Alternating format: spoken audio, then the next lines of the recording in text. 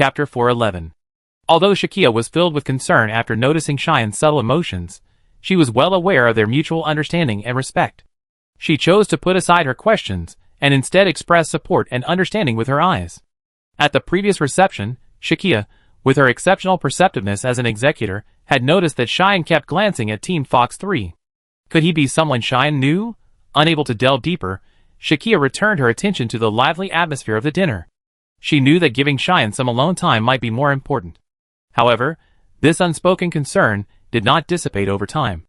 Instead, like a seed, it quietly took root and sprouted in Cheyenne's heart. During the intermission, everyone stood up and moved around, enjoying a rare moment of relaxation. At that moment, Cheyenne's gaze caught sight of Heymayan standing alone on the terrace, her back appearing somewhat forlorn yet resilient. Cheyenne clutched a half-full champagne glass and took a sip. The refreshing aroma seemed to awaken memories deep within her. Summoning her courage, she took a deep breath and ascended the steps leading to the terrace. The sound of her footsteps was particularly clear in the silent night, each step a tug at her heartstrings, reminding her of the past and the regrets she was about to face. "Senior," Cheyenne called softly, approaching Heymayan. Her voice was quiet, but it carried a firm resolve. Heymayan turned, her bright eyes flickering with a hint of doubt in the night. Cheyenne smiled faintly and raised her glass. "Senior, could you join me for a drink? There's something I want to discuss." "It's you." A hint of doubt flashed across Kuroki-yan's eyes, but then her expression was one of expectation. "Senior." Cheyenne spoke, her voice trembling slightly, but she managed to keep it steady. "I know this might be a sensitive topic, but I really want to know how you've been since that accident." She paused, her eyes flickering as she tried to find the right words to express her apology and concern, but ultimately chose the most direct approach.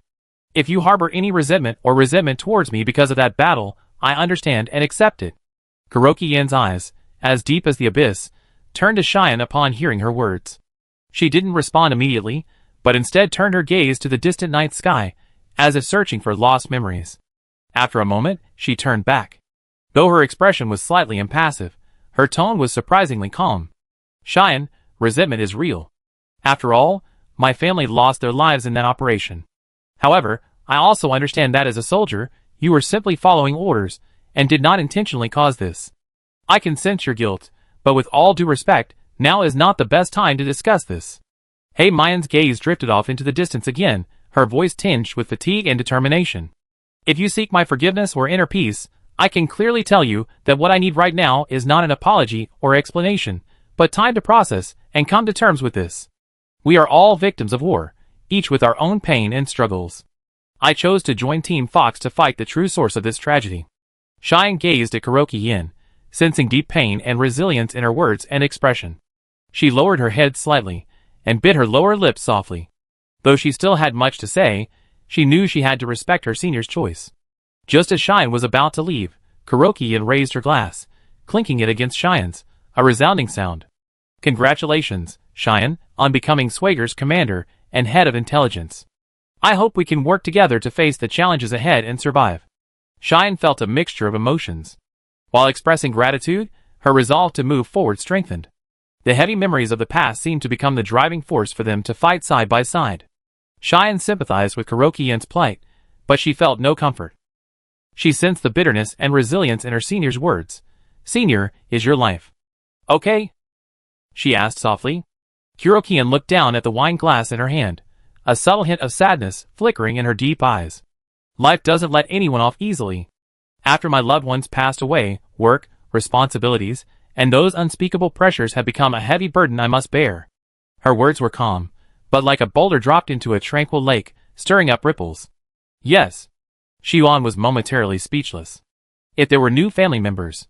Cheyenne, realizing she had slipped up, tried to retract the subject. But Kuroki-yan didn't shy away from the topic. She smiled faintly, her eyes revealing helplessness. "Personal emotions are sometimes more difficult to resolve than dealing with enemies, like my family. Right now, I'm completely focused on protecting my home and my team. I can't focus on anything else for the time being." Her tone was calm, as if telling Cheyenne that this was the way she had chosen to live. After hearing this, Cheyenne felt a mixture of emotions and nodded silently. "Senior, if you need anything, please let me know. I will respect your decision and always be there for you." She knew that no amount of words could fill the void in Hei-Mian's heart at this moment. She could only demonstrate her care and understanding through actions. Hei-Mian glanced at Xiuan gratefully. Thank you, Xiuan. We have both been changed by time. Xiuan nodded and quietly withdrew, leaving her a quiet space to face the heavy yet resolute life decision alone. As Xiuan quietly walked towards Hei-Mian's back, Sakia was led by Dr. Clark and Tessa to another quiet terrace. Standing at the edge, she glanced in Xiuan's direction, a smile of understanding and encouragement crossing her face, knowing that her friend was facing her inner challenges alone. Sakia was curious about Team Fox's robot. She remembered that when Dr. Clark and the experts arrived, they said they had no idea even about the prototype. How could it have been built so quickly? Clark began. Sakia, you may not know this, but during the development of the Fox Team mecha, we encountered many unprecedented technical challenges. In particular, we encountered how to effectively integrate Trom's data with modern technology. Every step was like groping in the fog. Later, Tessa's company, combined with Schwager's data, gave us the final push, finally solving the energy problem. Once that was solved, it became much easier to operate the robot. Sakia listened intently as Dr. Clark described the hardships and achievements of the development process, feeling deep admiration for the research team's efforts. Doctor, I truly admire your ability to successfully accomplish such a feat, she said with a slight bow of gratitude. Tessa, standing by, interjected, her voice firm and hopeful. Sakia, as the executor, your experience and judgment are crucial to us. I hope you will continue to support Dr. Clark and his team. After all, the battles ahead may be even more intense. Furthermore, perhaps our giant corporation will also need your help in the future. Tessa's words revealed her unwavering commitment to a common goal and her deep trust in Sakia. Sakia nodded. She understood the responsibilities and mission she shouldered, and was willing to jointly face the unknown challenges ahead in order to protect the fate of mankind. Chapter 412. The next morning, Sakia arrived at Schwager's Virtual Combat Training Center. Dr. Clark, with a visibly sleepy face, and all the members of Team Fox appeared before Sakia. What's up, Dr. Clark? Did you wander off to that food court I took you to yesterday after the meeting? Sakia smiled at Clark. Shh. Dr. Clark gave an awkward smile, hushing Sakia. Today was training day, so Sakia and the others had gone to bed early. Since Sakia was here, let's get down to business. Clark, laser pointer in hand, stood before the tactical projection screen and detailed the day's arrangements for Sakia and Team Fox. Everyone, since last night's dinner has established initial trust and understanding between us, today we will conduct a simulated tactical exchange training match. I had Director Chin arrange this combat training room for this purpose. Today's schedule was for Team Fox to conduct exchange training with Schwager's enforcers. A mock battle will follow. Since Nineveh and Jinxie aren't capable of piloting giant robots, Sakia and Team Fox will be prioritized for training. Tessa added, her voice as clear and resolute as a mountain stream. This training is not only to test your abilities, but also to cultivate teamwork and coordination. Sakia, as an experienced executor, your participation will greatly enhance our team. Then I leave it to you, Miss Sakia. The twin snake smiled and nodded at Sakia. Sakia straightened her back, her eyes piercing as she gazed at Dr. Clark, Tessa, and the others. She nodded. Director Chin had informed Sakia of today's arrangements yesterday, and Team Fox's arrival had been pre-arranged with the senior management of Schwager. Sakia responded, I understand the importance of this training, and I look forward to learning more from Team Fox. Let's improve together in this simulated battlefield. Everyone entered the simulated tactical training room. The team members entered the training cabin one by one, donned their helmets, and entered their respective simulated combat VR worlds. As Dr. Clark pressed the start button on the terminal, the virtual battlefield unfolded, each team member's machine simulated according to their real-world data. Not only Sakia's Trom, but also Team Fox's individual machines were perfectly recreated in the virtual space. The battlefield was a New Spring and Autumn City, and the enemy that appeared was Sakia's first encounter, the giant humanoid familiar known as the Hungry Ghost. The familiar didn't seem to be actively attacking, perhaps giving the team members time to communicate. A tense yet combative atmosphere permeated the team. Miss Sakia, have you faced this enemy before? Interesting. Let's test our skills. Twin Snakes rubbed his hands in anticipation. As the team leader, he was expected to lead by example. Captain, don't be careless. Gray Fox said, standing next to Twin Snakes. Aren't you the most impulsive one? Twin Snakes teased. Looking at Twin Snakes and Gray Fox, this veteran young pairing, Shakia was reminded of old K and J. I think we should start with basic coordination and gradually move on to complex tactical exercises.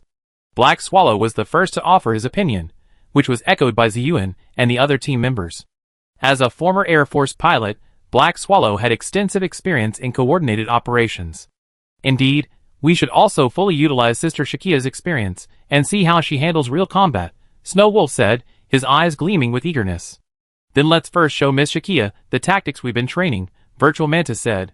Admittedly, their simulated combat training couldn't compare to Swager's, and the tactics they've been training might still have many flaws. Strengthening the basics would be beneficial.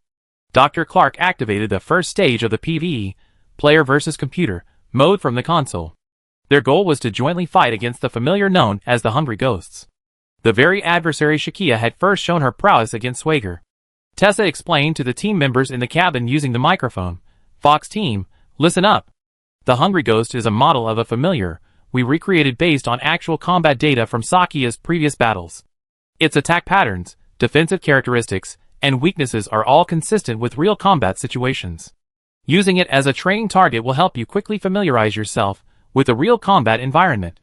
Sakia stood side by side with Fox team in the virtual world. As she watched the Hungry Ghost gradually emerge before her, she couldn't help but recall past battles. She turned to the team members and said, "Everyone, pay attention to the Hungry Ghost's attack patterns. They're not too complicated. I try to create opportunities for you. Remember, teamwork is the key to our victory." With Dr. Clark pressing the start button, the simulated battle officially began. The Hungry Ghost launched a frenzied attack in the virtual space, its eyes blazing with energy beams across the battlefield. Wah! The energy beam swept through the gathering point protected by the Snow Wolf, and the building that served as a shelter collapsed instantly. She screamed and fled the shelter in panic. Damn, it's so hard to get close, but the enemy's attacks are fierce. Gray Fox finally seized the opportunity to rush in and slash at the familiar, but due to the huge size disparity between his mech and the enemy, he could only give it a slap and nearly got sent flying. Don't panic, use close to medium range to contain it. Sakia, drawing on her vast experience, steadied her position and guided the team carefully, jointly facing this once formidable foe. Prepare formation. Begin wave attack, Tessa commanded. The wave attack was Team Fox's basic tactical formation. In the virtual space of the combat training room, Sakia temporarily retreated to the back line, observing Team Fox's actions from the back row. Twin Snakes and Gray Fox were the first to charge towards the simulated Hungry Ghost familiar. Following their well-rehearsed team tactics, they quickly deployed their formation, attempting to suppress their opponent with precise coordination and agile movement. However, facing the ferocious families, whose powerful firepower poured out like a torrential downpour, the previously smooth formation became difficult to maintain. Team Fox seemed unprepared under the onslaught, and from time to time, someone was hit because they couldn't dodge quickly enough. Frustration crept through the team. After several attempts, the team members retreated, their eyes turning to Sakia in the back row. The Twin Snakes spoke for everyone, asking Sakia, "How did you defeat the Hungry Ghost?" The question startled Sakia, recalling that chaotic and tense moment when she had been forcibly transported into the Trom's cockpit and, relying almost on instinct and improvisation, had defeated the Hungry Ghost without any plan.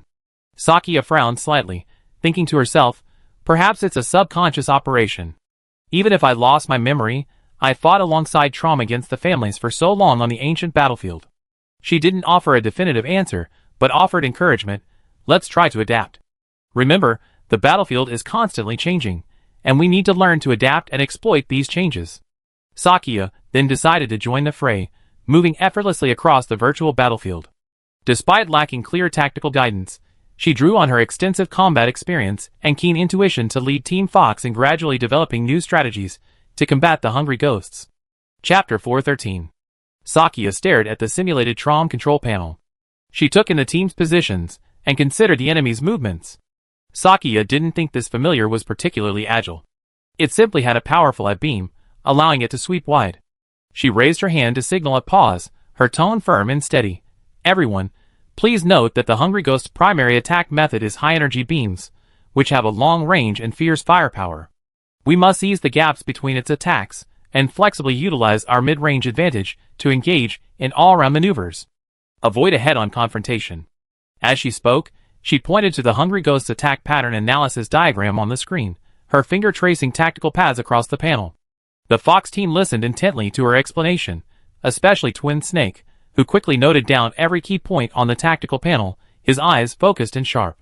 Black Swallow and the remaining team members quickly adjusted their tactical positions, their expressions serious and resolute, as if Sakia's words had been etched in their hearts. Well, not bad, Sakia, Tessa nodded approvingly, watching the battle unfold in the virtual space on the console. According to Sakia's advice, Team Fox redeployed their forces. This time, they no longer charged blindly. Instead, they stalked like a pack of cheetahs, skillfully maneuvering through the virtual battlefield, attempting to lure the hungry ghost into their pre-planned encirclement. Twin Snakes and Gray Fox, working in perfect tandem, like twin stars, launched a feint attack. Their precise firepower drew the hungry ghost's full attention, leaving it vulnerable on its flank. Meanwhile, Black Swallow led the rest of the team in a silent, outflanking attack from behind. Although Team Fox's mechas were mass-produced, they were still incredibly fast at short range. By the time the hungry ghost finally sensed the approaching danger, it had already been tightly encircled by Team Fox's meticulously crafted tactical trap. Sakia stared intently at the screen, waiting for the perfect moment. The flanking troops locked onto their families, their sharp gazes like eagles stalking their prey. Now! Shakia's decisive command resonated like the sound of a war drum. The team members responded instantly, meshing like the gears of a precision machine, launching a perfectly coordinated attack. For a moment, the battlefield was a crisscross of light and shadow, missiles and gunfire intertwined into a passionate symphony. The hungry ghosts darted left and right within Fox Squad's tight encirclement, but ultimately could not break through this solid defense. Finally, with a deafening explosion, the hungry ghost's energy core was successfully destroyed, disappearing in a dazzling flash of light. Shakia gazed at the victory scene before her, secretly admiring the Fox Squad members' outstanding performance and exceptional savvy. They were truly a well-trained, trustworthy elite warriors. The victory over the hungry ghosts went more smoothly than expected, leaving each member filled with joy and a sense of accomplishment. After the simulated battle, Fox Squad gathered in the tactical analysis room. On the tactical analysis screen, combat data charts scrolled across the screen. Dr. Clark, scrolling through Trom's various performance indicators, explained in amazement, "The power and speed shown in these data are simply beyond imagination." As the person in charge of developing the Fox team's mobile weapons, Dr. Clark also needed this data from the simulated battles to further improve the Fox mecha. Twin Snakes also stared at the screen, shaking his head and smiling wryly. "Indeed, our robots are completely outperformed by Trom in every aspect. But this is to be expected. Perhaps Tessa's prototype will perform much better." Black Swallow mentioned the team's shortcomings in experience and tactics during this battle. "This actual combat simulation has indeed exposed a number of shortcomings in our coordinated operations." Her eyes scanned the battle replay on the screen sharply, and Twin Snakes then offered their own perspective. "Especially when facing the enemy's powerful firepower, our formation was too dense, and we failed to effectively utilize the battlefield space." It was Shakia's timely reminder that allowed the wolf pack tactics to be effective once again. Though Shakia remained silent throughout the entire process, her actions and decisions were deeply imprinted in the minds of every team member. Tessa said, "Did everyone notice? Just now, at the crucial moment, it was Sakia's quick reaction and accurate judgment that helped us successfully escape the crisis." Gray Fox nodded in agreement. "Indeed, although she didn't directly point out our shortcomings, her grasp of the battle rhythm and her ability to interpret the enemy's attack patterns demonstrated exceptional judgment and emergency response capabilities." The team members all turned their attention to the silent Sakia. She maintained her usual, somewhat innocent smile, yet her strength and wisdom had silently been conveyed to everyone through this simulated battle. They began to realize that Sakia didn't rely solely on the powerful performance of the Trom. Her tactical acumen, on-the-spot adaptability, and profound understanding of the battlefield situation were equally remarkable. In the following hours, the members of Team Fox discussed their actual performance, consciously learning from their experiences and incorporating these valuable lessons into their own tactical training. This training, through observing and learning from Sakia's meticulous combat skills, helped the entire team clarify the direction for future improvement and better prepare for the next real-world challenge. The summary meeting came to a brief end, and Tessa announced a short break for everyone to recover and prepare for the upcoming simulated battle. The lights in the hall dimmed slightly, and the team members stood up to stretch their muscles. Some hydrated at the water dispenser, while others took the opportunity to exchange experiences. Twin Snake said to Snow Wolf, "It looks like we're in for a tough battle, but with Sakia's experience, I believe we can better meet the challenge." Okay. Snow Wolf, still looking energetic. Dr. Clark approached and reminded everyone, for more simulated battles against different families await you this morning. First, an underwater battle against the water ghosts, followed by an aerial sniper duel against the Iksha King, and finally, the needle-mouth ghosts we encountered in Moxico. Remember, Team Fox will fight on their own first. If you encounter difficulties, Sakia will provide backup. This is a rare opportunity to have the Executor personally serve as your sparring partner, so I hope you all learn from it. As the break ended, the team members quickly returned to their respective battle positions and proceeded with their preparations in a tense and orderly manner. This time, the battle took place on the coast, while the enemy would appear in the sea. Twin Snakes and Gray Fox each headed for their respective underwater combat positions, taking a deep breath and maintaining a determined gaze.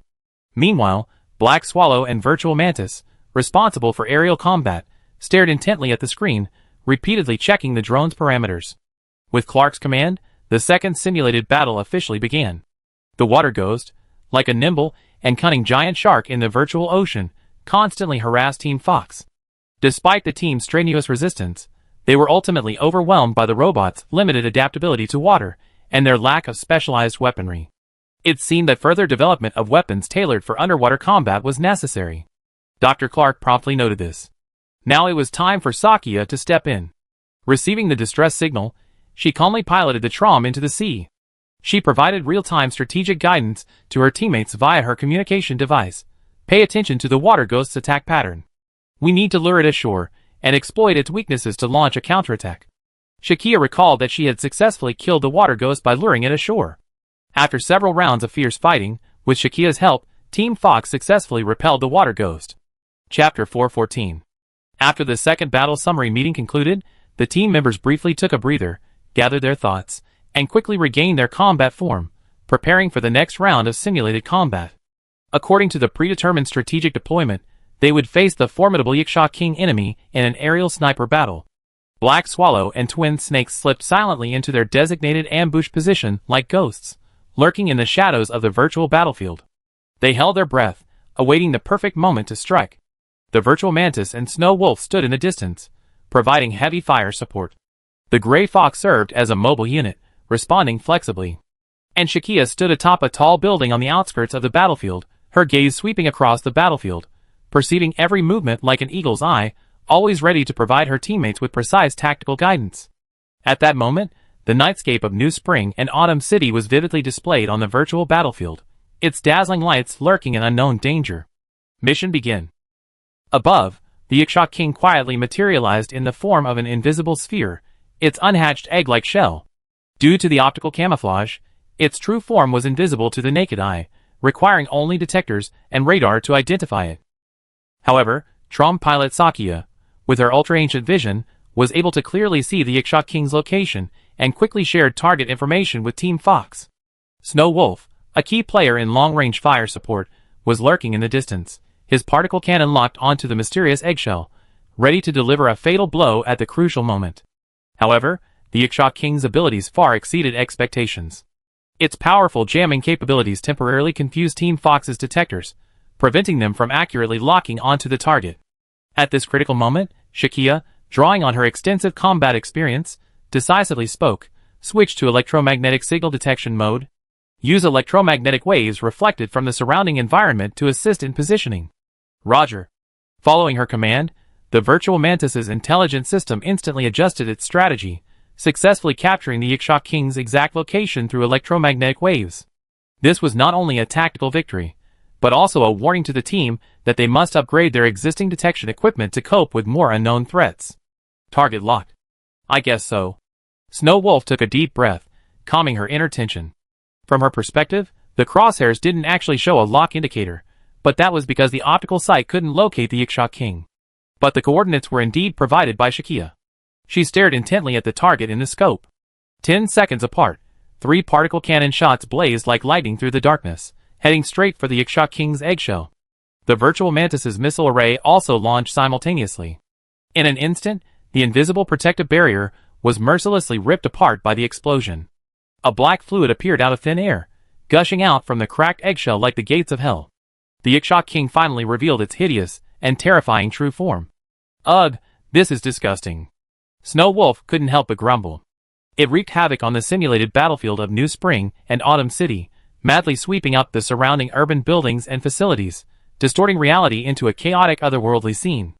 The Ikshok King was the second strongest clan Sakia had ever faced in the real world. Memories awoke in this moment, and Sakia couldn't help but recall being dragged into an alien dimension by this demonic creature, struggling on the brink of life and death, and finally defeating it with the help of a burst of mechanical energy.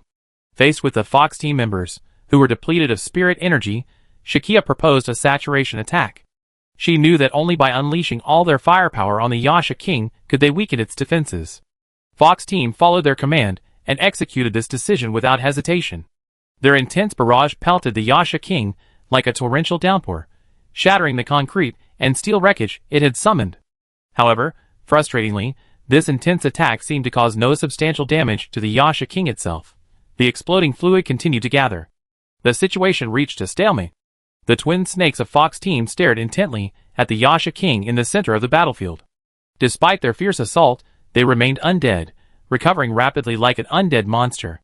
He commanded his team, Fox Squad. Maintain formation and retreat.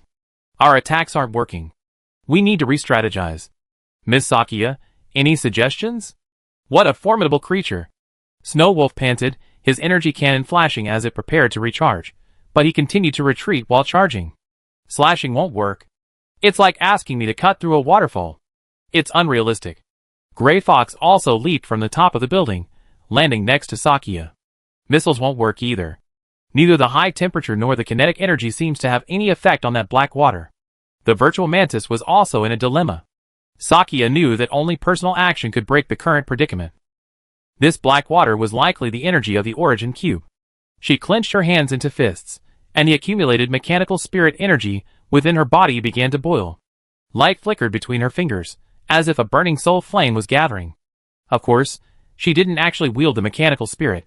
In the simulated battle, Sakia was a special unit, and the mechanical spirit energy was also incorporated into the training software as a special form. Under a night sky shimmering with moonlight and neon lights, Sakia instantly unleashed a terrifying burst of energy. Tesha watched the battle with fascination. Looks like we just have to watch Sakia perform.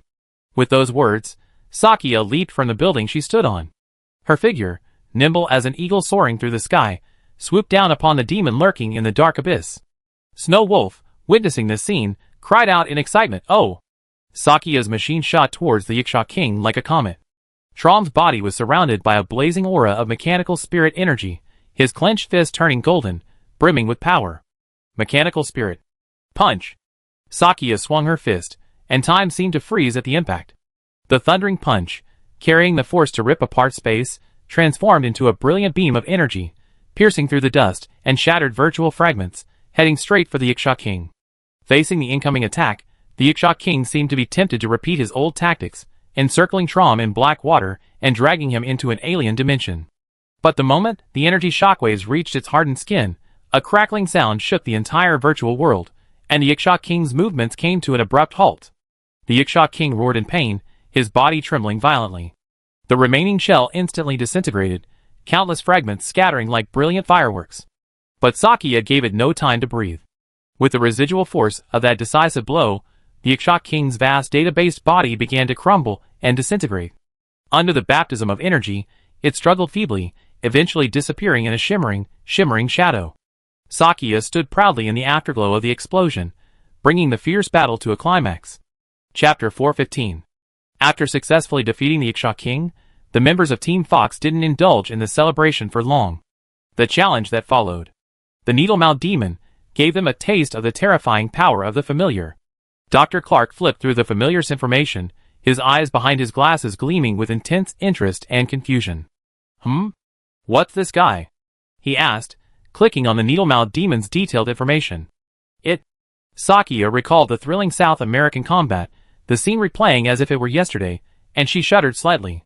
It's the product of the cult's illegal human experiments, an extremely dangerous, twisted artificial familiar. Gray Fox couldn't help but interject, artificial familiar? Can such a thing be artificially created? Snow Wolf frowned and agreed, that sounds creepy. Yes, artificial familiar. Tessa quickly took over the conversation, explaining the characteristics of the needle-mouthed ghost in a professional tone. Its energy mist not only absorbs the surrounding life force, but also increases its spray range and concentration when attacked, posing a deadly threat to those who approach. Gray Fox nodded solemnly, while Snow Wolf patted his chest to express his unease. Although the team had a preliminary understanding of the Needle-Mouthed Ghost, the lack of a concrete tactical strategy made them hesitant before the simulated battle. The battlefield was still set in an urban environment, and Team Fox decided to send Twin Snakes and Gray Fox forward to assess the enemy's strength.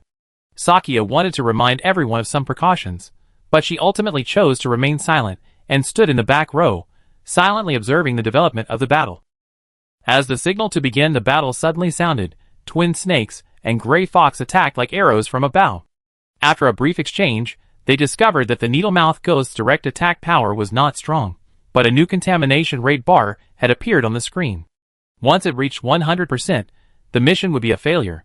Gray Fox, realizing the gravity of the situation, decisively advised, "We must act swiftly and decisively to prevent it from having further opportunities to release that mist." So, the entire team adjusted their strategy and launched a fierce attack on the seemingly mediocre Needle-Mouthed Ghost. Just as they had collectively defeated the Needle-Mouthed Ghost, an unexpected disaster struck.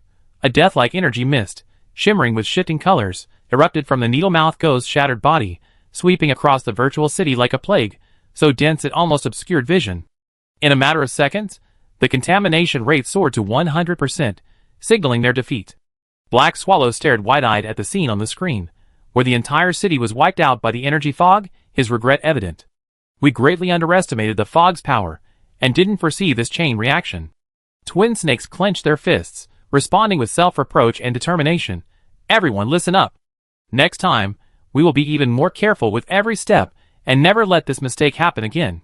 This sudden defeat taught Team Fox a profound lesson, reminding them that every action on the battlefield could be a life-or-death decision. Witnessing her teammates' reflection and growth, Shakia's eyes gleamed with approval. "Let's do it again," she said with a resounding voice. Of course, Tessa responded immediately, and the Twin Snakes nodded in agreement. Although their first attempt had failed, they looked forward to Sakia's valuable practical experience and guidance.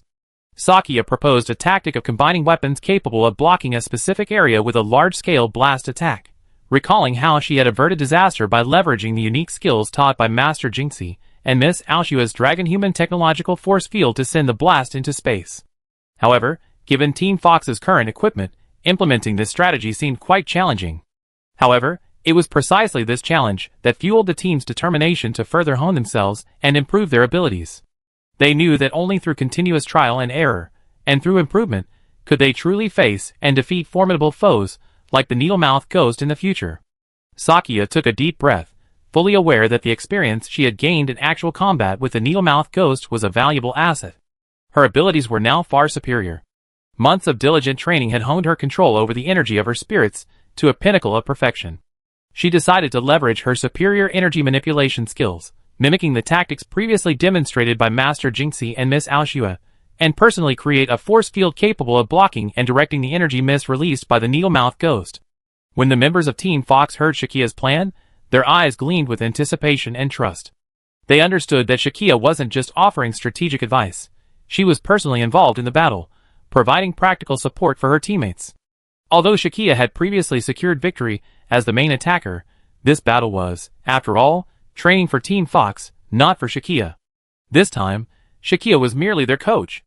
"I will create a temporary energy barrier to confine the Needle-Mouthed Ghost's energy mist within a certain radius," Sakia explained to the team. "You must work closely together. While I maintain the force field, you must find the right moment to deliver a swift and accurate fatal blow to the familiar, ensuring it cannot release another large-scale energy mist." Twin Snakes, Gray Fox, Snow Wolf, and the others nodded in agreement. They understood that the success of this operation depended not only on their own attack efficiency, but also on their synergy with Sakia. Black Swallow stood silently on the sidelines, ready to respond at any moment, and immediately adjust the overall battle plan if any unexpected situation arose. In the following training, Team Fox rehearsed Sakia's strategy multiple times, striving to achieve perfect synchronization in actual combat. The team lived up to expectations. Through continuous practice, they gradually mastered how to maintain stability in the heat of battle, coordinating their attacks with the solid yet flexible force field created by Sakia's spirit energy. Finally, after repeated failures and refinements, Team Fox successfully implemented a new tactic in the simulated battle. Sakia's energy field effectively prevented the spread of the Needlemouth Ghost's contaminated mist, and the teammates, at just the right moment, worked together to defeat the enemy. Team Fox launched a missile bombardment, sending the Needlemouth Ghost's mist into space in one blast, completely breaking the seemingly unsolvable situation. Finally done. Gray Fox exclaimed. Looks like force field-based weaponry will have to be deployed in the future. Twin Snake said to Dr. Clark. Ah yes, the Familia's power transcends our current military understanding. Dr. Clark smiled wryly. It seems there's a need for new equipment development. This series of efforts significantly enhanced Team Fox's strength. They gained not only a tactical victory from this simulated battle, but more importantly, a heightened sense of team trust and collaborative capabilities. Everyone deeply understood that no matter how formidable the opponent, with unity and precise execution, they could overcome the challenge and achieve ultimate victory. Chapter 416. While Sakia was fully engaged in guiding Team Fox through intensive training, a bustling scene unfolded in the conference room of another building. Master Jinxie, Ziyuan, Director Qin, Nineveh, and other core members, including department heads, were frantically compiling and analyzing data on the wild families that appeared in the previous battle. This defensive battle once again demonstrated the robustness of the Swager underground fortress and the modern fortress city of New Spring and Autumn City. They anticipated that defending against ordinary families would present no problem. However, facing the possible reappearance of the cult's artificial families, they understood that more proactive attacks might be necessary in the future to effectively respond to various unknown threats. After all, ordinary families were destined for New Spring and Autumn City, but artificial families could appear anywhere in the world. Master Jinxie gave the two families names based on their characteristics and behavioral patterns. According to the scriptures, the one lurking underground was named the strange ghost dwelling in the unclean alley, symbolizing its dark nature, dwelling in filthy places. The aerial enemies that descended from the sky like meteors were dubbed fire-eating charcoal ghosts, a name aptly reflecting the fiery glow they radiated as they pierced the atmosphere. Nineveh, sitting at a corner of the conference table, heard Master Jinxie's casual naming style, and couldn't help but quip, "It seems Master Jinxie truly does what he pleases." Her voice laced with a hint of teasing and admiration. Xiuan smiled faintly and responded, "Yes, that's Master Jinxie's unique quality. He always manages to reveal the essence of his clan even in seemingly random names." Her words were filled with affirmation of Master Jinxie's wisdom. "Names from the ancient past are too long, and I'm afraid they're difficult for modern people to understand," Jinxie explained. Director Qin nodded in agreement as he sorted through the thick file of clan records in his hands. He glanced around at everyone and reminded them, "We now added new information to our database. Everyone must make full use of it so that we can be more prepared for future battles." Director Qin glanced at the clock on the wall and saw that it was almost noon. He suggested, "Okay, everyone, this morning's work has concluded. You all worked hard. I see it's getting late. Let's go to lunch first and continue discussing the follow-up action plan this afternoon." As soon as he finished speaking, the atmosphere in the meeting room instantly relaxed. Everyone packed up their materials and prepared to head to the cafeteria for lunch, gathering their energy for the more arduous task ahead. At lunchtime, the crowd gradually dispersed. Nineveh quietly approached Jinxie and asked softly, "What do you think about that?" Her eyes held a hint of seriousness and worry. As the lunch hour wore on, the crowd gradually dispersed. Nineveh sauntered over to Jinxie, her tone calm and composed. "What do you think about the strange ghosts attempting to invade headquarters through the burrow?" Her face betrayed no excessive worry, instead revealing a rational, critical attitude. Jinxie smiled faintly, appearing unfazed. His penetrating gaze seemed to see through everything. "Oh, you mean the strange ghosts lurking underground, waiting for an opportunity to strike at Swager's heart?" His tone betrayed a detached indifference, as if he were accustomed to such crises. At that time, deep underground, Nineveh, with remarkable insight, discovered the secret tunnels dug by the familiars leading to their headquarters. After successfully defeating the combined strange ghosts, she immediately informed Jinxie of the information. Upon receiving the information, Jinxie immediately sprang into action, leaving her heavy responsibilities in the command room to personally head to the front lines to stop the enemy's attempted raid. Jinxie swiftly and effectively eliminated the intruding familiars outside the Swager underground base. She then quickly moved to the streets of New Spring and Autumn City to reunite with Sakia and the others to jointly deal with the aftermath of the battle. At this moment, two people sat opposite each other in a corner of the cafeteria, quietly discussing this perilous incident. Jinxie blinked and said, The enemy is indeed becoming increasingly elusive, but this also reminds us that we must never let our guard down. His words were filled with a clear understanding of the unknown challenges and a determination to meet them head-on. Nineveh nodded in agreement. Indeed, no matter what difficulties we face, we must remain vigilant and prepared to respond. This is our duty as executors. They knew that in this protracted battle, a stable mindset and a resilient spirit were the keys to victory. They also reminded Jinxie that they needed to place more detectors around the Swagger underground base to prevent a surprise attack. At lunchtime, Nineveh, Jinxie, and Shakia met in a corner of the cafeteria. Shakia was also dining with the members of Team Fox. They exchanged smiles and nods. Shakia waved warmly, greeting them warmly. Master Jinxie, Nineveh, hello. Jinxie looked up and asked Shakia with a smile, Shakia, is your training going well? Have you encountered any difficult problems? Thanks to Miss Sakia, we learned a lot. Team Fox's twin snakes thanked Master Jinxie. Yes, yes. Snow Wolf echoed. The members of Team Fox sat around, enjoying their lunch and joining in the conversation. Black Swallow spoke first, sharing his insights and struggles from the morning's simulated battle. Virtual Mantis added some tactical details. Twin Snakes and Gray Fox also chimed in, discussing their respective experiences and shortcomings. Dr. Clark approached with a tray of food. Seeing the lively conversation, he interrupted, since everyone's here, I have a suggestion. Could Master Jinxie and Nineveh join us for this afternoon's training to provide us with more practical experience and guidance? His tone was filled with sincerity and anticipation. Upon hearing this, Jinxie smiled faintly and nodded in agreement. Of course, Nineveh and I are happy to help everyone improve their combat capabilities. Nineveh agreed, her deep gaze sweeping over the members of Team Fox, as if she saw their infinite future possibilities. It just so happens that I'm planning a change in this afternoon's project. Tessa smiled meaningfully. Change? Sakia asked curiously. Miss Tessa, please go ahead. Jinxie looked at Tessa. I'm planning a mock battle between Team Fox and the Executor. Tessa's answer shocked everyone. Hey, Miss Tessa, the other party is the Executor. Clark scratched his head, a little embarrassed. Isn't this even more interesting? Tessa had anticipated everyone's reaction. But it seemed she had been planning this for a long time. Chapter 417. After lunch, the 5 members of Team Fox, along with Jinxie, Sakia, and Nineveh, entered the simulated combat training room under Tessa's direction. Since Mage Jinxie wasn't piloting a mech and couldn't digitize her abilities, she sat at the console, ready to judge the simulated confrontation. Black Swallow, Mantis, Twin Snakes, Gray Fox, and Snow Wolf were eager to compete with Nineveh and Sakia, the 2 executors. Honestly, how long can we last? Snow Wolf asked Twin Snakes somewhat awkwardly. It should be more than 3 minutes, Twin Snakes estimated. He heard during lunch that Nineveh's transformation time was only 3 minutes, so he figured he could just hold out.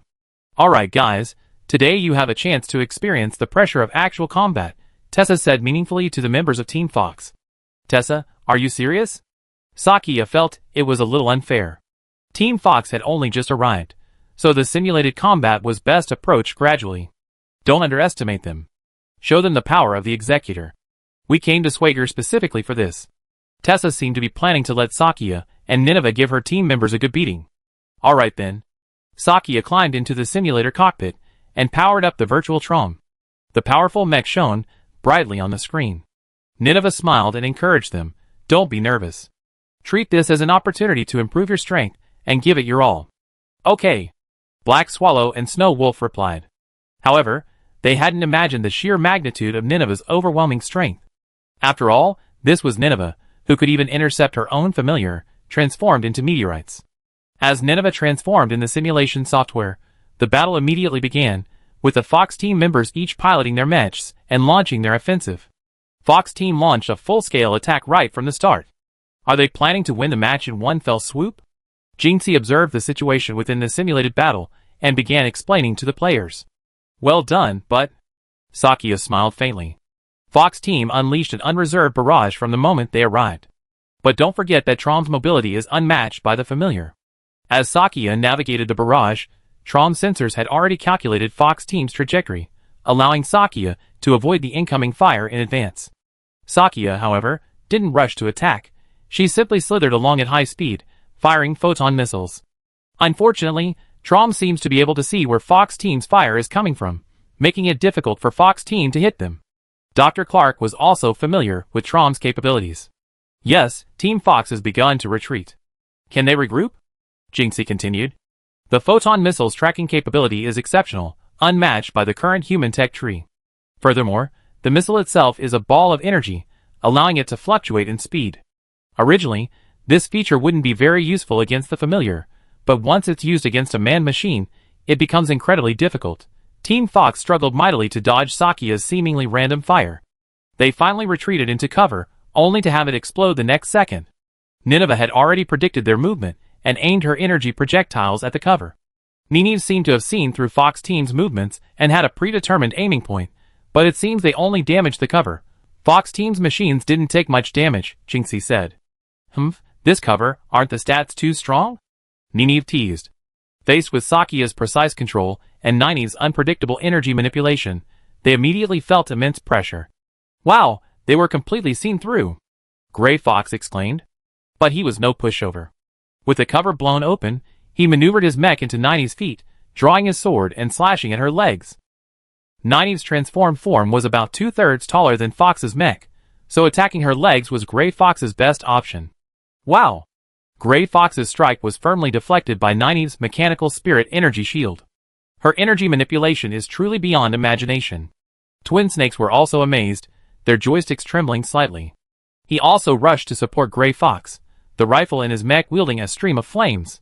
But the bullets were completely unable to penetrate Nineveh's spirit shield. Nineveh didn't seem in a hurry to attack. After all, only 30 seconds had passed. Nineveh, they're closing in. Sakia rushed over from behind. Yeah, just in time, you know. Nineveh nodded to Sakia. A cyan glow emanated from her body.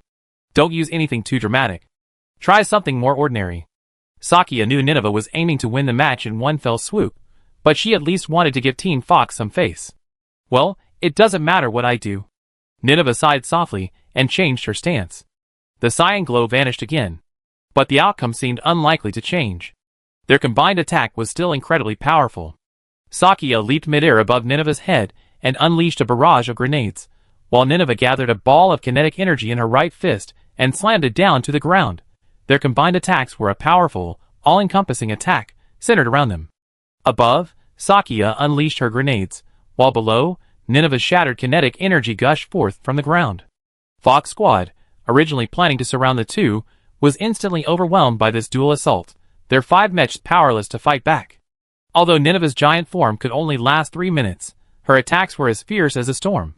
Combined with Sakia's agile and adaptable tactics, Fox Squad's mechs were completely defeated in just 1 minute. This is the true disparity in strength, Snow Wolf said with a wry smile, his forehead already covered in sweat as he emerged from the simulation chamber. Within a minute, Nineveh and Sakia combined to defeat the entire Fox team. When the Fox team members emerged from the simulation chamber, sweat covered their foreheads, their faces etched with shock and resentment. The Twin Snakes were also deeply moved, saying to Dr. Clark, "But witnessing such power is also a rare learning opportunity for us." Black Swallow nodded, his resolute eyes gleaming with determination. "Indeed, although we lost, we will learn from this defeat and continue to improve until one day we can truly rival them." Master Jinxie stepped forward at the opportune moment. He patted each team member on the shoulder and said in a tone both rational and encouraging, "Soldiers, don't be too discouraged. Sakia and Nineveh are not ordinary human warriors. They are executors of a super ancient civilization, their strength far beyond the reach of ordinary humans. The fact that you can take on both of them simultaneously and still hold out for a minute is truly remarkable." Tessa also approached, scanning the team members' faces one by one. Confusion and frustration were written all over their faces. The purpose of this mock battle isn't to force you to immediately catch up with them. It's to allow you to witness the strength of the executors, understand your own current position, and identify areas where you need to improve, Tessa said.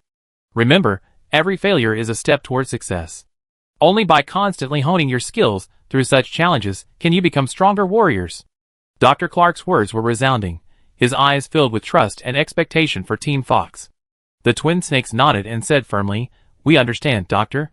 We will learn from this experience and continuously improve ourselves until one day we can truly fight alongside them."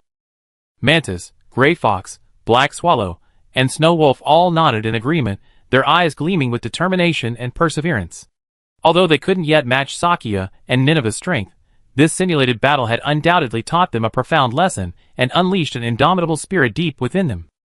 It seemed Team Fox still had some way to go before they could take on the Familia on their own. Chapter 418. Fox team spent a week at Swager headquarters, each day filled with fulfilling and challenging moments. Executor Sakia and Nineveh personally accompanied the team members through intensive simulated combat training. On the virtual battlefield, Sakia's swift control and precise strikes while piloting the Trom amazed the team members. Nineveh, on the other hand, demonstrated her powerful energy control, whether transforming into a giant or harnessing the energy of her spirit to unleash combat moves. Beyond simulated combat, physical training was equally important. Sakia would lead the team members through the well-equipped training grounds, honing their strength, speed, and endurance, comprehensively improving their physical fitness. Of course, each member of Fox team had a different role in physical fitness, and each had their own training standards. Whenever anyone was exhausted, Sakia would quickly restore them to health using the power of life waves. This amazed the team members, and made them realize that the executors were truly extraordinary. They were like superheroes in movies. And I was just an ordinary soldier. In between intense training sessions, Shakia would accompany the team on relaxing tours throughout New Spring and Autumn City. They wandered the bustling commercial streets, savored local delicacies, and admired the city's unique charm. With her uniquely approachable spirit, Shakia helped everyone immerse themselves in this city, steeped in both technology and life. This not only improved the team's combat effectiveness, but also fostered a balance between work and rest. This continued for a week, and the members of Team Fox made significant progress in both their combat skills and mental fortitude, while also establishing deep friendships with Shakia and Nineveh. But it was almost time for Team Fox to leave. Just then, Swager received information about a case from the Swager Far East branch. Cheyenne hurried into the tactical analysis room. Gathering the intelligence officers and Director Cheen, Cheyenne projected an encrypted transmission from the Swager Far East branch onto the large screen. The message clearly showed a series of locations suspected of cult activity marked on a map of Riyadh. Cheyenne announced to everyone, we just received important intelligence from the Far East branch. It seems the cult is resurrecting in Riyadh. Director Cheen's eyes sharpened upon hearing this. He examined the information on the screen and nodded slightly, saying, as expected, the cult hasn't completely vanished. We must act swiftly. Cheyenne's brow furrowed, her eyes gleaming with determination and a hint of mixed emotions. She took a deep breath and continued to explain to everyone present. According to the Far East branch's intelligence analysis, there's a high possibility that the cult has begun to become active in Riyadh. Riyadh's super-large technology company, the Arasaka Group, may be behind the cult. This field investigation mission will be a crucial operation to penetrate deep behind enemy lines and uncover the truth. For Cheyenne, this news undoubtedly added a special layer of emotion to her heart. Since leaving home to join Swager 3 years ago, she hadn't returned to that familiar country in a long time. Now, with the opportunity to set foot on that land again, she felt a sense of mission to complete an important mission, as well as the anticipation and joy of seeing her family. If I do go to Riyadh, it will not only be an opportunity to fulfill my duty, but also a rare journey home. Cheyenne lowered her head slightly, silently thinking, it would be perfect if I could bring Shakia with me. After all, over this time, we become trusted partners who fight side by side. I want her to get to know my family, and the brave and powerful teammates around me. She could already see herself walking through the streets of her hometown with Sakia, introducing this executor from Swager to her family and friends. This joy strengthened Cheyenne's resolve for the hardships and obstacles ahead. She told herself, no matter how many unknown risks and challenges lie ahead, as long as we unite as one, we will surely uncover the cult's secrets in Riyadh, safeguarding peace in our homeland, while also allowing our families to witness the great cause we are undertaking. At this moment, Cheyenne was filled with immense anticipation for the upcoming mission. Director Cheen looked at Cheyenne as she met his gaze, and he could sense her complex yet sincere feelings about this mission.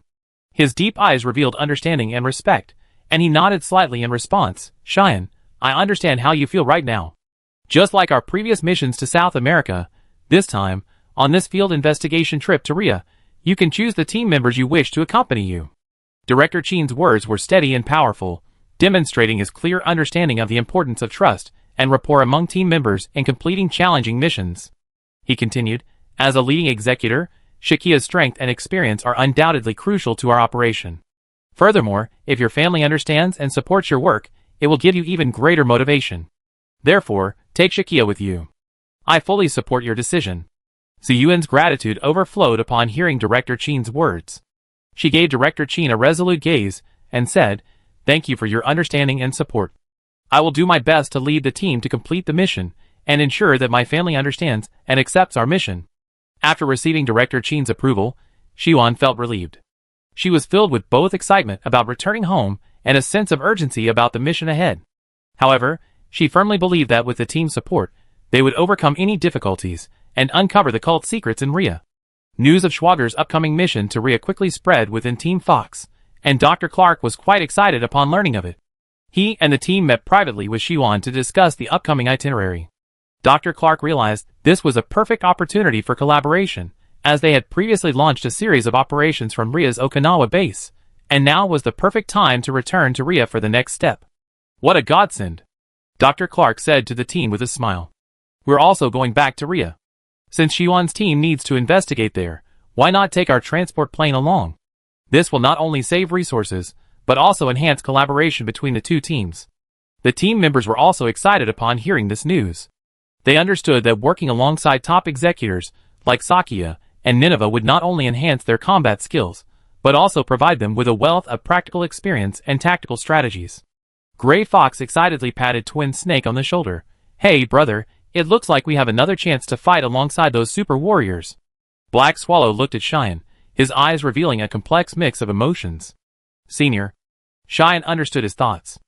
After all, Cheyenne could return home to visit her family, while Black Swallow's return would only add to their suffering. Chapter 419. The cult has also appeared in Rhea. Shakia answered the phone.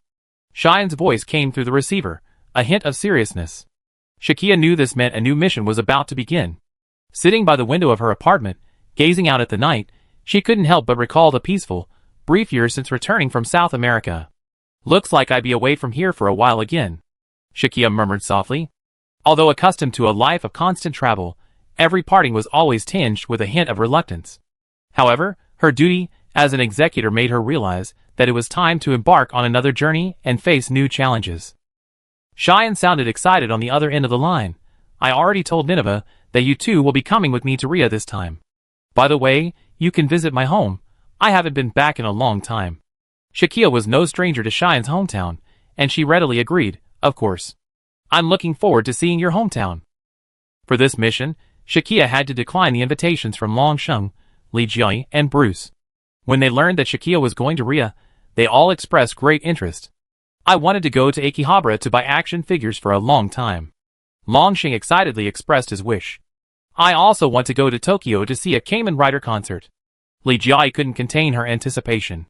Bruce smiled easily and said, I've been to Rhea several times, so I can show you the way. Although Shakia smiled and accepted their enthusiasm, she still reminded them, I'm in Rhea on a mission. I'd probably be busy with work most of the time, so I won't have much time to spend with you.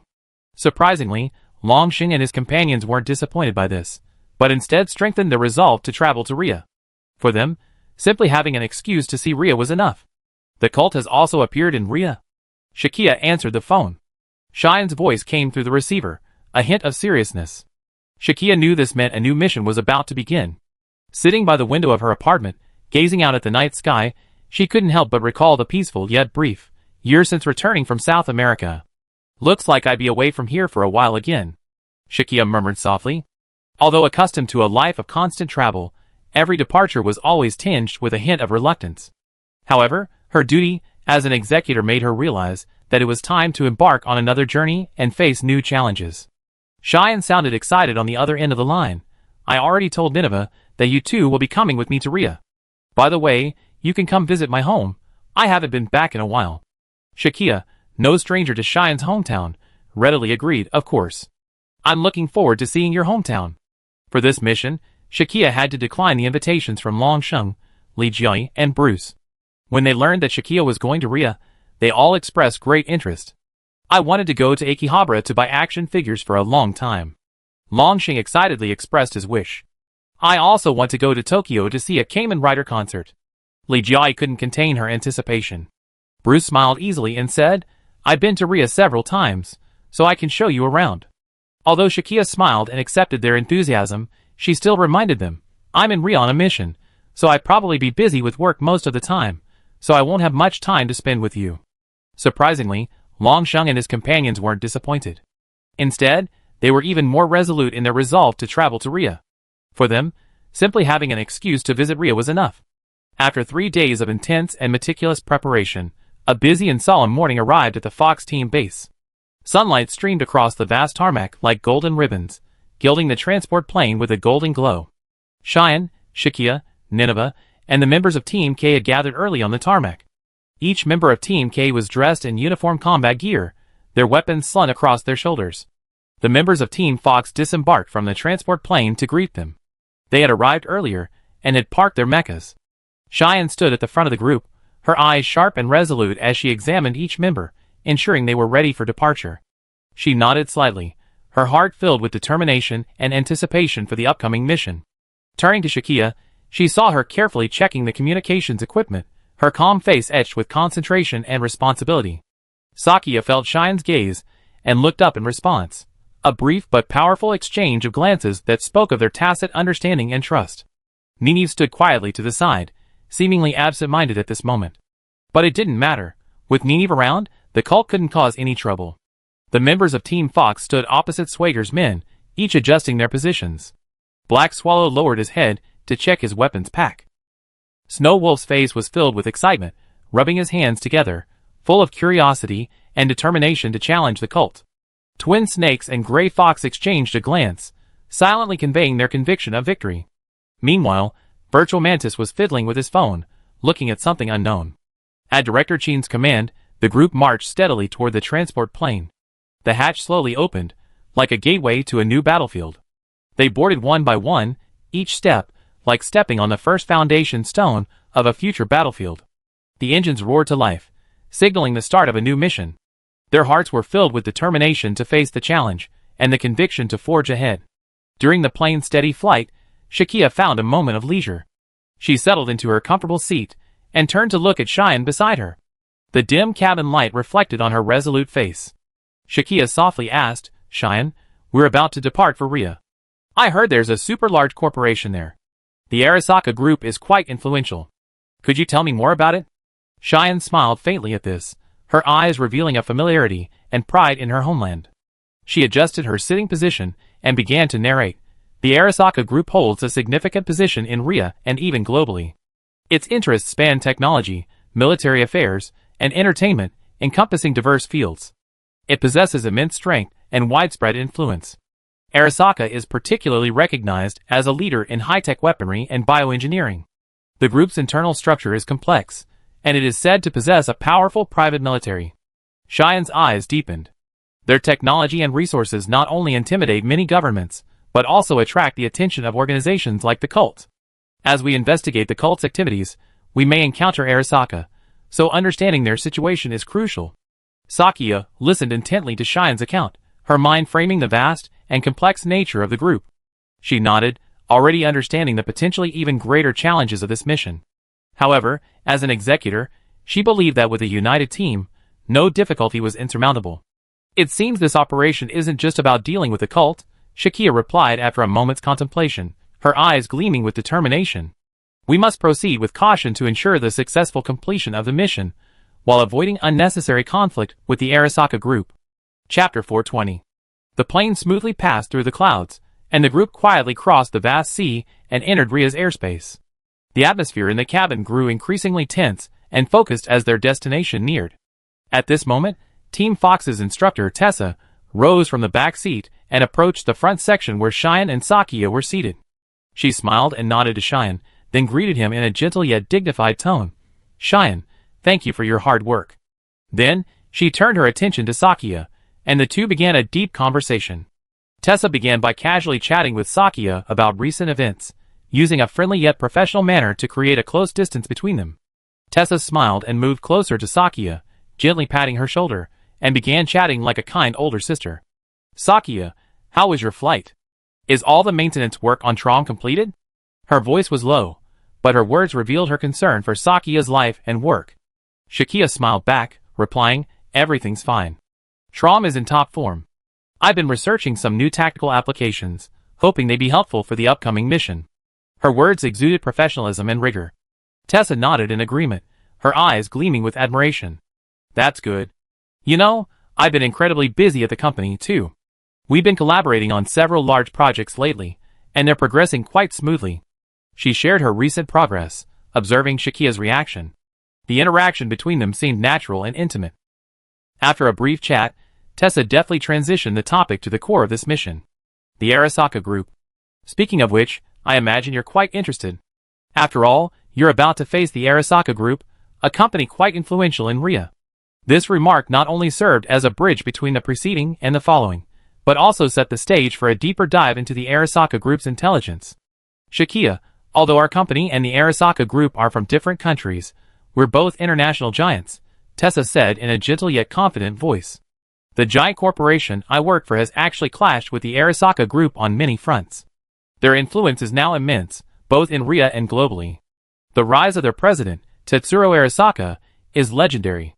Tessa shifted her gaze from the Ria coastline outside the window to Shakia, and solemnly began to describe the Arasaka Group, a business empire with considerable influence both in Ria and globally. The group boasts a broad and deep business scope, encompassing cutting-edge industries such as biotechnology, high-end weapons manufacturing, artificial intelligence development, and information security management.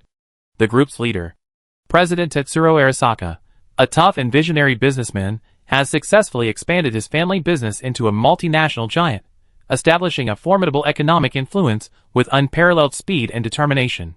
It's said that the Arasaka Group not only possesses cutting-edge technology, but also secretly manipulates numerous illegal trading networks, making its influence intricate and difficult to challenge. Ria is a nation ruled by chaebols, and the Arasaka Group has, in a sense, begun to consolidate Ria's chaebols and aims to increase its international political influence, becoming a shadow government capable of challenging Gale. Not content with economic influence, they even begun pursuing military might.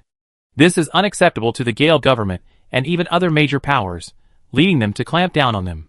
The reason why Tessa's giant corporation, whose specific name she couldn't yet reveal to Shakia and Cheyenne, is that it's essentially a cluster of companies formed by the major powers to compete with the Arasaka Group in Ria. It's not just one company, but a cluster of numerous companies. This method is more covert, allowing the Arasaka Group to be contained within Ria. As long as they stay within Ria, the Arasaka Group can do whatever they want, and Ria has practically become the Arasaka Group's domain. People like Cheyenne find this environment suffocating and move to other countries. Director Chin and Cheyenne are well aware of this. The Arasaka Group has repeatedly attempted to collaborate with other organizations, even contacting Swager, though they were rebuffed. Perhaps this time, they've finally been persuaded by the Order of the Stars to collaborate. Facing such an adversary, our task will be no small task, Tessa warned. The Arasaka Group may not only be the underlying force behind the cult's activities, but it could also directly or indirectly influence all of our operations in Ria. Therefore, I hope Shakia and I will lead the investigation within the group. Through Tessa's detailed description, Shakia gained a deeper understanding of the Arasaka Group they were about to face, and a deeper understanding of the arduousness and complexity of this mission. After listening to Tessa's detailed introduction to the Arasaka Group, Cheyenne thoughtfully interjected. Will you and Shakia lead the investigation within the Arasaka Group? I have had actual dealings with the Arasaka Group and am familiar with their operations in Ria. Shakia will be the executor, ensuring our safety in an emergency. Tessa bluntly stated her strategy.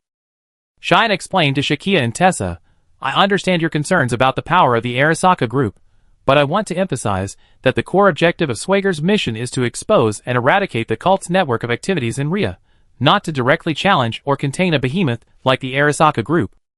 She paused, then continued, after all, the Arasaka Group has deep roots in the socio-economic sphere, and its influence spans the globe.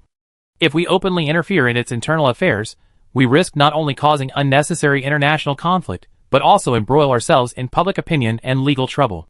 Therefore, we must proceed with caution, minimizing the impact on the interests of the Arasaka Group. Redline, she continued, while using all legal means to investigate any possible connections between the cult and the Arasaka Group. Of course, Cheyenne added, her gaze sweeping across Shakia and Tessa's faces for emphasis.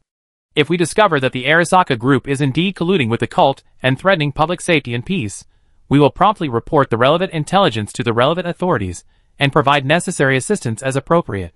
In short, we must clearly define our position and ensure that every action is conducted within a reasonable and legal framework. Don't worry, Miss Cheyenne. We're experts at this. Tessa, seemingly no pushover, told Cheyenne that she had definitely considered all of this. It wasn't that she was leaving the rest of the Swager group idle. They were splitting up to investigate. You're right, Miss Cheyenne. I'm certainly aware of Swager's stance and considerations on this matter. The reason we only sent Sakia and me to investigate this time is to avoid alerting the Arasaka group or the cult. We can't alert them with a large-scale operation. Tessa's gaze flicked between Sakia and Cheyenne as she continued, a small-scale, covert intervention will allow us to gather more accurate and detailed intelligence while maximizing the safety of our team members. Once we discover any evidence pointing to collusion between the Arasaka group and the cult, we adjust our strategy accordingly and coordinate with other team members as appropriate. Chapter 421. After a tedious 4 to 5 hour flight, Team Fox's transport fleet finally arrived safely at the strategically located Swager military base in Okinawa. Nestled between the mountains and the sea, surrounded by dense jungle and a sweeping coastline, the base blends seamlessly into the natural environment, offering both secrecy and a high degree of defense. The U.S. military base in Okinawa is one of the most important strategic outposts of the Gale Nation, with a history dating back to the late stages of World War II. In 1945, as the Allied offensive against the Rya homeland escalated, Okinawa became a crucial springboard in the Pacific theater. After a brutal battle, it was captured by the U.S. military. After the war, under the San Francisco Peace Treaty and the Japan-U.S. Security Treaty, Okinawa was placed under the trusteeship of the Gale Nation, where a large-scale military base complex was established. The U.S. military bases in Okinawa primarily include Kadena Air Base, Marine Corps Air Station Futenma, and several smaller military facilities. Among them, Kadena Air Base is the largest air base in Asia for the Gale Kingdom. Equipped with advanced fighter jets and early warning aircraft, it plays a crucial role in the Gale Kingdom's strategic deployment in East Asia and even globally. These bases not only serve as forward positions for the U.S. military, but also as crucial platforms for the Gale Kingdom to conduct rapid global response and power projection. Although Okinawa has returned to the sovereignty of the Riyadh since 1972, the presence of U.S. military bases has sparked controversy among local residents regarding noise pollution, environmental damage, and security risks. This has also impacted the delicate balance between military cooperation and local public opinion between the Japanese and U.S. governments.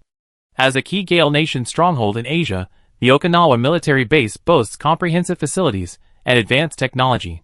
It boasts a runway capable of accommodating rapid takeoff and landing of large mechas, a cutting-edge defense system, and high-tech laboratories dedicated to the maintenance of Fox team pilots and mechas. The base is meticulously organized, with clearly defined functional areas. From tactical seminar rooms to training grounds, the base demonstrates exceptional professionalism and efficiency. Because Swager is an international organization independent of national governments, it enjoys the privilege of using military bases in all countries worldwide when necessary. This unique status stems from its extensive global influence and significant contributions to maintaining world peace, earning governments the support and convenience they need. This time, Fox team chose to have Swager's personnel board the return flight to the Okinawa base, capitalizing on this unique advantage and ensuring the efficiency and confidentiality of the operation. Okinawa, located at the southernmost tip of the Real Kingdom map, boasts the hottest weather in Real Kingdom. However, being on the same latitude as New Spring and Autumn City, this wasn't a big deal for Sakia and the others. The temperature there was similar to New Spring and Autumn City, after all. The transport plane formation finally landed on the vast and busy tarmac of the Okinawa base. Team Fox and Team Swager were about to embark on their respective journeys. After several hours of turbulent flight, the members of Team Fox, though somewhat exhausted, managed to pull themselves together and disembark. They arrived safely at their temporary base. Now, they had to carry out a series of meticulous and comprehensive preparations to ensure the smooth execution of their upcoming mission. Ground crews and base personnel began resupply operations. The work unfolded with the meticulous precision of a sophisticated military operation. Various ammunition and tactical equipment were precisely loaded into custom transport crates, each item meticulously recorded and inspected for immediate deployment. At the same time, Team Fox's prized mechas were unloaded from the transport planes and brought to their respective hangars. Maintenance personnel quickly took action, meticulously overhauling each mecha's weapon systems and armor to ensure optimal performance in combat. Furthermore, under the leadership of Dr. Clark, the R&D team will upgrade existing weapon systems based on the specific requirements of the new mission, leveraging the results of their training and striving to enhance the team's combat effectiveness in the face of increasingly complex and volatile battlefield environments. Swager's headquarters team, meanwhile, was tasked with conducting an in-depth investigation into the cult's activities in Tokyo. They would journey north to the capital of the Kingdom of Rhea, uncovering the dark secrets hidden beneath its prosperity and contributing to world peace. They spent the night at the base and set off early the next morning. When it was time to say goodbye, Dr. Clark personally led the Fox team members to the Swagers. His gaze was deep and resolute, scanning the faces of each Swager member one by one, his words filled with deep gratitude and anticipation. "The support and assistance you provided this time is invaluable to us, Fox team." His words were powerful and resonant. "On behalf of the entire Fox team, I express our sincerest gratitude. Our collaboration extends beyond this mission. It foreshadows that in the future, our two teams will work together to tackle even more challenging and unforeseen missions." Cheyenne shook hands with Dr. Clark and Instructor Tessa in turn. "Dr. Tessa, on behalf of the Swaglia team, I express my deepest gratitude." At this moment, the Swaglia branch staff had already arrived at the Okinawa base. They were dressed in uniform and entered the base reception room. The branch staff were ready to receive Sakia and the Swaglia team, who had arrived from the New Spring and Autumn City headquarters. To ensure safety and confidentiality, they had developed a detailed transfer plan, deciding to send the team members to the bustling Tokyo in batches by land and air. There, they would reunite with the rest of the branch and immediately begin intensive and intense mission deployment and reconnaissance work. As the core instructor of Team Fox, Tessa would temporarily remain at the Okinawa base to oversee preparations and subsequent training arrangements. After completing her current mission, she would travel directly to Tokyo within a few days to reunite with Sakia, and together they would conduct an investigation within the Arasaka group. After bidding farewell to Nineveh, Old K, and the rest of the operator team at the base, Shakia and Cheyenne followed another staff member to the Okinawa airport. Although the team was temporarily separated, everyone knew that this brief separation was for the purpose of more effectively fulfilling their shared mission. No matter where they were, their resolve to fight the families and the cult and safeguard world peace remained unwavering and unwavering. Shakia and Cheyenne boarded the flight to Tokyo. In the cabin, they settled into comfortable seats, gazing out the window at the receding Okinawa base, silently organizing the details and strategies for the upcoming mission. On the plane, Shakia flipped through her tablet, which contained all the information she had compiled about Rhea, especially Tokyo. Cheyenne, on the other hand, appeared a little nervous, but also filled with determination. Returning home to carry out her mission held immense significance for her. Chapter 422. Shakia and Cheyenne walked out of Narita Airport side by side. The tense atmosphere at the Okinawa base dissipated with the roar of the landing plane. The afternoon sunlight streaming through the floor-to-ceiling windows cast a strange softness on their resolute faces. At the exit of Narita Airport, a Schwager staffer had intended to drive them directly to downtown Tokyo, but Cheyenne stopped him. Cheyenne whispered to the person in charge, Kobayashi, "Thank you very much for meeting me. However, I need to take care of some personal matters here. If possible, please wait for us for half a day. Could you please come over here?" Kobayashi bowed slightly and replied respectfully, "Miss Cheyenne, we will definitely meet your needs. Please go ahead and handle your business. We will await your return at the designated location as instructed." Then, Cheyenne turned to Shakia, her eyes revealing a hint of apology and gratitude. "Shakia, thank you for accompanying me this time. We are taking the bus to the suburbs. My family lives nearby, and I'd like to take this opportunity to visit them." Shakia smiled and replied, "Of course not, Cheyenne. Now that I'm in Riyadh, I'd love to experience daily life here. It would be an honor to meet your family." The car smoothly drove away from the airport and through the streets of Narita City. The scenery of Riyadh came into view. It was just as she had seen in the media, with low houses and few tall buildings. It seemed quiet and sparsely populated. Of course, this was compared to New Spring and Autumn City.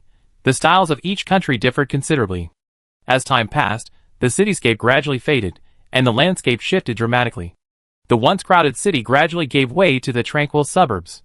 Then, on either side of the road, vast rice paddies and neatly arranged rural houses appeared, creating a unique tranquility and harmony. Shakia gazed out the window at the ever-changing scenery, feeling a surge of anticipation for meeting Cheyenne's family. The bus they were riding traversed the country roads, cherry blossom trees swaying in the breeze, and occasionally, a few crows could be seen leisurely circling over the fields. Everything seemed so peaceful and beautiful. Cheyenne, on the other hand, seemed to be contacting her family, sharing the news that she had finally had the chance to return. Shakia's lips curled up at the rare moment of Cheyenne's obvious excitement. Finally, the car stopped in a warm and peaceful town. Cheyenne looked at Shakia with a grateful smile, and set foot on the stone path leading to Cheyenne's home. Cheyenne's family seemed well off. The house before them was a typical traditional Japanese courtyard. Ziyuan took a deep breath and gently gripped the doorknob, a mixture of anticipation and nervousness in her heart. She pressed the doorbell. A moment later, footsteps echoed from the other side of the wooden door. Then, with a slight push, the wooden panel emitted a dull, familiar sound, as if announcing the long-awaited return of someone. As the door slowly opened, a gray-haired but vigorous elder came into view. His eyes flashed with surprise, a look of deep paternal love and inexpressible pride, like the shimmering light of the setting sun, warm and bright. "Father, I'm back," Cheyenne whispered softly. Cheyenne and her family naturally spoke in Riyah, but Shakia, influenced by Long Sheng, had learned some, so she had no trouble understanding. The old man strode forward quickly. His steps, though not as agile as they had been in his youth, were full of strength and urgency. Come, don't just stand there. Come in." The old man reached out his hand, etched with age, and firmly grasped Cheyenne's wrist, pulling her into the house. He surveyed his daughter, assuring her of her safe return. His weathered eyes, filled with endless longing and care, seemed to silently say, "I'm glad you're back. I suppose this is Shakia, hello," Cheyenne's father said to her with a smile. At the same moment, a slight movement came from the corner of the living room, and her mother and sister turned. They were busy preparing tea, plates laden with delicate pastries in hand. When they saw Xiuan and Shakia enter from the courtyard gate, their eyes met, and they smiled with joy. A heartwarming family scene, frozen in time at this precious moment. The mother put down the porcelain plate, her wrinkles smoothed by a smile, tears sparkling with relief. The younger sister quickly put down the teapot and ran to Xiuan, opening her arms and giving her a long-awaited hug. The entire room was instantly filled with joy and family affection. The warmth of family, like an invisible force, enveloped each family member, becoming their strongest support. Shakia saw the girl next to Xiuan, who seemed to be in junior high school. "This is my sister, Masako," Cheyenne introduced. "You have a sister? Why haven't I heard you mention her?" When Shakia asked her about this, Cheyenne smiled faintly and explained, "To protect my family from any possible threats, I've become accustomed to remaining silent at work and not discussing family matters. After all, as a high-ranking member of Swagger and responsible for a team of intelligence agents, she understood the importance of information and the potential dangers of leaks. Now, with organizations like the cult, they're even targeting Cheyenne by name. Therefore, proper intelligence management is essential." Cheyenne's family had always told others that she was working for a foreign company. No one else in town knew what she did for a living. Though, her family wasn't completely ignorant of her profession. They simply understood and respected her choice. Though Cheyenne's parents and sister didn't often contact her, they understood the proper balance and offered warm regards and silent support when appropriate. When Cheyenne wasn't working, they would quietly wait under the lights of their home, waiting for the familiar ring of the phone or the brief message alert, a reassurance that she was safe and sound somewhere in the world. This tacit family bond allowed Cheyenne to protect her family, while also devoting herself fully to the important task of maintaining world peace. Now, with the appearance of Cheyenne's younger sister before Shakia, this well-protected family bond illuminated their lives like a ray of warm sunshine. The younger sister was sitting at the coffee table, having brewed fragrant green tea for them. Upon seeing Shakia, her eyes sparkled with curiosity and friendliness. She immediately stood up, bowed gently, and greeted her with a shy yet sincere voice. Cheyenne's younger sister, Masako, with childish curiosity and a friendly smile, approached Shakia and began to try to speak to her in Riyah. This proved difficult for Shakia, who wasn't very proficient in Riyah. Shakia, with an awkward expression, tried to respond with simple words and gestures, but it was clear that the communication wasn't going smoothly. Xiuan smiled at her sister, then turned to Shakia, naturally acting as a translator. She relayed her sister's words to Shakia in fluent Chinese, and patiently helped Shakia answer her sister's questions, instantly livening up the previously stagnant conversation. Chapter 423. Cheyenne's sister, Masako, gazed at Shakia with a look of curiosity, her large, twinkling eyes gazing at her. She asked Shakia, "How did you and my sister meet? And when you go on missions together, are they as thrilling and exciting as in the movies?" Shakia smiled and answered, trying to use simple Riyah, "Cheyenne and I met in the Swagger organization. We work together as teammates and friends. Though her words weren't fluent, her smile and sincere eyes made Masako understand her meaning perfectly. Cheyenne added, Masako, Shikia is a very brave and trustworthy partner. We work side by side and face various challenges together. Masako's eyes sparkled with admiration, and she listened even more attentively to Shikia's story. Shikia then recounted a less dangerous, but more meaningful mission, carefully avoiding the details required by the confidentiality agreement. Once, we conducted a rigorous security operation to protect an important piece of scientific research from being exploited by bad actors. While there weren't any intense gunfights or chases, it was a cyber attack. Masako listened with interest. Cheyenne sighed inwardly. She knew this was the battle when Swagger was attacked by the Familia cyber attack. The real situation was hundreds of times more intense than Shikia described. Masako then asked about their daily lives. So what do you usually do? Do you always train or go on missions? Shikia smiled gently and said, of course, our daily lives are filled with training and preparation, but we also find time to relax, such as practicing swordsmanship, reading, or foraging for delicious food.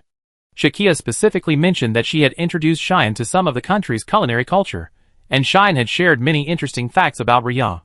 She turned to Cheyenne and said gratefully, Cheyenne, do you remember the time I taught you how to make red oil hot pot? We spent an unforgettable evening at Jinxie Temple that night. Cheyenne smiled and nodded, of course I do. The one before the new year, right? Unfortunately, I can't handle spicy food. Huh? Spicy hot pot? Masako and her friends also eat hot pot, but hot pot in Riyadh is usually miso or clear soup. The only stronger flavors are sukiyaki style. Shikia had eaten it at a Japanese restaurant. When we went to Tokyo, wasn't there one near the north exit of Ikebukuro? Cheyenne told Masako. Actually, there are hot pot restaurants like that in Riyadh, but generally, Riyadh people don't go there often, and the prices are much higher than in the local area. Oh, that kind of place. Since Miss Shikia also recommended it, why don't we go try it together sometime? Masako said with a smile. Cheyenne told her sister that Shikia was a very capable and gentle person, and that she took great care of her both at work and in life. Masako's eyes were filled with emotion and envy after hearing this. She squeezed Shikia's hand tightly to express her gratitude. Sister Shikia, thank you for your help and companionship with my sister. I'm so glad you're her friend. Well, it's nice to meet you too. And your parents. Shikia held Masako's hand and looked at Cheyenne's parents. Cheyenne's mother gently stroked her daughter's hair, her eyes filled with concern. Cheyenne, Shikia is here too. Are you going back to Tokyo tonight? It's been a while since our house has been this lively. Can't you stay a little longer? Her words revealed a deep maternal love and a desire for her children's company. Xiuan looked into her mother's warm yet slightly melancholic eyes, and a tinge of guilt washed over her. But she remained firm, answering, Mom, I know you wish I could spend more time with you. But this visit is truly just a short one. Our work doesn't allow for much time. However, I made my best arrangements, and if conditions permit, I apply for leave as soon as possible to stay home. Her father, standing nearby, added, Xiuan is right. We understand your responsibilities. Safety comes first, and you must give your all at work. He looked at Shikia and said earnestly, Shikia, thank you for coming back with Xiuan. You must take care of each other during your mission. Returning safely is the most important thing. After hearing this, Shikia bowed slightly and responded sincerely, Uncle and Aunt, don't worry. Cheyenne and I will support each other and stand together. We will quickly resolve matters in Tokyo so that Cheyenne can spend more time with you. Cheyenne looked at her parents and Shikia gratefully, her heart filled with strength. Thank you for your understanding and support. We do need to rush back to downtown Tokyo tonight as I have some work to attend to. But I promise that I will return to spend time with you whenever I have the chance. Her mother nodded gently, her eyes gleaming with understanding and expectation. Okay, remember to call often to let us know you're safe. Our door is always open to you. Cheyenne planned to have lunch at home and leave in the evening. They still had a few hours to spare. While her mother was cooking, her father suggested they visit a nearby dojo. The owner was a close friend of her father's, and Cheyenne had trained there since childhood. I can't tell. Cheyenne. During their conversation, Shikia learned that Cheyenne had also learned martial arts under the guidance of a master, which piqued her interest. Shikia herself had once studied wave ripples with a man named Master Sher.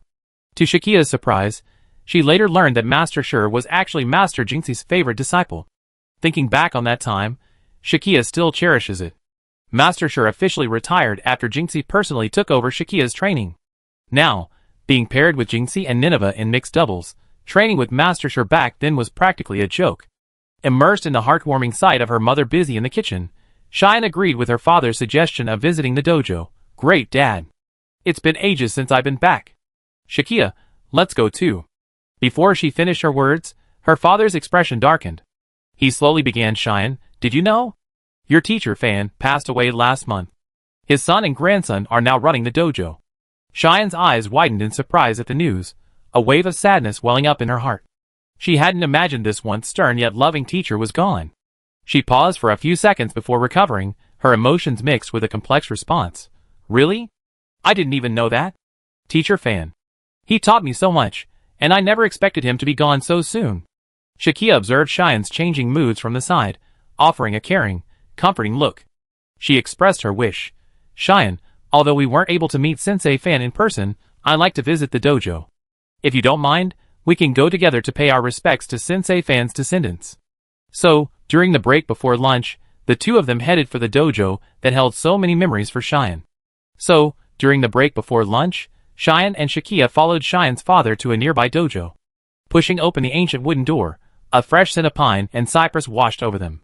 The familiar wooden floor, the aged but well-maintained weapon racks, and the various swords hanging on the walls all brought back memories of Cheyenne's youth, when she sweared hard and forged her will hear. Chapter 424.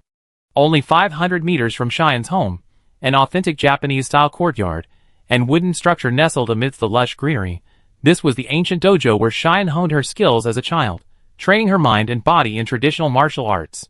Sunlight filtered through the branches, illuminating the dojo's ancient wooden structure with a shimmering brilliance, as if every inch of the space were imbued with the solemnity and mystery etched by time.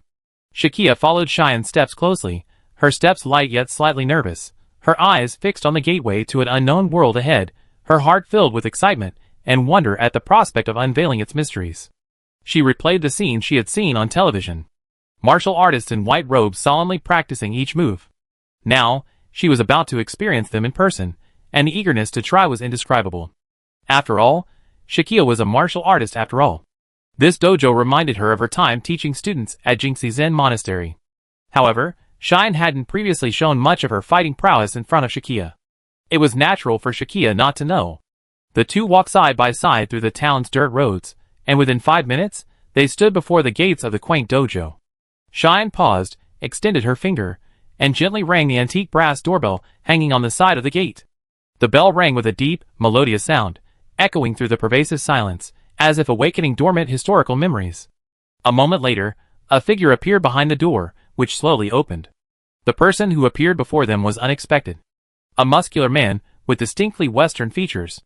Shakia was startled by this, her gaze swirling between the exotic face and the authentic Japanese dojo, her mind unable to reconcile the two. The other person spoke first. Hello, do you have an appointment for a tour? Noticing Shakia's surprise, Cheyenne stepped forward with a smile and gently greeted the Western man. Hello, I'm Cheyenne, a director disciple here. I've been working away from home, but I'm back today, so I came to visit. This is my friend. Ah, senior, hello, please come in.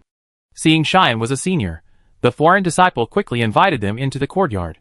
Cheyenne led Shakia into the courtyard and introduced her. Don't be surprised, he is a foreign disciple of the dojo. In fact, this dojo has long been accepting students from all over the world. They are attracted by its inclusive spirit and rigorous teaching system, and have come from far and wide to practice here. Shakia understood this very well.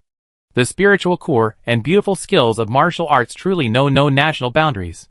In the process of dissemination and exchange, it not only transcends geographical distance, but also finds the possibility of coexistence and integration among different cultural backgrounds.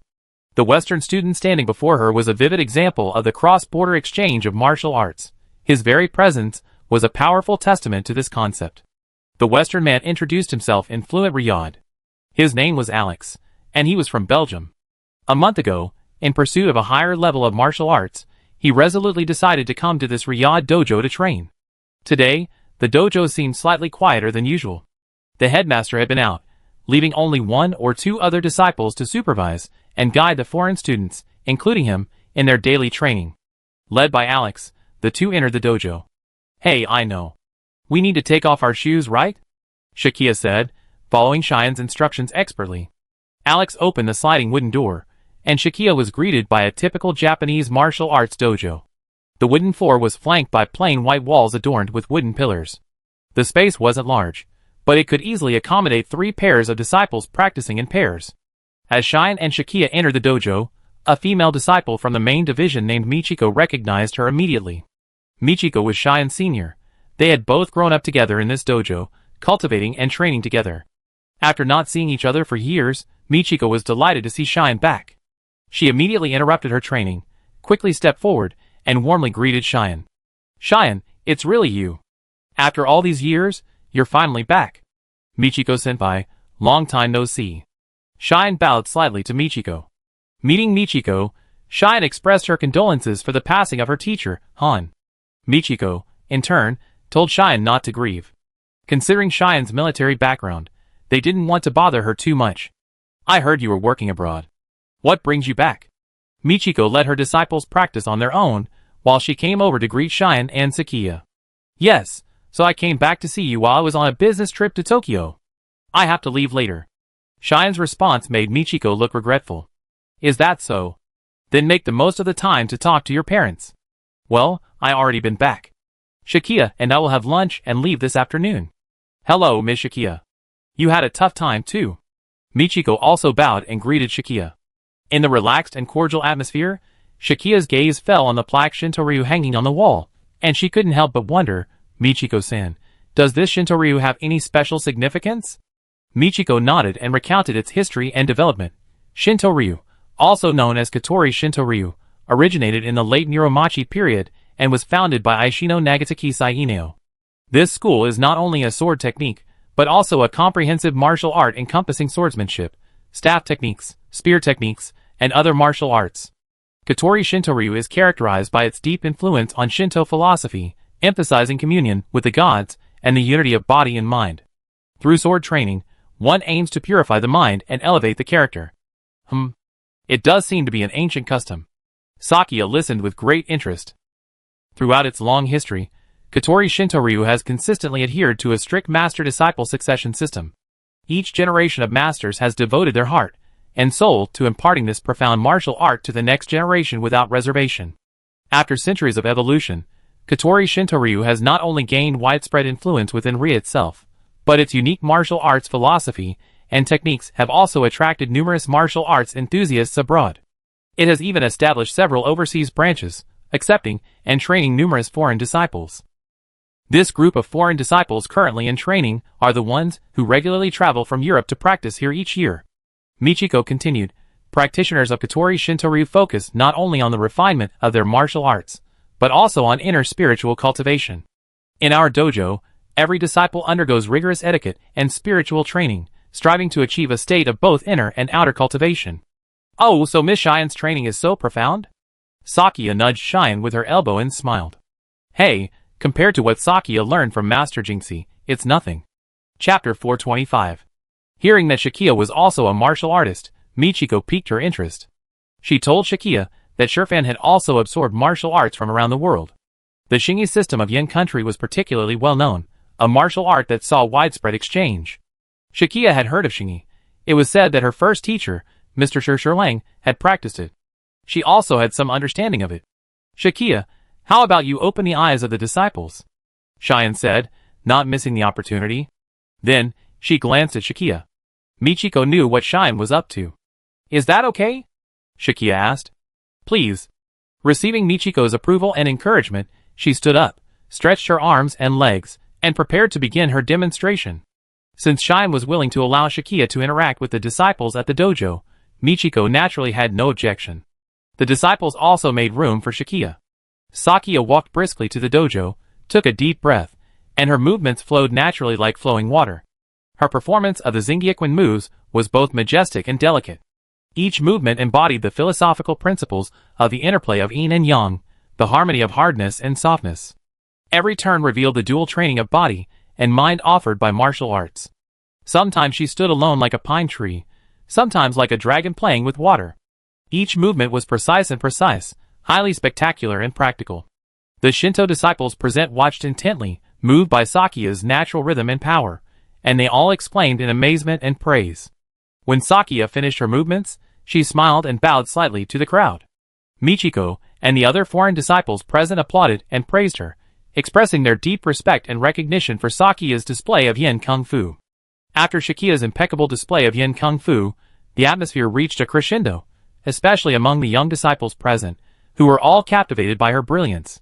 One agile and sharp-eyed young disciple, eager to give it a try, respectfully challenged Shikia, hoping for a chance to spar with her in jiu-jitsu and swordsmanship. "Dear Miss Shikia, I am deeply impressed by the yin kung fu you just demonstrated. As a disciple still exploring the path of cultivation, I sincerely hope to have the opportunity to spar with you. Whether it's jiu-jitsu or swordsmanship, I'm willing to accept the challenge, hoping to learn and grow through actual combat." Shikia smiled at the bespectacled Western man.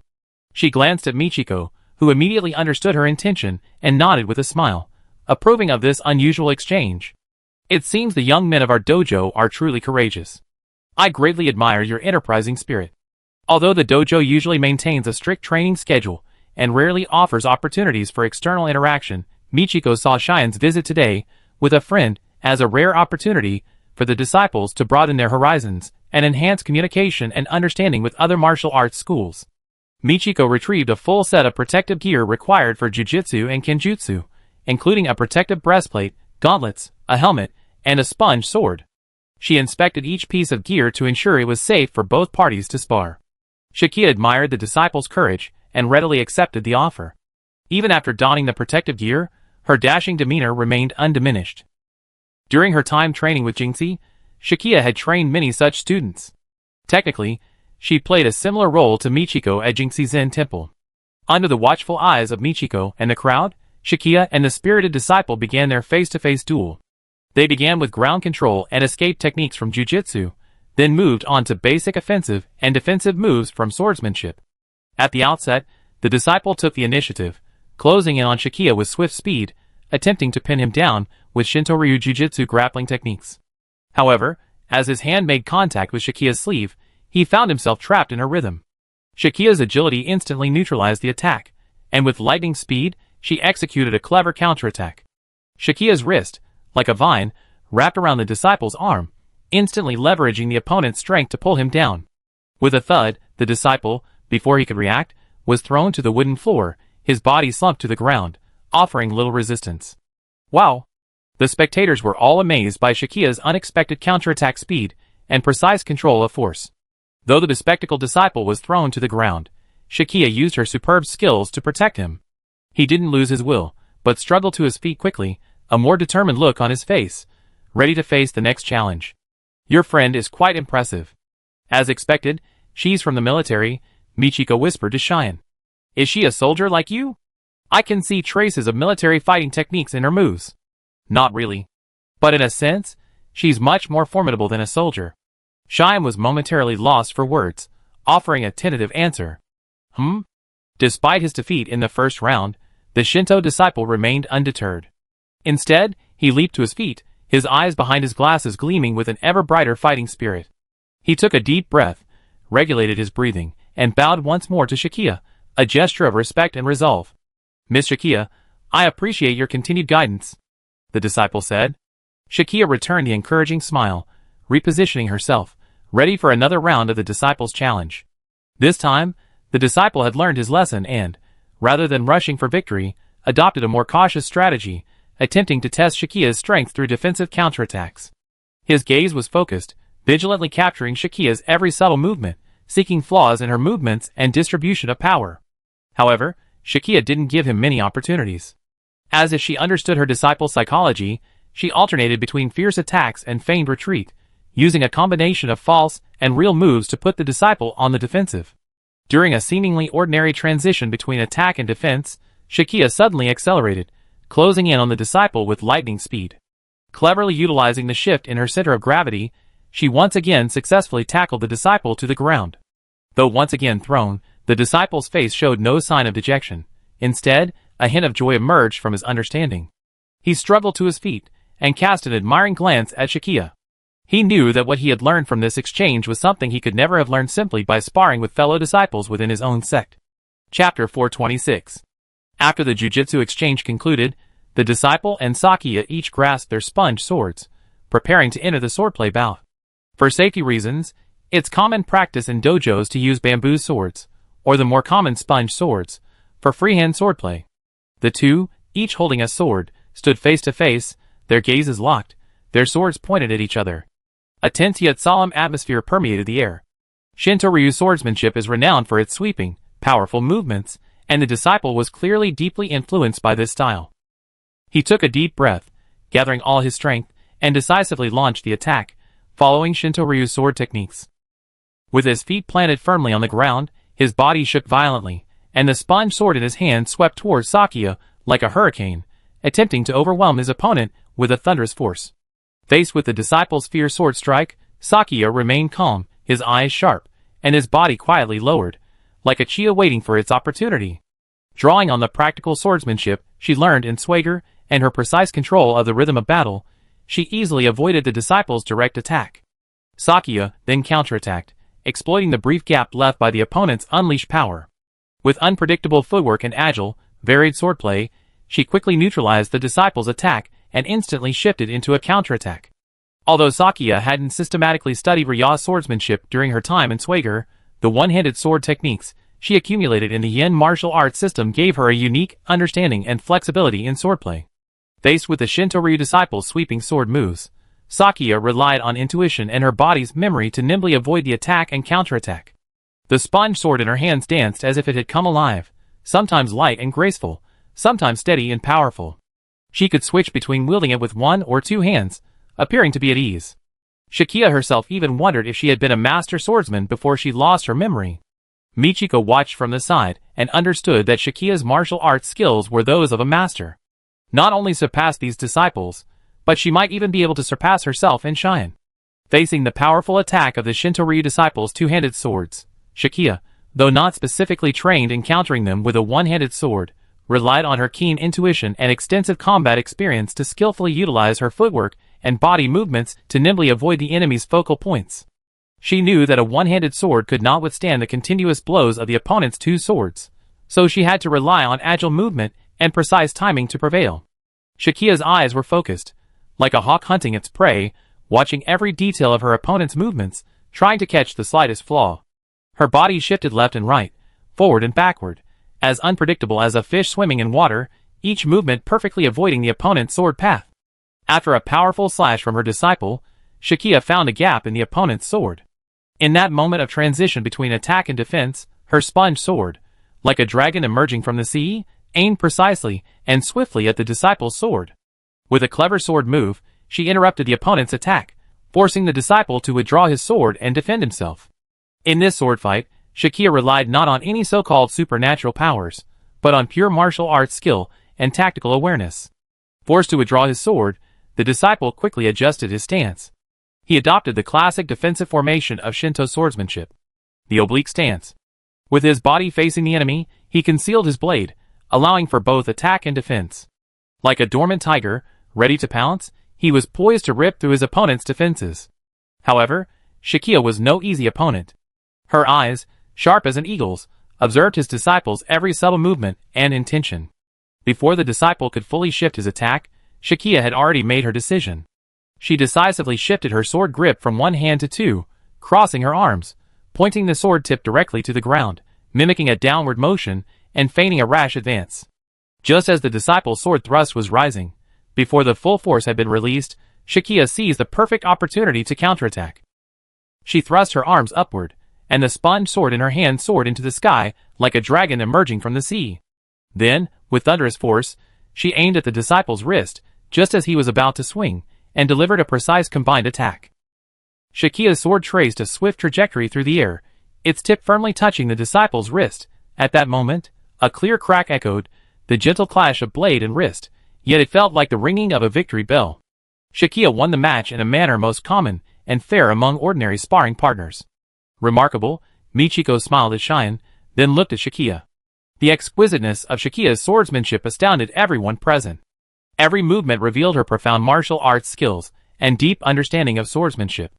Even in this casual exchange, she displayed a demeanor rivaling any other master. A wry smile crossed the disciple's face, knowing he had already lost the bout. He lowered his sponge sword and bowed to Shakia in a gesture of respect. Your swordsmanship is truly breathtaking. I still have much to learn, he said sincerely.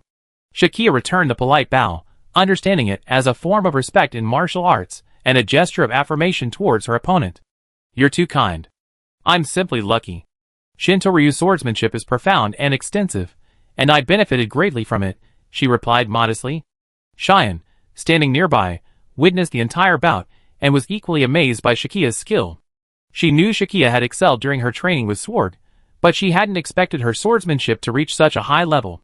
Cheyenne pondered to herself that perhaps Shakia, who had been training with Jingxi, had improved significantly compared to last year. Michiko approached Shakia, her eyes gleaming with approval. Your swordsmanship is not only of supreme skill, but also possesses an indescribable beauty. In Shinto swordsmanship, we pursue not only victory, but also the harmonious unity of sword and heart. I see this in your swordsmanship. I must come again if I have the chance. Michiko's words were filled with respect for Shakia. Shakia smiled slightly, knowing that this was the highest compliment for her swordsmanship. Thank you for the compliment, Michiko-sensei. For me, swordsmanship is not just a skill, but a spiritual practice. In the exchange of swords, I felt the respect of my opponent and the spirit of the martial arts. The surrounding disciples were also captivated by this spectacular swordsmanship match. They gathered around and paid their respects to Shakia. In their eyes, Shakia was not only a formidable opponent, but also a role model worthy of emulation. Cheyenne watched all this, and a warm feeling welled up in her heart. She knew that Shakia not only possessed extraordinary talent in swordsmanship, but also earned everyone's respect for her charisma. Such teammates were a precious treasure for Swagger. Chapter 427. Autumn leaves fluttered like golden butterflies, dancing merrily beneath a clear sky, finally landing gently on the blue brick and tile roof of the Shinto-ryu dojo. Golden sunlight filtered through the sparse branches and leaves, casting dappled shadows on the ancient tiles, creating a unique sense of tranquility and solemnity. Shakia and the young Shinto-ryu disciples had completed their practice sparring match. It was time for Cheyenne to leave. Cheyenne, accompanied by Shakia and Michiko, stood at the dojo's entrance, feeling a surge of emotion as she faced this place that held so many memories. Cheyenne bowed slightly and bid Michiko a heartfelt farewell. I stay for a while during my return to Riyadh. If the opportunity presents itself, we definitely visit again and pay our respects to you personally. Michiko nodded with a smile, her eyes filled with both reluctance and understanding. Okay, Cheyenne. I tell you returned and made a special trip to see us. I wish you a safe journey. At lunchtime, Cheyenne's family table was overflowing with a dazzling array of authentic Japanese home-cooked dishes prepared by her mother. Delicious sashimi, soft sushi, fragrant miso soup. The aromas of the various dishes blended with the uniquely refreshing air of autumn, creating a warm and evocative family atmosphere. After enjoying a delicious lunch, the two of them rested under the spacious porch. The afternoon sun shines softly on every corner of the ancient house. The old persimmon tree is densely packed with orange-yellow fruits. They sway gently in the autumn wind, like small lanterns lighting up the silent time. I planted this tree when I was a kid. Shiwan sat with Shakia, and she pointed to the persimmon tree before them. They were immersed in the tranquility of the moment, as if time had slowed down. Wow, you've grown so big now, Shakia exclaimed. Yeah. I haven't been home for about 4 or 5 years. After graduating from the military academy in Gale Country, I joined the Air Force, and later came to Swagger. Thinking about it now, it feels like a dream. Shiwan smiled helplessly. There's a saying that goes, you leave home young and return old. Shakia looked at her friend, knowing she too was filled with emotion. Cheyenne, perhaps reluctant to let Shakia expose her homesickness, suggested, let's leave at 5 o'clock. That way, we arrive in Tokyo in time for dinner. From there, we can report directly to the Svagria branch and arrange accommodations. Although Shakia understood Cheyenne's decision was a matter of duty, she asked, you could stay home a little longer. Are you really in a hurry to leave so soon? Cheyenne calmly replied, that's just work. This isn't a vacation. We need to arrive in Tokyo early to avoid delaying the branch staff. Besides, Team K and Nineveh will arrive in Tokyo tonight, so we need to prepare in advance. Indeed, the distance from Narita to the Tokyo metropolitan area is not far. Whether taking the express train or driving, the destination can be reached in about an hour. At that moment, the afternoon sun shone, bathing the courtyard in light. Fallen leaves fluttered in the breeze, like messengers of the changing seasons. Suddenly, Cheyenne remembered something and smiled. I remember something. I go to my room. She stood up and entered her boudoir. The room remained exactly as it had been before she left for military school. The antique wooden furniture, the traces of time mingling with the autumn light, seemed to tell of long-forgotten memories. Cheyenne's boudoir was quite large and exuded a unique charm. It was not only her private domain, but also a space where her martial arts spirit and life's interests intertwined. Entering the room, the first thing that caught my eye was the rustic tatami. Near the window stood a polished, gleaming wooden sword rack. Hanging on it were the wooden swords and bamboo swords she had used as a child, as well as a well-maintained Riyah sword. Cheyenne unsheathed her sword with a touch of nostalgia. The blade caught the light of the autumn sun. It seemed that in her absence, her parents and sister had been helping her care for her weapons. Next to the bamboo sword was a complete set of kendo protective gear, immaculately clean. The family crest was embroidered on the belt, symbolizing her status and honor within a long line of martial artists. This protective gear seemed to be currently used by her younger sister, Masako. On one wall hung a large martial arts scroll, inscribed with the words Kashima Daijingdu. The powerful calligraphy seemed to still convey the core tenets of the martial arts spirit.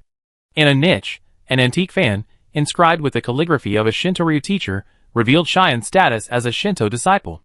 On the bedside table, besides everyday items, lay an open copy of the Book of Five Rings, a masterpiece by the martial arts master Miyamoto Musashi. Bookmarks were tucked between the pages, indicating that her younger sister, Masako, often studied it, drawing wisdom and strength from it. Since I left, my younger sister, Masako, has been using this room alone. However, she hasn't touched Cheyenne's personal belongings much. What a good sister. Under the cabinet, stacked with imported tactical theory books and military magazines, these were the things Cheyenne had loved since her school days, and later, she finally joined the military.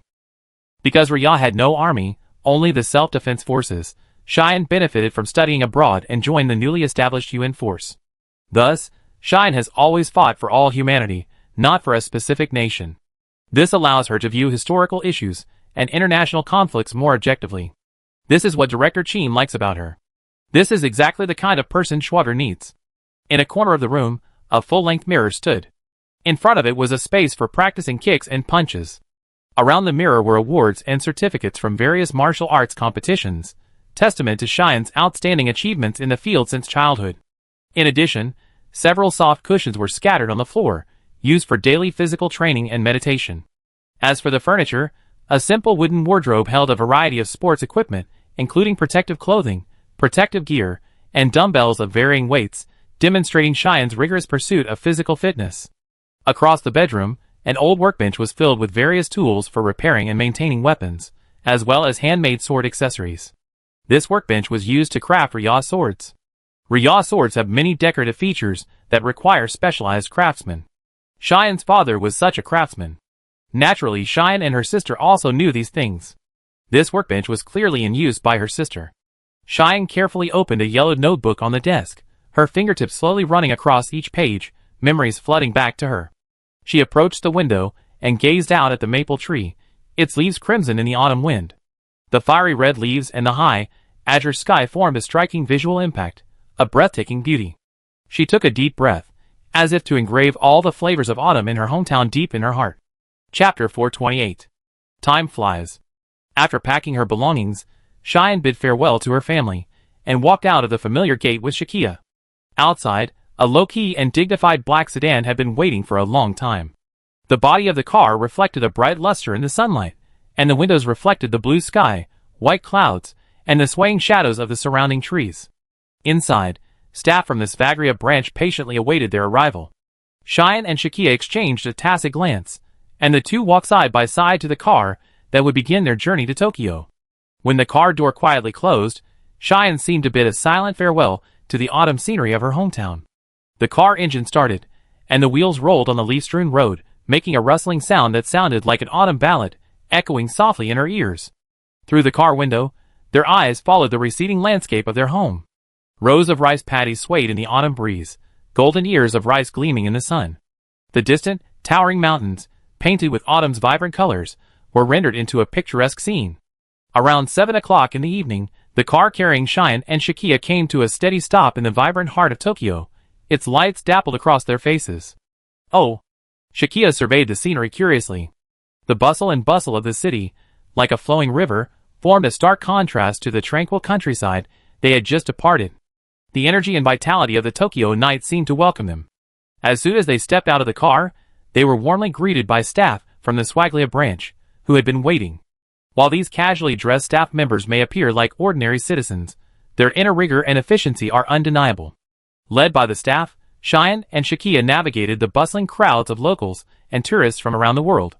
They gathered near Tokyo's famous landmark, the Skytree Tower, bustling with activity, snapping photos, shopping, and sightseeing. Shakia's eyes widened. Although she knew this place well, she had never imagined that even at night, this 634-meter-tall TV tower could attract such a large crowd. She looked at Cheyenne with confusion, her expression tinged with surprise. A question etched in her mind. "Cheyenne, are we going on a sightseeing tour here?" Cheyenne's lips flickered with a knowing smile as she patiently explained, "Sakia, you're wrong. The secret base of the Riyadh branch is hidden beneath this seemingly ordinary Skytree tower. On the surface, it's a popular tourist attraction, but in our eyes, it's the strategic command center of the Swagger organization in Riyadh. This location not only ensures the secrecy of our operations, but also allows us to quickly integrate into the city's fabric and conduct efficient operations in emergencies. Compared to the Mexican branch, this is truly magnificent," Sakia explained. Led by the staff, they smoothly navigated the bustling commercial district bustling with tourists and arrived at the entrance of a seemingly ordinary shopping mall near the Skytree.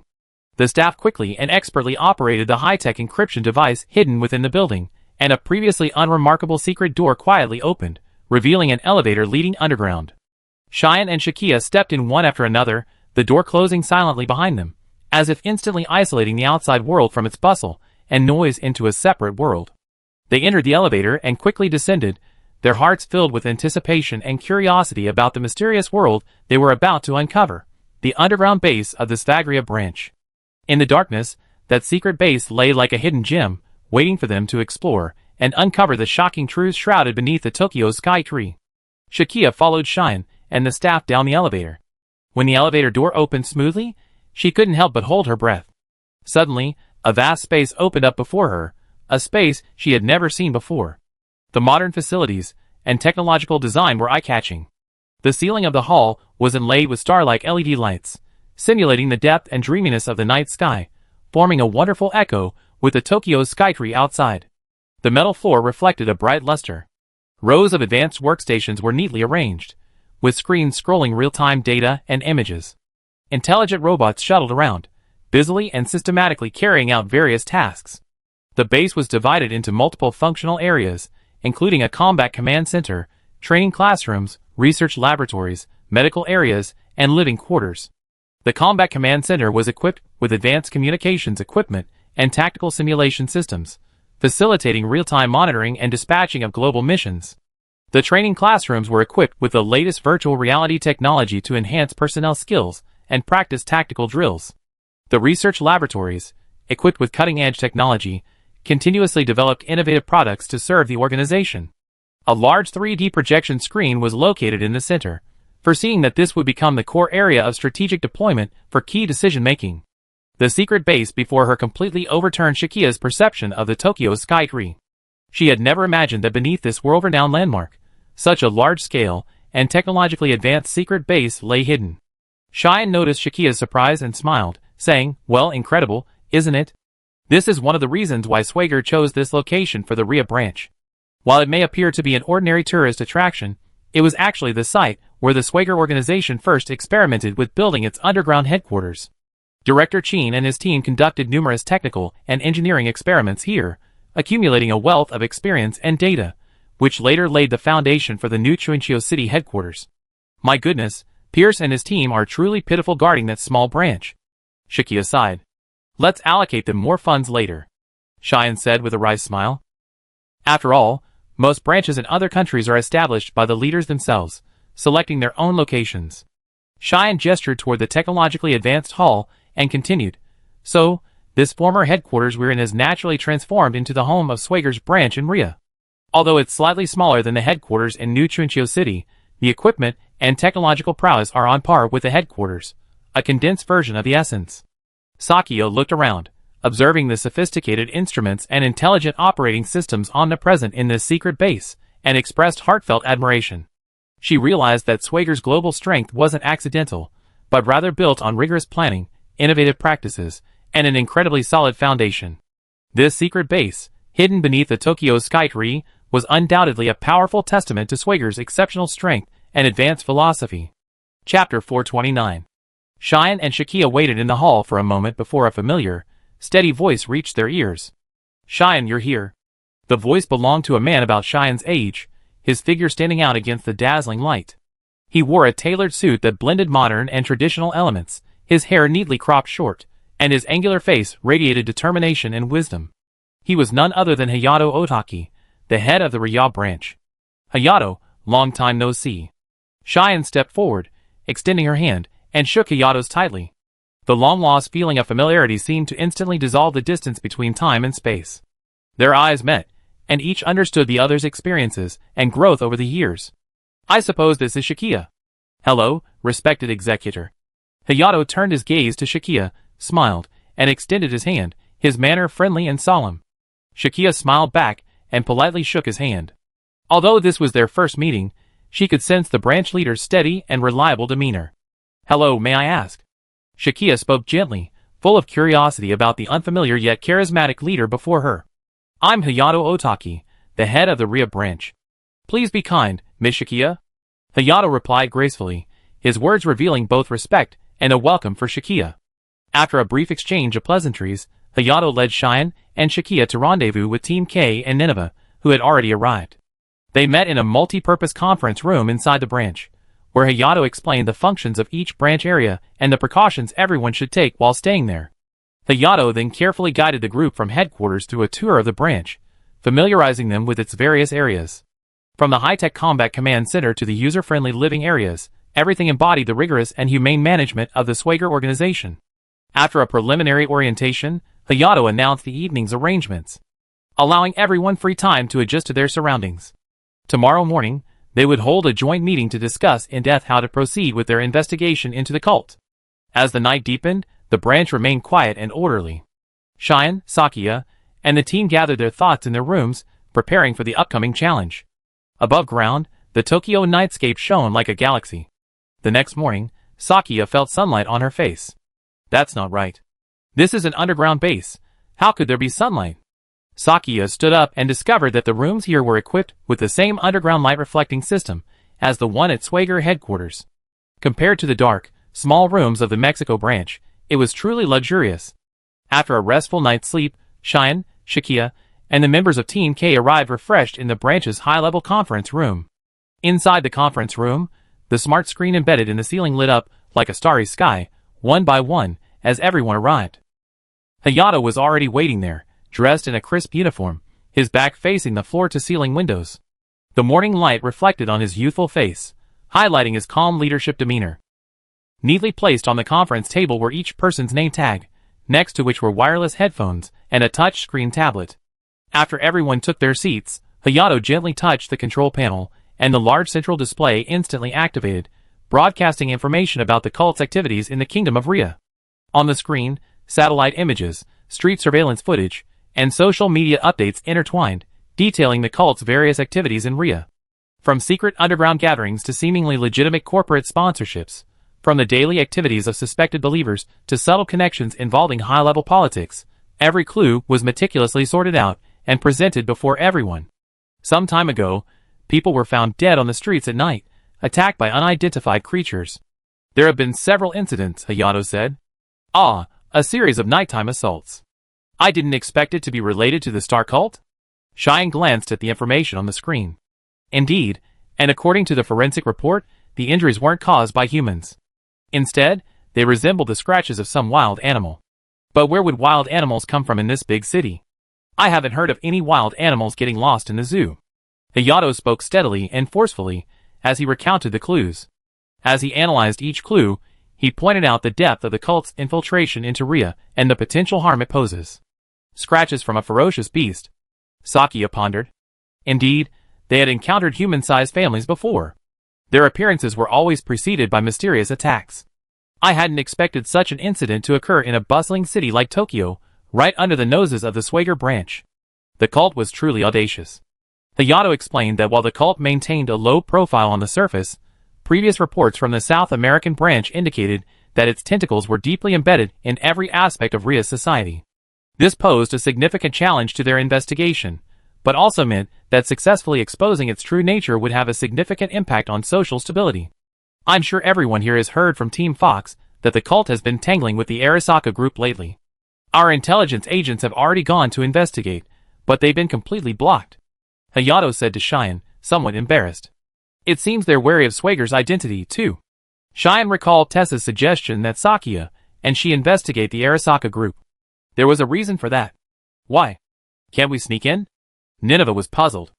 After all, if it were her, she would have already found a dark and stormy night to rip through the Arasaka group's database.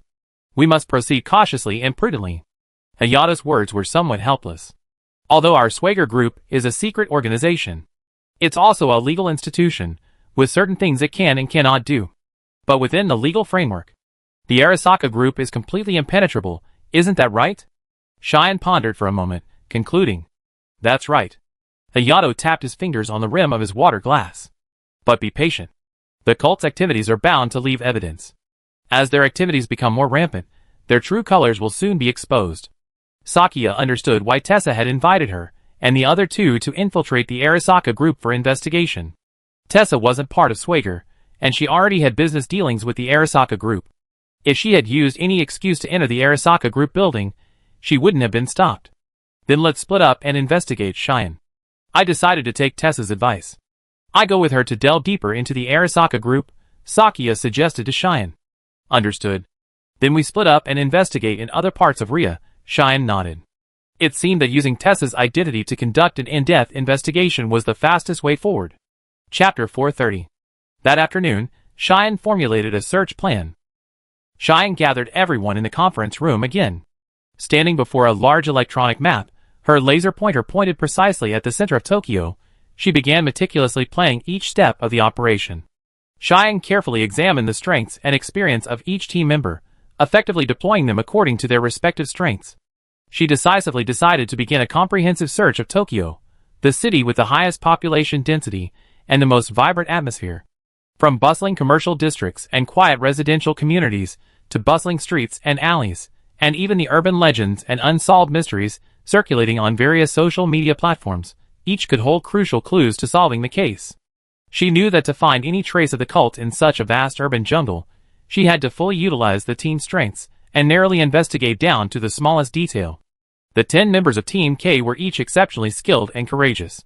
Cheyenne divided them into 5 teams of 2, each like 5 sensitive probes scattered across Tokyo, penetrating every corner of the city, silently searching for information that might otherwise be overlooked. They would conduct physical visits to the streets and alleys, while also skillfully navigating the online world to track potential targets. When assigning investigative tasks, Cheyenne carefully considered the characteristics of each team member and the complexities of the area they were assigned, striving to maximize the talents of each person and the location. Central District Cheyenne formed the first team with Operator H, a veteran investigator from Team K, and Operator M, proficient in computer technology and social media analysis. They were tasked with exploring the Central District, including bustling commercial areas like Ginza and Ryakunabashi. They would focus on high-end hotels, financial institutions, and social venues, while also scouring the internet for any information regarding the cult's activities. Minato Ward. The second team consists of Operator C, who is agile and familiar with the local terrain, and Operator J, who excels in interpersonal communication. They are responsible for searching areas like Roppongi and Akasaka, which are often home to multinational corporate headquarters and high-end residential areas, and may harbor traces of high-ranking members of the cult. Shinjuku Ward. Shinjuku Ward is densely populated and complex. Cheyenne dispatched Team K's camouflage expert L and veteran K to investigate Kabukicho and the area around Shinjuku Station, searching for any potentially concealed unusual activity. Shibuya Ward. Shibuya Ward, a hub of youth and trendy culture, is under the purview of Team K's young Operator D and female Operator G, skilled in data analysis. They will leverage their youthful energy to integrate into the local youth community and uncover clues in emerging cultural and social platforms. Taito Ward. Taito Ward, a blend of ancient and modern, is under the purview of Team K's history expert Operator P and trace detection expert Operator F. They will focus on the traditional areas surrounding Sensoji Temple and historical sites that could be used to conceal underground activities. Furthermore, Hayato's intelligence officers were assigned to the other 23 wards of Tokyo, including Koto, Shinagawa, Toshima, and Bunkyo, based on their respective areas of expertise and familiarity with each district. This ensured that each district had a dedicated officer in charge, forming a comprehensive surveillance network to rapidly gather and aggregate intelligence, thereby uncovering clues to the cult's activities in Tokyo, Ria. Hayato's personnel were now being mobilized by Cheyenne. Hayato would also assign which branch members were familiar with which areas. Soon, the intelligence officers of the Swadian Ria branch were ready to go. During this period, they would act like an invisible net, covering every corner of Tokyo's 23 wards. From government agencies and large corporations to humble shops and cafes, all could become potential locations for their intelligence gathering. This arrangement made Tokyo seem like it was covered in the eyes of the Swaggers, and no matter how small, no movement escaped their keen observation. This investigative method was not only efficient, but also highly targeted. It fully utilized human and technical resources, ensuring comprehensive and timely information, narrowing the target range as much as possible, and providing strong support and assurance for Sakiya and Tessa's subsequent in-depth investigation within the Arasaka group. And on the vast stage of Tokyo, a silent battle against the evil cult was quietly unfolding. While Cheyenne and the other operators rushed across Tokyo to conduct extensive investigations, Nineveh, due to her outstanding combat prowess and strategic value, was considered a key trump card of the Swaggers Kingdom branch, and was therefore retained at the branch as emergency backup. Despite her heavy responsibilities, she was free from strict constraints when not on urgent missions, allowing her to relax and unwind, such as going out shopping. While seemingly relaxed and at ease, she remained on high alert, ready to respond to any crisis. After receiving Tessa's news, Sakiya had a clear timeline in mind. Tessa would arrive in Tokyo in 2 days, and they would work together to infiltrate the Arasaka group. During this brief period, Sakiya and Nineveh could independently conduct preliminary preparations based on their own judgment and intuition. That day, Sakiya took the initiative to invite Nineveh to stroll through the streets of Tokyo. Sakiya and Nineveh, wandering through the neon-lit streets of Tokyo, gazed up at the massive LED screens surrounding the skyscrapers, beaming vibrant advertisements and real-time news. They explained, "Wow, Tokyo's level of digitalization is truly beyond imagination, even more so than the new spring and autumn city I'm familiar with. The smart holographic billboards, driverless taxis, robots, and even interactive public facilities on the streets are like a futuristic world straight out of a science fiction movie." Nineveh, hearing Sakiya's sentiment, a flicker of nostalgia and a faint smile crossed her eyes. She replied, "Indeed, to you now, all this may seem quite impressive, but in our distant past, when you lost your memory, in the ancient civilizations of the past, these so-called advanced technologies were not uncommon. The level of technological advancement back then far surpassed today, and the level of urban intelligence made even modern Tokyo pale in comparison." Sakiya's eyes widened as she looked at Nineveh beside her, a mixture of envy and curiosity. "I wish I could remember those past events, so I could better understand and adapt to the changes in this world." Nineveh gently patted Sakiya's shoulder and soothed her. "Don't worry, Sakiya. Even if you can't remember them now, your wisdom and adaptability will keep you shining in any era. And most importantly, we're here to accomplish our mission.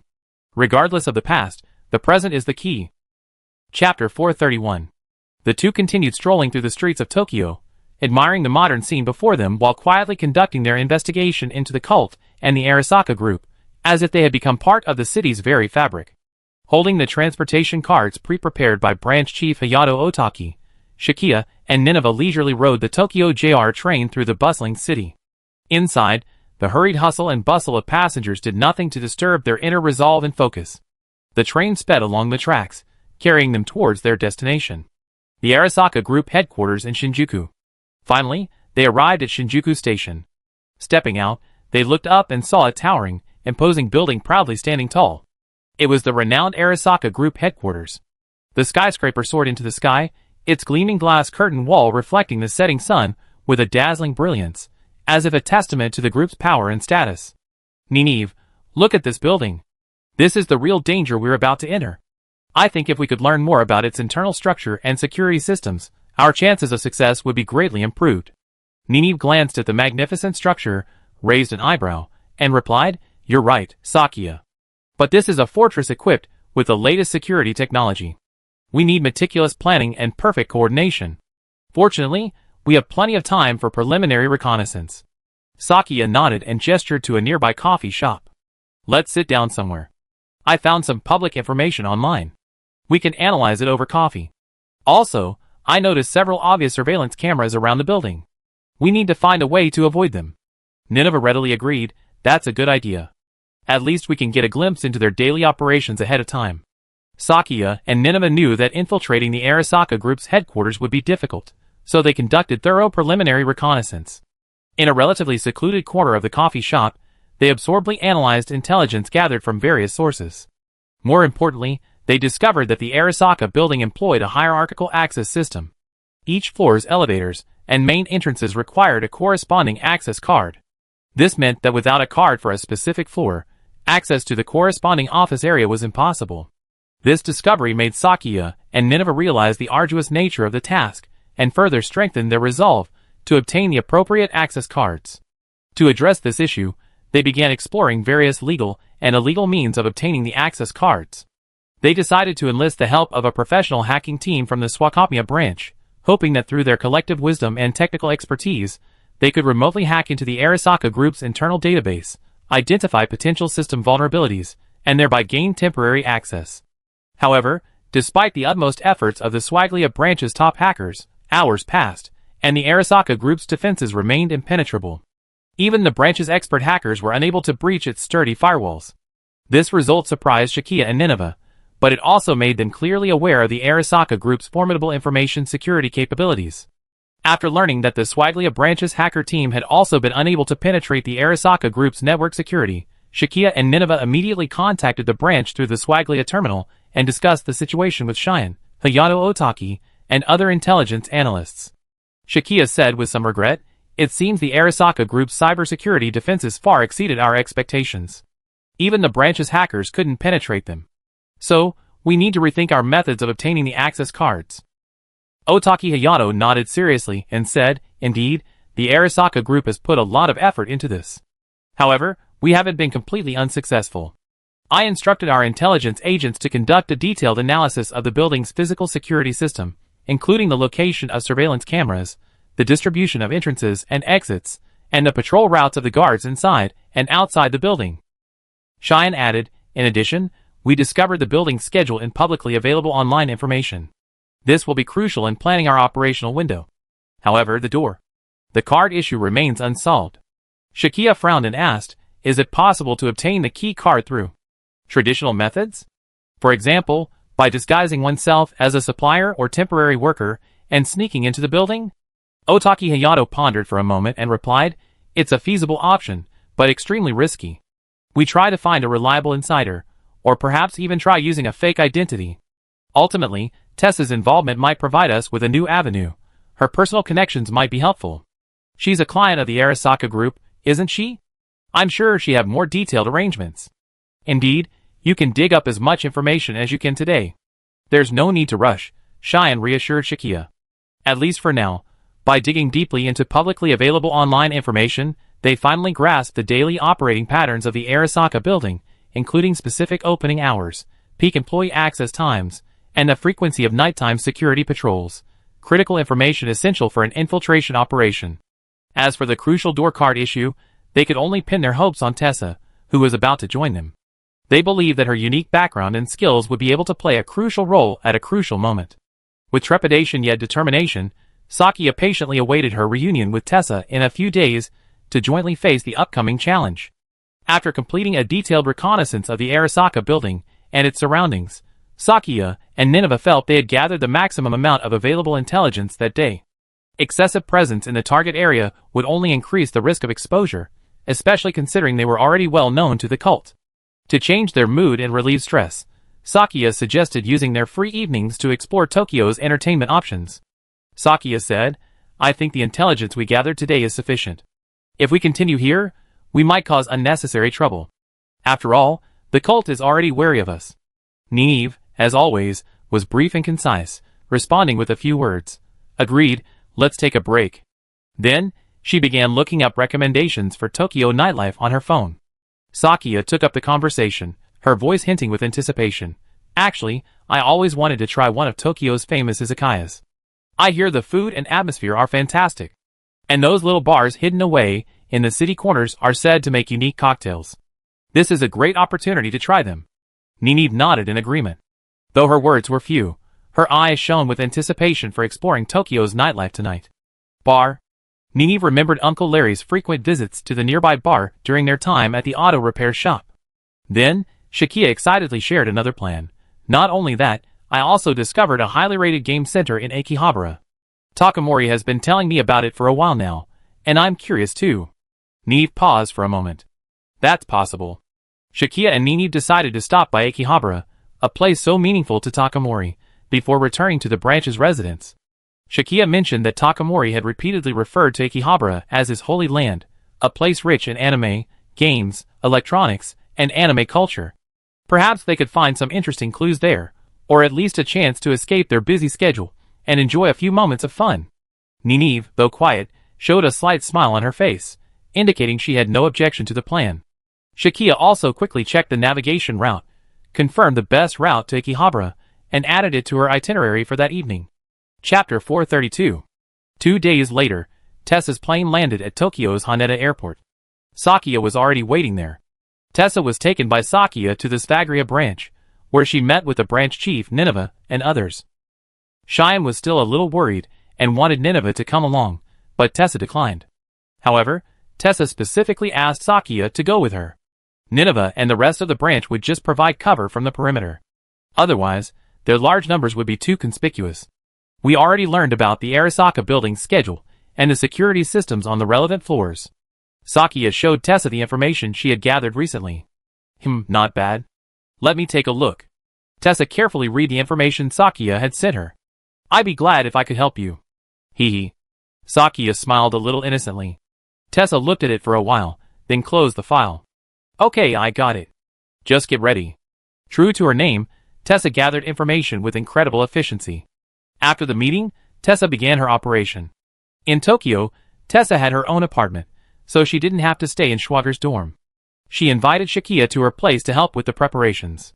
In Tessa's own apartment, Tessa and Shakia laid out their plan. Using her corporate identity, Tessa would select a company name from a cluster of businesses and pose as an interested client of the Arasaka Group's AI system, with Shakia acting as her assistant. Tessa's business background and social skills gave her extensive connections within the business community, which would be crucial in her infiltration of the Arasaka Group. I need to create an opportunity to naturally approach the heart of the Arasaka Group, Tessa explained. I had my assistant spread rumors about my interest in the Arasaka Group, and I'm sure someone will take the bait soon. Sure enough, a few days later, Tessa received an invitation from a senior executive at the Arasaka Group to attend a business reception at the Arasaka building. It was the perfect opportunity, and Tessa and Shakia immediately began preparing. Tokyo's nights are always dazzling, and in the heart of the city, the Arasaka building business reception was underway.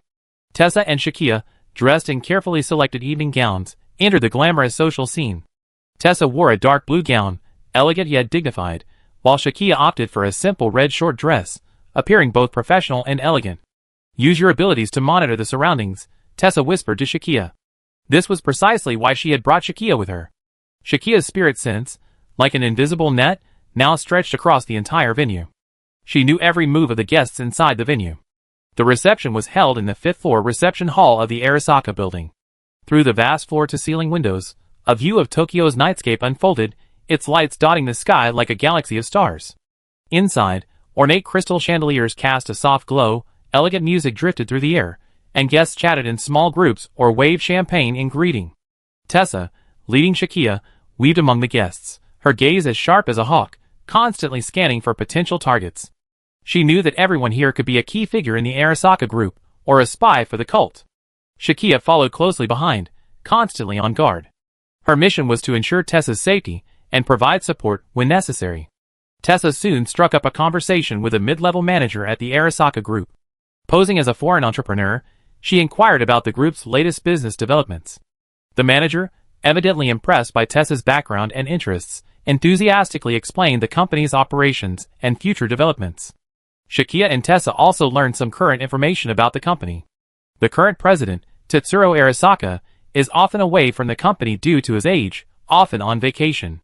His son, Takumi Arasaka, regularly manages the company's internal affairs. However, this management typically involves attending shareholder meetings. The Arasaka Group is currently primarily supported by the heads of 4 departments. They are Chief Technology Officer, CTO John Miller, Vice President of Construction, Construction Division, Mark Schmidt, and Vice President of Business, Business Division, Miki Nakamura. Military Security Department, Security Director, Ryota Sato. Unfortunately, they learned from the other party that Arasaka Group's president, Tetsuro Arasaka, was not at the reception, and it wasn't even known whether he was in Tokyo. Shakia listened quietly, her eyes flickering around, noticing a few people who seemed particularly interested in their conversation. She gently touched Tessa's arm and gestured with her eyes. Tessa understood and deftly changed the subject, discussing Tokyo's culture and art, to distract the suspicious individuals. "Someone's watching us," Shakia warned. "Okay, stay alert." The person monitoring them had now moved across the hall, seemingly looking elsewhere. It was hard to say whether they were members of the cult, as it was normal for such occasions to have a certain amount of security. As the reception progressed, Shakia gradually integrated into the group. They chatted with different people, gathering bits of information. Tessa's social skills and Shakia's witty responses made a good impression on the guests. However, their real target was the core members of the Arasaka Group, the senior executives who held the group's secrets. Finally, in a corner of the reception, Tessa noticed a figure. It was Miki Nakamura, a senior vice president of the Arasaka Group. A seemingly friendly professional woman. Tessa compared her profile. That's her, just like in the photo. She was chatting with several guests who looked high-ranking, periodically gazing out the window at the night view, as if waiting for something. Tessa knew this might be her chance to get close to the core of the Arasaka Group. She slowly walked towards the vice president, leading Shakia to her, exchanging business cards and smiles with several guests along the way. As they neared their destination, Tessa displayed her charm and intelligence. As a business owner with deep respect for the Arasaka Group, she expressed her hopes and interest in the company's future development. Vice President Nakamura appreciated Tessa's question and began to share some information about the group's business. She seemed to mention something about developing products to combat aging. Shakia quietly recorded the conversation on her phone, knowing that this information might hold the key to unlocking the secrets of the Arasaka Group. Tessa deftly steered the conversation, mentioning some of the Arasaka Group's recent life science projects. Because she had previous experience with the Arasaka Group, her words were truthful and elicited no suspicion. Tessa had it all under control. They had successfully piqued the interest of the Arasaka Group. However, they were also aware that several eyes were watching them, forcing them to remain vigilant. Tessa concluded her conversation with Nakamura, agreeing to return the next day with a business plan. At the end of the reception, Arasaka Group's mid-level management invited Tessa and the others who attended to visit the company headquarters to gain a deeper understanding of their operations. This was a huge breakthrough. Sakia and Tessa exchanged excited glances, knowing that the first step in infiltrating the Arasaka Group had been successfully taken. Chapter 433. Everyone, please come this way. As the Arasaka Group's cocktail reception concluded, Tessa and Shakia, along with other guests, followed a smiling middle-level manager on a carefully orchestrated tour. Their footsteps echoed through the spacious corridors, each step against the mirror-smooth marble flooring, as if infusing the heart of this commercial empire with rhythm. In the spacious hall of the construction department, various architectural models and design drawings were displayed, showcasing Arasaka Group's many iconic projects around the world. This model represented the group's ambition. Of course, the enterprise she worked for was no less significant than Arasaka. Tessa smiled at the sand table. "This is the heart of our construction department," the manager proudly introduced. The construction department has played an indispensable role in Arasaka Group's rise to industry leadership. Tessa and Shakia nodded in appreciation, their eyes wandering over the exquisite models, their minds pondering how to explore further. Then they arrived at the Commerce Department. The atmosphere here was completely different from that of the Ministry of Construction. It was bustling with activity. Phones rang and keyboards pounded as employees busily processed various international transactions. "Our business team is communicating with partners around the world to ensure the best interests of the Arasaka Group," a manager explained. Sakia cast an admiring glance at an employee who was video conferenced with a foreign client, while Tessa silently memorized the operation. Next, they toured the security department. Equipped with state-of-the-art surveillance systems and communication equipment, security personnel were on high alert, ensuring the safety of the group. The safety of the Arasaka group is our top priority, the manager said, leading them past rows of surveillance screens. However, when Tessa and Shakia tried to learn more about the Information Technology Department and the Security Core Research Department, the manager smiled and shook his head. I'm sorry, these two departments are the core confidentiality of the group and are not open to the public. Shakia and Tessa nodded in understanding, but a hint of disappointment flashed in their eyes. They knew that these two departments were likely connected to the secrets of the Order of the Stars, but for now, they would have to put it aside. When they reached the 30th floor in the elevator, the manager stopped. This is our observation hall, the highest floor accessible to guests, he said, pushing open a heavy door. Tessa and Shakia entered the hall and were immediately struck by the sight before them. Outside the huge floor-to-ceiling windows, the nightscape of Tokyo spread out before them like a dazzling painting. Countless lights, like stars on the ground, adorned every corner of this city. It's so beautiful. Shakia couldn't help but exclaim, her gaze lingering between the night sky and the city. I remember this building had 60 floors? Tessa hinted. The manager smiled and pointed upwards. Above the 30th floor is our R&D hub, housing our most cutting-edge technology. However, it's a restricted area. Even our employees are not allowed to enter. Tessa smiled slightly, a sly glance in her eyes. I understand. Every company has its secrets. But I'm curious, what exactly is the Arasaka group researching? A flicker of embarrassment crossed the manager's face. I'm afraid I can't reveal too much about this. I can only tell you that we're committed to advancing technology and creating a better future for humanity. Shakia and Tessa exchanged a meaningful glance. They knew this tour was just the tip of the iceberg. The true face of the Arasaka group remained hidden deep within the building. With the tour over, Tessa and Shakia left the Arasaka group building with the other guests. They maintained polite smiles, but their minds were occupied. Shakia whispered to Tessa, we need to find an opportunity. We need to go up and take a look. Tessa nodded, I arrange it. They knew the game had only just begun. In this building brimming with secrets, every corner could hold crucial clues, and they must carefully uncover each layer. But there was no rush yet. The night fell as dark as ink, and Tokyo's neon lights gradually illuminated the street in front of the Arasaka group building. Sakia and Tessa said goodbye at the tram station. Tessa quickly blended into the bustling city, while Sakia set off on her way back to the Swager branch. Back in the branch's dorm, Sakia didn't immediately dive into her intense work. She knew she needed plenty of rest to stay sharp for tomorrow's investigation. She laid down on her bed. Although filled with curiosity and doubt about the secrets of the Arasaka group, she tried to relax. In her dream, she seemed to be wandering among the skyscrapers of Tokyo, searching for secrets hidden beneath the lights. The first rays of morning sunlight filtered through the curtains, awakening Shakia. She quickly gathered her gear and, full of energy, headed for the intelligence analysis room. There, her colleagues had already begun their workday. The screens on the walls flashed with data and maps, and the desks were piled high with the latest reports and documents. In the hallway, Shakia encountered Cheyenne and the members of Team K, who were preparing to depart on a new mission. Cheyenne nodded and gave her an encouraging smile. Shakia returned the favor with a confident glance. There was no need for words between them. Their mutual understanding was sufficient. Shakia's gaze lingered for a moment on the large screen in the intelligence analysis room. She noticed something unusual in the Nakano area. A charity event had recently begun there, and someone appeared to be giving a speech. Her intuition told her that this might be related to the Order of the Stars. The Order had repeatedly used charity events as a cover for its covert activities in the past.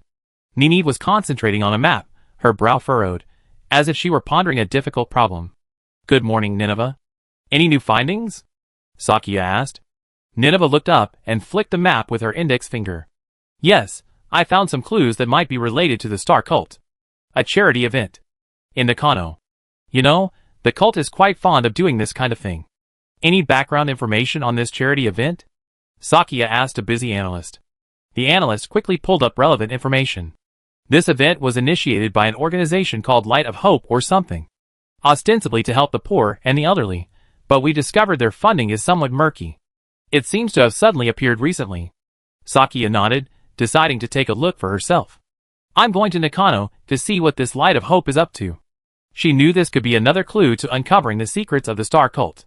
Putting on casual clothes, Sakia quietly left the Swager branch and set off for Nakano.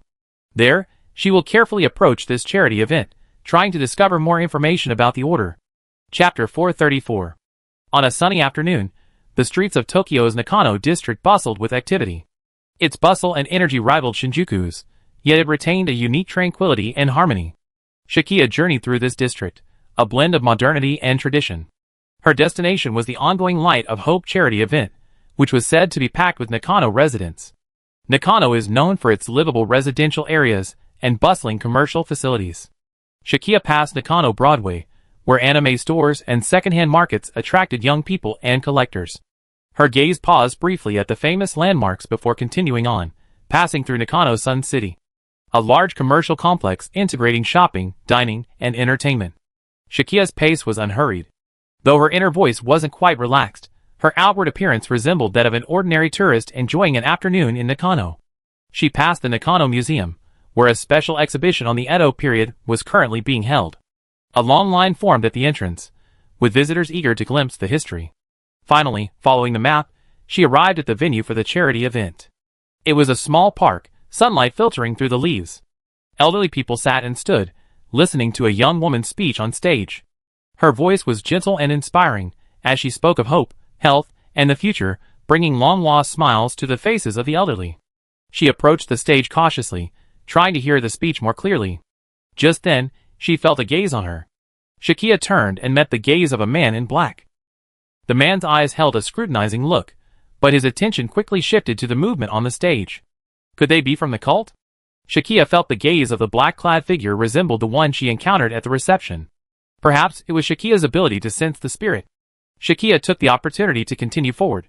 She noticed the woman giving the speech looked familiar. She had a feeling she'd seen her before somewhere. Anyway, Shikia pulled out her phone and started recording. Many people were recording at the scene, so this method was perfectly acceptable.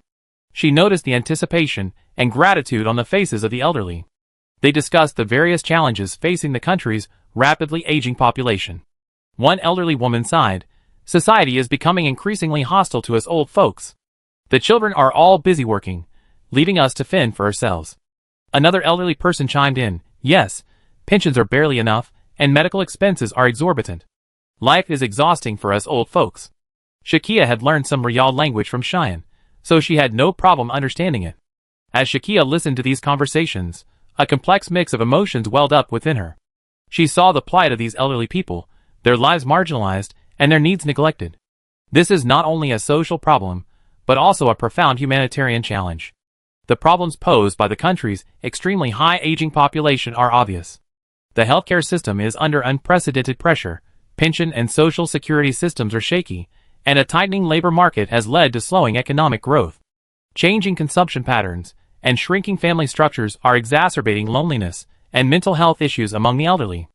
Housing and urban planning have failed to keep pace with the aging population, and the changing demands for education and training, as well as intensified intergenerational conflict, are all realities that the country must face. This isn't just a problem for this country. The entire world seems to be facing it.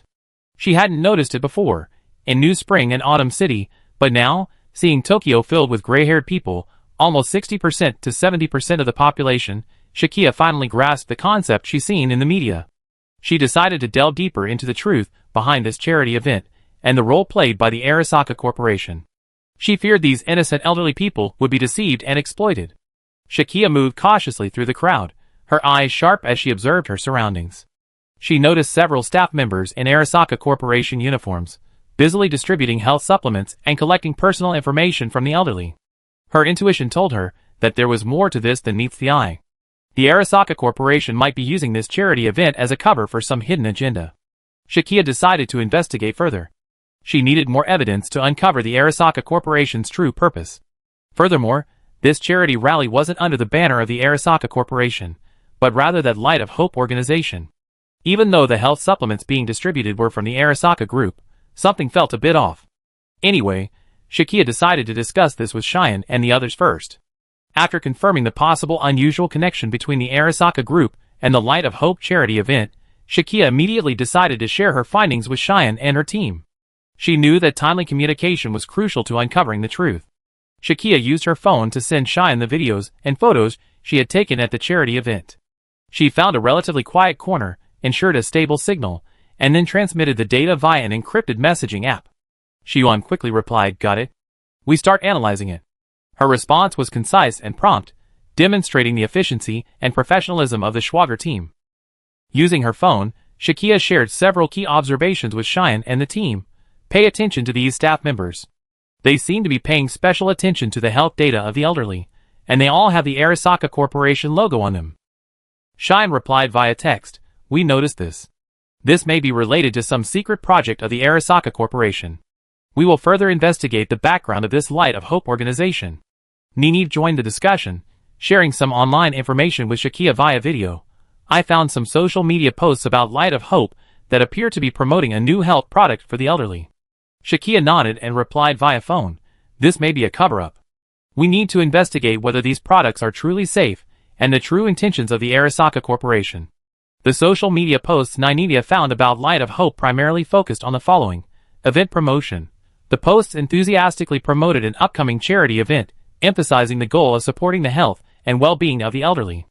The tone of the promotion was warm, expressing care and respect for the elderly. Health lectures.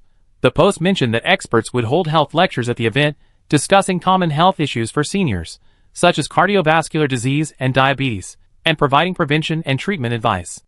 Free health product distribution. The promotion stated that Light of Hope would distribute free health products sponsored by the Arasaka Group at the event, claiming that these products could improve the quality of life and health of seniors. Success stories. The post shared several success stories of seniors using Arasaka Group health products, including positive feedback such as improved health and increased vitality. Call for participation. The post encouraged seniors and their families to participate in the charity event, emphasizing that it was a rare opportunity to receive professional health advice and support on site. Contact information. The post provided detailed event information, including the time, location, and contact information to facilitate registration. Ninive noticed that while the post's content appeared positive and helpful, it lacked detailed scientific evidence to support the effectiveness of the health products, nor did it mention possible side effects or contraindications. Furthermore, the promotional approach seemed overly commercial, which aroused her suspicions. She decided to share her findings with Shakia and Cheyenne for further analysis and investigation. Chapter 435. After completing her mission to obtain health supplement samples, Shakia felt a sense of relief. She decided to use this precious free time to explore Nakano Broadway, a place she heard Cheyenne tell her about but had never set foot in. Intrigued, Shakia entered this commercial facility, known as a mecca for anime and subculture. The interior of Nakano Broadway pleasantly surprised her. Compared to the bustling Akihabara, it felt more tranquil and comfortable. Shakia walked lightly through the automatic glass doors of Nakano Broadway, her eyes sparkling with curiosity about the unknown. She looked around, captivated by the historic building. The vintage posters on the walls and the dimly lit display cases exuded a nostalgic and warm atmosphere. Many nostalgic items are perhaps invaluable treasures among collectors. However, since Shakia had been thrown directly into this era, anything nostalgic seemed novel to her. Even on the fourth floor, there was an auction of celluloid prints of old anime. Of course, Shakia wasn't a professional. Perhaps Takamori would understand the value of these places better when he arrived. She walked from shop to shop, admiring the anime-themed merchandise, but she didn't stop. She knew Takamori was interested in these things, and didn't seem to know much about this place. It seemed that Nakano Broadway wasn't very well known internationally, but Tokyo locals loved it. Shakia stopped in front of a figurine shop, looking at the exquisite plastic figurines, imagining Takamori's eyes lighting up when he saw them. She wanted to buy one as a surprise for Takamori. It was a small model of anime characters, and she knew Takamori would love it. However, when she tried to pay, she was told the shop only accepted cash. Sakia suddenly realized she didn't have enough cash. And despite the technological advancements and widespread mobile payments in Riyadh, cash is still the dominant payment method at some specialty collectible shops. Sakia sighed and decided to go to a nearby bank to withdraw money. She remembered that the Shivager branch had provided them with a local bank card for their mission. She pulled the card from her pocket, silently grateful for Shivager's thoughtfulness. The bank was located on a quiet street. Sakia walked in and found it empty, with a few customers at the self-service kiosk. She walked to an ATM, inserted her card, entered her PIN, and selected the withdrawal service. The sound of the machine humming was particularly clear in the quiet bank. Sakia's finger had just pressed the withdrawal confirmation button when a sudden commotion erupted at the bank entrance.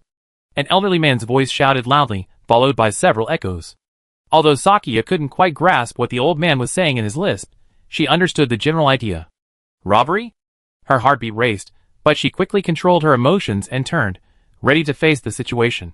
Four elderly men stood at the bank entrance, their knives gleaming coldly in the sunlight. Their faces bore the marks of time, but their eyes revealed a sense of helplessness and determination. The other customers present merely glanced at them, then returned to their own business, as if this scene was all too common. The security guard emerged from behind the reception desk, his steps steady, and a faint smile of resignation on his face. He looked at the elderly people, his tone tinged with impatience. You again? Didn't I tell you this is the age of cashless payments? You're robbing a bank? What era is this? Go away. One of the elderly people, his face wrinkled but his eyes determined, brandished a knife, pointed it at Shakia, and shouted at the security guard, Hey! Don't you have cash? His voice was tinged with despair and anger. Ouch. Shakia thought she had come to withdraw money at a truly inopportune moment. The security guard shook his head, a hint of impatience. Hey, stop it. If you weren't so old, I'd really throw you out. His voice revealed a deep sense of helplessness, as if this was a situation he had dealt with countless times. The elderly weren't buying it. One of them, a thin man with an unusually loud voice, shouted, Throw it out. Arrest us if you dare. His words were filled with defiance.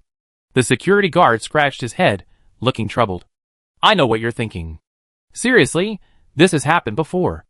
I'm telling you, even if you call the police, they won't arrest you. Want jail? I'm afraid that won't be easy. Hearing this, the elderly's arrogance immediately subsided, and a flicker of disappointment and frustration crossed their eyes. Their movement slowed, and they no longer held their knives high. Cursing, they sheathed their weapons and left in a huff, their backs looking somewhat forlorn. Shakia, initially bewildered, seemed to gradually grasp the situation. The elderly people must have been facing some kind of hardship. They were hoping to attract attention by robbing a bank. She quickly approached the security guard, her tone filled with concern. What's going on? Why would they do this? The security guard sighed and explained. These elderly people are residents of the nearby community. Many of them are struggling, their pensions insufficient to support them, and they have no other sources of income. They're trying to draw public attention and hope for some help. The police understand their situation and generally refrain from taking harsh measures. This is a long-standing problem here. Shakia's heart was filled with sympathy. She knew this wasn't just a simple robbery. It was a microcosm of a social problem. She withdrew the cash, carefully placed it in her wallet, and quickly left the bank. Shakia stood outside the bank, watching the elderly people walk away. A complex mix of emotions filled her. Witnessing their helplessness and despair, she gained a deeper understanding of the social problems brought on by a rapidly aging population. She knew this kind of environment was exactly what the Order of the Stars desired. They often sought exploitable targets in times of desperation. She decided to take action. The elders hadn't gone far yet, and Sakia planned to secretly follow them, perhaps gaining some clues. Sakia cautiously followed the elders, maintaining a safe distance. Her steps were light and steady, like those of a seasoned scout, trying to avoid attracting their attention. Chapter 436. The elderly men hadn't gone far yet, and Sakia planned to secretly follow them, perhaps gaining some clues. Sakia stood outside the bank, watching the elderly men walk away. A complex mix of emotions filled her heart. Witnessing their helplessness and despair, she gained a deeper understanding of the social problems brought on by the rapidly aging population. She knew that this was exactly the kind of environment the Order of the Stars desired, as they often sought exploitable targets in desperation. She decided to act. Sakia cautiously followed the elderly men, keeping a safe distance. Her steps were light and steady, like those of a seasoned scout, trying not to attract their attention. Sakia's steps were light and cautious as she navigated Tokyo's old residential areas, narrow and winding streets lined with mottled walls and rusty iron gates. Her gaze was fixed on the backs of the elderly men, whose slow steps seemed to carry the heavy burden of life with each step. As the elderly entered a dilapidated apartment building in a rundown neighborhood, Sakia paused. She glanced around, making sure no one noticed her presence. The building's exterior walls were covered in vines, and the paint on the windows had peeled, giving it a feeling of being forgotten by time. She arrived at the room the elderly had entered. A thin ray of light shone beneath the door. Sakia crouched down and peered through the keyhole. She saw the elderly sitting around a shabby table, scattered with documents and photos. Their faces were filled with worry and anticipation, as if they were discussing a final hope. She approached the door, her ear pressed against it, trying to pick up any sound from within. The door was thin, and she could hear the intermittent chatter of the elderly. She concentrated intently, trying to discern their words. She heard their complaints about their current living conditions, their voices filled with helplessness and bitterness. Our pensions aren't enough to cover our medical bills, let alone our daily expenses. One elderly man's voice trembled, revealing the hardships of life. Yes, I worked so hard all my life, and in the end, I don't even have a place to call home, another sighed, a hint of sadness in his voice. We, the elderly who have never married, have no family, no children, and we have to rely on ourselves. A third elderly man's words betrayed a deep sense of loneliness. Now we can only live together in our old age. At least there's someone to talk to and look after each other. A slightly optimistic voice tried to comfort the others. We have no way out, a hoarse voice said, sounding full of helplessness. But can those people really be trusted? Another voice spoke with clear doubt. What else can we do? At least they've given us a glimmer of hope. The first voice spoke again, a hint of despair in its tone. They mentioned those people. Were they members of the order? Sakia's heartbeat quickened. She realized the elderly might be in some kind of predicament, perhaps connected to the Order of the Stars. She knew she had to be more cautious. Any rash action could expose her identity, and even endanger the elderly. Yes, I went to get some health supplements from them today, one of the elderly men said with a smile. At least someone is still doing something good. Health supplements? Shakia probably understood what they were talking about, that ray of hope. It was indeed suspicious. Alas, they're just SOSO. Far water can't quench near thirst. The old men continued chatting. It seemed they had gathered enough intelligence, and it was time for Shakia to leave. She gently pushed open the door of the apartment building, opening it just wide enough for her to slip sideways, making no sound. The building was dark and cramped, and the air was thick with a musty smell. It was time to leave. She walked alone through the streets and alleys, witnessing the daily lives of the residents. On both sides of the street, dilapidated wooden houses and concrete buildings huddled together, faded curtains hanging on the windows. Occasionally, a few worn wind chimes chimed mournfully in the breeze. A group of children played in a narrow open space, their laughter ringing out against the barren landscape. Their clothes were tattered, their faces dusty, but their eyes gleamed with a carefree light. Big sister, make way! Several children ran toward Shakia, forcing her to quickly sidestep. Shakia watched them, a bitter tenderness welling up in her heart. Not far away, an elderly woman sat on the doorstep, fanning herself slowly with a worn fan. Her face was etched with the marks of time, and her eyes revealed a deep sense of fatigue and helplessness. Beside her, an old cat lazily lay in the sun, enjoying the rare warmth. Shakia passed a small shop. The shelves were sparsely stocked with merchandise. The owner was wiping the counter with a dirty cloth. The lights were dim, and the air was thick with a musty smell. The owner looked up at Shakia, his eyes filled with a mixture of wariness and habitual indifference.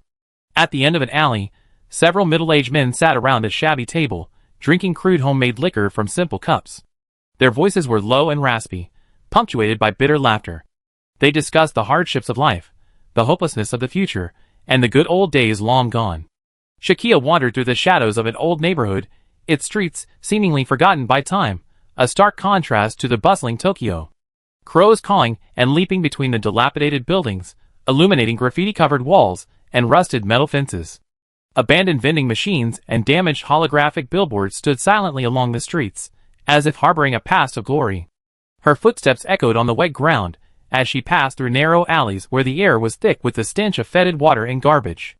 In this dark corner of the city, the wreckage of technology intertwined with scenes of impoverished life, creating a scene reminiscent of the apocalypse. She noticed a faded sign at the entrance to the complex, bearing the name.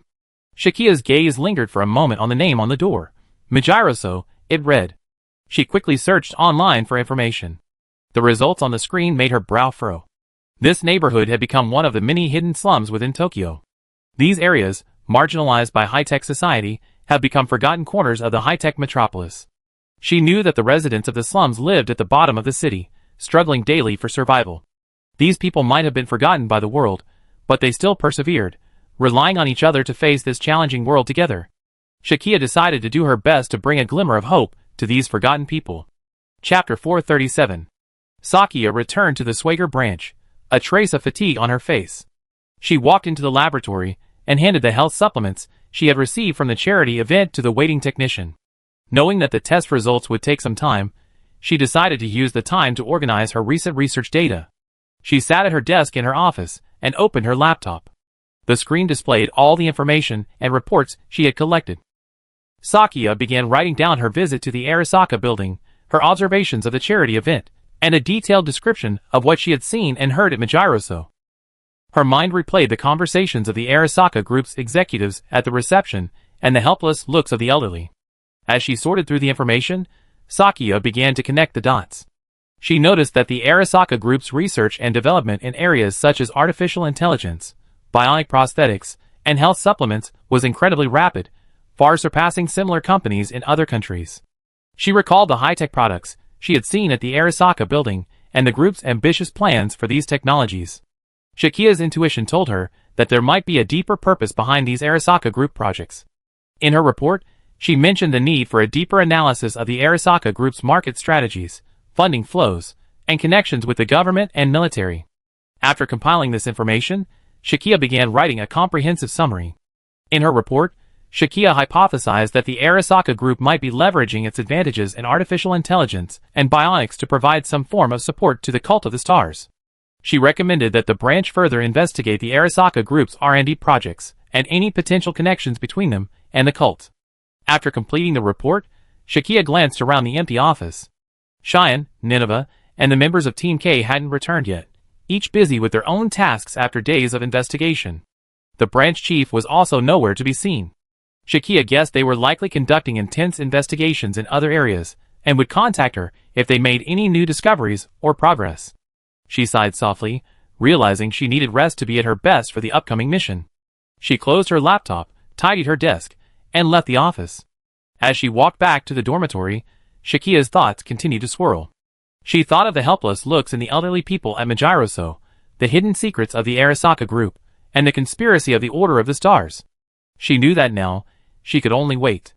It was already evening. After dinner, Shakia decided to retire early. She washed up briefly, and lay down on her bed. She closed her eyes, trying to let go of all her worries and fatigue. In the quiet night, she let her breathing gradually become steady, and slowly drifted off to sleep. The night's tranquility was shattered by the sound of an emergency communication, startling Shakia awake. Cheyenne's voice came over the radio. "Shakia, this has happened suddenly. A resident of Koenji has been attacked by an unidentified creature. We need you to come. This is urgent." Shakia quickly gathered her gear, a sense of urgency filling her heart. She hurried out of the dormitory and into the branch's parking lot. There, an assistant named Sheena had been waiting, her expression focused and calm. "Get in, Shakia." Sheena, a petite and adorable-looking girl, opened the car door for Shakia and gestured for her to get in. With Sheena at the wheel, the car weaved through the streets of Tokyo. The city seemed remarkably quiet at night, with only the occasional streetlight casting a shimmering light. Soon, they arrived at Kojindra Temple. The crime scene had been tightly sealed off by police, with police tape fluttering in the night breeze. Shakia got out of the car and quickly scanned the scene. Cheyenne, Team K, and Nineveh were already there, their expressions serious as they coordinated with the police. Other members of Swagger also arrived, each armed with specialized equipment, ready to conduct a thorough investigation of the scene. "What's the situation?" Shakia approached Cheyenne, her voice tinged with concern. "Not very optimistic," Cheyenne replied, her brow furrowed. "Our initial assessment suggests the attacker may be some unknown creature. The victim's wounds are very strange, and we suspect they're connected to the Star Cult. There's residual familiar energy." Operator J from Team K tested the victim's body with an instrument, which responded. Shakia nodded, her gaze turning to the police and Swagger personnel, who were meticulously examining every corner, searching for possible clues. She knew this incident might be more than a simple assault. There might be a deeper conspiracy behind it. Shakia stood at the crime scene in Koenji, a sense of foreboding rising within her. Her gaze passed through the police cordon and fell upon the busy Swagger personnel. She knew that if this incident was truly connected to the Star Cult, the situation was far more serious than it appeared. "Cheyenne, I'm going to investigate Majiroso." Shakia's voice was firm. Her intuition told her that there might be important clues there. Nineve immediately said, "I go too." But Shakia shook her head, her gaze sweeping over Cheyenne and the other team members.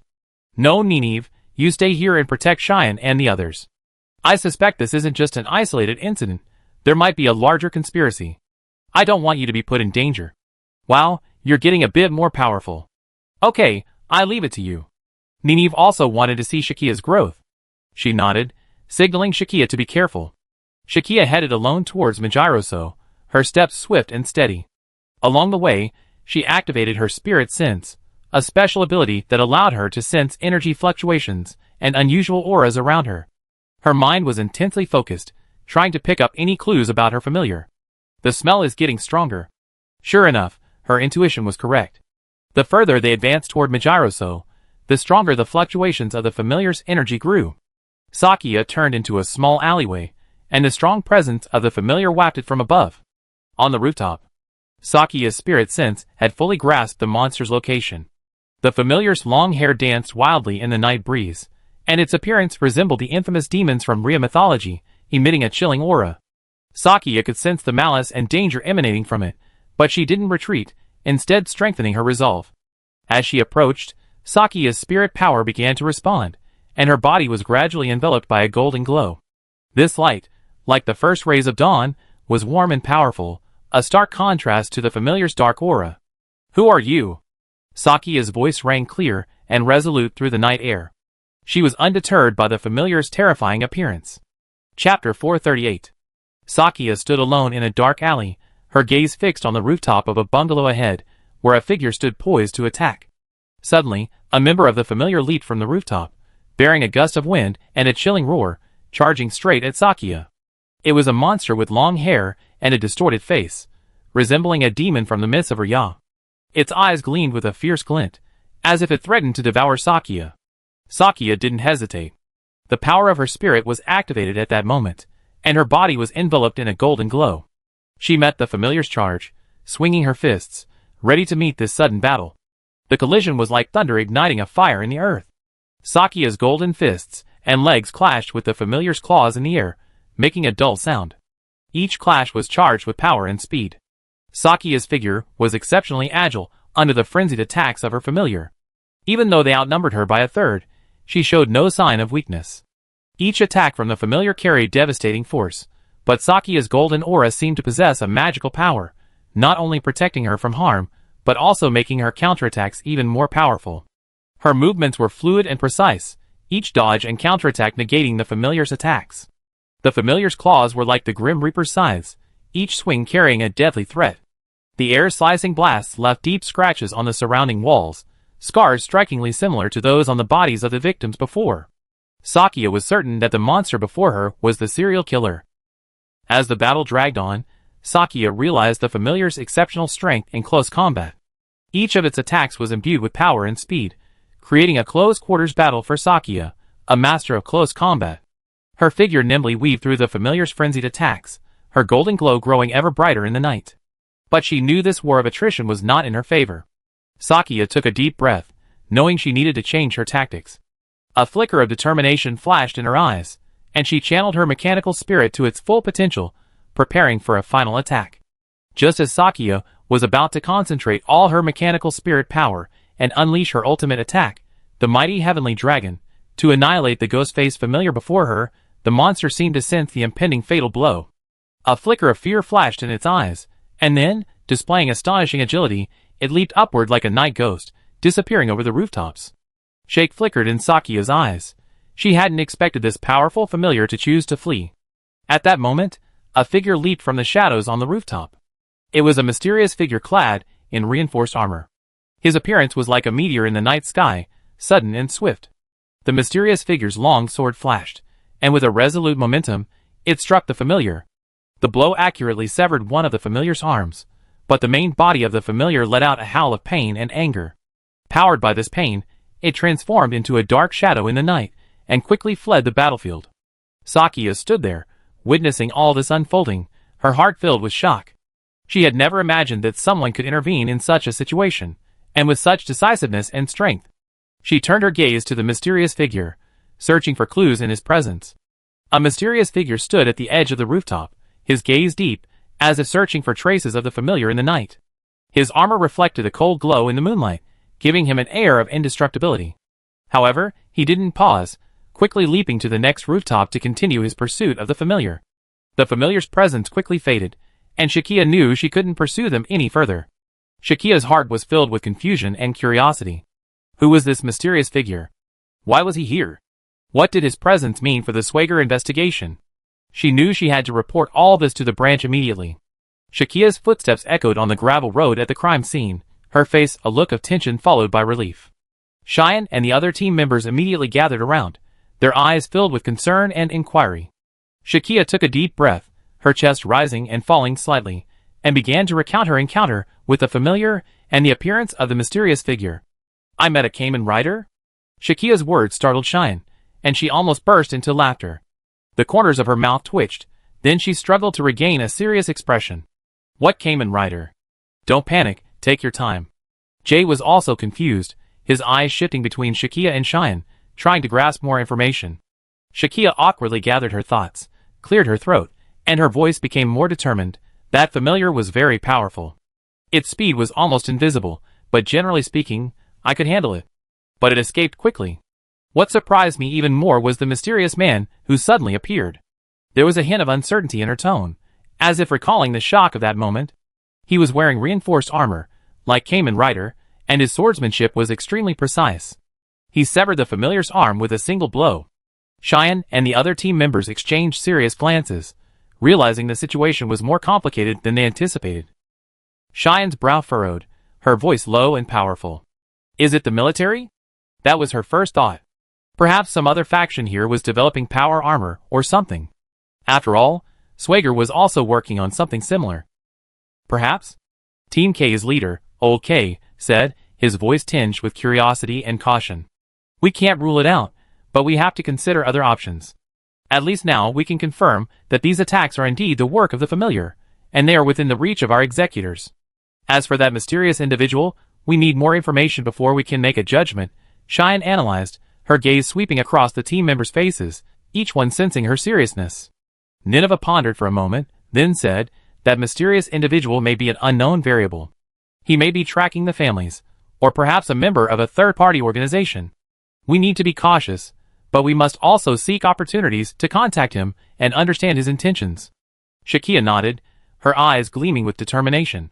Whoever this mysterious individual is, we must not let our guard down. I will continue the investigation, uncovering the family's origins and also uncovering the true identity of this mysterious individual.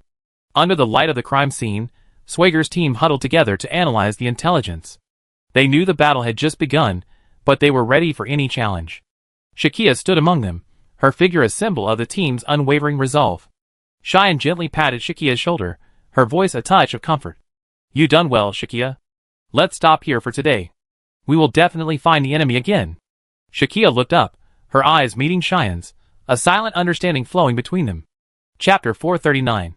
Summoned late at night for a mission, Shakia slept until noon.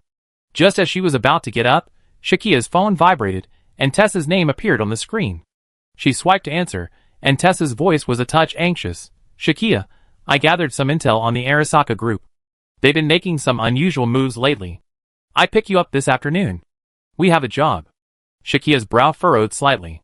The mention of the Arasaka group's name again made her feel unusually nervous. She replied briefly, Okay, I be ready.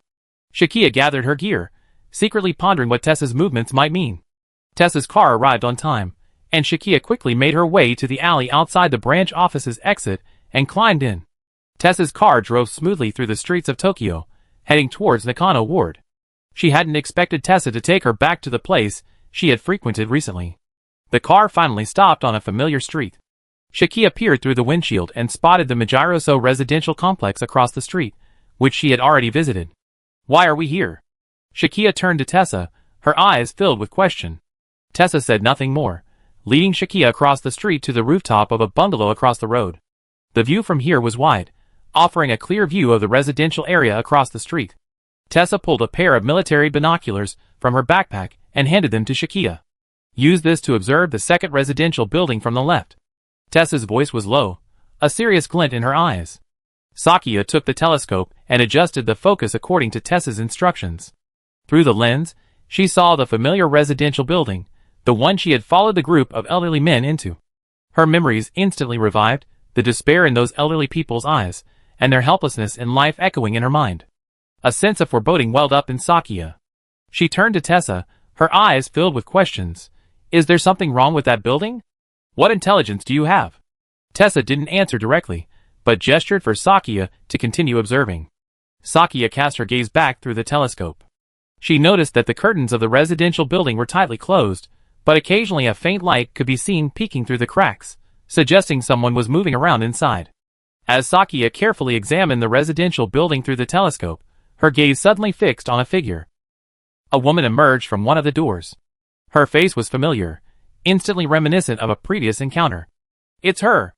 Someone from Light of Hope. Shakia's voice was filled with surprise and confirmation. She saw the woman who had previously sold health supplements at the Light of Hope charity event. Her presence was undoubtedly connected to the Arasaka group's covert activities. It seems you're aware of that charity, Tessa said. Shakia had also investigated that event and even obtained samples of the health supplements. They were currently being tested at the Schwager branch. Tessa raised an eyebrow, motioning for Shakia to continue. Shakia's brow furrowed slightly as she recalled the incident. That event looked like a normal charity event, but something felt off. The woman was giving a powerful speech on stage, but I noticed the elderly people in the audience seemed manipulated. Their expressions and reactions were strange. Tessa listened intently, her gaze returning to the woman in the telescope. She pondered for a moment, then said, "This might mean that Light of Hope is more than meets the eye.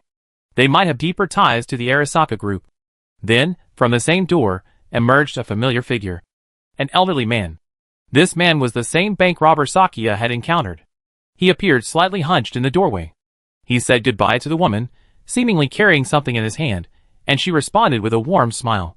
"That old man is?" Sakia continued. "Do you know him?" Tessa asked. "Well, sort of." Sakia began to describe the events. "I was withdrawing cash at the bank a while ago when I encountered a group of elderly people attempting to rob the bank. They hoped to be jailed for the crime, and thus solve their retirement problems. One of them, armed with a knife, was this old man. I later peeked over and saw that they were 4 elderly people, working together to support their retirement." Tessa's expression grew serious, realizing that the situation might be more complicated than she had anticipated. "Are these elderly people connected to the woman from Light of Hope?" Tessa pondered. "Is the Arasaka group taking advantage of their predicament?" Shakia offered her speculation. Tessa's eyes flashed with a sharp glint. She said to Shakia, "Let's go meet that woman. We need to get into the complex before she leaves." Her voice was firm and forceful, without a trace of hesitation. "Wait. We're not wearing uniforms." Shakia knew that in Riyadh, gas company workers and other personnel generally wore uniforms. "It's okay, I just have this."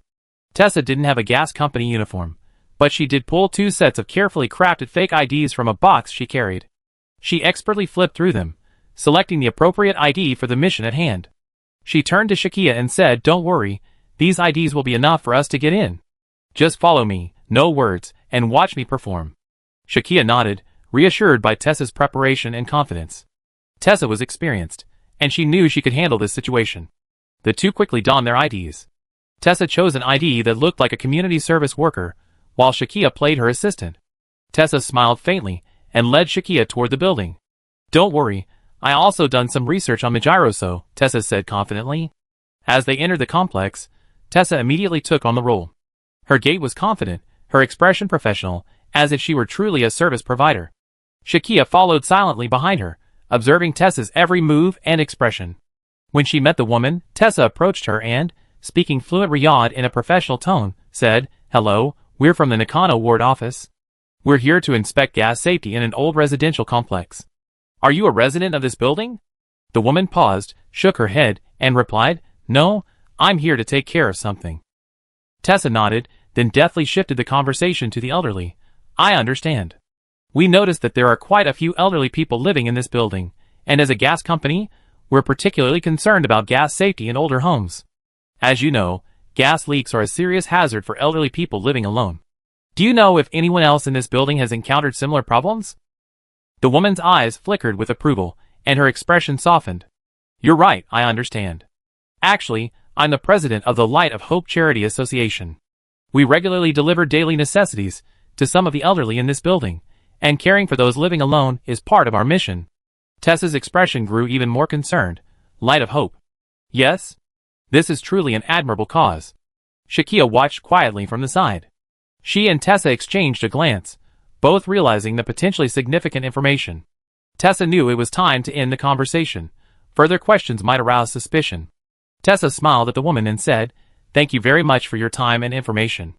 We will continue our investigation. I wish you all the best with your charity." The woman returned the polite smile and departed. Tessa and Shakia watched her go before turning back and heading deeper into the residential complex, their investigation quietly underway. Chapter 440.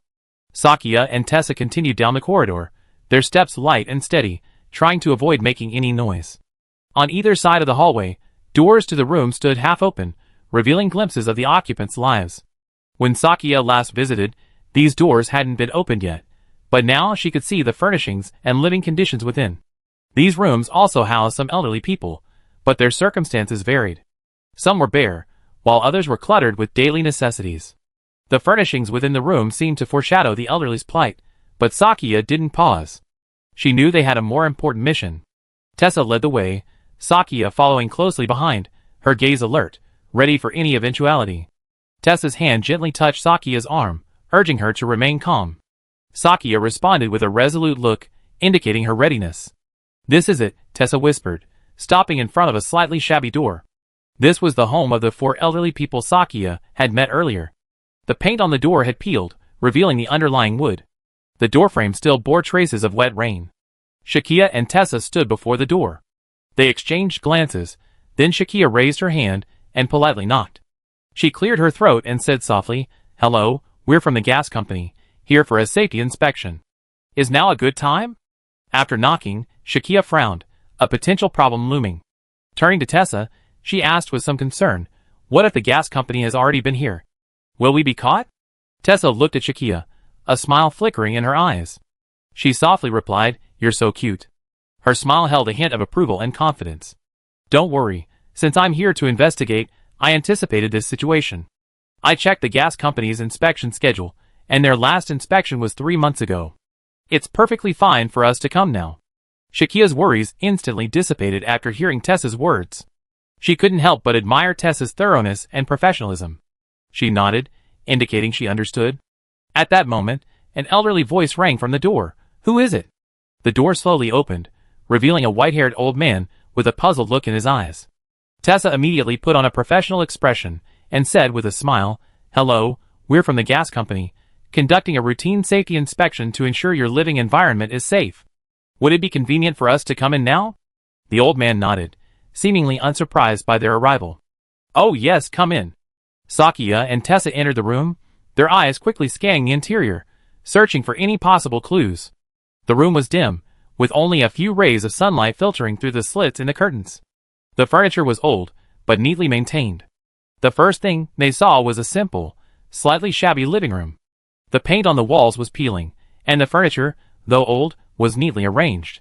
Tessa attracted the old man's attention, who had opened the door, and led him to the kitchen to check the gas meter and pipes. Meanwhile, Shakia began to investigate the house. She fixed her eyes on a table covered with documents and notebooks. She carefully flipped through them, hoping to find records or other useful information related to the Light of Hope charity. In a corner of the room, a pile of supplies sent by the charity, including food and daily necessities, lay. She carefully examined the packaging and labels, searching for any possible clues. However, the packaging alone revealed nothing suspicious. They were all food and daily necessities that could be purchased at a nearby supermarket. Could it be that the woman from the charity was simply there to offer a helping hand? Shakia, fearing she might have wronged someone, hesitated to continue searching, taking a few photos and leaving it at that. In a corner of the living room, she noticed the door to another room slightly ajar. Through the crack, she could see 3 elderly people inside. One of the elderly men had a bandage on his right hand, and the arm exposed beneath the bandage was a short section, clearly a recent injury. The other 2 were busy tending to him, their movements clumsy but full of concern. Seeing this, Shakia couldn't help but peek inside out of curiosity. The 2 elderly men caring for the wounded seemed somewhat dazed. They simply turned their heads, gave Shakia a cold glance, and then returned to their duties. The man lying on the ground, upon seeing Shakia's face, a flash of panic crossed his eyes. He quickly tried to turn away, but his movements were clumsy and painful. His companions gently soothed him, trying to calm him down. Shakia felt a surge of sympathy. She quietly went to the kitchen and asked the man who had opened the door, "What happened to this old man? Is he injured?" The old man who opened the door sighed, his tone resigned. This old friend, even at his age, still works on the construction site to earn a living. Unfortunately, he fell from a scaffold and broke his arm. The doctor said amputation is the only way to save his life, but we can't afford the medical and hospital bills. Now he can only return home and lie down, relying on us old friends to take turns caring for him. As for what to do next, we're at our wits' end. Tessa and Shakia exchanged a glance, each reading deep worry in the other's eyes. This situation is not uncommon in the Majiroso neighborhood, and the living conditions of these elderly people are worrying. Shakia resolved to do her best to help these helpless elderly people. I also report the situation here to our superiors, and see if there are any social resources that can help you. Shakia's voice was firm. She knew that while their investigation mission was important, the humanitarian concerns at hand could not be ignored. The old man who opened the door smiled gratefully. Thank you. We're so grateful to have such kind people like you care about us. Shakia gently pulled over a chair, and sat down across from the man who opened the door. Her eyes were gentle, and a sincere smile graced her face. She began chatting with the man, listening to his story. His words were filled with the vicissitudes of life, and the frustrations of life. Shakia listened patiently, nodding occasionally in understanding and sympathy. Tessa took this opportunity to investigate in the living room. As the conversation deepened, Shakia skillfully steered the conversation towards the Light of Hope charity. She said, "We just met a woman downstairs. She said she was from the Light of Hope charity. Are they doing any activities here?" A complex expression flashed across the old man's eyes. He sighed and said slowly, "Light of Hope, they occasionally come here and bring us some food and supplies. But honestly, this help is just a drop in the bucket for us old folks. Our lives are already difficult, and sometimes even basic medical care is a problem."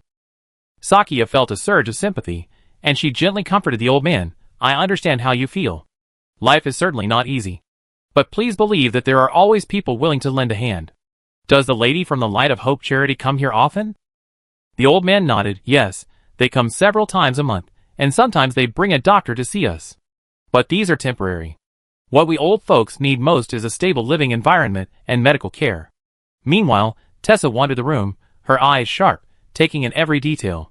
She searched for clues that might be connected to the Arasaka group. Tessa's gaze fell on the Light of Hope health products and flyers placed on the windowsill.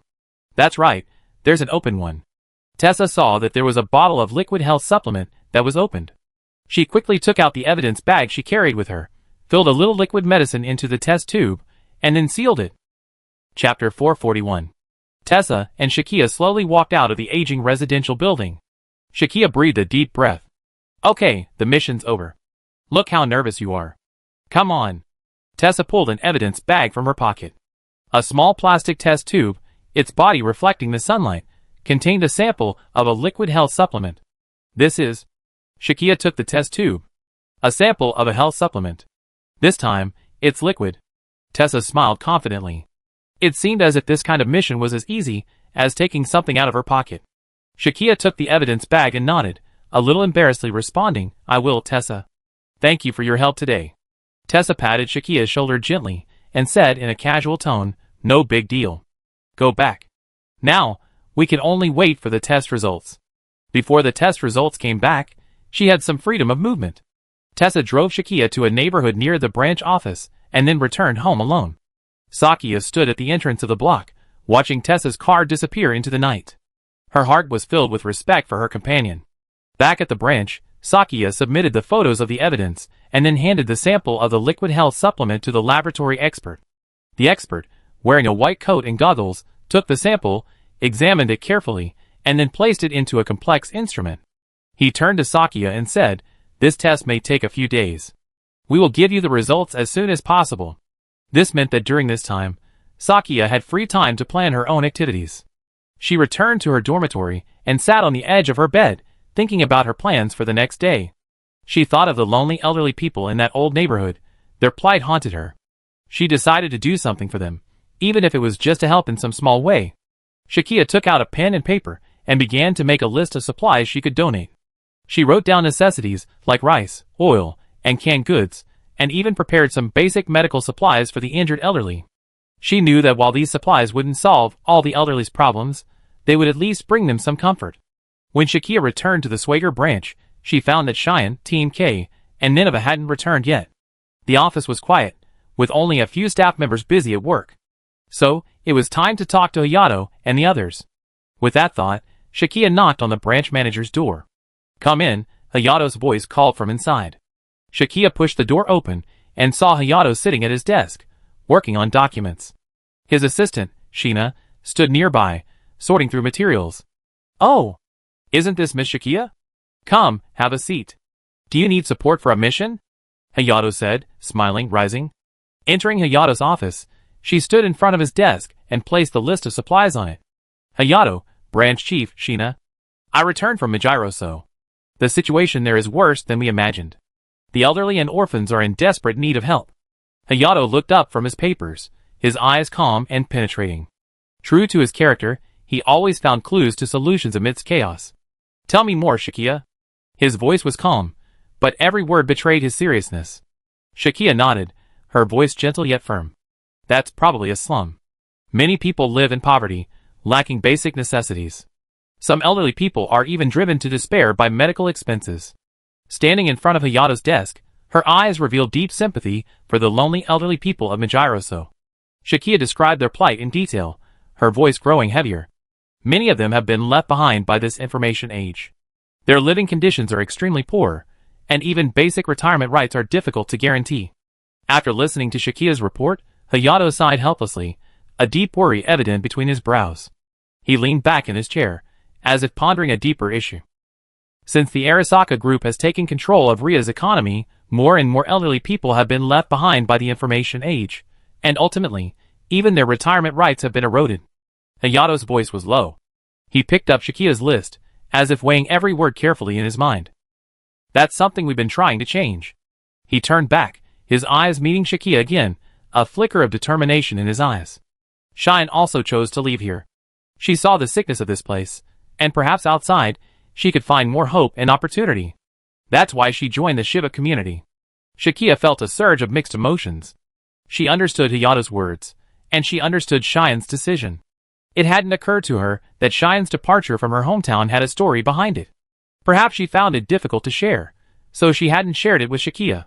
Shina listened, her hand unconsciously fiddling with the pen on the table, a hint of anxiety evident. "Oh my God, this is terrible. Is there anything we can do?" Her words were filled with a hint of urgency. Though a bit brash, Shina's concern was genuine. Hayato pondered for a moment, then made a decision. "Ms. Shakia, I will approve the funds.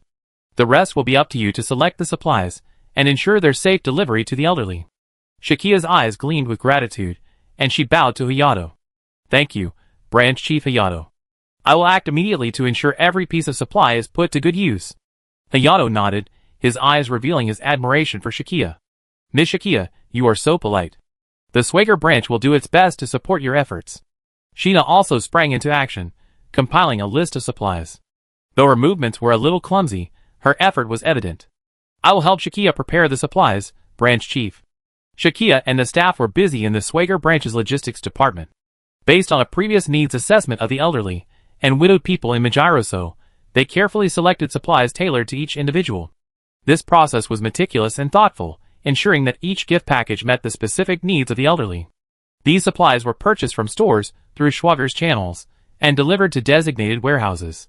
First, they prepared basic necessities such as rice, cooking oil, canned goods, and some simple medical supplies. These were considered to be items that the elderly might have difficulty purchasing or affording. Next, Sakia and the team, mindful of the health concerns the elderly might face, added some commonly used over-the-counter medications, such as painkillers, cold medicine, and bandages, as well as some basic health products, such as vitamin supplements. Because Raya is prone to disasters, to ensure the elderly are prepared for emergencies, they also prepared emergency relief items such as flashlights, hand crank generators, emergency blankets, and a simple first aid guide. Sakia placed particular emphasis on considering the elderly's personal preferences and potential special circumstances.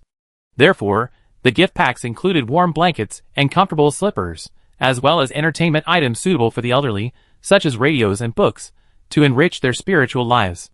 During the selection process, Sakia and the staff also paid special attention to the packaging of the supplies, ensuring they were both practical and easy to carry, making them convenient for the elderly.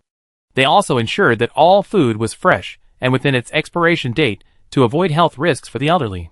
Finally, Sakia personally inspected each gift package to ensure no important items were missing. She understood that these packages were more than just a delivery of supplies. They were a symbol of Shivajira's care and respect for the elderly. Through these preparations, Sakia and her team hoped to bring warmth and hope to the lonely elderly in Majiroso. Chapter 442. Shakia stood beside 3 trucks laden with goods. Beside her stood a group of team members in work clothes, including the ever-flustered Sheena. Their eyes were fixed on Shakia, awaiting the signal to depart. "Are you ready?" Shakia's voice rang out clearly in the stillness of the early morning. Her gaze was resolute, scanning each team member's face. "Ready!" The team members responded in unison, their voices filled with anticipation and determination. Shakia nodded, turned, and jumped into the passenger seat. The driver started the truck and slowly drove out of the warehouse parking lot, heading towards Majiroso. The wheels carved ruts on the streets of Tokyo, laden with hope and warmth. By the time they arrived at Majiroso, sunlight had already bathed the entire neighborhood. Shakia and the team members quickly parked the truck in front of the gate and began unloading the carefully packed gift packages. Each package was heavy, filled with rice, oil, canned goods, medical supplies, and a soft blanket. Sakia led the team, visiting every household. They knocked gently, and each time footsteps sounded behind the door, a warm smile crossed their faces. At one house, a white-haired elderly woman, who lived alone, opened the door and looked at them with confusion. Sakia stepped forward, her voice gentle but firm. "Hello, grandmother, we are from the district office. We have some daily necessities for you. We hope they will be of some use to you." A flash of surprise flashed in the elderly woman's eyes, then gave way to gratitude. With trembling hands, she took the gift package, tears glistening in the corners of her eyes. "Oh, my children, you are so thoughtful. I can't remember the last time someone showed such concern for me." Shakia gently grasped the elderly woman's hand, her eyes filled with warmth. "Please don't say that, Grandma. We just want to do our part." As the visit continued, Shakia and her team gradually delivered gift packages to each elderly person. Their arrival was like a warm spring breeze, dispelling the loneliness and coldness in the hearts of the elderly. Next, it was time to visit the elderly person's home. This time, a young staff member took the lead and gently knocked on the familiar door. The door slowly opened, revealing an elderly man with white hair. His eyes revealed a hint of wariness, as if he wasn't welcoming these unexpected visitors. The staff member smiled politely, and was about to introduce himself, when Shakia stepped out from behind him, and stood before the elderly man. The old man's expression changed the moment he saw Shakia, his wary gaze giving way to surprise. "Oh, it's you, the lady from the ward office, who came yesterday." Shakia responded with a gentle smile, her voice soft and kind. "Hello, sir, we're here again. Today we brought some daily necessities, hoping to help you and the other neighbors." The old man's face lit up with gratitude. He stepped aside, inviting Shakia and her team into the house. Come in, come in. Thank you so much for troubling you."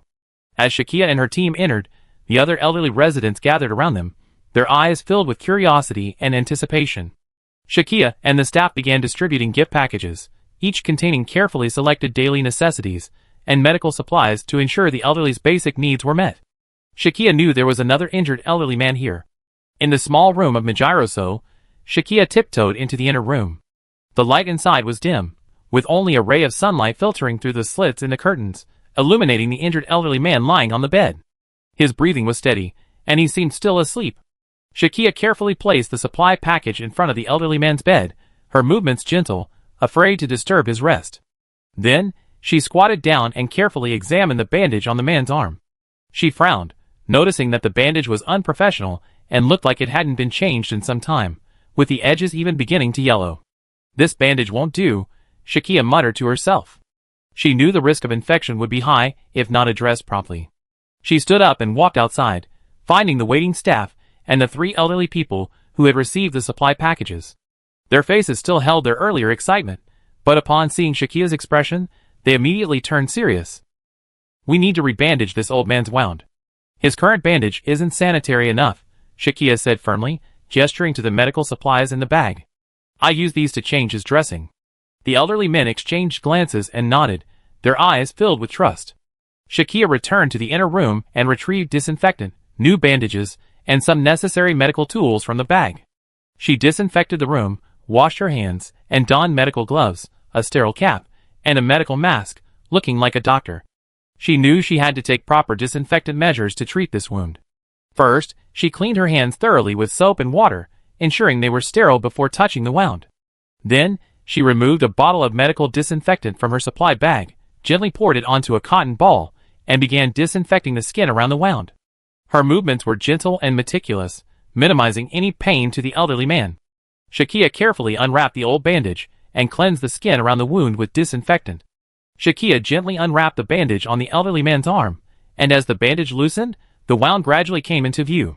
She paused involuntarily, for the wound she saw was unlike any other she had ever seen. The wound was unusually neatly severed, lacking the usual bloody mess, and showing no signs of gradual healing like a normal amputation.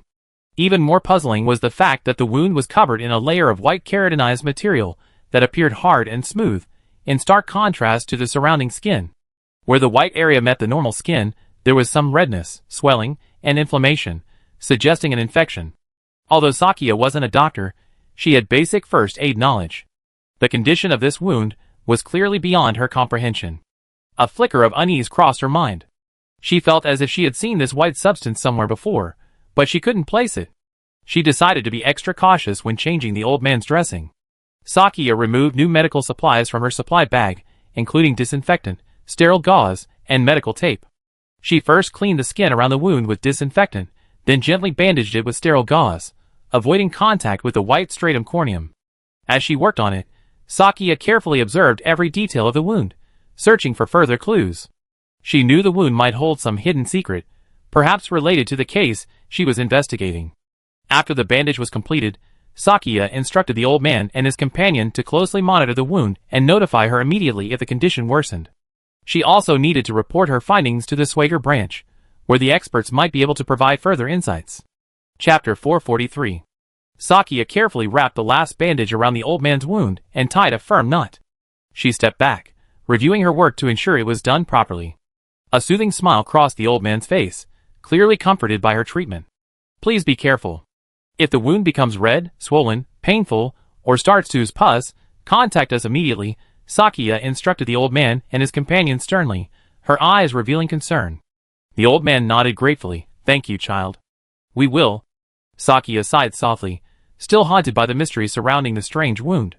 She knew this wasn't just a simple medical issue. There might be a deeper mystery behind it. She needed to report this discovery to the Swager branch. Perhaps the experts there could offer more insights. Back at the branch, Sakia found Cheyenne, Nineveh, and a portion of Team K already gathered in the conference room, discussing the latest developments in the investigation. She quickly joined them, only to see Cheyenne pointing at the large screen before them, which displayed photos of the murder case that Operator Emma Swager had encountered in Odeba last night. Look here, Shakia. Cheyenne pointed to a photo on the screen, which clearly captured the image of a monster. Our operator finally had a face-to-face encounter with it, and took a photo. Shakia stared at the photo, her brow furrowed. The one I encountered before is a little different from this one. This monster's appearance was indeed different from those she had encountered before, but in some way, they reminded her of the Oni from Rhea mythology. Did this mean they were different entities? Or did they share some common origin? Different? She quickly shared her analysis. Look, everyone, this monster is different from the ones I encountered before.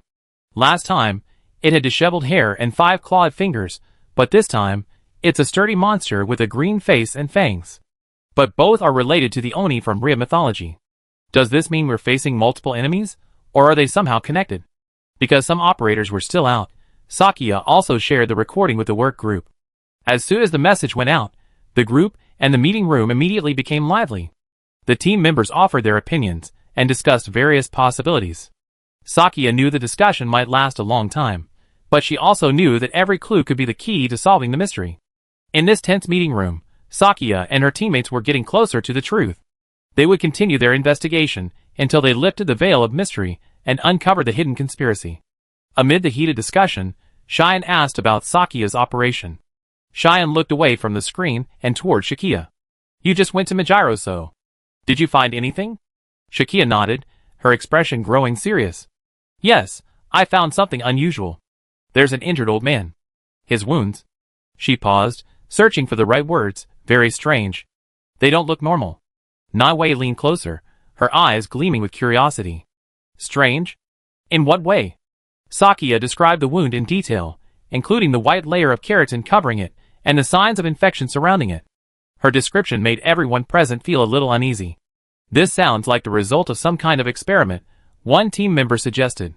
Or perhaps a form of biotechnology unknown to us, another added. Biotechnology. Sakia recalled the cult's past biological weapons experiments. Cheyenne pondered for a moment, then said, "We need to report this information to headquarters and request additional support and resources. At the same time, we must intensify our investigation into these monsters and discover their source. Sakia, I leave the Odeba area to you. Nineveh and I will head to Kansai tomorrow to investigate." Sakia nodded in agreement. She knew it would be a difficult battle, but she and her teammates were ready for the challenge. They would continue their investigation until they found all the answers. As night fell, the lights of Odeba gradually brightened, illuminating the futuristic city. Sakia stood in the shadow of a Ferris wheel, flanked by the Special Operations team from the Swager branch and Operator M from Team K. They were dressed in dark tactical uniforms, well equipped, ready to begin tonight's special manhunt. Sakia, wearing her tactical gear, a communications device slung around her waist, and a detailed map in her hands, scanned the team members' faces. Each one wore a serious expression, knowing the mission tonight was no small matter. "Remember, our goal is to capture the suspect in last night's murder. Don't miss any suspicious leads." Shakia's voice was especially clear in the night breeze. The team nodded, their eyes gleaming with determination. Sheena nervously adjusted her equipment. Although this was her first time participating in such an operation, branch leader Hayato urged her to practice with Shakia. Shakia assigned tasks, with each team responsible for a specific area. They would operate separately and support each other. She especially reminded the team to maintain open communication and report any unusual activity immediately. At Shakia's command, the team dispersed, silently blending into the streets of Odeba like ghosts in the night. Their eyes were sharp, their ears alert, capturing every subtle movement around them. The team, led by Shakia, advanced along a main street, her gaze lingering on every dark corner and possible hiding place. Her intuition told her that the murderer would not easily reveal himself, and they must be even more cautious. Suddenly, an urgent call came over the communicator. It was another team member, who had spotted a suspicious figure near an abandoned warehouse. Sakia immediately instructed the team to move closer to that location, while she and her team quickened their pace. They silently surrounded the warehouse. Sakia signaled the team members to remain hidden, while she slowly approached the entrance. She could hear faint sounds from inside, as if someone were moving. Sakia took a deep breath and activated her spirit sense. Soon, she sensed a humanoid moving within the warehouse.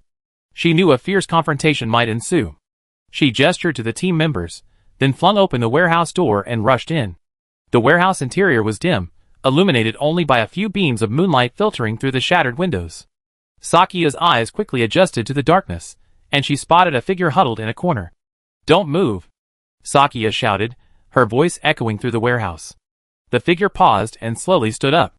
Shakia and her team nervously raised their weapons, ready for any emergency.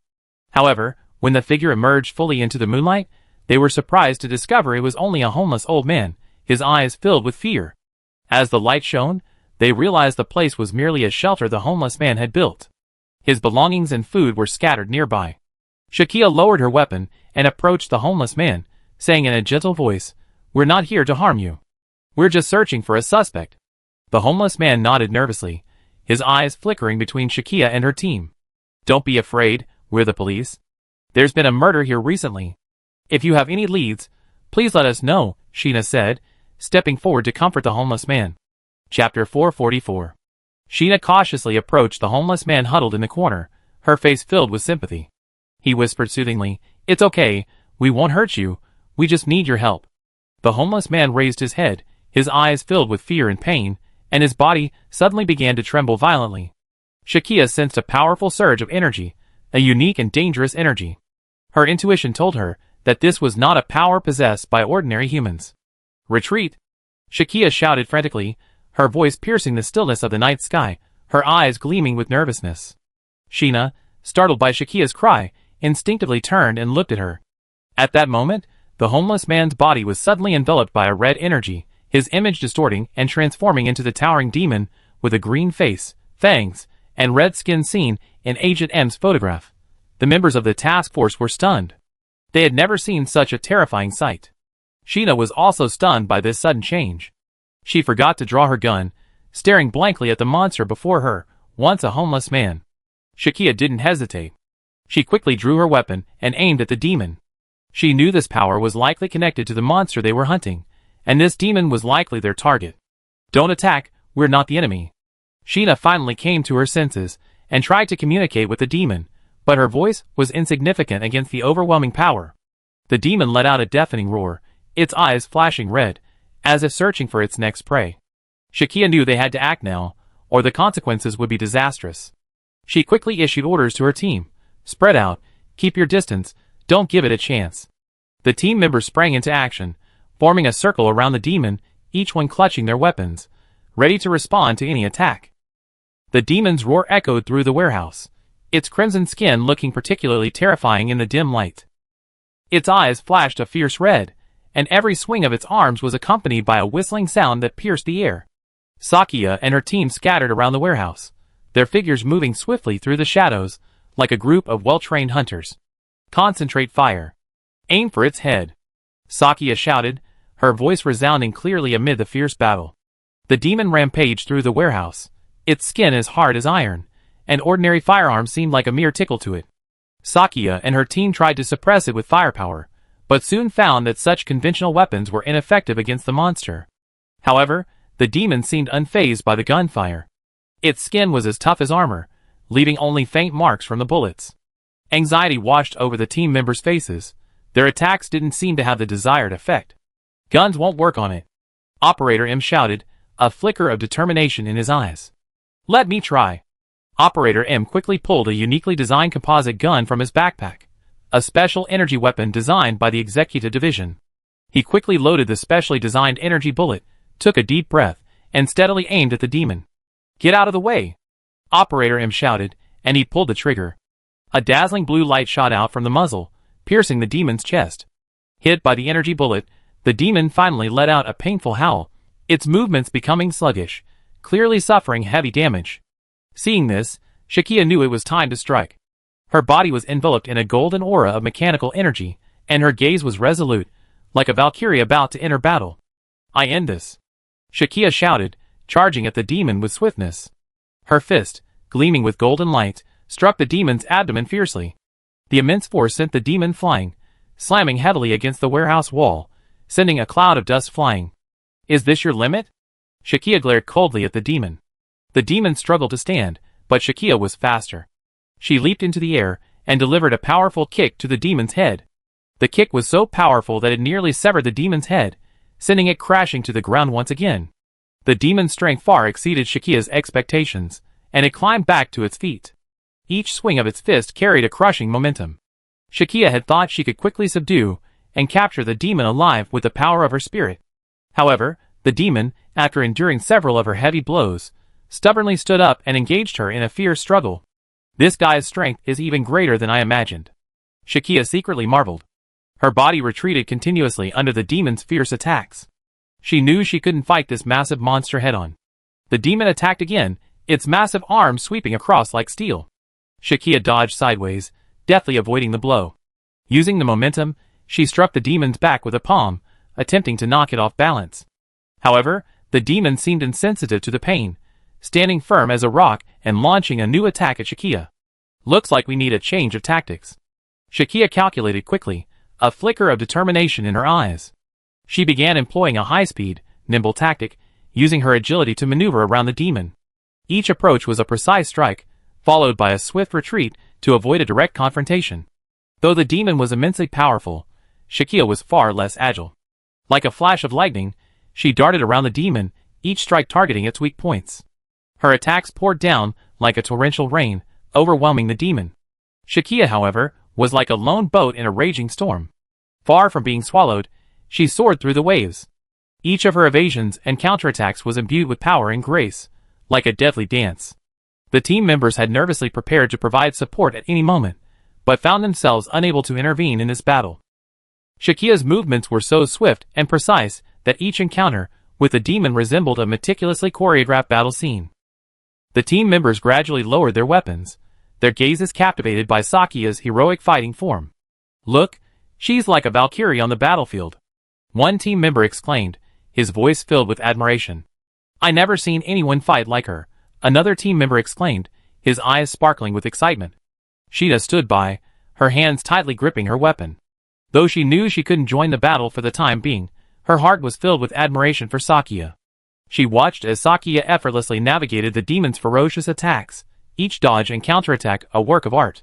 Sakia's figure darted around the demon, her fists and kicks brimming with golden energy, each impact elicited a dull thud.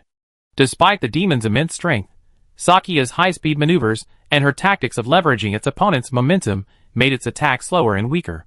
Finally, with a well-aimed spinning kick, Shakia's toes landed a powerful blow on the demon's head, knocking it flat on its back. She's truly amazing, Sheena exclaimed, clenching her fists and cheering for Shakia. It looked like Shakia had gained another fan. Chapter 445. 447.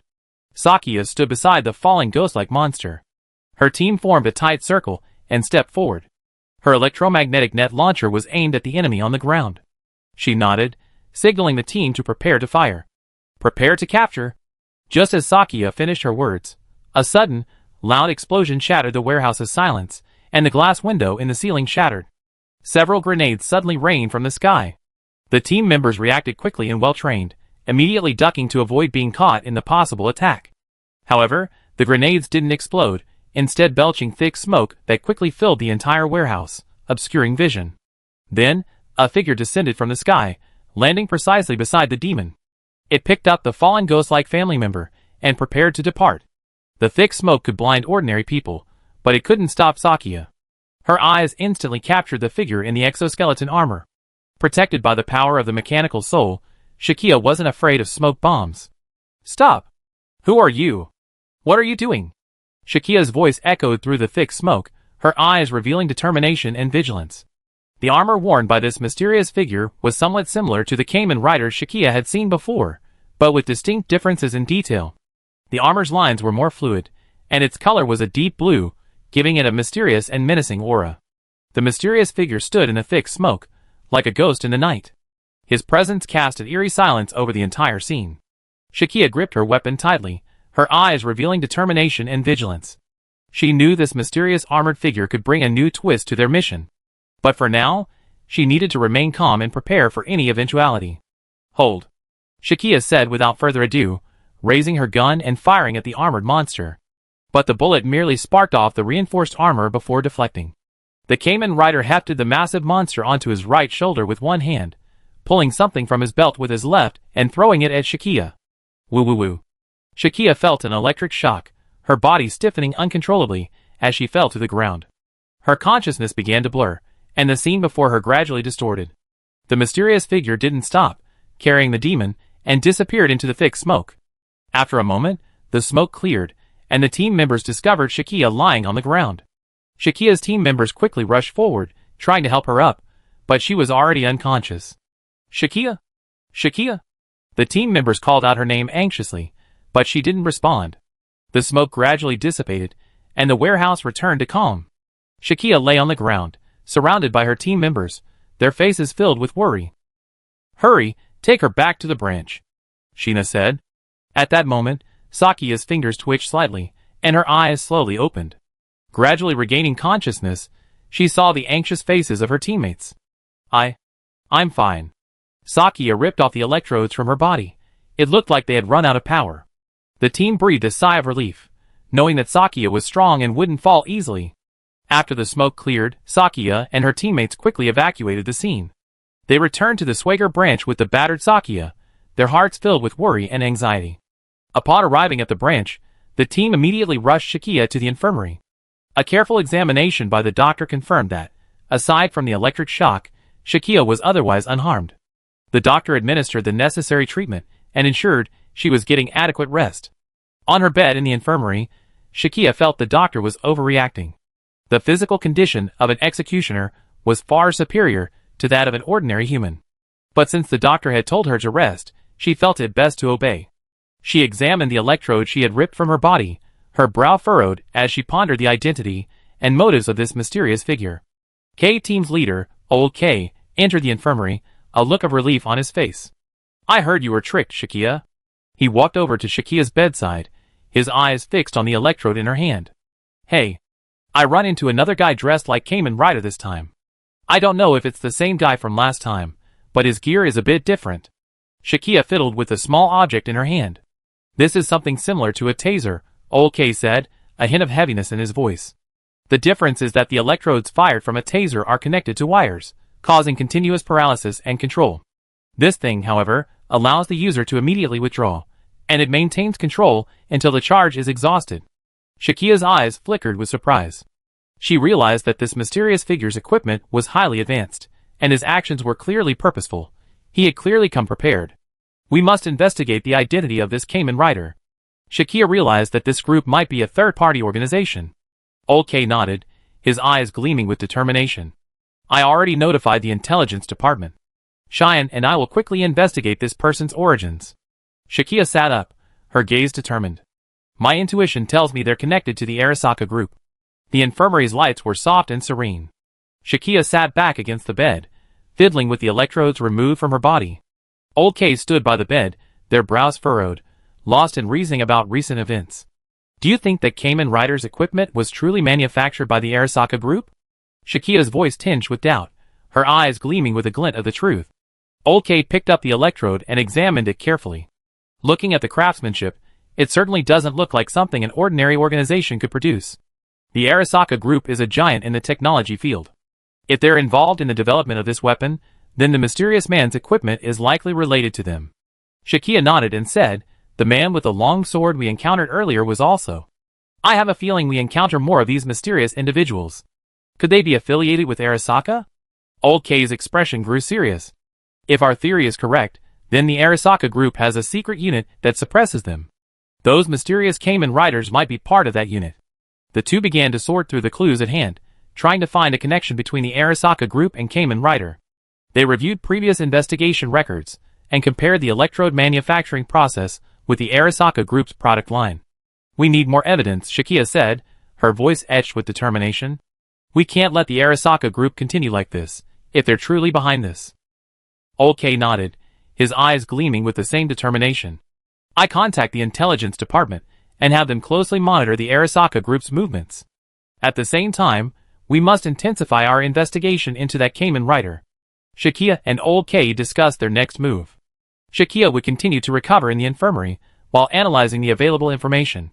Old K, on the other hand, would conduct a thorough investigation of the Arasaka group's factories and production lines. Chapter 446.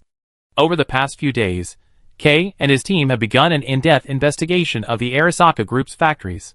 Their goal is clear: to find parts from the same manufacturer as those found in the electrodes among Arasaka's products, thereby establishing conclusive evidence. If they can find a direct link, Schwager will have the upper hand in their battle against the Arasaka group. However, after several days of continuous effort, K and his team haven't found any markings matching the parts found in the electrodes on any of the Arasaka group's electronic devices. This has left the entire team perplexed. Could their previous reasoning have been flawed? Just as the team reached a stalemate, Branch Chief Hayato noticed the markings on the electrodes.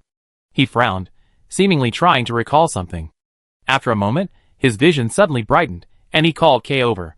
K, I think I've seen this marking somewhere before, Hayato said, his voice filled with certainty. It's on the drone control system that Arasaka supplies to the RIA self-defense forces. If you can get hold of an Arasaka group drone and disassemble it for inspection, you might find something. K's eyes flickered with excitement. If they could obtain an Arasaka group drone and find parts identical to the electrodes, they would have irrefutable evidence linking the Arasaka group to Kamen Rider. Seeing this, Hayato immediately contacted an old friend in the self-defense forces, hoping to obtain a drone through internal channels. After some discussion, Hayato's friend agreed to the request and promised to arrange it as soon as possible. A few days later, an Arasaka group drone was secretly delivered to the Schwager branch. Shakia, K, and the team immediately began disassembly, carefully opening the drone's exterior to reveal the complex circuit boards within. K and his team bustled about in the basement laboratory of the Schwager branch. A drone manufactured by the Arasaka group lay quietly on a workbench, its outer shell disassembled, revealing the complex electronic components within. Under the light, the metallic sheen of the circuit boards gleamed, as if telling of the secrets about to be revealed. K, wearing a pair of thin gloves, held a delicate screwdriver on a workbench. His eyes were focused, and every movement revealed utmost caution. His team members gathered around the workbench, their eyes fixed on Kay's every movement. "Be careful, okay? We don't want to damage the evidence," Operator J warned softly, a hint of nervousness in his voice. Kay nodded, his eyes never leaving the circuit board. "I know, don't worry, I know my limits." He gently unscrewed the drone CPU and carefully placed it under a magnifying glass. His team members leaned in, their eyes glued to the magnifying glass, trying to find that crucial symbol. Suddenly, Kay's finger stopped at a tiny corner. He found the mark, the same one on the electrodes. His heart skipped a beat. He knew this was the evidence they'd been searching for. Eureka! Kay's voice was filled with excitement and relief. He looked up at his team. "We found the same mark." Shakia smiled, knowing this discovery would change the course of the case. Hayato walked into the lab, a satisfied smile on his face. "Well done, Kay. I knew you could find the evidence." Kay stood up, his gaze firm. "We need to report this evidence immediately, and continue investigating any other suspicious activities of the Arasaka group." Hayato nodded. "I already contacted higher authorities, and they sent someone to receive the evidence. Meanwhile, I continue to leverage my connections within the self-defense forces to see if I can find more information about the Arasaka group." "That's good. Headquarters will handle the mediation with the government, and we focus on the investigation." Old K nodded with satisfaction. As Shakia and her team frantically searched for new leads, inside an unknown building, in a laboratory filled with high-tech equipment, a dark blue armored Cayman rider, the mysterious figure who had knocked Shakia unconscious in the warehouse, stood outside a large glass room. His gaze, through his helmet, was fixed on the demonic monster within. The monster, once incredibly ferocious, now had shrunk halfway down to the size of a homeless old man before its transformation, appearing exceptionally frail. The female president, the leader of the Light of Hope charity, appeared behind him. She wasn't wearing her previous suit, but a robe. Beneath her hair, she unexpectedly had two horns, similar to Alshua's. She was a dragonite. "Is it dead? It seems our little experiment didn't go as planned." The female president's voice was tinged with a hint of teasing, her eyes revealing familiarity and trust in the Cayman rider. The Cayman rider sighed softly, his voice coming through his helmet, a hint of resignation. "Apostle Armasil. No, I call you Tanaka Yoshiko for now. Indeed, this test subject didn't meet our standards. While it's not dead, I'm afraid it won't live long." The female president walked to the front of the glass room. Her gaze fell on the demonic monster, a thoughtful look flashing in her eyes. "Mr. Sato Ryota, we need to find out what went wrong. We can't let this kind of failure happen again." The Cayman rider in reinforced armor was none other than Sato Ryota, the head of security for the Arasaka group. "We're lucky we were able to get the sample away. This time, Swager's men are coming for us. If they capture this person alive, you'd be in trouble." The Cayman rider snorted coldly. "Oh my, that's terrible." Yoshiko Tanaka feigned fear. Turning around, she faced the female president. "We need more time, more resources. The Arasaka group is only a step closer to being able to create a new life form. This is also for the sake of our president, Mr. Arasaka Tetsuro." Yoshiko Tanaka nodded, her gaze firm. "Resources aren't a problem. I make sure you get everything you need. Your plan can't be delayed, can it?" Their conversation revealed that they had been working together for some time.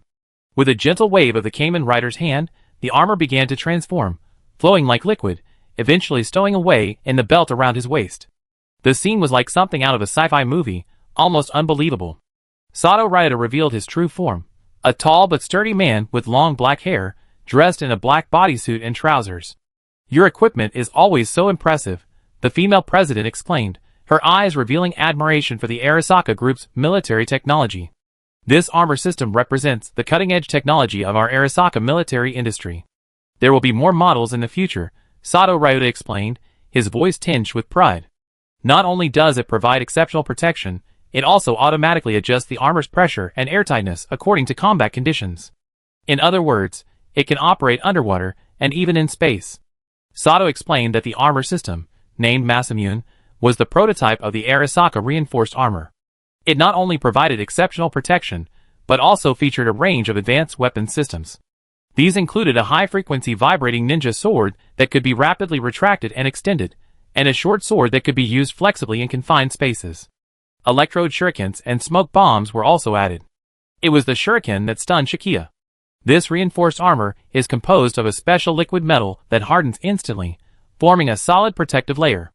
It also incorporates microscopic sensors and processors that monitor the battlefield environment in real time, automatically adjusting the armor's thickness and hardness based on the threat level. The Arasaka Group's military technology is truly exceptional. Even the families are merely tools for us.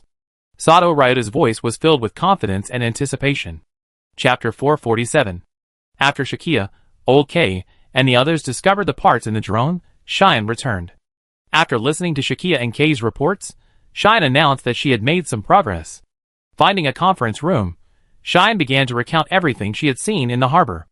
I saw the Cayman riders you mentioned. So soon? Shikia was surprised. 2 of them. As Cheyenne finished her words, a brief silence fell in the conference room.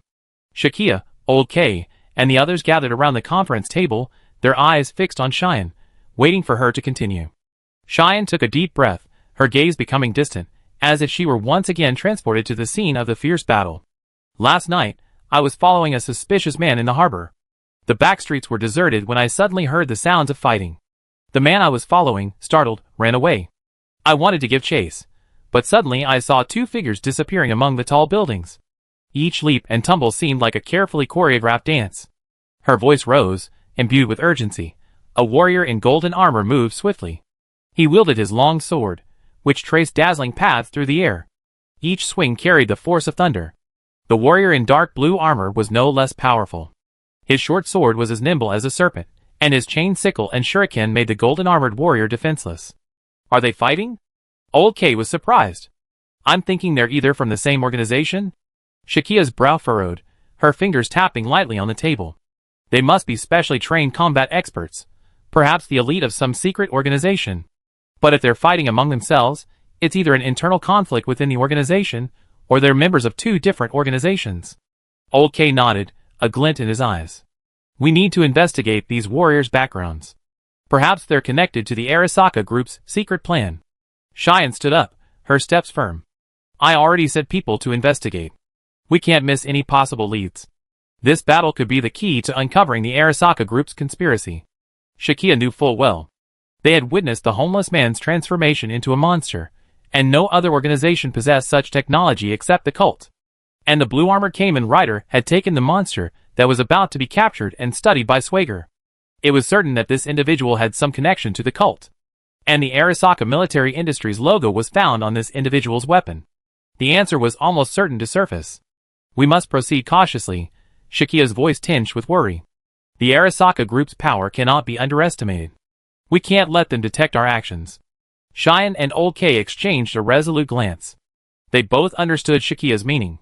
What they faced was not only a battle of wits, but also a test of courage and conviction. Shikia, Cheyenne, and Old K stood in the Swager branch's tactical command room, their gaze fixed on a large map marking the locations of the Arasaka Group's 5 factories across the country. Their faces wore serious expressions, knowing that the upcoming investigation would be difficult and dangerous. If these Cayman riders are indeed Arasaka Military Industries weapons, then they must be manufactured or maintained in one of these factories. Shikia's voice was clear and firm, her eyes gleaming with determination. We need to thoroughly investigate these factories. Cheyenne nodded, her expression equally resolute. Tokyo and the 3 nearby factories are the most likely targets. We need to split into 3 groups and act simultaneously. Old K offered his own suggestion. If the enemy is operating in Tokyo, they'd likely be repairing and manufacturing nearby. We should prioritize investigating the factories in and around Tokyo. Shikia and Cheyenne agreed with Old K's suggestion, and they quickly formulated an action plan. Old K led operators J, M, and D to the first factory, Cheyenne led operators H, F, C, L, and A to the second, and Shikia and Nineveh went together to investigate the third. The 3 groups quickly took action. The following night, they each infiltrated their target factory and began a thorough reconnaissance. At the first factory, located in the suburbs on the border of Saitama Prefecture in Tokyo, the members of Team K displayed their exceptional infiltration skills. Donning stealth suits, they moved silently through the vast workshop. Their sharp eyes searched for any clues that might be related to the Cayman rider armor. However, what they found were some massive robotic arm parts, their size and complexity suggesting they might be used in some kind of heavy machinery. These robotic arms looked powerful, but they don't seem to be related to the armor we're looking for, Old K whispered to the team, a hint of disappointment in his voice. The team nodded and continued to carefully collect samples and materials, hoping to find some valuable clues. Cheyenne and her team went to a suburban factory on the border of Tokyo and Shizuoka Prefecture. Through a bribed insider, Cheyenne and her team disguised themselves as security inspectors and quietly entered the factory's design department. There, they found some blueprints similar to Kamen Rider armor. Cheyenne signaled the team to act quickly, and they used specialized equipment to copy the blueprints. "It looks like we found something important," Cheyenne whispered, her eyes gleaming with excitement. Meanwhile, in another corner of the factory, they discovered parts resembling giant mechanical legs. Their size and strength suggested the Arasaka group was manufacturing some kind of mecha weapon. These parts could be the legs of some mecha, one team member analyzed, a hint of nervousness in his voice.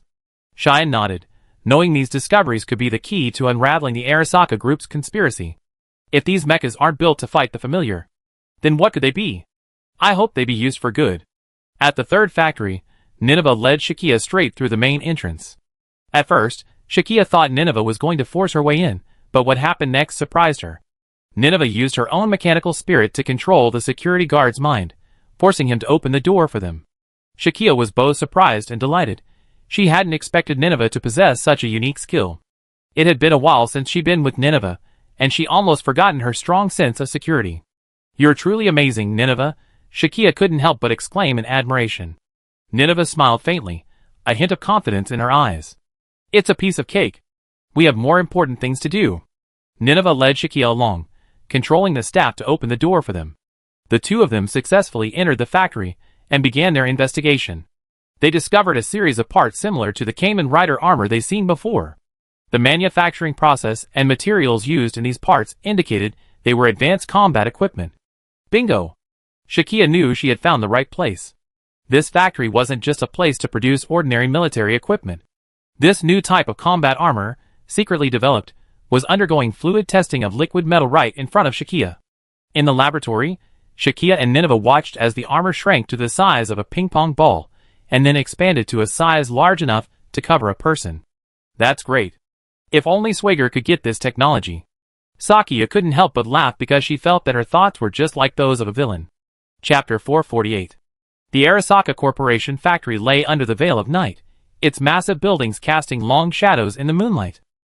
Shakia and Nineveh moved through the factory corridors like two ghosts, their documents and photos potentially holding the key to uncovering the Arasaka Corporation's conspiracy. Their steps were light and swift, avoiding the sight of security guards and security cameras as they headed for the factory exit. However, just as they were about to leave the factory, something unexpected happened. At the loading dock near the factory, they were stopped by a warrior in purple reinforced armor. "Uninvited guests tonight. How did you get into this top-secret laboratory? I saw it all on the surveillance cameras." The warrior in purple armor spoke with a hint of teasing. Though his face was obscured, his eyes were sharp and cold. Sakia, sensing the incoming hostility, eyed them warily. "Who are you? From the Arasaka group?" The purple-armored warrior didn't answer directly, but instead posed a question of her own. "Answer my question." Nineveh, unwilling to engage in idle chatter, assumed a fighting stance. "Prepare for battle, Sakia." The purple-armored warrior snorted coldly, his hand flicking as a crossbow materialized, pointing it at the two. "Humph, I capture you and interrogate you." He seemed unaware of Sakia and Nine's formidable capabilities, intending to subdue them by force. "Humph, that's precisely what I meant." Sakia and Nineveh exchanged a quick glance, knowing that a fight was inevitable. They stood shoulder to shoulder, ready to meet the challenge. Shakia and Nineveh stood in the center of the loading dock, surrounded by a hushed silence, broken only by the occasional roar of distant machinery.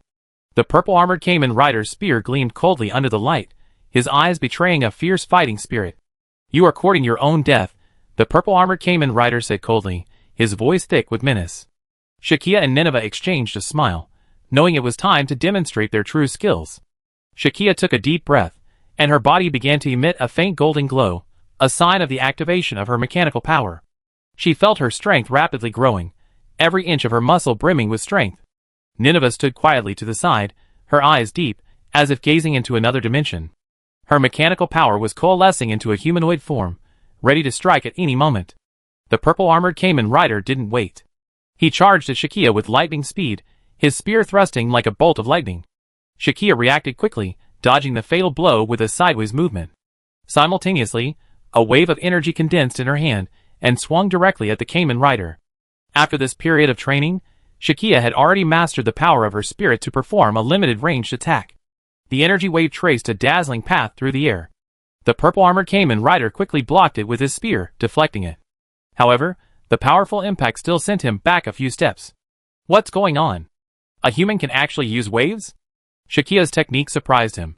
If it were someone wearing enhanced armor, perhaps they could use its weapon systems to launch energy attacks. But since they weren't game characters, the thought of a physical body doing this was unbelievable to him. Nini then moved, her mechanical double appearing around Kamen Rider, like invisible phantoms, attacking him from all sides. The purple-armored Kamen Rider swung his spear in all directions, trying to hit the phantoms, but each strike missed. Shakia seized the opportunity to launch a second attack, her power increasing again, and she punched Kamen Rider. The purple-armored Kamen Rider felt the force of the blow and quickly jumped back, trying to avoid it. However, Nini's mechanical double had silently appeared behind him and struck him in the back with a powerful punch. The purple-armored Kamen Rider watched as he staggered and fell forward. Asshole! The purple-armored Kamen Rider roared in anger. A burst of intense energy suddenly erupted from his spear, forming a massive beam that hurtled straight at Shakia and Nineveh. The two quickly separated, the beam streaking between them, carving a deep scar in the ground. Finally, things are getting interesting, Shakia pouted. The battle escalated rapidly, the lights in the loading dock flickering, illuminating the three fiercely engaged figures. Shakia and Nineveh coordinated perfectly, each of their attacks imbued with power and speed. However, even at this point, Nineveh and Shakia were still fighting with the intention of testing each other. Shakia and Nineveh joined forces once again, their attacks like a storm, continuously assaulting the purple-armored Kamen Rider. Kamen Rider was caught between two opposing sides, and his defenses began to show flaws. Damn, are these two really human? The purple warrior questioned his own life. He wore reinforced armor, yet he still had no advantage in mobility or strength. The purple-armored warrior began to feel the pressure. He hadn't expected the two men before him to be so formidable. His attacks grew more frantic, while Sakia and Nineveh fought with increasing courage. After a clever dodge, Sakia found her opportunity. A side kick struck the purple-armored warrior's helmet with a resounding thud. Nineveh, not to be outdone, hurled her fist into the opponent's chest like a cannonball. The purple-armored warrior was driven back by this sudden onslaught, a flicker of surprise in his eyes. He hadn't expected these two women to be so formidable, and his confidence began to waver. Who the hell are you? The purple-armored warrior panted, a hint of helplessness in his voice. Shakia replied coldly, We're here to expose your conspiracy.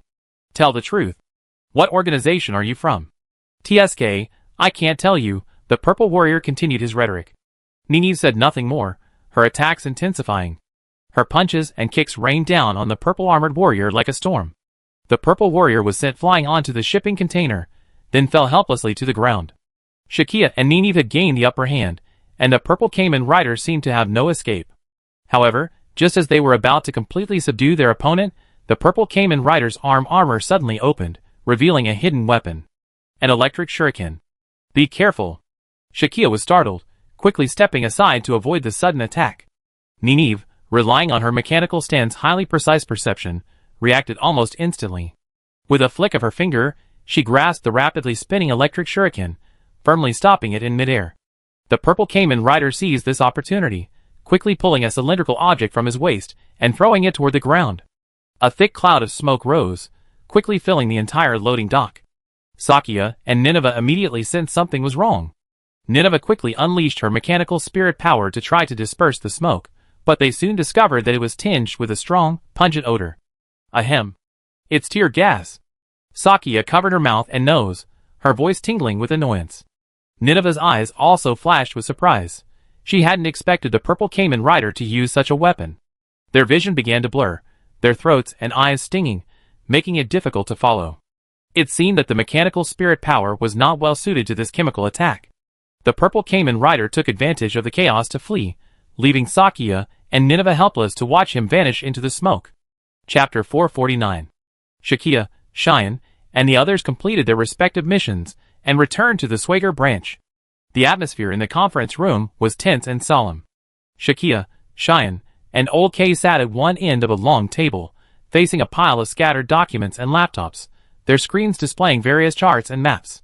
Surrounding them were their teammates, each listening intently to the report, their faces filled with worry and determination.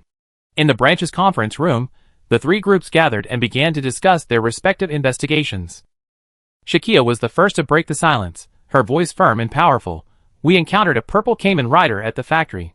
His reinforced armor and electric shuriken are extremely advanced, clearly no ordinary weapon. Shakia began by reporting on her and Nineveh's encounter at the third factory, describing the purple Cayman rider's reinforced armor and the electric shuriken he wielded. Cheyenne then shared the design drawings and production records she had discovered at the second factory, revealing the new weapons system being developed by the Arasaka Group. Old K also reported their findings at the first factory. The massive mechanical arms and legs might indicate that the Arasaka Group is manufacturing some kind of mecha weapon. Their combined intelligence gradually paints a disturbing picture. Currently, all companies using Swager technology to produce humanoid mobile weapons are registered. Swager is aware of Dr. Clark's project. However, the Arasaka Group has indeed never registered with Swager. Cheyenne was quite knowledgeable about this matter. Based on our intelligence, it appears the Arasaka Corporation is indeed developing a new batch of weapon systems, Shakia concluded. And that reinforced armor is undoubtedly their most advanced product. Could it be that they're developing weapons themselves to fight the Familias? Preferably for fighting the Familias. As a globally renowned giant corporation, and one that primarily focuses on AI, it's strange that they wouldn't prioritize cooperation with Swager on these matters. Even the giant behind Tessa and the others is working with Swager. Cheyenne expressed her concerns. Cheyenne quickly pulled up a document. Our insider provided some information mentioning a secret project called Project K. This project seems directly connected to the Cayman Rider armor. It's a secret Arasaka Corporation project aimed at creating a new super soldier. This super soldier needs to be powerful enough to fight the Familias. If this is true, it only means that the Arasaka Corporation is also developing weapons to fight the families, which isn't a bad thing. However, Swager headquarters recently sent a cooperation invitation to the Arasaka Group in the name of the director, but it was rejected. This gives Cheyenne ample reason to suspect that Arasaka's weapons manufacturing is not as simple as it seems. In any case, this information should be sent back to headquarters for the director, Jinxie, and others to review. Adding the new Cayman rider that Shakia and Nineveh encountered, there are now 3. And judging by his tone, he's from the Arasaka Group. While his combat power pales in comparison to the Executor's combat power is at the outer level, unrivaled among the families, and cannot be compared. A unit equipped with such enhanced armor would still be quite powerful.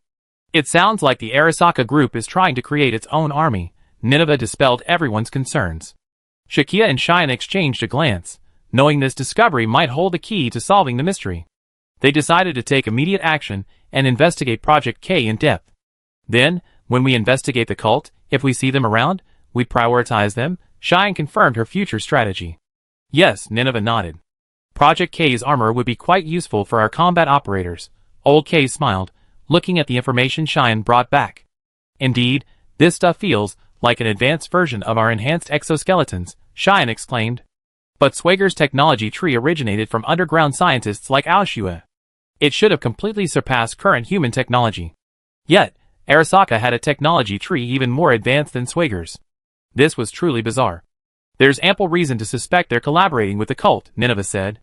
However, if the technology was given to them by another group of dragon men, it wouldn't be surprising.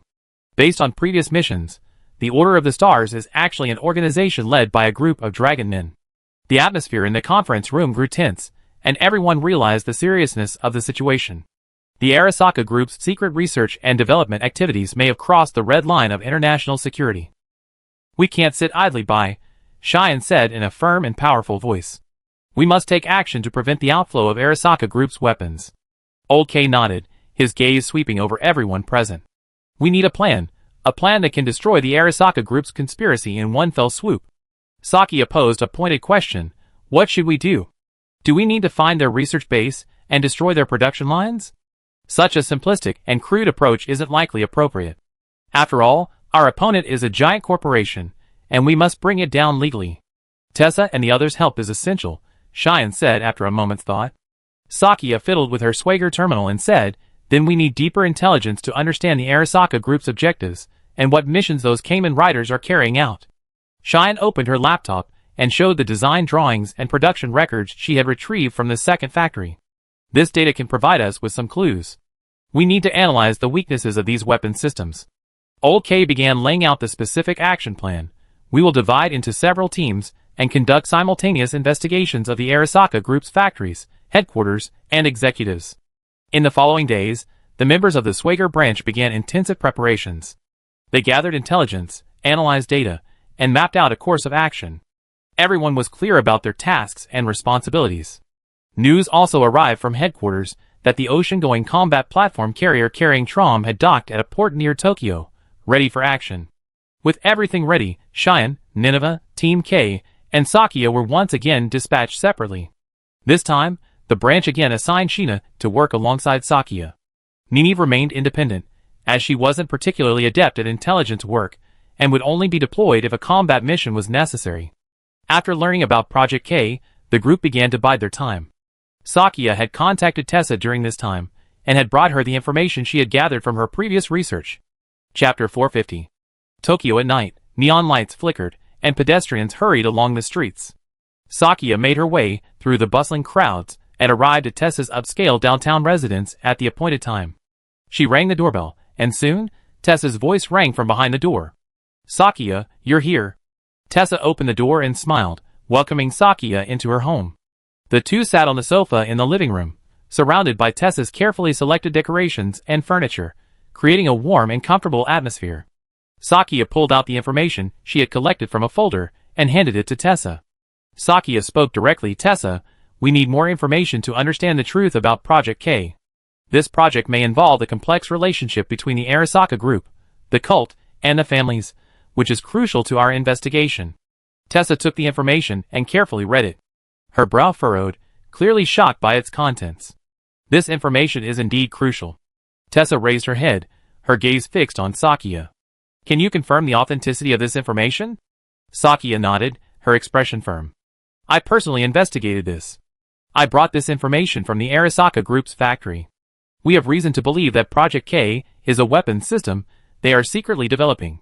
Tessa pondered for a moment, then said, "If the Arasaka Group is indeed secretly developing a weapons system, do you know what it would most likely be used for?" Sakia was puzzled. "A cult? Or perhaps the Arasaka Group's private army?" Tessa stood up and poured Shakia a cocktail. She smiled helplessly. "Neither. It's this country's government." "Huh? The government?" Shakia was a little surprised. She had thought the cult, or the Arasaka Group's private army, would have a greater impact on society. "There's a force lurking within this country, hungry for power. They were defeated in the previous war, and there's a group that refuses to admit defeat. They want to rise again." Tessa's tone was understated. "If it were just the cult or the Arasaka Group's private army, it wouldn't be a big deal. How could that be possible? Now that the families are about to break the seal, what are these people still doing?" Shakia pouted. "This is humanity today, hopeless." "I understand your concerns, Shakia. Right now, we truly need more evidence and information. I do have a plan.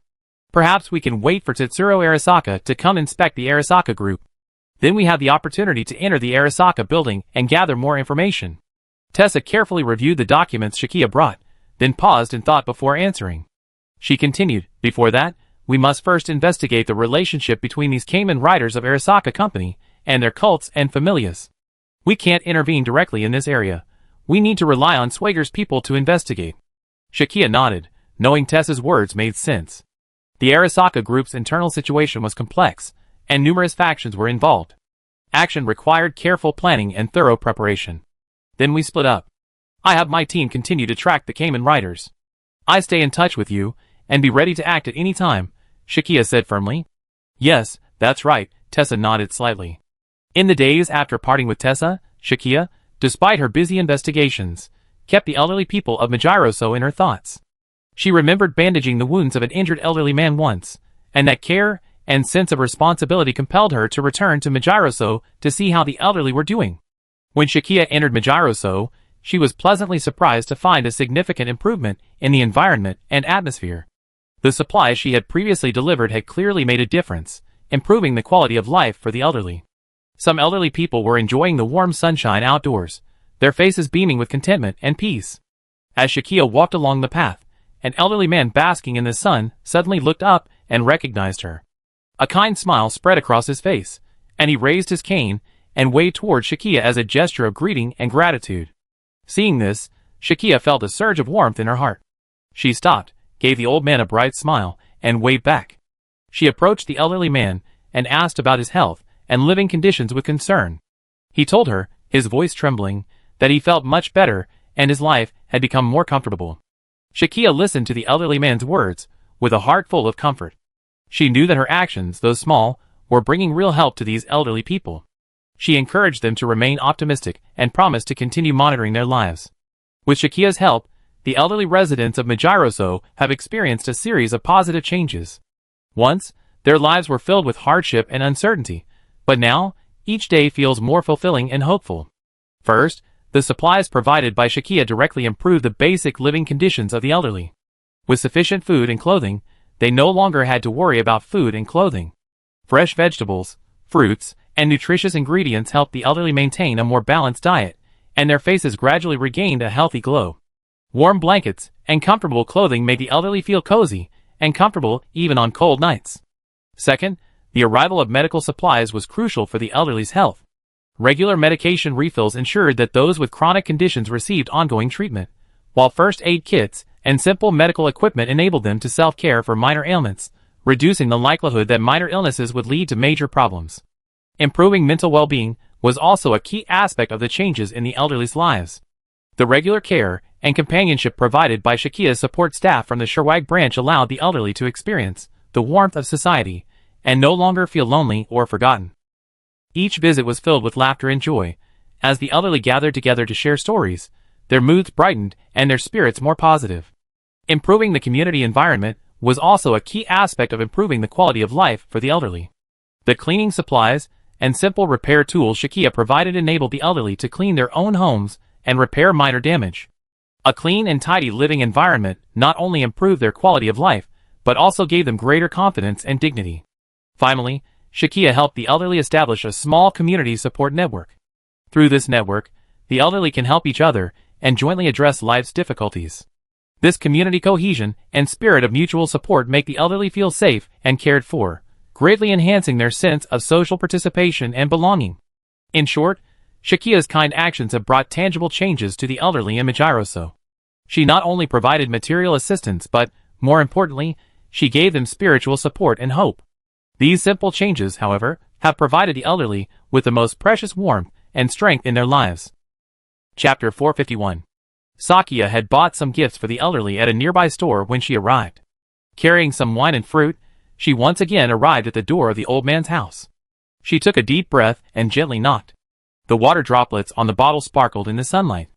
She stood before the familiar door, took a deep breath, raised her hand, and knocked a few times. The door slowly opened. Seeing Sakia, the old man's smile gradually spread through the crack. "Miss Sakia, welcome." The old man's voice was filled with warmth. He stepped aside, inviting her into the warm little room. Inside, the other three elderly people also came in, smiling gratefully. One of them, leaning on a cane, walked slowly, but his eyes sparkled with life. "You look much more energetic. How is your wound from last time?" Sakia asked with concern, her eyes fixed on the old man's arm. "Much better, thanks to you," the old man replied gratefully. His voice, though weak, carried a firmness. Shakia gestured for the old man to sit down. She gently removed the old bandage, revealing the gradually healing wound. Her movements were meticulous and focused, as if she were handling a precious work of art. The wound on the old man's severed hand was still covered with grayish-white keratin, but thanks to Shakia's bandage, the infection around the cuticle seemed to have been suppressed. "I give you a new bandage." Shakia removed a clean bandage from her medical kit and carefully wrapped it around the old man's arm. The old man sat in a chair, waiting for Shakia to change his dressing. "Your wound is healing well. Keep it up," she encouraged, her eyes revealing genuine concern. Shakia had secretly mixed some life waves into the anti-inflammatory medication. The oily component allowed the waves to be better transmitted and preserved. That's why the old man's wound infection healed so quickly. The elderly gathered around, watching the scene with warm eyes. Their faces were filled with gratitude, as if Shakia were a long-lost relative. "Miss Shakia, you always take such good care of us." "I really don't know how to thank you enough," one elderly man said, his voice choking with sobs. Shakia smiled and shook her head. You're welcome. Seeing you recover is the best reward. After completing the bandage, Shakia returned the medical kit she had left at the old man's home. Thanks to Shakia and Schwager's tireless efforts, the living conditions of the elderly in Majiroso have improved significantly. The once gloomy rooms are now filled with warmth and vitality. When Shakia entered the rooms again, she was pleasantly surprised to find new wallpaper covering the walls. The warm colors gave the entire space a fresh look. Miss Shakia, what do you think of our new wallpaper? An elderly man pointed at the walls, a proud smile on his face. It's really beautiful. It brightens up the whole room. Shakia nodded approvingly, her gaze sweeping around the room, each change pleasing to her. The elderly people gathered around her, their smiles as warm as the spring sunshine. Shakia couldn't help but ask, have you done that kind of thing at the bank since last time? The elderly people smiled at each other, and one of them replied, if we had security, we certainly wouldn't resort to scams anymore. Now, with your care and help, we feel hope in life, and we don't have to resort to such things anymore. Shakia felt a surge of warmth in her heart upon hearing this. She knew these changes weren't just material. They reflected the hope and confidence in the future held within the elderly. Her efforts, along with Schwager's support, had helped these elderly people regain the dignity and meaning of life. You don't look like someone from the district office. Shakia was startled, but remained calm. Why would you think that? The elderly man sighed, a flicker of resignation in his eyes. The Arasaka Group's influence is now pervasive throughout Ria. The district office no longer pays attention to elderly people like us. That's why we joined the charity organization Light of Hope. Shakia was silent for a moment, knowing she couldn't reveal her true identity. She took a deep breath and spoke slowly. We have many partners in the district office, and we will continue to help the needy elderly. A complex emotion flickered in the old man's eyes, as if he were searching for truth in Shakia's words. Finally, he nodded, as if accepting her answer. That's good. We really need this kind of help. The old man's voice was filled with hope. Shakia gently patted the back of the old man's hand, her gesture gentle yet firm. Don't worry, we will always be by your side. The old man's face smiled again, his eyes filled with gratitude. Shakia silently vowed to herself that no matter how powerful the Arasaka Group became, she and Schwager would stand firmly by these elderly people's side, bringing them hope and light. Shakia's gaze wandered through the old man's home. She noticed some health supplements on a table in the corner, the bottles labeled Light of Hope. She walked over, picked up a partially consumed bottle, and examined it curiously. How effective are these supplements? Shakia turned to the old man, her tone tinged with concern. The old man straightened up in his chair, a wry smile on his face. To be honest, we're not quite sure. But I feel like I've seen some slight improvement. Shakia nodded, her expression turning serious. Did you know these supplements are actually manufactured by the Arasaka Group? The old man's expression flickered with understanding. We know. But you know, if I bought them on the market, a bottle like this would cost hundreds of thousands of yen. Light of Hope is being given to us for free, so we feel like we gotten a great deal. Shakia's brow furrowed slightly, a sense of unease building within her. She knew the Arasaka Group's influence was pervasive, and these supplements might be a tool they were using to control and influence the old man. The samples sent for testing were almost ready. Although she had a nagging feeling, she had to wait for the results. Regardless, I still advise you to be cautious. If you experience any discomfort, stop taking the medicine immediately and seek medical advice. Shakia's voice was filled with warning. I heard these health supplements haven't been clinically tested yet. The elderly woman nodded, her eyes filled with gratitude. Thank you, Miss Shakia. We keep an eye on it. Shakia gently put down the supplements in her hands, deciding to investigate further to ensure the safety of the elderly. She couldn't let the Arasaka Group succeed. Chapter 452. After saying goodbye to the elderly, Shakia gently closed the door of their home, her figure blending into the quiet afternoon of Majiroso. She wore a neatly tailored suit and simple glasses, trying her best to look like an ordinary government worker. It was time to leave, and she walked along the path toward the slum exit, pondering her next move. Just as she was about to leave the community, a van with the Light of Hope logo slowly drove into view.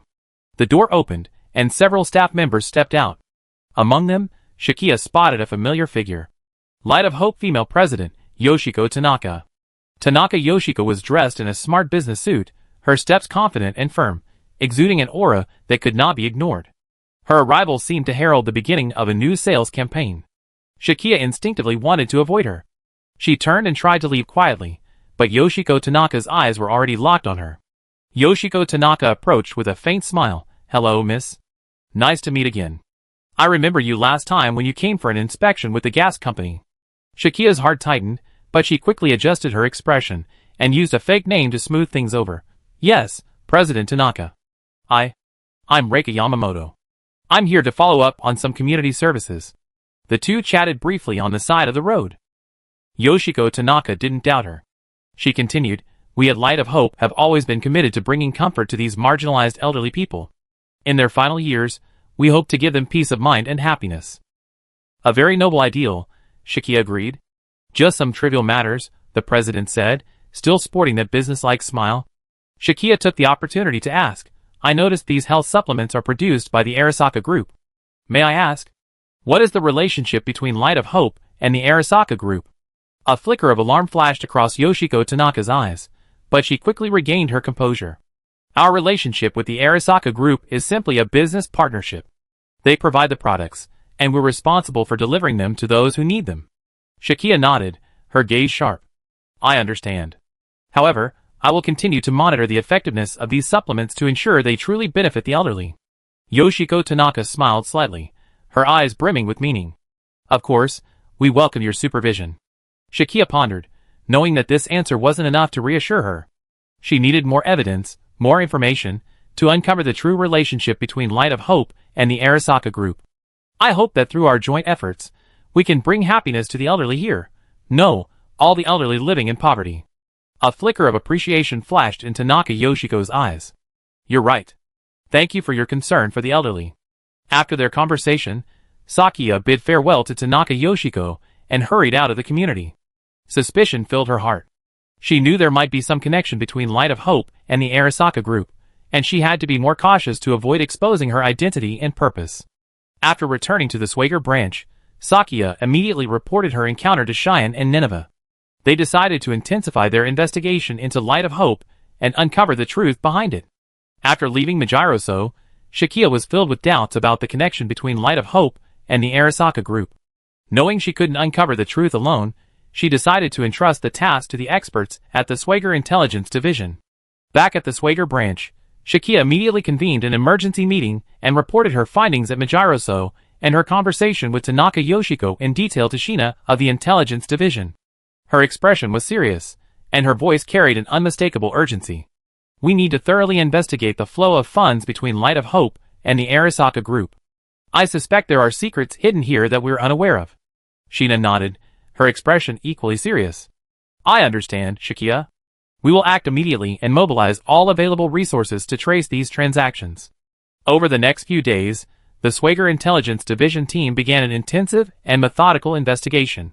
They analyzed reams of bank transaction records, email correspondence, and relevant financial statements, attempting to uncover the connection between Light of Hope and the Arasaka Group. Although Shakia wasn't directly involved in the investigation, she kept a close eye on the progress.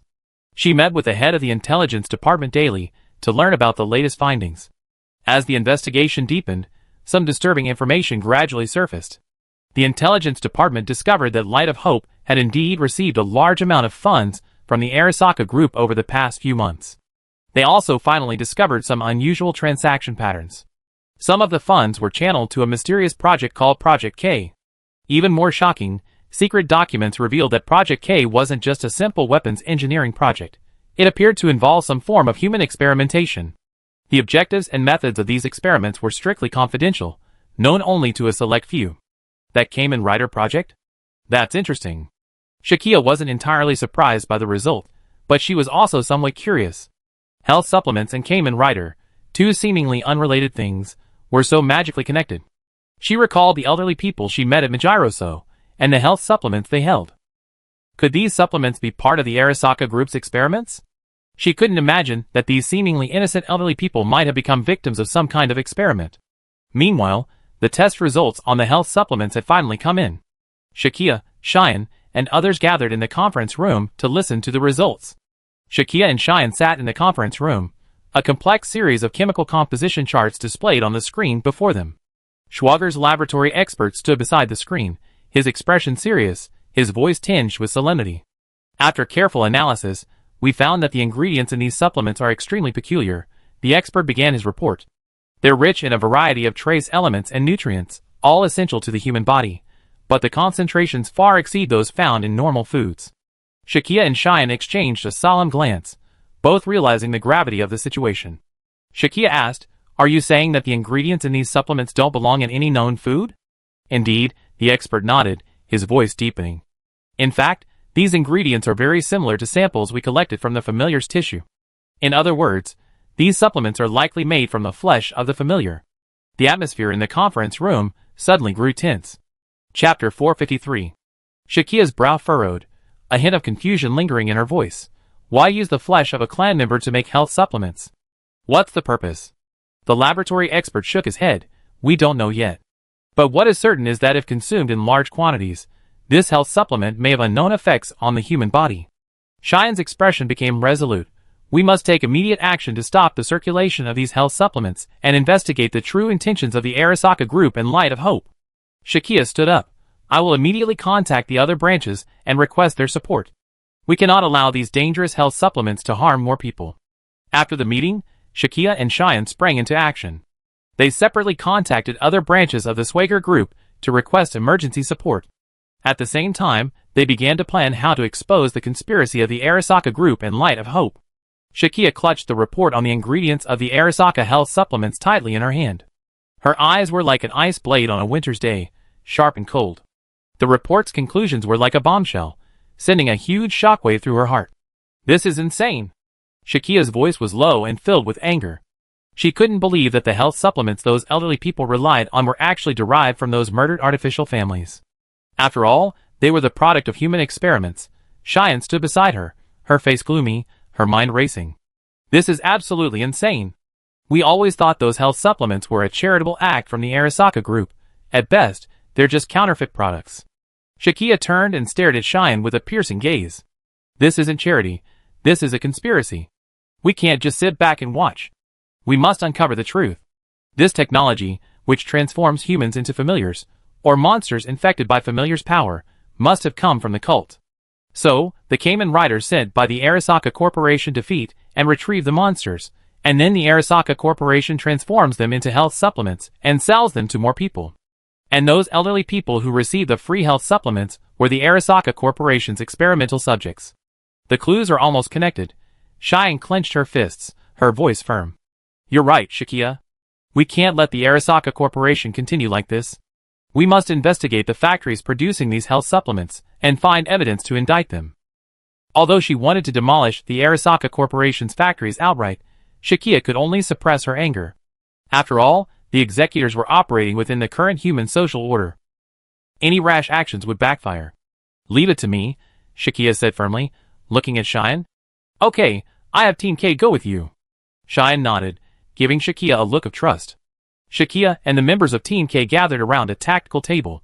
A detailed blueprint of the Arasaka Group's Shizuoka Biological Research Institute, previously obtained by Shina, was spread out before them.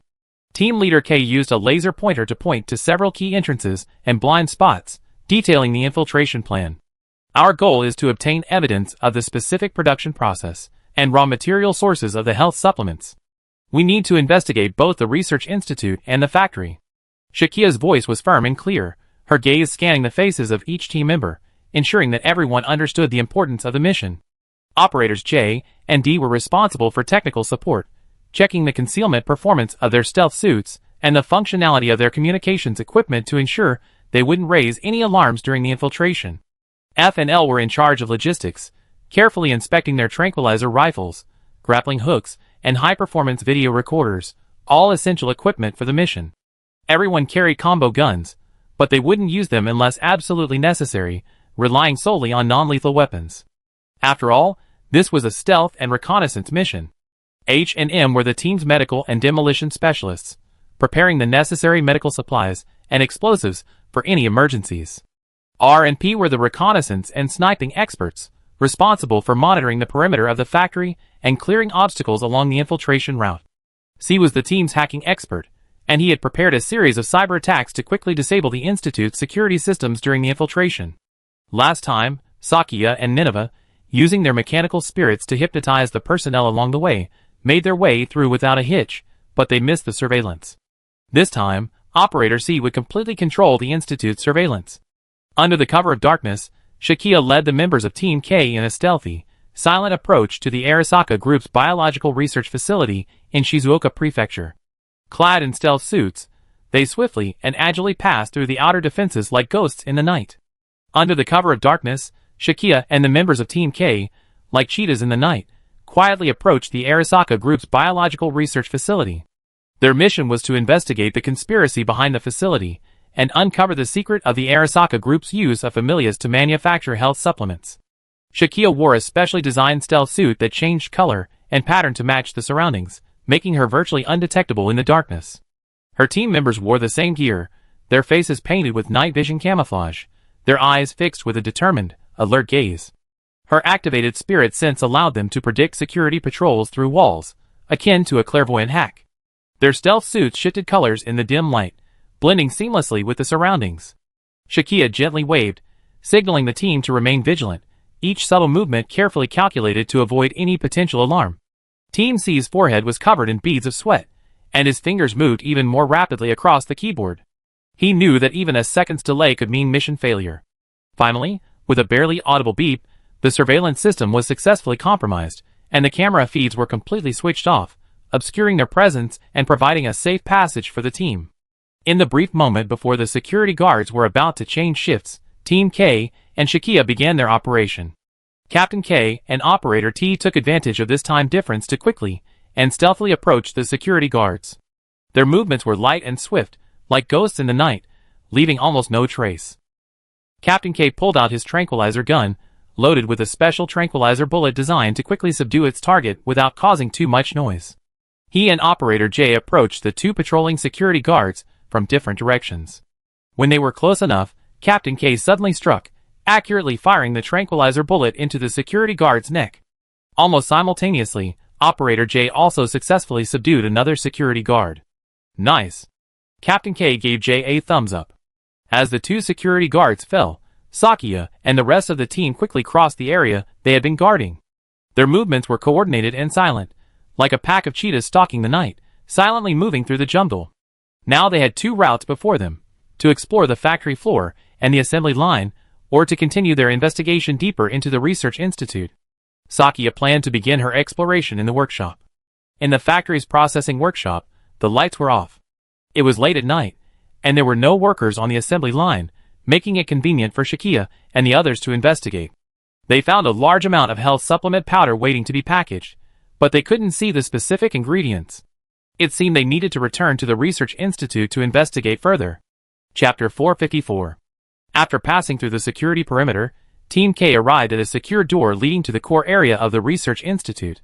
In this tense and crucial moment, Shakia and the members of Team K faced a daunting task: to breach the electronic code-encoded door of the Arasaka Group's research institute, while avoiding the attention of patrolling security personnel.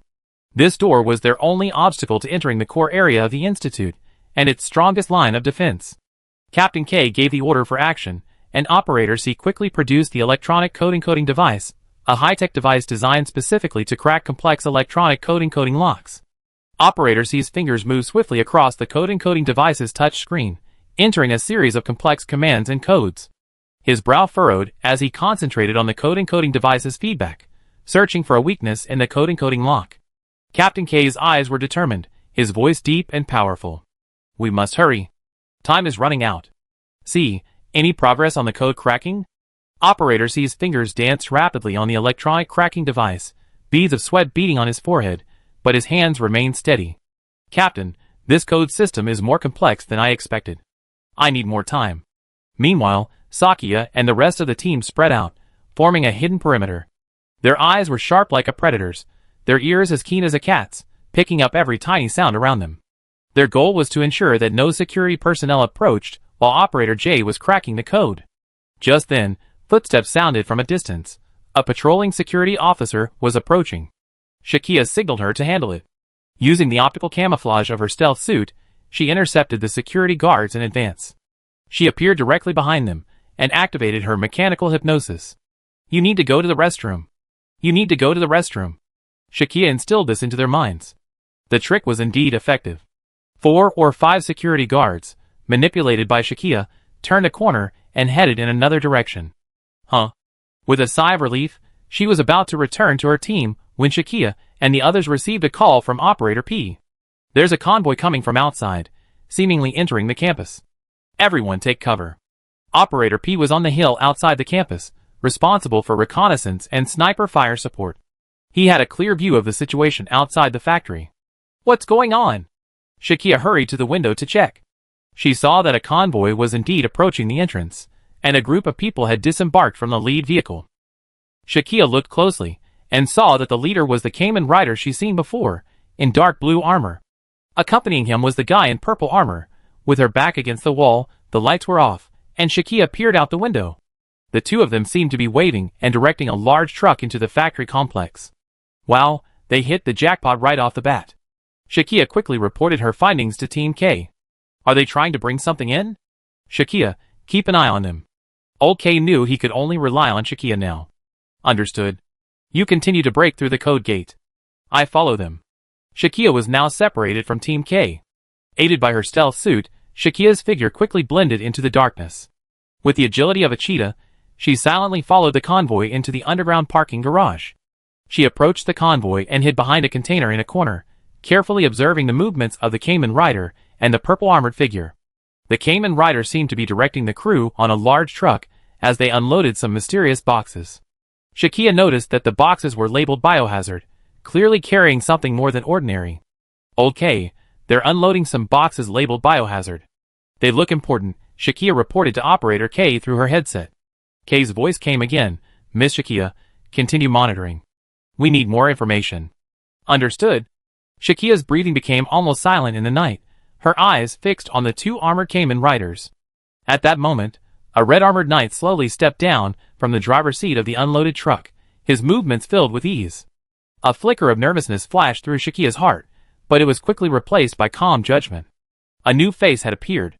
It looked like these Cayman riders were connected to the Arasaka group. It was now confirmed. Shakia raised her camera and secretly recorded the scene.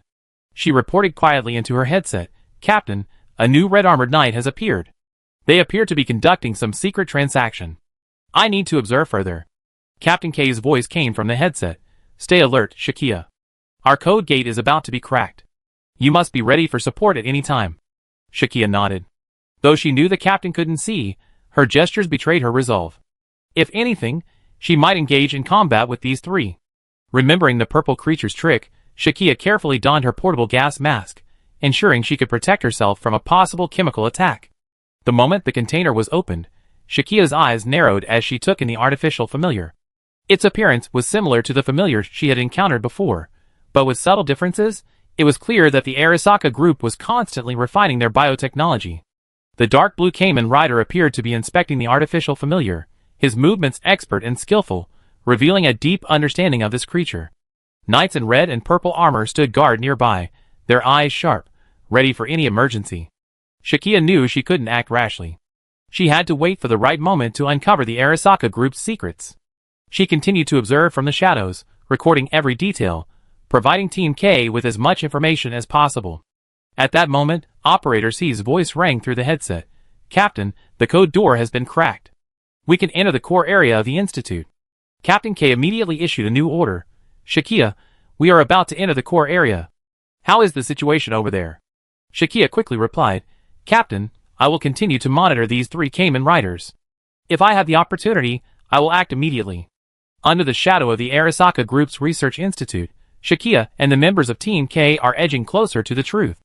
They know this battle may be far more difficult than they anticipated, but they also know that only by uncovering the truth can they stop the Arasaka Group's conspiracy. On this night filled with uncertainty, they will continue to move forward for justice, for the future. Chapter 455. With the click of the final electronic lock, the gate leading to the heart of the Arasaka Group's research center slowly swung open. Team K stood out in the dim corridor, like a pack of stalking cats. Shakia went to help them hold off the newcomers. They had to hurry. Captain K was the first to pass through the crack in the doorway. His gaze was resolute, his submachine gun gripped tightly, ready for any emergency. His gestures were firm and forceful, signaling the team members to follow closely and make no sound. One by one, like ghosts in the night, the team members silently passed through the gate and entered the elevator. The elevator's metal door slowly closed with a slight creak, isolating the outside world from view. The operators clung to the elevator wall, holding their breath, their heartbeats the only sound echoing in their ears. Captain K pressed the down button, and the elevator began its slow descent. Every inch of descent felt like a descent closer to the abyss of truth. Inside the laboratory, the intertwined atmosphere of technology and life permeated the air. Under the dim light, various instruments and equipment shimmered with a faint blue glow, like stars from another world. According to Miss Cheyenne's speculation, we should be able to find monsters used as raw materials here. Let's go, Old K whispered. The surveillance here has also been hacked. It's safe ahead, Operator C reported quietly. Operator J gently touched the surface of an instrument, a flicker of curiosity in his eyes. The data and charts displayed on this instrument were technologically advanced beyond his imagination. He whispered to Captain K, Old K, the technology here is far beyond our imagination. We must find evidence quickly, and expose the true nature of the Arasaka group to the world.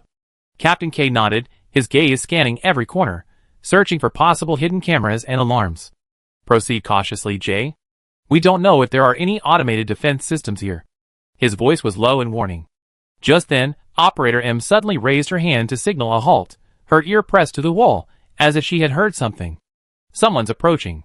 Her voice was barely audible, but her expression was serious, making everyone nervous. Captain K quickly gestured for his team to take cover. They quickly dispersed, seeking cover.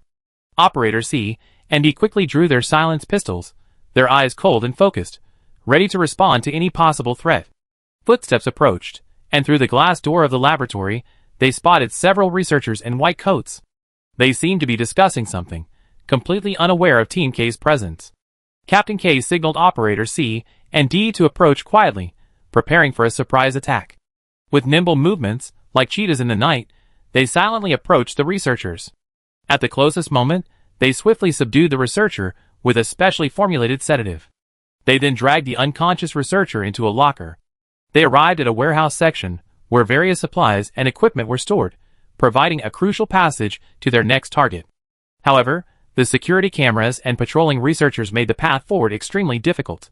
Captain K's eyes revealed a calm determination. He signaled the team to halt and whispered new instructions. We must maintain camouflage. We must not allow the researchers to detect our whereabouts. Operator J spotted a pile of large, empty cardboard boxes stacked in a corner of the warehouse, just enough for one person. Let's use this. The team members sprang into action, unfolding the boxes and covering themselves with them, instantly transforming into a seemingly random pile of goods.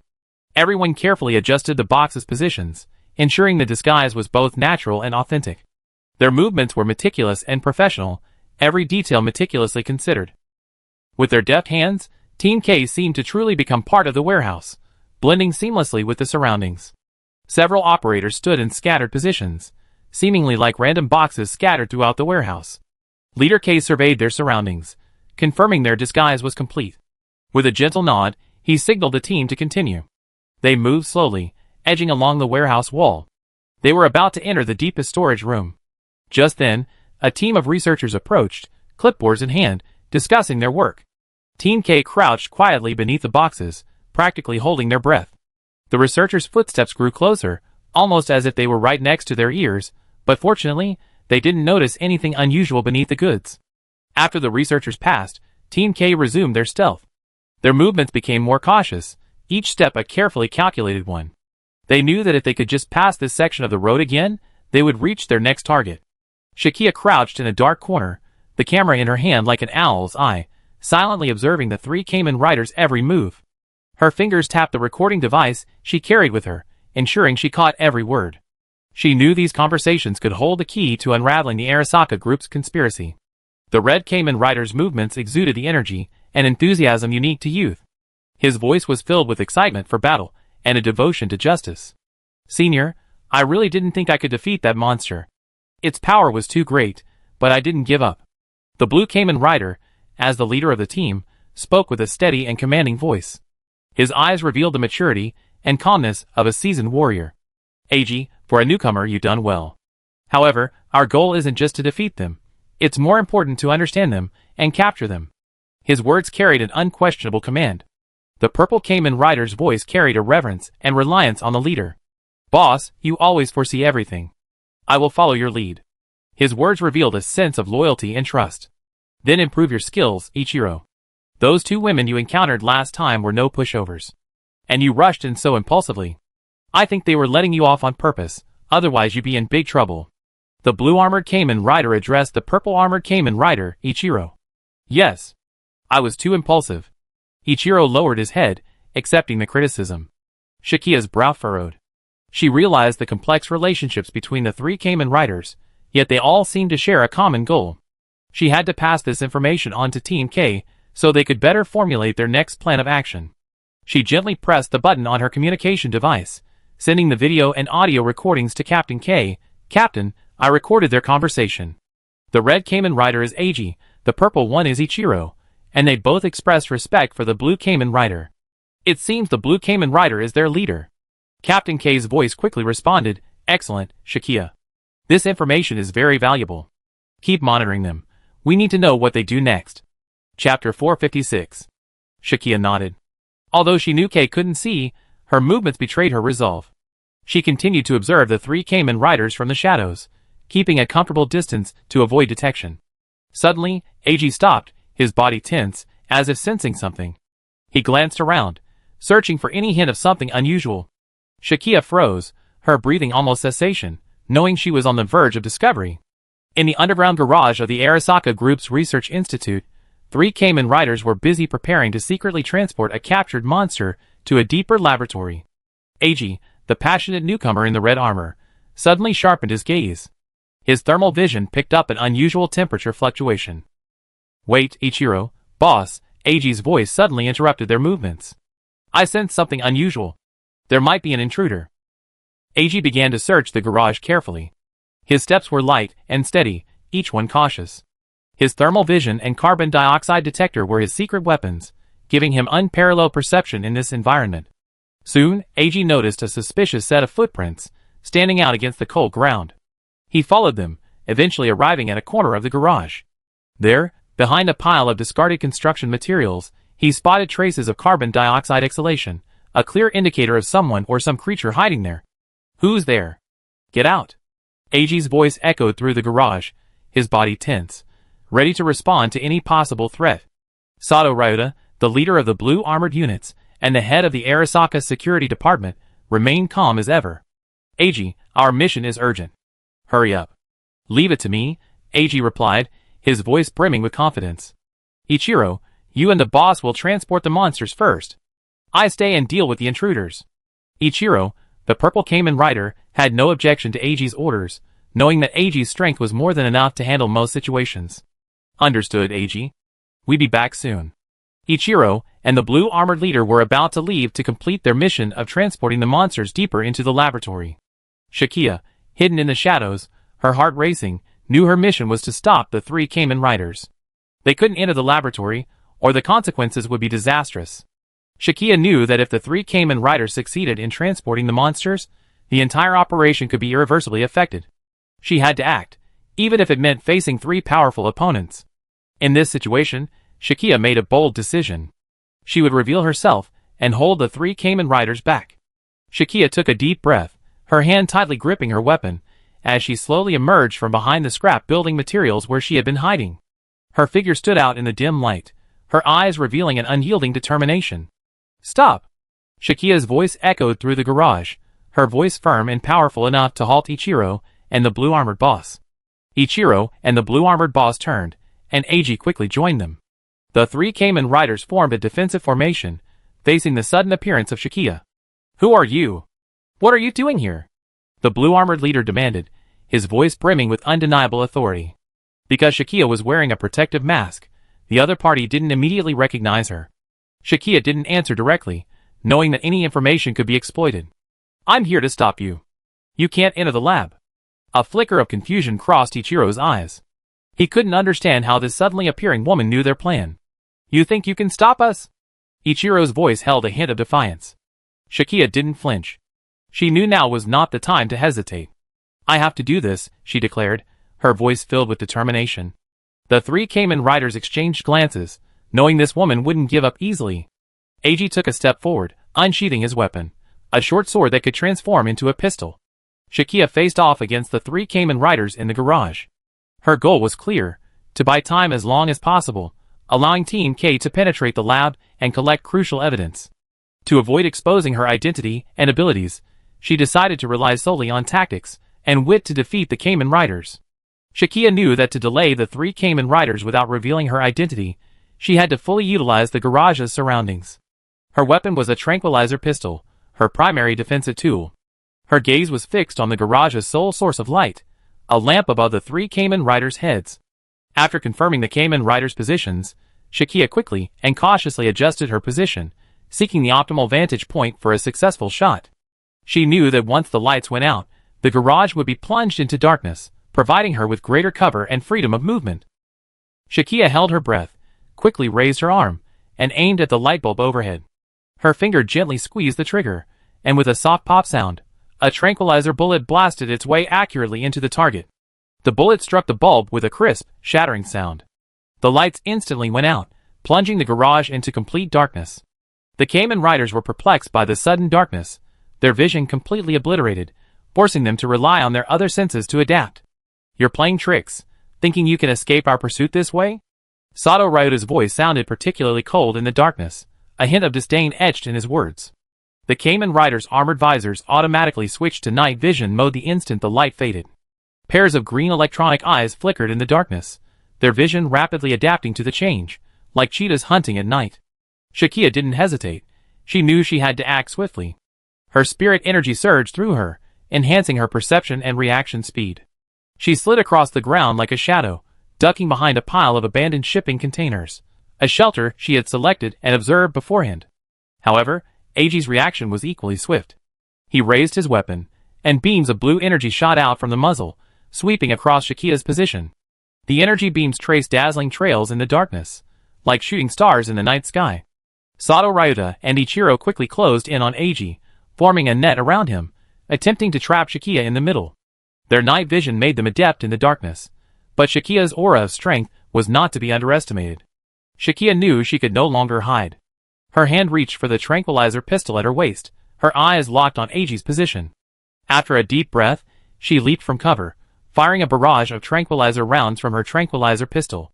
Chapter 457. Dang, dang, dang. The tranquilizer bullet bounced off the reinforced armor, but this was the expected result. Shakia didn't expect the tranquilizer gun to subdue the Kamen Rider directly. She knew the armor's protective capabilities far exceeded those of conventional weapons.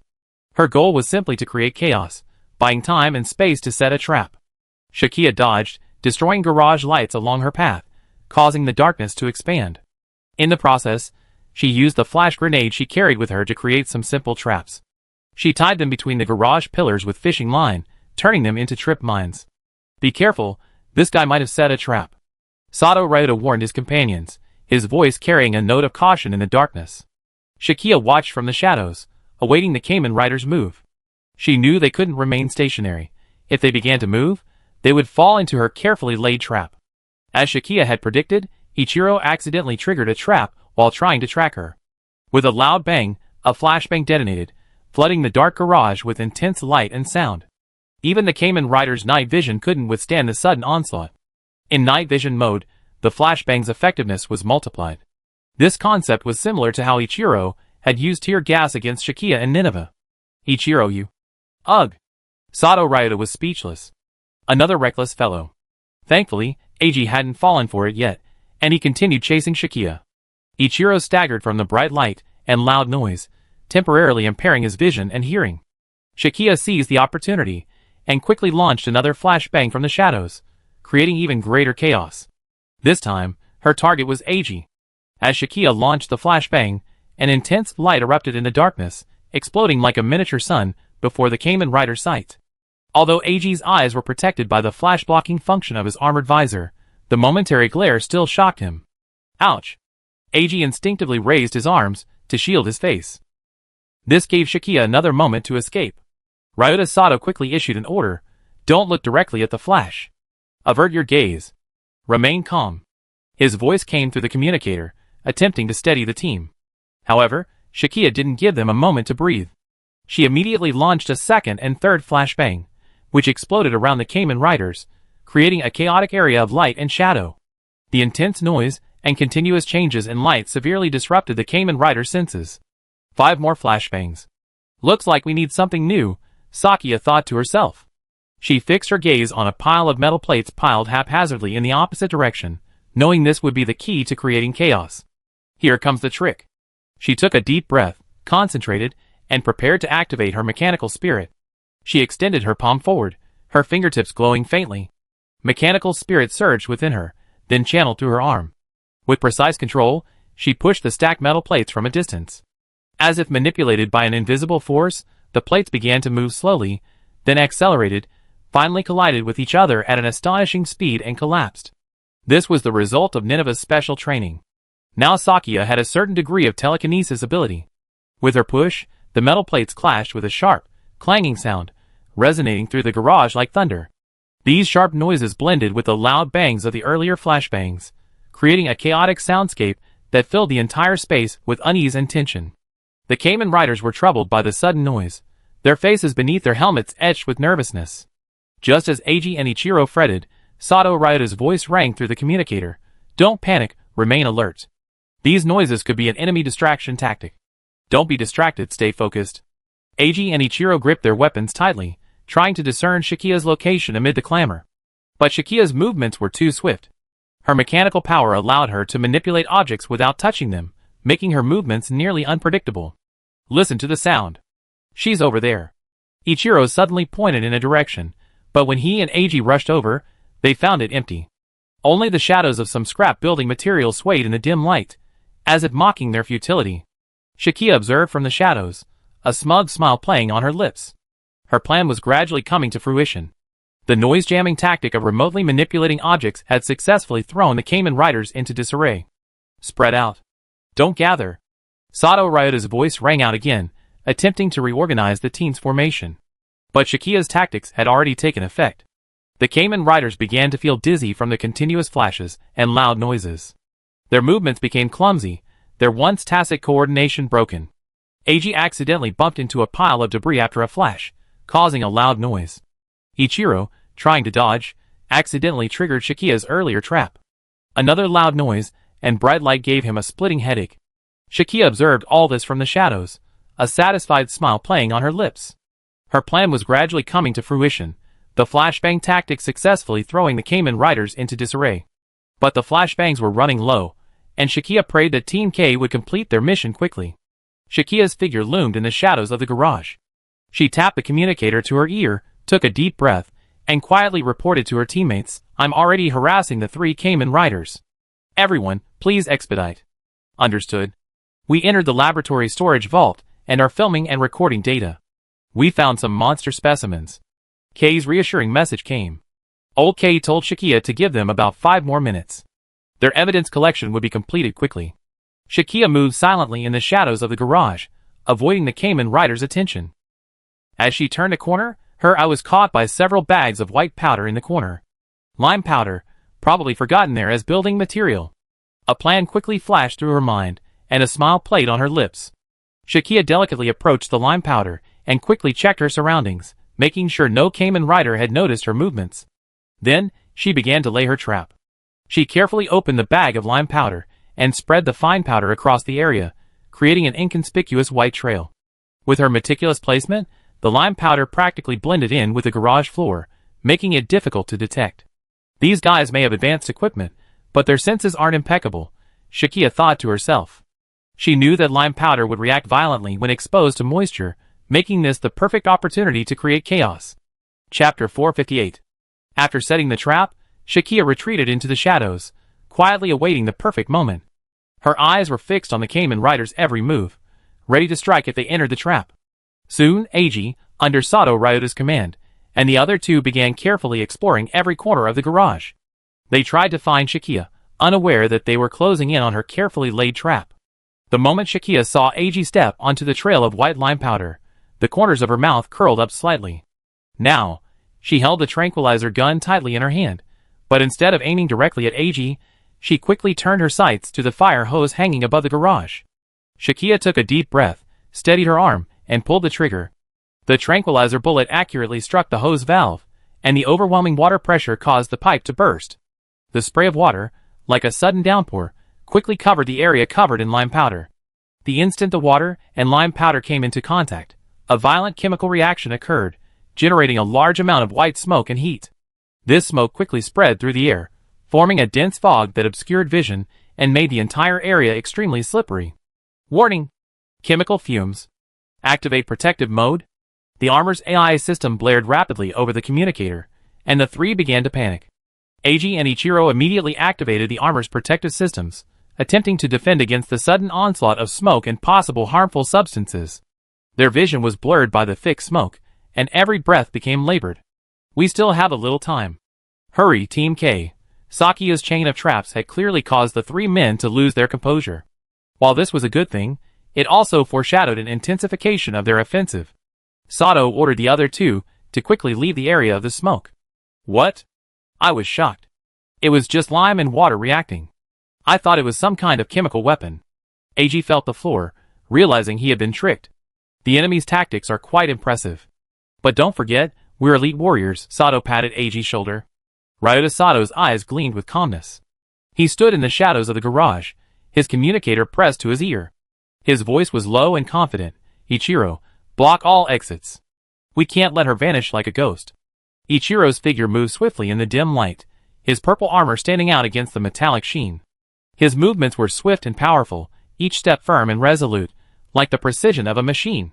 He reached the parking lot entrance and quickly activated the controls on his armor. A heavy security door slowly descended, sealing the exit tightly. Blockade complete. Ichiro's voice rang out over the communicator, crisp and clear. Sato Ryota nodded, his gaze scanning the surroundings as he continued to issue orders. Eiji, continue forward, but be careful. She might have set more traps. I return to collect the spoils. Understood. A hint of nervousness crossed Eiji's voice, but he still quickly followed the order, his weapon ready for any possible attack. Sato Ryota turned, his steps steady, as if everything was under control. He returned to the core of the laboratory, where their true purpose lay, the loot. Shakia clung to the shadows of the garage, her eyes keenly observing the movements of the three Kamen riders. When she noticed they began to disperse, Ichiro went to block the entrances and exits, Eiji continued searching the garage for her location, and Sato Ryota returned to the container transporting the monsters. She felt a sense of foreboding. She knew that this scattered tactic meant she could no longer contain all three with a single distraction. Her plan was to buy time, ensuring Team K's safe escape, but with the clock ticking, her task became increasingly arduous. She tapped her finger on the communicator at her ear, her voice low and firm. Team K, speed up. We must buy time. Team K was also working at full speed. They had begun preparing for their retreat, but the in-and-out flow of researchers delayed them. They couldn't use the freight aisle, or they collide head-on with the three Kamen riders, rendering their infiltration mission meaningless. Ichiro's figure moved swiftly across the garage, his purple armor gleaming faintly in the dim light. His movements were swift and powerful, each step firm and steady, like a precision-engineered machine. He reached the parking garage entrance and quickly activated the controls on the wall. A heavy security door slowly descended, sealing the exit securely. Exit blocked, Ichiro's voice echoed through the communicator, crisp and clear. Your game is over, Sato Ryota's voice echoed from the parking lot, a hint of defiance in his words. We know your intentions, and your little tricks won't work. If you come out now, we can give you a dignified end. Shakia listened quietly from the shadows, a glint of determination in her eyes. She knew this game had only just begun, and she was the master of it. She took a deep breath and adjusted her tactics. Shakia took a deep breath, her spirit power quietly surging within her, a surge of powerful force coursing through her blood. She realized that to complete her mission, she might have to use this power in a head-on confrontation with the Kamen riders. She scanned the garage again, searching for the best position and timing for the fight. She knew that if she revealed her abilities, the executor's identity might be exposed, and Swager's investigation into Arasaka might also be revealed. But she also knew that if she didn't act, Team K could be in even greater danger. Thinking rapidly, Shakia searched for a strategy that would both effectively fight and maintain her identity. She knew that if her Kippaka power became known to the Kamen riders, her connection to Swager would likely be discovered by the Arasaka group, bringing unforeseen complications to her mission. She needed a plan, one that would allow her to unleash her Kippaka power, while also avoiding exposure. Shakia's gaze fell on a pile of discarded building materials in the garage, and a bold idea formed in her mind. She decided to use the environment to conceal her power. Quietly moving near the discarded materials, Shakia quickly piled some flammable items. Then, she carefully took out a small incendiary bomb, ready to ignite it at the right moment. Eiji, be aware of your surroundings. She might be using the environment for cover. Sato Ryuta's voice rang through the communicator, and his instincts told him that Shakia wouldn't give up. Shakia took a deep breath, her spirit energy quietly surging within her, but she didn't use it immediately. She waited until Eiji approached her area. Just as he was about to discover her hiding place, Shakia ignited an incendiary bomb and quickly threw it toward the pile of flammable materials. A flash of fire, and a fierce flame quickly soared into the sky. Thick smoke and flames formed a barrier in the garage. Although the intense flames had no killing power to Eiji, Shakia took this opportunity to activate her spirit energy. However, her movements were obscured by the flames and smoke, making it look like an accidental fire from the outside. Eiji was startled by the sudden onset of the fire. In that instant, Shakia emerged from behind the wall and attacked. Her body was enveloped in a faint glow, and the spirit energy within her exploded, making her movements incredibly fast. Like a bolt of lightning, she charged straight at Eiji. Eiji was caught off guard, stunned by Shakia's sudden attack. His armor, though formidable, was no match for Shakia's mechanical power. Her movements were swift and precise, subduing Eiji with a single blow. Sato Ryuta and Ichiro, hearing the commotion, rushed to the scene. But when they arrived, they saw only flames and smoke, and Eiji lying on the ground. They couldn't determine whether this was Shakia's doing or just an unfortunate accident. Chapter 459. Shakia's eyes darted across the garage, searching for her next move. She knew that to take on both Ichiro and Sato Ryuta simultaneously, she would have to use the environment to create a barrier, dividing their forces. Her plan was to destroy the structure of the parking lot, creating chaos and separating the two Kamen Riders, so she could defeat them one by one. Silently, she approached the key pillar supporting the garage, her fingers lightly touching the cold concrete, searching for the weakest link. Having found her target, Shakia took a deep breath and mobilized the power of her spirit. Her strength surged within her, ready to launch a devastating attack. Sato Ryuta's voice rang through the communicator. Ichiro, stay alert. I sense something's wrong. But before he could finish his words, Shakia had already launched her attack. Her fist slammed into the pillar, the power of her spirit empowering it like a cannonball. With a resounding bang, the pillars snapped, and the entire parking lot began to shake, as if struck by an earthquake. Dust and debris cascaded down, like a waterfall. Ichiro and Sato Ryuta were forced to separate, their vision obscured by the dust. They sought cover in the chaos. In the chaos, Shakia swiftly moved to Ichiro's position.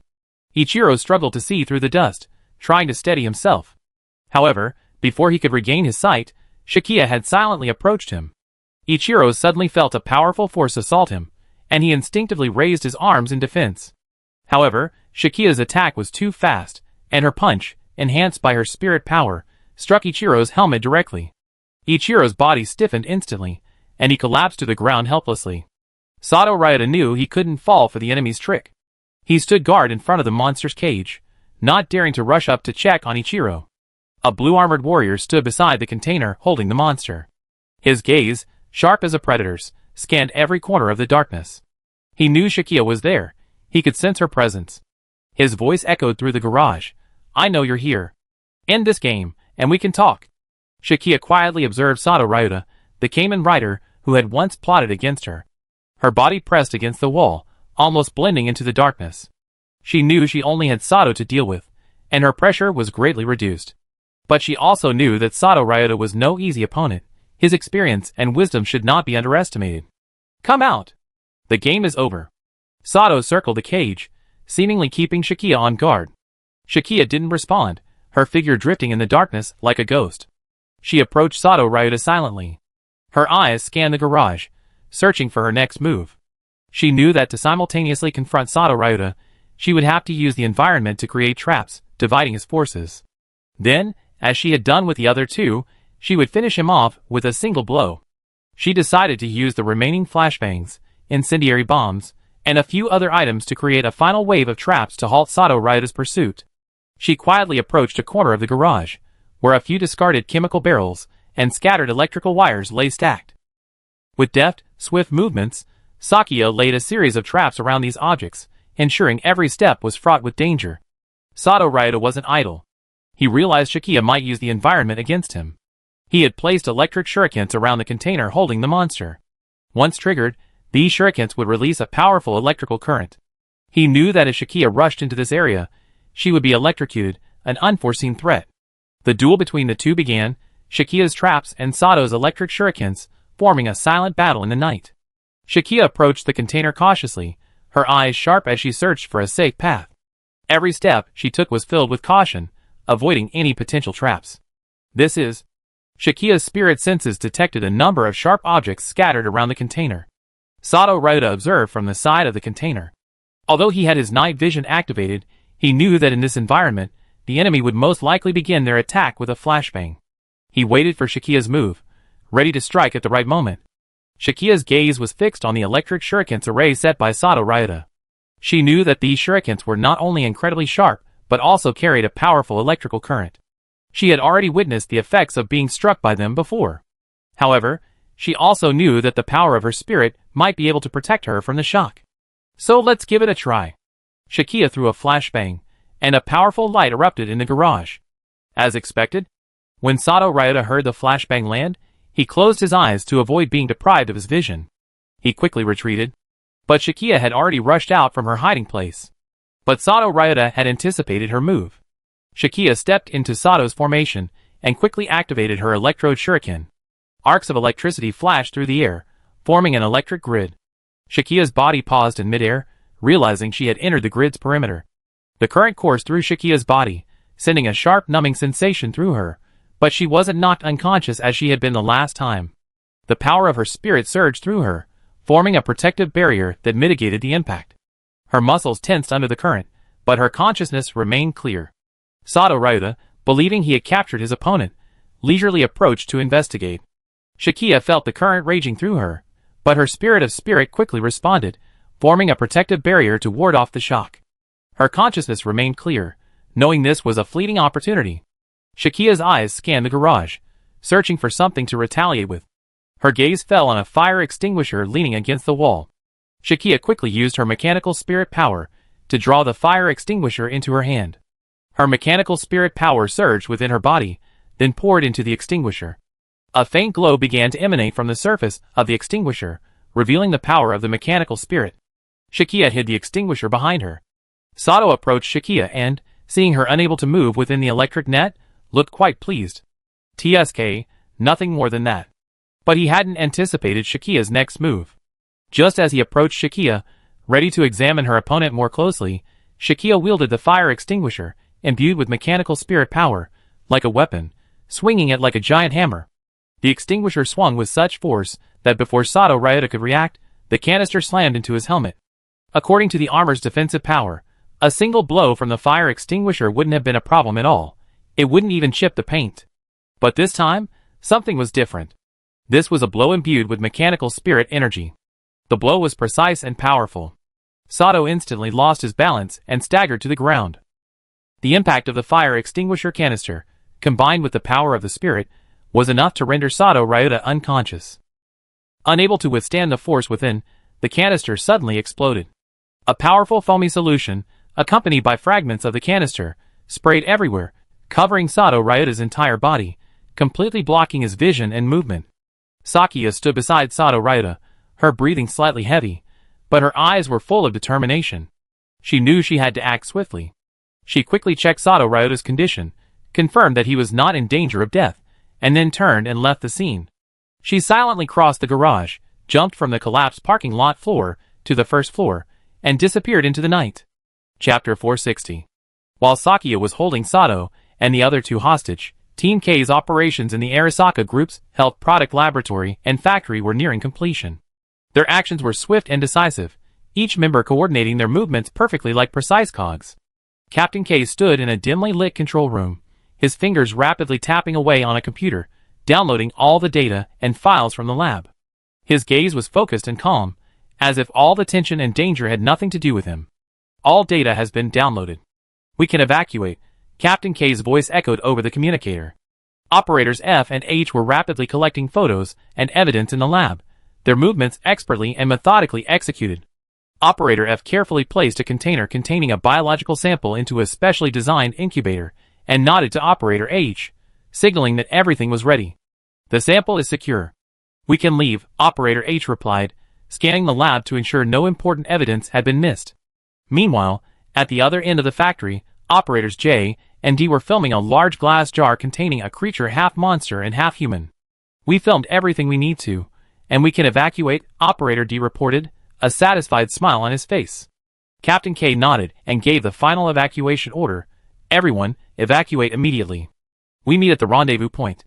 Their movements were light and swift, raising no alarm. When they finally gathered at the rendezvous point, they gazed toward the factory.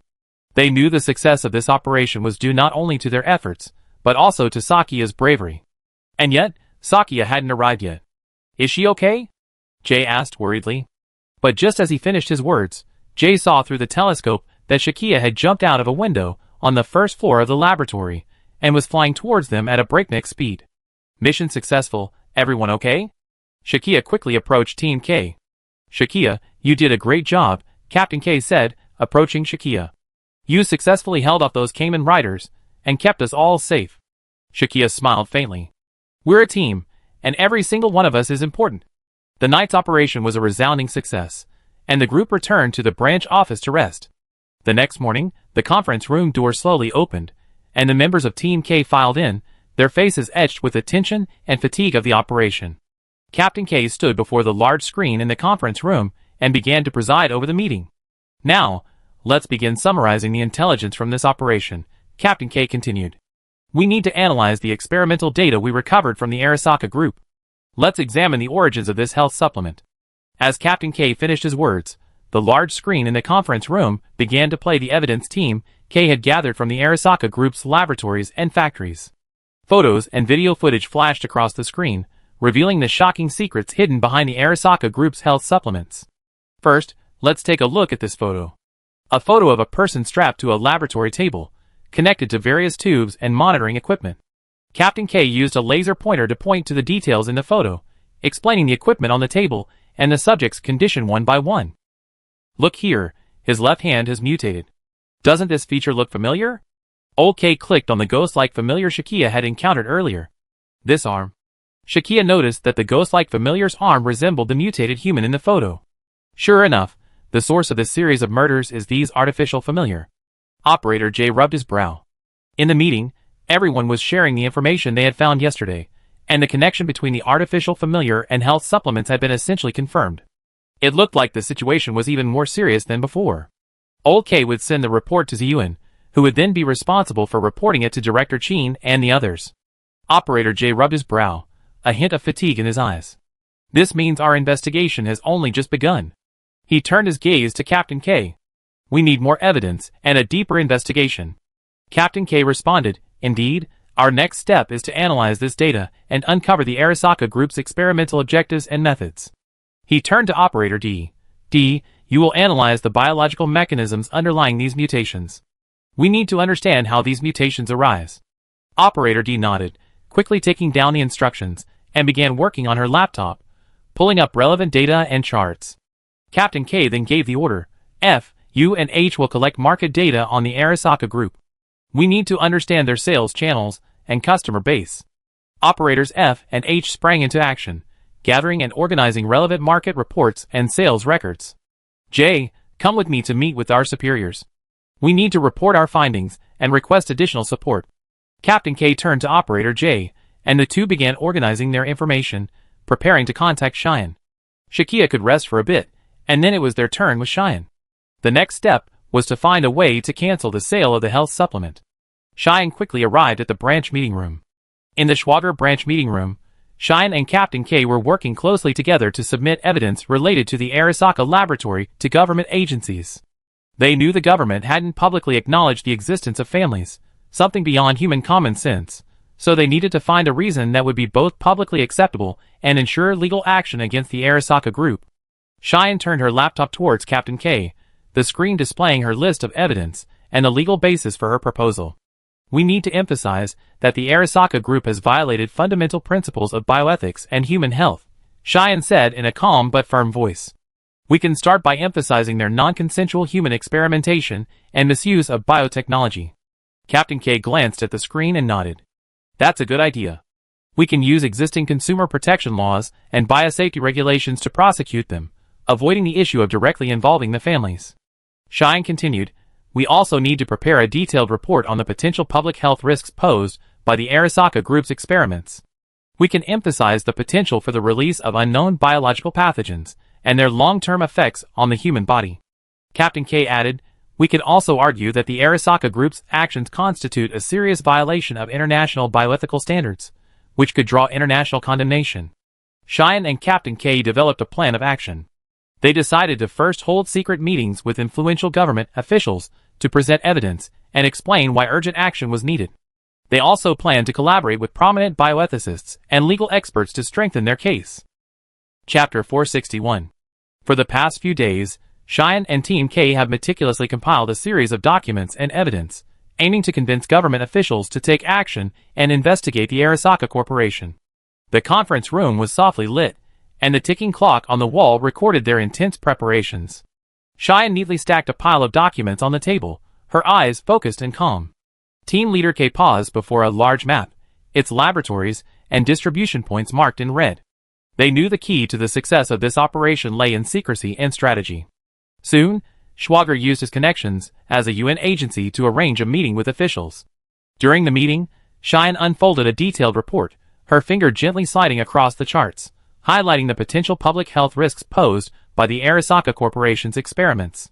Her voice was calm but powerful. These experiments not only violate ethical standards, but could also have irreversible consequences for our society. Kay added, we need to take immediate action to prevent these products from entering the market and protect our citizens from potential harm. His gaze was firm, conveying an unquestionable determination. After hearing their statements, some officials' expressions grew serious, and they pledged to push forward the investigation into the Arasaka Group. However, Cheyenne could also sense the officials' reluctance. The Arasaka Group's immense influence limited even the state apparatus's ability to act in their presence. That's fine. We can simply change the angle of our accusations, Cheyenne suggested. At the conclusion of the meeting, the official stood up, a document clutched tightly in his hand. He addressed Cheyenne and Captain K, understood. The information you provided is extremely valuable. I will immediately report it to my superiors, and we will take the necessary measures. Soon, news reports began to surface about Arasaka Group health supplements being found to contain illegal additives, causing an uproar among the public. As media coverage of the Arasaka Group's health supplements' illegal use of additives continued to deepen, public attention grew. The potential health risks and unethical production methods outlined in the reports shocked and angered the public. On social media, people expressed their dissatisfaction with the Arasaka Group and their sympathy for the victims, and public pressure gradually intensified. Within the Swager branch, Sakia didn't let the temporary lack of new tasks slacken her efforts. She was well aware of the potential health risks posed by harmful supplements, especially to the elderly residents of Majiroso. She decided to take personal action to ensure these products no longer harmed anyone. Sakia organized a trip to Majiroso. Together with Sheena and the Swager logistics team, they carried verified, qualified supplements to replace the Arasaka products in the residents' hands. Their meticulously planned operation was designed to minimize the inconvenience and discomfort for the elderly. Entering Majiroso, Shakia and the logistics team set up several tents, attracting the attention of the elderly. With a smile on her face, Shakia explained the problems with the Arasaka health supplements and presented the safe alternatives they had brought. Her voice was gentle yet firm, reassuring the elderly. She spoke softly yet forcefully, "Dear elders, we are from the ward office. Recent news reports have revealed possible illegal use of additives in Arasaka Group health supplements. We are deeply concerned about your health and have specially brought you rigorously tested, safe, and reliable supplements to replace the potentially problematic ones." The logistics team members sprang into action. They approached the elderly, handed them the new health supplements, and patiently and meticulously explained them. Sheena stood before a white-haired grandmother. She pointed to the instructions on the packaging, gently sliding her finger over it as she read, explaining, "Grandma, this is the daily dosage.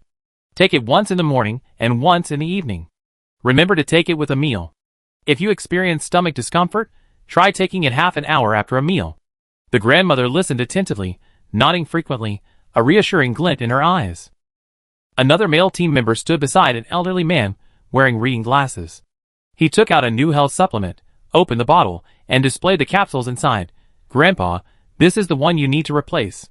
It's darker than the previous one, But don't worry, that's because the new one has a higher concentration of active ingredients and is better for your joints. You only need 2 capsules a day, and remember to swallow them with water. As the elderly listened to the logistics team members' expert explanations, their doubts gradually dissipated, replaced by trust and anticipation for the new health supplements. They expressed their gratitude to Shakia and the logistics team, some even asking about their daily diet and exercise, creating a harmonious atmosphere. Shakia arranged for personnel to distribute the new supplements, then, armed with transparent plastic bags and record sheets, led a group toward the apartment building. They were fully prepared to collect the problematic supplements. The other team members also busied themselves in their respective areas of responsibility. They moved from room to room, gently knocking on doors, and politely inquiring whether the residents were using Arasaka Group supplements. Whenever they received a positive response, they patiently explained the situation and guided the residents' cooperation in the collection process. Their professionalism and attentive service reassured the residents and earned their trust. A team member approached an elderly man in a wheelchair. He took the health supplements he handed over, carefully examined them, and said gently, "Grandpa, your product is also on the recall list. Rest assured, we will properly dispose of it and replace it with a safe alternative we brought." The elderly man nodded slightly, his gratitude evident. Shakia also visited a household where an elderly woman sat in a rocking chair. She gently bent down and said sincerely, "Grandma, could you please show us the Arasaka health supplements you're using? We like to confirm whether they're from the batch that might be problematic." The elderly woman looked slightly surprised, but seeing the concern and sincerity in Shakia's eyes, she nodded and pulled a medicine bottle with the Arasaka logo from a small drawer in her bedside table. Shakia took the bottle and carefully examined the batch number and production date, while a member of the logistics team simultaneously recorded them on a form. While checking the information, she explained to the elderly woman, "Grandma, this health supplement is indeed from the problematic batch reported in the media. For your health, we recommend that you stop using it and hand it over to us for recycling." Although the elderly woman felt a little reluctant, she understood that this was out of concern for her, and handed the bottle back to Shakia. During the recycling process, Shakia and her team remained vigilant, ensuring compliance and proper procedures at every step. They carefully sorted the recovered health supplements, neatly placing them in separate plastic bags by batch number and production date, facilitating further investigation and analysis. They also reminded the elderly woman that if they found any missing products or purchase receipts, they could contact her at any time, and she would arrange for someone to collect them. Chapter 462. Kai and Shina's team's goal was not only to reclaim the health supplements from the Arasaka Group, but also to conduct a health checkup on the elderly residents they had previously interacted with. Just then, the elderly man who had robbed the bank appeared in the crowd. He approached Shakia and told her that his injured companion had been acting strangely. A worrying expression crossed the elderly man's face, and his voice was low and trembling. "Miss Shakia, we have something to tell you about our friend. He's been acting strangely at night lately." Shakia's expression grew serious, and she gestured for the elderly man to continue. The elderly man continued, "He's been sleepwalking a lot lately. Sometimes we find him in the yard or on the nearby paths. He's covered in dirt, as if he's been walking around for a long time." The elderly man added, "We're very worried about him. He had some of these symptoms before his injury, but they become more frequent recently. We're not sure if it's related to the Arasaka health supplements." Shakia knocked gently on the elderly man's door, and it slowly opened, revealing the sleepwalking elderly man. His face looked haggard, his eyes a bit lost. Shakia walked into the room with a gentle smile, trying to put the old man at ease. "Hello, I heard you've been feeling a bit unwell lately. Could you please talk to me?" Shakia's voice was gentle. She sat down in a chair across from the old man, maintaining eye contact. The old man nodded, his lip trembling slightly. "I don't know how to put it. I don't remember much about the night. I just remember waking up outside, or standing at the door." Sakia took out her notebook, preparing to record the old man's description. "Can you recall what you did outside? Or did you feel anything unusual?" The old man shook his head, a hint of anxiety in his expression. I really can't remember. I only remember some vague shadows and the smell of earth." Sakia carefully observed the old man's expression, noticing the fear and uneasiness in his eyes. She gently soothed him. "It's okay. We do our best to help you. If you like, we can arrange some tests to see if you have any health issues." A flicker of gratitude flashed in the old man's eyes, and his voice was low. "Thank you. I'd like to be checked." Sakia concluded her conversation with the old man, stood up, and gently patted him on the shoulder. "Don't worry, we find out the cause. If you need anything, feel free to contact us. Leaving the old man's house, Sakia's brow furrowed, knowing this situation might be more complicated than it seemed. She decided to immediately organize a medical evaluation of the elderly man's condition upon returning to the Swagger branch, and to investigate further whether it was related to the Arasaka Group's health supplements. Her intuition told her that there might be a greater secret hidden behind this. After completing their recovery mission at Majiroso, Shakia, Sheena, and the rest of the Swagger logistics team boarded a truck loaded with recovered health supplements and returned to the Swagger branch. Inside, the team members exchanged reflections on the day's work, the atmosphere relaxed yet slightly exhausted. Night fell, and the streetlights lining the highway cast a dappled light. The truck moved steadily forward in the darkness, the hum of the engine echoing with the rhythm of the wheels rolling across the road. Shakia sat in the passenger seat, her eyes occasionally glancing in the rearview mirror to ensure everything was in order. Suddenly, a piercing roar shattered the stillness of the night. A massive figure leaped from the shadows of the building and landed heavily on the back of the truck. The people inside were thrown to the ground, their screams mingling with the clashing of debris. "Hold on!" Shakia shouted, her voice remarkably clear amid the chaos. "What's going on?" Sheena panicked. "Something jumped onto our truck," Shakia shouted. Sheena gripped the steering wheel tightly, struggling to keep the car steady, beads of sweat forming on her forehead. "Everyone hold on." His voice was tense and firm. Shakia spun quickly to see a monster clinging to the edge of the truck with sharp claws. Its eyes glowed a faint green in the night, its fangs clearly visible. She immediately realized this was no ordinary wild animal, but the same artificial familiar that had caused the previous incident. "Grab your guns and prepare for self-defense," Sakia commanded, her voice laced with unquestionable determination. The logistics team members sprang into action, pulling their weapons from the storage compartments beneath the seats, ready for any possible attack. However, the monster's power was too great, and the truck began to shake violently, as if it would overturn at any moment. There was no way to shoot in this situation. Just then, a bolt of blue energy pierced the monster, causing it to roar in pain. Boom, boom, boom. A red motorcycle approached rapidly from behind, and a young man emerged into view. He wore a tight leather jacket and a full-face helmet, and in his hands was a blue glowing energy rifle. The roar of a red motorcycle engine pierced the tranquility of the night sky. The young man on the scooter, clad in a tight black leather jacket and a distinctive full-face helmet, stood out against the night sky.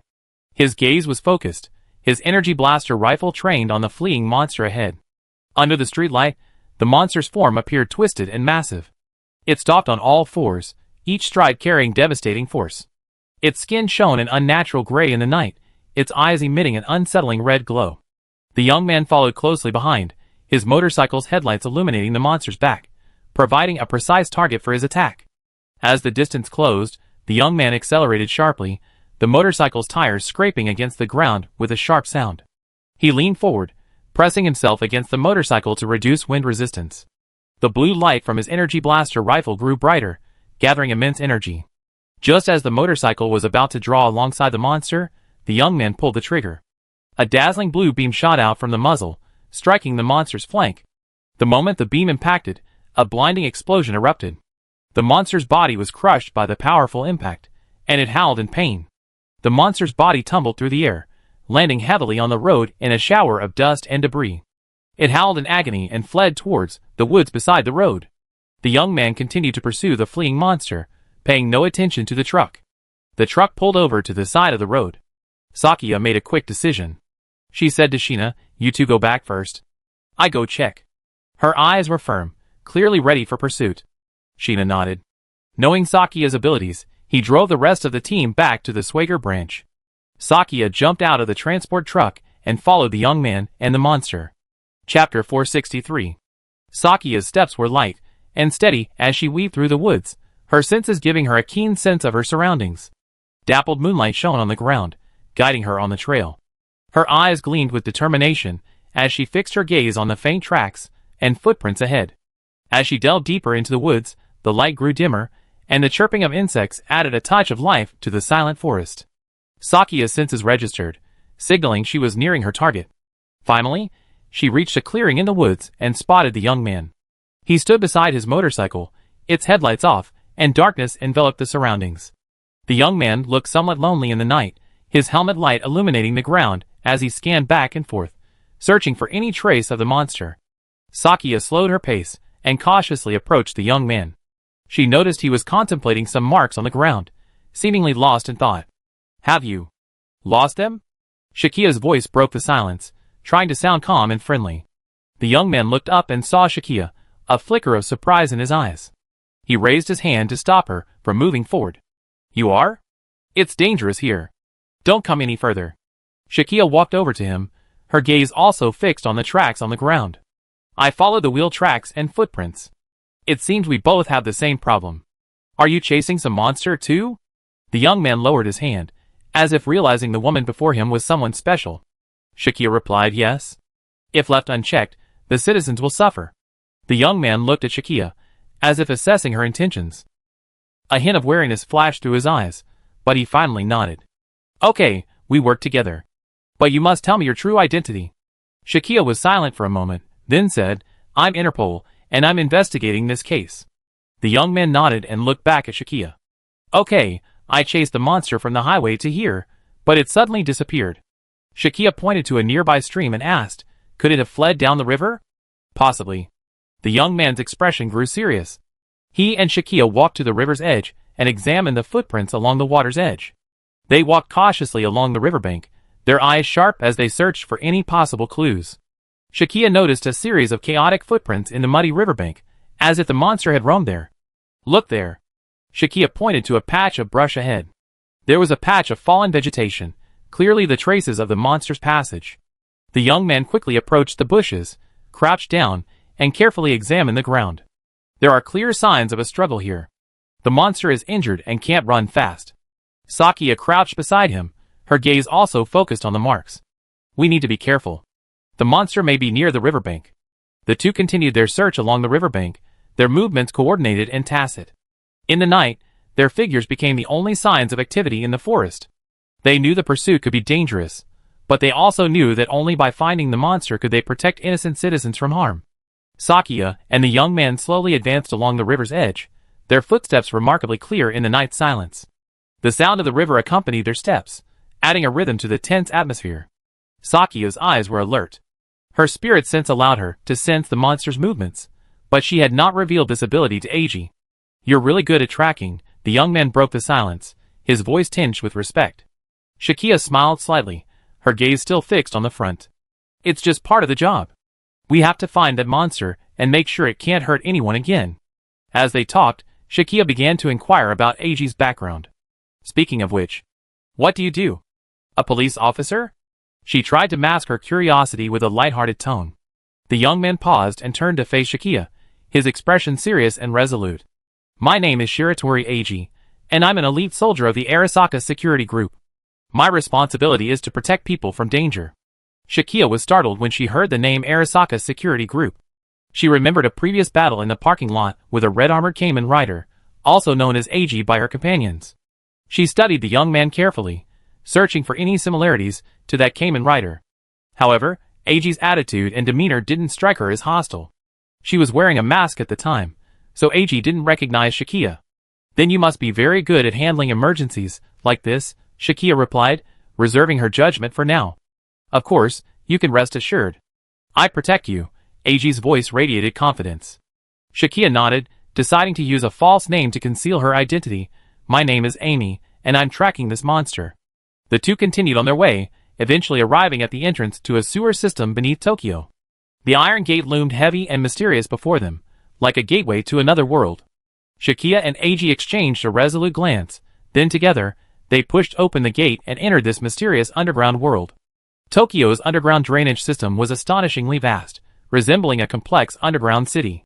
Vast concrete pipes and intricate tunnels woven into a vast network, dim lights barely illuminating these forgotten corners.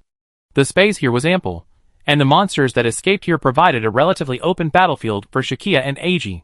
Shakia and Eiji passed through a heavy iron gate and entered this gloomy underground world. Their footsteps echoed in the empty tunnel, accompanied by the crisp sound of water dripping on the concrete floor. They remained vigilant, their light sources their only guide in the darkness. Shakia's spirit sense allowed her to sense the monster's movements, and she carefully guided Eiji through the maze-like drainage system. Her intuition told her that the monster was not far away. The structure here is more complex than I imagined, Eiji whispered, his eyes scanning the surroundings, searching for any possible movement. Shakia nodded. Yes, but it also means we have more space to deal with the monsters. That makes fighting easier, right? Suddenly, a dark shadow darted past their line of sight, and Shakia and AG tensed instantly, knowing the monster was nearby. They quickly stood back to back, ready for the coming battle. Are you ready, Amy? AG whispered, his voice thick with determination. Shakia nodded, her gaze sharp as she pulled out the pistol from under her coat. Ready at any time. Chapter 464. Sakia and AG stood side by side in the vast expanse of Tokyo's underground floodwater system, their shadows lengthening in the dim light. Sakia's gaze was determined, and she gripped her pistol tightly, feeling the cold metal. She knew that revealing her identity as the executor would bring unnecessary risk to the mission. The air in the tunnel was damp and heavy, and the sound of their footsteps was particularly clear against the echoing concrete. Sakia whispered to AG, "Stay alert. This monster won't be easy to deal with." AG nodded, his hand tightly gripping the energy spear blade. The blue light on the blade flickered with hope in the darkness. "Don't worry, I will protect you," he replied, his voice brimming with confidence. Just then, a low, threatening roar echoed through the tunnel, and the monster's figure gradually emerged from the darkness. Its eyes were like two red lanterns, illuminating its massive, scaly body. The monster opened its bloody maw, bearing sharp fangs, and unleashed another deafening roar. "Here it comes!" Shakia whispered a warning, her pistol raised, ready to fire. The monster rushed toward them at alarming speed. Shakia held her breath, steadying her aim. Her finger lightly touched the trigger, and a series of precise bullets pierced the monster's vitals. The monster writhed in pain from the bullets, but continued its advance. AG seized the opportunity to charge from the side, wielding his energy sword. The tip of his blade traced lightning-like streaks through the air, striking the monster directly in the body. The monster, in pain, spun and leaped back, gaining distance. AG's eyes gleamed with determination in the dim floodwater system. He knew he couldn't delay the battle any longer. Each thrust from the monster shook the surrounding concrete, sending debris and dust flying through the air. He turned to Shakia, his voice firm and powerful. "Stand back, Amy. Let me end this." Shakia nodded, gripping her pistol tightly as she quickly retreated, clearing the battlefield for AG. She witnessed AG's transformation. A red light erupted from his body, and armor quickly covered him like a living being. The lines of the armor were sleek and powerful. His face was covered by a distinctive red mask, revealing only his resolute gaze. AG transformed into a red Kamen Rider, his posture majestic and imposing. "Don't worry, I get you out of here safely."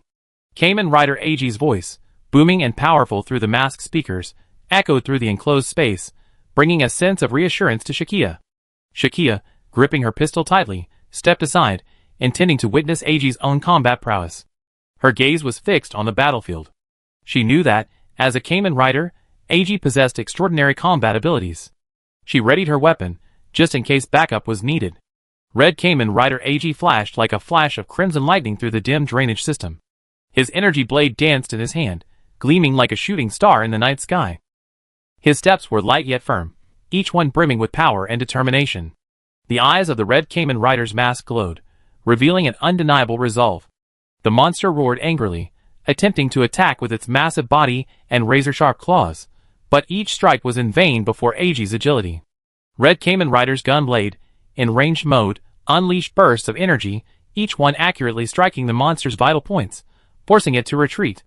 As the battle progressed, AG sensed the monster's attacks becoming increasingly frantic, knowing the time had come. He quickly adjusted his energy gunblade's mode, switching from ranged attacks to close-range slashes.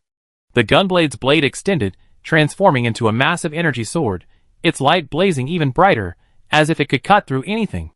Red Kamen Rider AG charged at the monster with almost unbelievable speed, his movements flowing like water, without pause. His swordsmanship was unparalleled, each swing carrying the force of thunder. In a flash of light, the monster's defenses were shattered one by one. Despite the monster's immense strength, it was useless if it couldn't capture its target. At the climax of the battle, AG raised his energy sword high. His voice echoed through the masked speakers, resounding throughout the underground cavern. "Take it, Dark Dragon's Fury." With his cry, a dazzling red light gathered from the energy sword, forming a massive energy dragon that charged straight at the monster. The battle ended. Red Kamen Rider AG stood over the monster's corpse, his energy sword gradually dissipating, transforming back into a spear blade. His breathing was a little heavy, but a hint of satisfaction lingered in his eyes. He knew that victory in this battle was not just a personal victory for him, but also a promise to those in need. Although his previous encounter with Shakia had revealed his lack of combat experience, his aggressive, charging style surprisingly proved effective against the ferocious familiar monster before him. Shakia watched the battle from the sidelines, a flicker of surprise in her eyes. She had never seen such agile and powerful warriors, other than the executors and the apostles of the order. Eiji's combat skills far exceeded her expectations. It seemed that the Arasaka Group's Kamen Rider project still had some combat potential. It would be fantastic if this enhanced armor could be used by Operator Swager. Standing in the dim floodwater system, Shakia witnessed Eiji's heroic transformation into Red Kamen Rider, and a deep sense of respect welled up in her heart. The Arasaka Group's Kamen Rider project clearly possessed a combat capability that could not be underestimated, and Eiji's performance proved this. As she watched Eiji retract his energy spear blades and transform back into his normal form, she pondered. If this enhanced armor can truly be used by the Swager operators, it will undoubtedly greatly enhance our combat capabilities, Shakia thought to herself. Her gaze followed Eiji's movements, pondering how this technology could be incorporated into Swager's combat capabilities. She knew that Swager was constantly seeking ways to improve the combat efficiency and survivability of its operators. If they could master this armor-enhancing technology, Swager's operators would be even more powerful in future missions. Shakia approached the massive monster, her gaze calm and focused. Despite having just experienced a fierce battle, she maintained the alertness and professionalism of an executor. She crouched down, carefully observing the monster's breathing and vital signs. "Is it dead?" Shakia asked Eiji, her voice tinged with concern. Eiji approached the monster, crouched down, and examined it carefully. "Still breathing," he replied. "I contact the Arasaka mobile unit to retrieve it later. They have specialized equipment and procedures for such situations. Don't worry." Chapter 465. Shakia and Eiji's footsteps echoed in the dank underground passage, their shadows distorting in the dim light. The air was filled with a musty and metallic smell, mixed with an indescribable stench. "That's not right. I've been down here before, and there wasn't a smell like this. What's going on?" Eiji wondered, a little surprised. He had to transform into Kamen Rider again, his mask activating the air purification function. "Are you okay? Why don't you wait here for me?" Eiji asked Shakia considerately, as the place was getting increasingly smelly. "It's okay, I'm fine," Shakia assured him. In reality, Shakia had used her spirit energy to cover her nose, forming an invisible gas mask. This ability was Shakia's quick-thinking idea, and surprisingly, it actually worked. They tracked the escaped parasite through one narrow passage after another until they reached a spacious underground cavern. The ceiling of the cavern was almost shrouded in darkness, with only a few faint beams of light filtering through the cracks above, illuminating a gloomy scene. The moment they entered the cavern, their steps paused in unison, stunned by the sight before them. Under the dim light, countless parasites gathered in the center of the cavern, entwined and fused, forming a massive cocoon-like object. The cocoon surface wriggled continuously, as if some living creature struggled within, trying to break free. "What is this?" Shakia's voice was filled with disbelief, her gaze fixed on the gruesome cocoon. Her pistol was gripped tightly, ready to respond to any possible threat. Eiji's brow furrowed, a sense of foreboding welling up within him. Those monsters. Could they also possess similar parasites? His voice was low and filled with worry. His energy spear blade gleamed in his hand, ready to face the unknown. The two men realized that the monsters they had defeated might just be the tip of the iceberg. These parasites might have been lurking in the city for ages, merging and mutating to form even more powerful entities. This massive cocoon might be their final form of evolution. Sakia gripped her pistol tightly, her gaze gleaming with determination. "We must stop them," her voice brimming with resolve. She knew this might be a difficult battle, but she also knew they couldn't retreat. Eiji nodded, his eyes etched with determination. "We will. No matter what they become, we will not let them harm anyone." Sakia and Eiji stood before the massive cocoon, each attack a challenge to an impenetrable fortress. The parasites on the cocoon surface twisted and squirmed under their assault, as if mocking their weakness. After each attack, the parasites quickly returned to their original form, and the cocoon remained firmly entrenched in the center of the underground cavity. Sakia's brow furrowed, realizing clearly that if it were a familiar, she would need to use the power of her spirit to effectively strike. Eiji's attacks might be effective against smaller monsters, but against such a massive familiar, they were clearly insufficient. But Sakia couldn't afford to expose her own strength here. Our attacks are useless against it. Sakia turned to Eiji. Let's retreat for now. Eiji gripped his energy spear blade tightly, a flicker of resentment in his eyes. His attacks might be effective against smaller monsters, but against such a massive flock, they were clearly insufficient. He knew Sakia was right. They needed to rethink their strategy and not attack blindly. Then what should we do? Eiji asked, a hint of resignation in his voice. Sakia's gaze was firm. We need to return and discuss countermeasures with our respective teams. We can't face this threat alone. Eiji nodded. Although he was reluctant to retreat, he knew it was the wisest option. They needed more information, more support, and a more thorough plan. The two retreated cautiously, remaining vigilant against a sudden attack from the chrysalis. They retraced their steps, passing through a maze of underground passages. On their way back to the surface, Sakia and Eiji walked side by side. Their breathing gradually calmed, but the turmoil in their hearts remained unsettled. Sakia turned her gaze to Eiji, her eyes filled with curiosity and confusion. Your fighting power is truly formidable. Where does this strength come from? Sakia asked, her voice revealing admiration for Eiji's immense strength. Eiji smiled faintly, a hint of pride in his eyes. We are the newly established elite cyborg warrior group of the Arasaka group. We currently have 3 members, but we're still recruiting. Sakia's brow furrowed slightly, her mind roughly grasping the size of the Arasaka Kamen Rider group. Still, she felt both curious and concerned about this group of cyborg warriors. Cyborgs? What's the process? Eiji explained, the chosen ones will undergo implants to transform into cyborg warriors. This process involves bioelectronics, nanotechnology, and advanced mechanical engineering. Our bodies are implanted with various high-tech devices, giving us extraordinary strength and speed. Sakia was silent for a moment, pondering the ethical and moral implications of this transformation technology. What impact will this transformation have on you physically and mentally? Eiji's expression grew serious. This is a path we have chosen voluntarily. We have received comprehensive training and psychological counseling to adapt to this new lifestyle. Although our bodies have been modified, our consciousness and will remain human. We eat when we should, and drink when we should. Oh! Yes, our goal is to protect the innocent and fight against enemies who threaten humanity. No matter how our bodies change, our mission remains the same. Eiji's eyes were clear, and Sakia knew he might not know the true story behind the Arasaka group. Perhaps it would be unkind to expose Eiji's ideals now, so Sakia didn't discuss the Arasaka group with him. The evening's events came to an end. After saying goodbye to Sakia, Eiji disappeared into the night on his bicycle. Meanwhile, an Arasaka mobile unit transport plane began to fly toward the river. Back at the Swager branch, Sakia and Eiji immediately reported the situation in the underground cave to operators K, Cheyenne, Hayato, and the others. Chapter 466. Entering Cheyenne's office, Sakia found her already waiting. Cheyenne's desk was piled high with documents and reports, and a complex data analysis was displayed on her computer screen. She looked up from the screen and looked at Sakia. You're back, Sakia. How's everything going? Cheyenne's voice was calm, yet a hint of concern lingered. It seemed Sheena and the others had already reported the monster they encountered along the way. Sakia began to recount her experiences tracking the monster.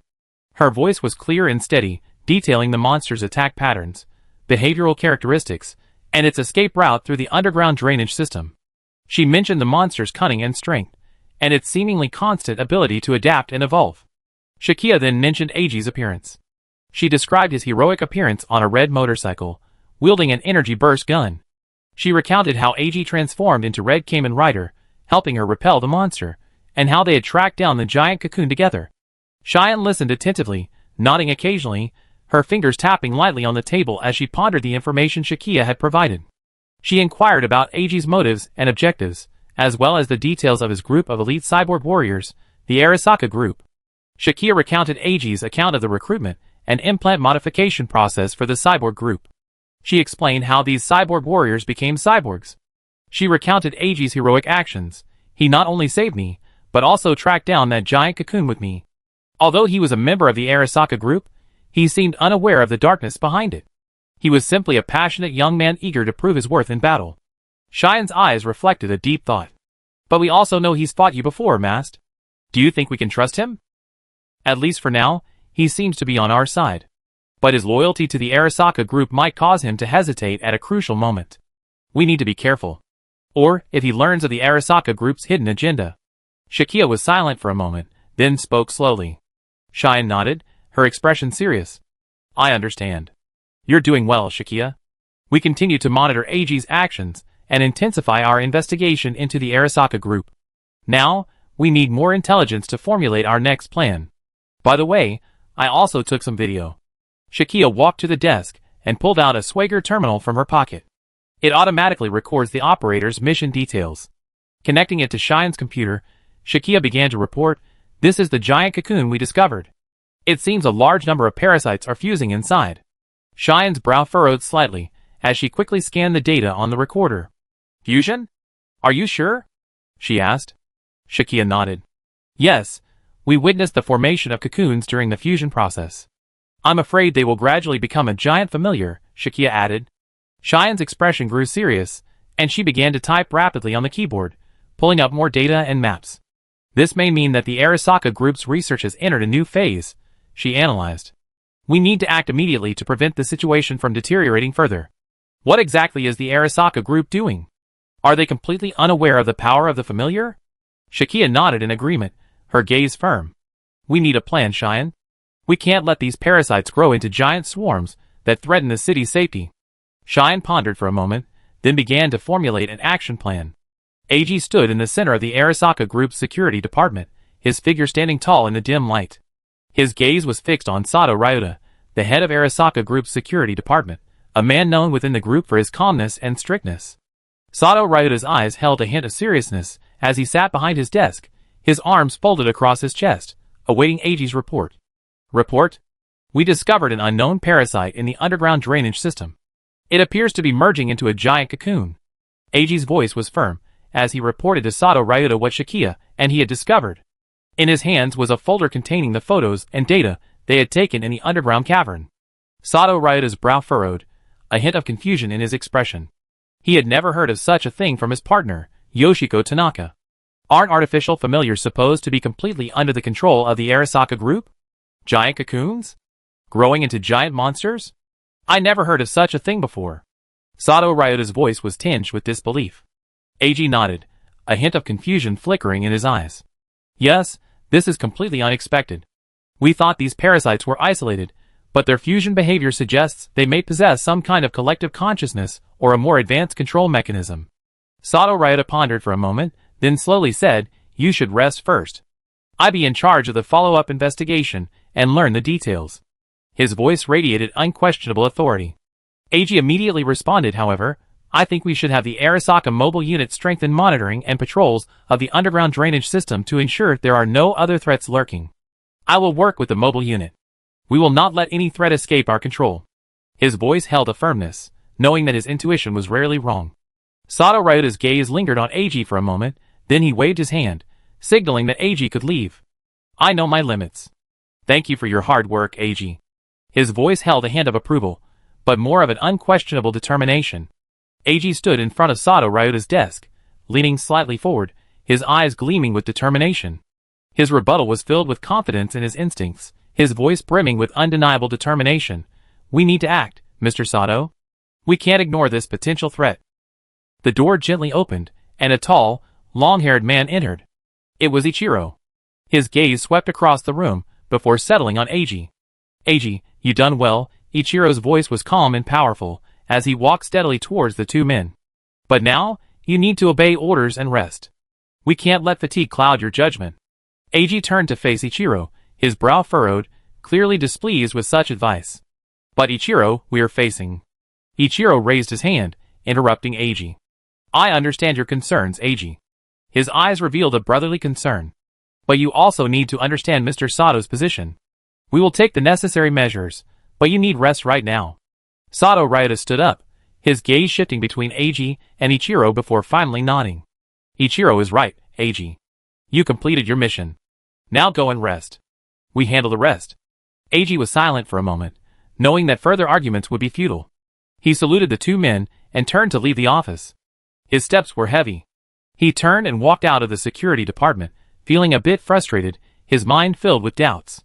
He knew this mission could affect the safety of the Arasaka group and even the entire city, but why was Sato Ryota so indifferent? He couldn't understand why the group's top brass seemed so indifferent to such a serious threat. His intuition told him that there was a deeper secret behind this matter. Eiji's footsteps echoed in the corridor, his thoughts a tangled mess. He decided that no matter what, he would protect the city, even if it meant disobeying certain orders. He knew he might be standing at an unknown crossroads, but he had already made his choice. Chapter 467. Ryota Sato's footsteps echoed through the corridors of the Arasaka group, his emotions a complex. His recent conversation with Yoshiko Tanaka had left him feeling an unprecedented sense of pressure. As the head of the group's security department, he was fully aware of his responsibilities, and Yoshiko Tanaka's words had made him realize that the secrets within the group ran far deeper than he had anticipated. An hour earlier, he had left the Arasaka group building and arrived at Yoshiko Tanaka's secret laboratory in Tokyo. He took a deep breath, adjusted his clothes, and knocked on the door. The door slowly opened, revealing Yoshiko Tanaka's calm face, a mysterious smile on her face. "Mr. Sato, you look uneasy." Yoshiko Tanaka's voice was calm, her gaze penetrating. Ryota Sato entered the laboratory and glanced around to make sure no one else was around. "I need to know the truth about the parasitic cocoon underground."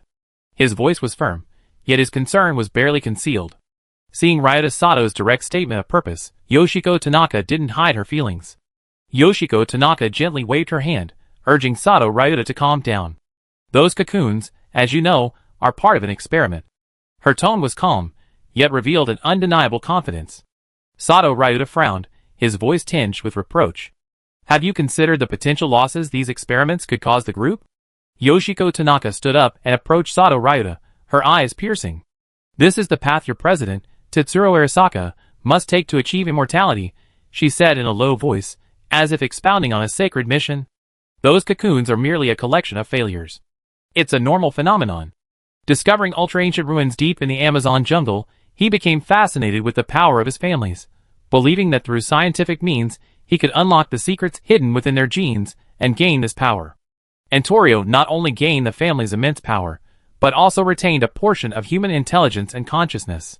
His body underwent significant changes, yet his mind remained clear, even capable of controlling and utilizing his newly acquired abilities. This achievement, to a certain extent, demonstrated the feasibility of combining family's power with human intelligence. She remembered how Antorio had become obsessed with the family's power, attempting to master this mysterious power through human experimentation. His ambition led to his downfall, ultimately transforming him into a monster corrupted by the family's power.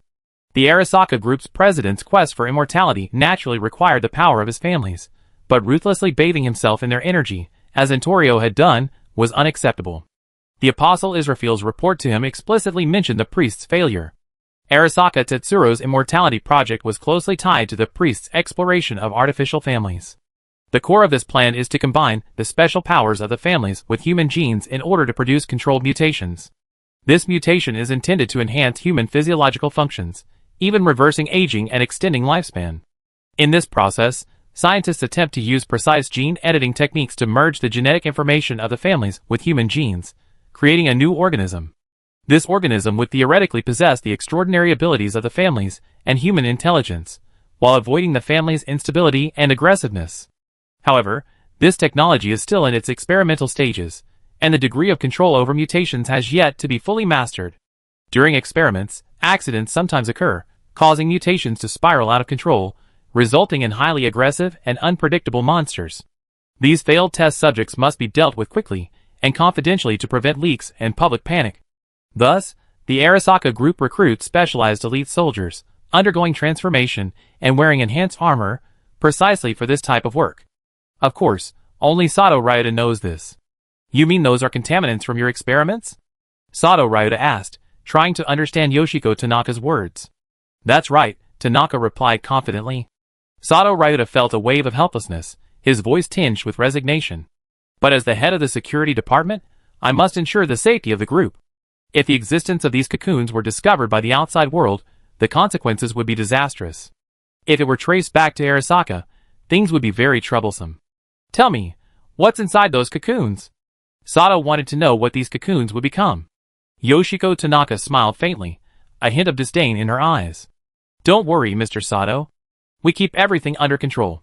Your mission is to protect the group from outside interference, not to question our research. Tell me what's inside those cocoons." Sato persisted, unwilling to be fooled by the woman before him. "It's just a larger monster. Don't worry. You can handle it, Tanaka Yoshiko said casually. You mean, transforming into one of those gigantic familiars? Clearly, Sato Ryota had also read about the familiars. That's right, Yoshiko Tanaka replied affirmatively. Then, our Arasaka mobile unit might not be able to handle it. Besides, our secret weapon isn't even ready yet, and you're already causing trouble. Sato Ryota had a good idea of the Arasaka security group's combat capabilities. It would be a stretch for them to deal with the giant familiars. Even with their Kamen Rider armor, they struggle. Don't forget there's the familiar fighting experts, the Shivakage. And there's also the mobile weapon unit recently formed by the Gale Nation. They should be there soon. Then, as the Arasaka group's combat force, you can assist them. That kill two birds with one stone. Assist them? What's your plan? That way, their opinion of the Arasaka group will become more positive. It can also conceal the fact that we're collaborating. Isn't that wonderful? Yoshiko Tanaka's words certainly sounded reasonable. Sato Ryota was silent for a moment, then nodded. He knew he couldn't change Yoshiko Tanaka's decision, but he also knew he had to take action to ensure these secrets weren't leaked. I handle this matter. Sato Ryota's voice held a hint of determination. But I hope you be more careful, and don't let this happen again. Tanaka Yoshiko nodded slightly, her eyes gleaming with approval. Very good, Mr. Sato. We be careful. Now you can leave. Sato Ryota left the lab, a little annoyed that he become the one cleaning up the cult's mess. But it was President Arasaka Tetsuro who had suggested collaborating with the cult, and he had no choice but to follow through. His emotions were mixed, but as a member of the Arasaka group, he knew he had to work for the good of the group. If it was as Tanaka Yoshiko had predicted, the monsters would soon strike. The Arasaka group would then need to show some stance. Sato Ryota knew President Arasaka Tetsuro wouldn't care. He only needed to manage public opinion and provide some operational support to Schwager and the others. Chapter 468. Cheyenne stood up and walked to the electronic screen on the wall. Her finger tapped the screen, bringing up a detailed map of the underground drainage system. Her eyes moved rapidly across the map, searching for possible entrances and the best route of action. Cheyenne and her companions reconfirmed the map of Tokyo's underground drainage system. The Tokyo Underground Drainage System, also known as the Metropolitan Area Outer Suburb Discharge Channel, is a massive flood control project designed to protect the Tokyo area from typhoon season flooding. The system is enormous, with a total length of approximately 6.3 kilometers, comprising numerous massive shafts, tunnels, and a massive reservoir. The largest reservoir, called the Central Reservoir, is 177 meters long, 78 meters wide, and 20.4 meters high. The entire system is designed to hold over 530,000 cubic meters of water. The scale and complexity of this project make it one of the largest underground drainage systems in the world. We need to act quickly. Although it's late, this matter is of grave importance. Cheyenne's voice echoed through the room, a sense of urgency in her tone. Shakia, you lead Sheena and the others' first team. After a brief preparation, we head to the underground drainage system you visited earlier. I bring Team K as the second team for support, investigating through the adjacent passageway. Nineveh, lead the third team, and investigate another area. I have a bad feeling. Shakia nodded. She still had plenty of energy. The Executor's spirit energy allowed them to fight tirelessly. As long as the branch's special operations team could be deployed, she would have no problem. Understood, Cheyenne. I organized the team immediately. Let me take charge of one area, so we can spread out more personnel, Nini suggested. Nini's point made sense. If there were more than one cocoon, or if there were other monsters, assigning as many operators as possible to explore different areas would be the right approach. Alright then, let's do as you say. Cheyenne nodded in agreement. Cheyenne turned and faced Shakia, a hint of approval in her eyes. I believe in your abilities, Shakia. Remember, safety comes first. We can't afford any unnecessary losses. Shakia nodded, her expression serious. I understand. We proceed cautiously. Cheyenne sat down in front of Old K and began arranging the second team's actions. Shakia and Nini quickly left the office, their steps firm and swift. Nini left the branch's underground building first. With her skills, she truly didn't need any equipment. She could come and go with ease. But Shakia still needed some preparation. She walked through the hallway of the Swager branch and headed for the equipment room. With deft movements, she unloaded the necessary equipment from the shelves, inspecting each piece to ensure it was in top condition. Across the street, Tessa sat in her home, flipping through some documents. In front of her was a cell phone with a flashing screen. It was Sakia. What's up? Any updates? Tessa knew Sakia wouldn't come to chat with her. She tapped the screen, answering Sakia's call. Her eyes showed a hint of concentration as she waited for Sakia's message. Tessa, I have something important to tell you. Sakia's voice came through the communication device, a hint of urgency in her tone. Tessa immediately responded, I'm listening, Sakia. What happened? Sakia quickly explained the situation of the cocoons in the underground drainage system and the Swager branch's action plan. Her voice was clear and powerful, detailing every detail. Tessa listened attentively, her brow furrowed slightly, clearly concerned about the situation. This is indeed a serious situation, Sakia. I will also participate in the investigation and prepare for action. Tessa's voice was full of determination. Sakia nodded. Although they were only communicating through a screen, she could still sense Tessa's confidence. I know you will handle this, Tessa. If you need support from the Swager branch, please feel free to contact us. It's okay. Just tell me your route, and I investigate the locations you can't reach. Tessa's idea was the same as Nineveh's. They both planned to investigate alone. The members of the Swager branch, dressed in dark tactical uniforms, moved lightly and swiftly along the narrow streets toward the inspection entrance to the underground floodwater system. Each team member was equipped with weapons, advanced communications equipment, and specialized detection tools. Their goal was to investigate the area where Sakia had discovered the cocoon. A scout from the team reached the entrance first. His sharp gaze swept around, noticing the security perimeter and the soldiers of the Arasaka mobile unit. He quickly signaled to the captain with hand signals, indicating a change in the situation. The captain, a seasoned tactician, immediately signaled the team to halt upon receiving the signal while he quietly approached the scout's position. The two of them crouched in the shadows of a building, observing the Arasaka mobile unit's deployment. It looks like the Arasaka group has already arrived. The captain's voice was low, his brow furrowed as he pondered his next move. The scout nodded, a hint of nervousness in his voice. What should we do? A direct confrontation might reveal our target. The captain was silent for a moment, then made a decision. We can't force our way in. That would ruin our plan. We need to find another way. Let's report the situation to Miss Cheyenne first.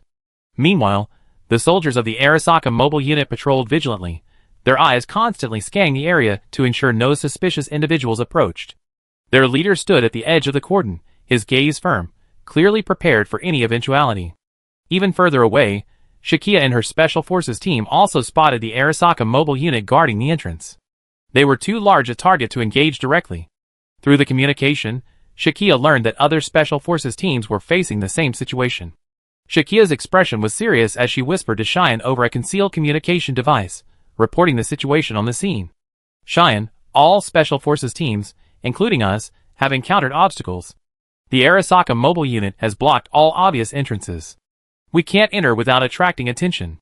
Shakia's voice was tinged with frustration. Cheyenne's voice soon came over the communicator, equally low and calm. Understood, Shakia. Suspend your team's operations. We can't take any unnecessary risks. Shakia nodded. Even though she was reluctant, she knew Cheyenne's order was correct. She signaled to the team to retreat, and the Special Forces team quietly left the area, disappearing into the night. The members of the Swager branch paused, exchanging glances, realizing that the situation was more complicated than expected.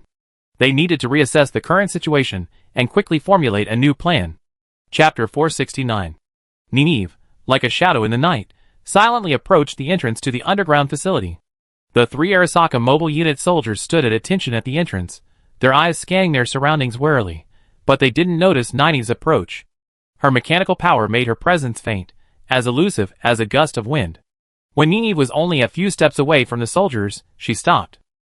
Her eyes fixed on the nearest soldier, approaching him from behind. Her fingers gently touched the soldier's neck. The soldier's eyes instantly became confused, his body stiff, as if frozen in that moment. Now relax. Come here. Nineve's voice was low and soft, her tone carrying a reassuring rhythm that seemed to echo in the soldier's mind. The soldier's eyes gradually lost focus, his consciousness controlled by Nineve's mechanical hypnosis. She gently touched the Arasaka group soldier's neck, casting her mechanical hypnosis spell. The soldier's eyes gradually grew empty, his body relaxed, completely under Nineve's control. The soldier reached the grove near the entrance. All right, now take off your clothes and gear. Nineve's voice was low and firm, her gaze fixed on the hypnotized soldier. The soldier's eyes gradually lost focus, his mind controlled by Nineve's mechanical hypnosis. Nineve gently guiding him to remove his uniform and gear. The soldier mechanically began to remove his uniform and gear, handing them to Nineve one by one. Nineve quickly changed into the uniform of the Arasaka group. Her movements were skillful, and she soon transformed into an Arasaka mobile unit soldier. After checking her attire to ensure there were no flaws, she said to the soldier, "Now, go to the nearby woods and get some sleep."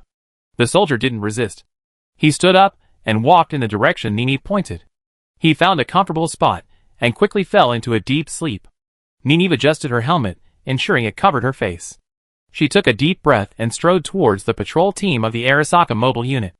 Although nervous, her steps were confident and firm. She reached the entrance of the facility, where two other soldiers were standing guard, chatting casually. After all, they were all employees of the Arasaka Corporation, and these low-level soldiers didn't think guarding the sewer entrance so late at night was fun. "I patrol around here. You two, hold down this place," Nineve said in her not-so-fluent Rian, but her voice exuded confidence and authority, and the other soldier didn't notice anything wrong. The two soldiers exchanged glances and nodded. "Go ahead, come back early. We have a cigarette." One of the soldiers pulled out a cigarette. He passed one to another, then offered one to Nineve. Nineve waved her hand in defiance and headed for the entrance to the underground facility. They had no doubts about Nineve's identity. After all, she wore the same uniform and carried the same equipment. In their eyes, Nineve was just one of their colleagues. Nineve turned and walked towards the entrance. Her movements were natural, without any hesitation or nervousness. Her heartbeat remained steady. Although she was about to enter unknown territory, she was prepared for anything. The two soldiers watched Nineve enter the facility, their gazes returning to their own posts. To them, Nineve's patrol was a routine mission, nothing unusual. Nineve passed through the facility's gate, her figure disappearing into the dim corridor. Moving swiftly and cautiously within the shadows of the underground drainage facility, Nineve connected to the Swagger branch's communication channel. "Cheyenne, Shakia, I successfully entered the facility. The situation is now safe, and I will continue to investigate further." Hearing Nineve's successful infiltration, Shakia breathed a sigh of relief. However, she told Nineve that the other units couldn't investigate further. They were too conspicuous, and it was difficult to provoke a conflict with the Arasaka mobile unit, so they had no choice but to return. Nineve expressed her understanding and told Shakia and Cheyenne to go ahead and investigate. The air inside the facility was damp and heavy, and water droplets dripped from the ceiling, making a crisp sound. Nineve carefully avoided the puddles, her movements making almost no sound. Her spirit sense could reach hundreds of meters, and she detected two creatures within her range. This reaction was clearly not human. She sensed a feral and dangerous aura. Nineve's lips curled up into a smile. Since they were enemies, she might as well play with them. She weighed her weapon, ready to deal with any monsters that might appear. After passing through a narrow passage, Nineve arrived in a spacious basement.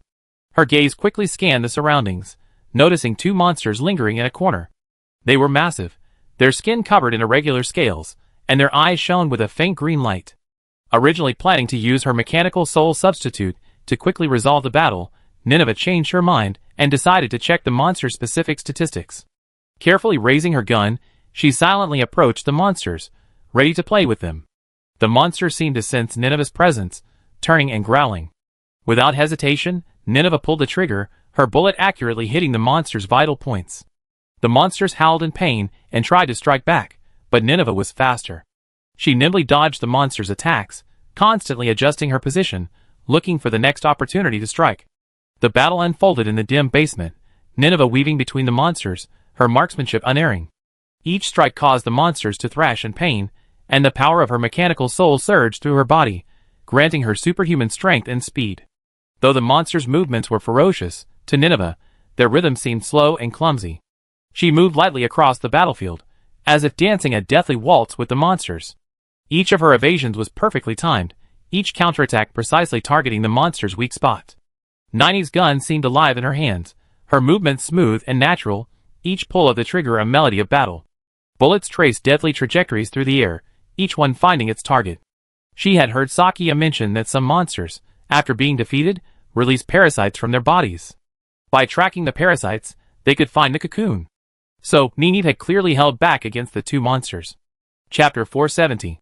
These parasites were the key to finding the cocoon. Therefore, She deliberately conserved her strength during the fight, avoiding directly destroying the monsters, to avoid damaging the parasites that might be hiding within them. The monster roared angrily, but Nineveh had already moved to another location. She moved around the monster like a shadow, each shot precisely targeting its limbs, clumsily clumping its movements. Her marksmanship was like an artist's brush, each strike perfectly placed, neither incapacitating the monster nor fatally wounding it. Another monster attempted to join the fray, but Nineveh was faster.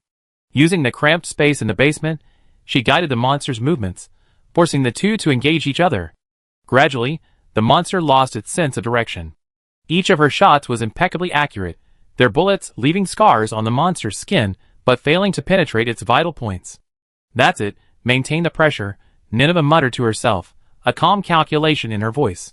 The monster writhed in pain under her attack, but remained alive.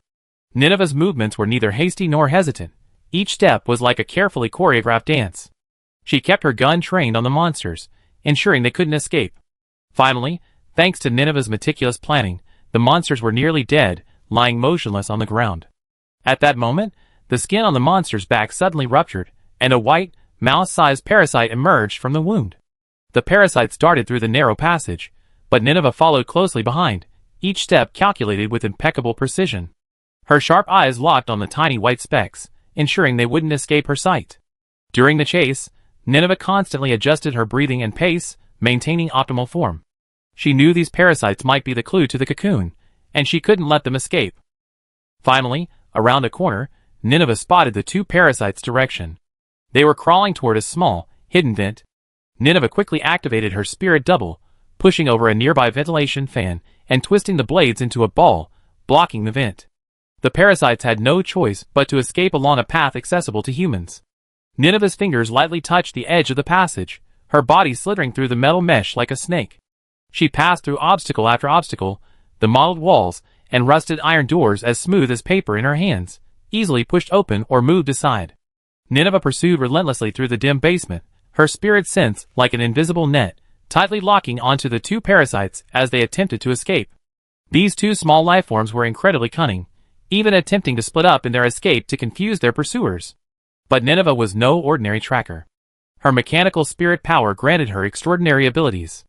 The moment the parasites separated, Nineveh quickly mobilized her mechanical spirit doubles, a unique ability of her mechanical spirit power that allows her to create physical clones.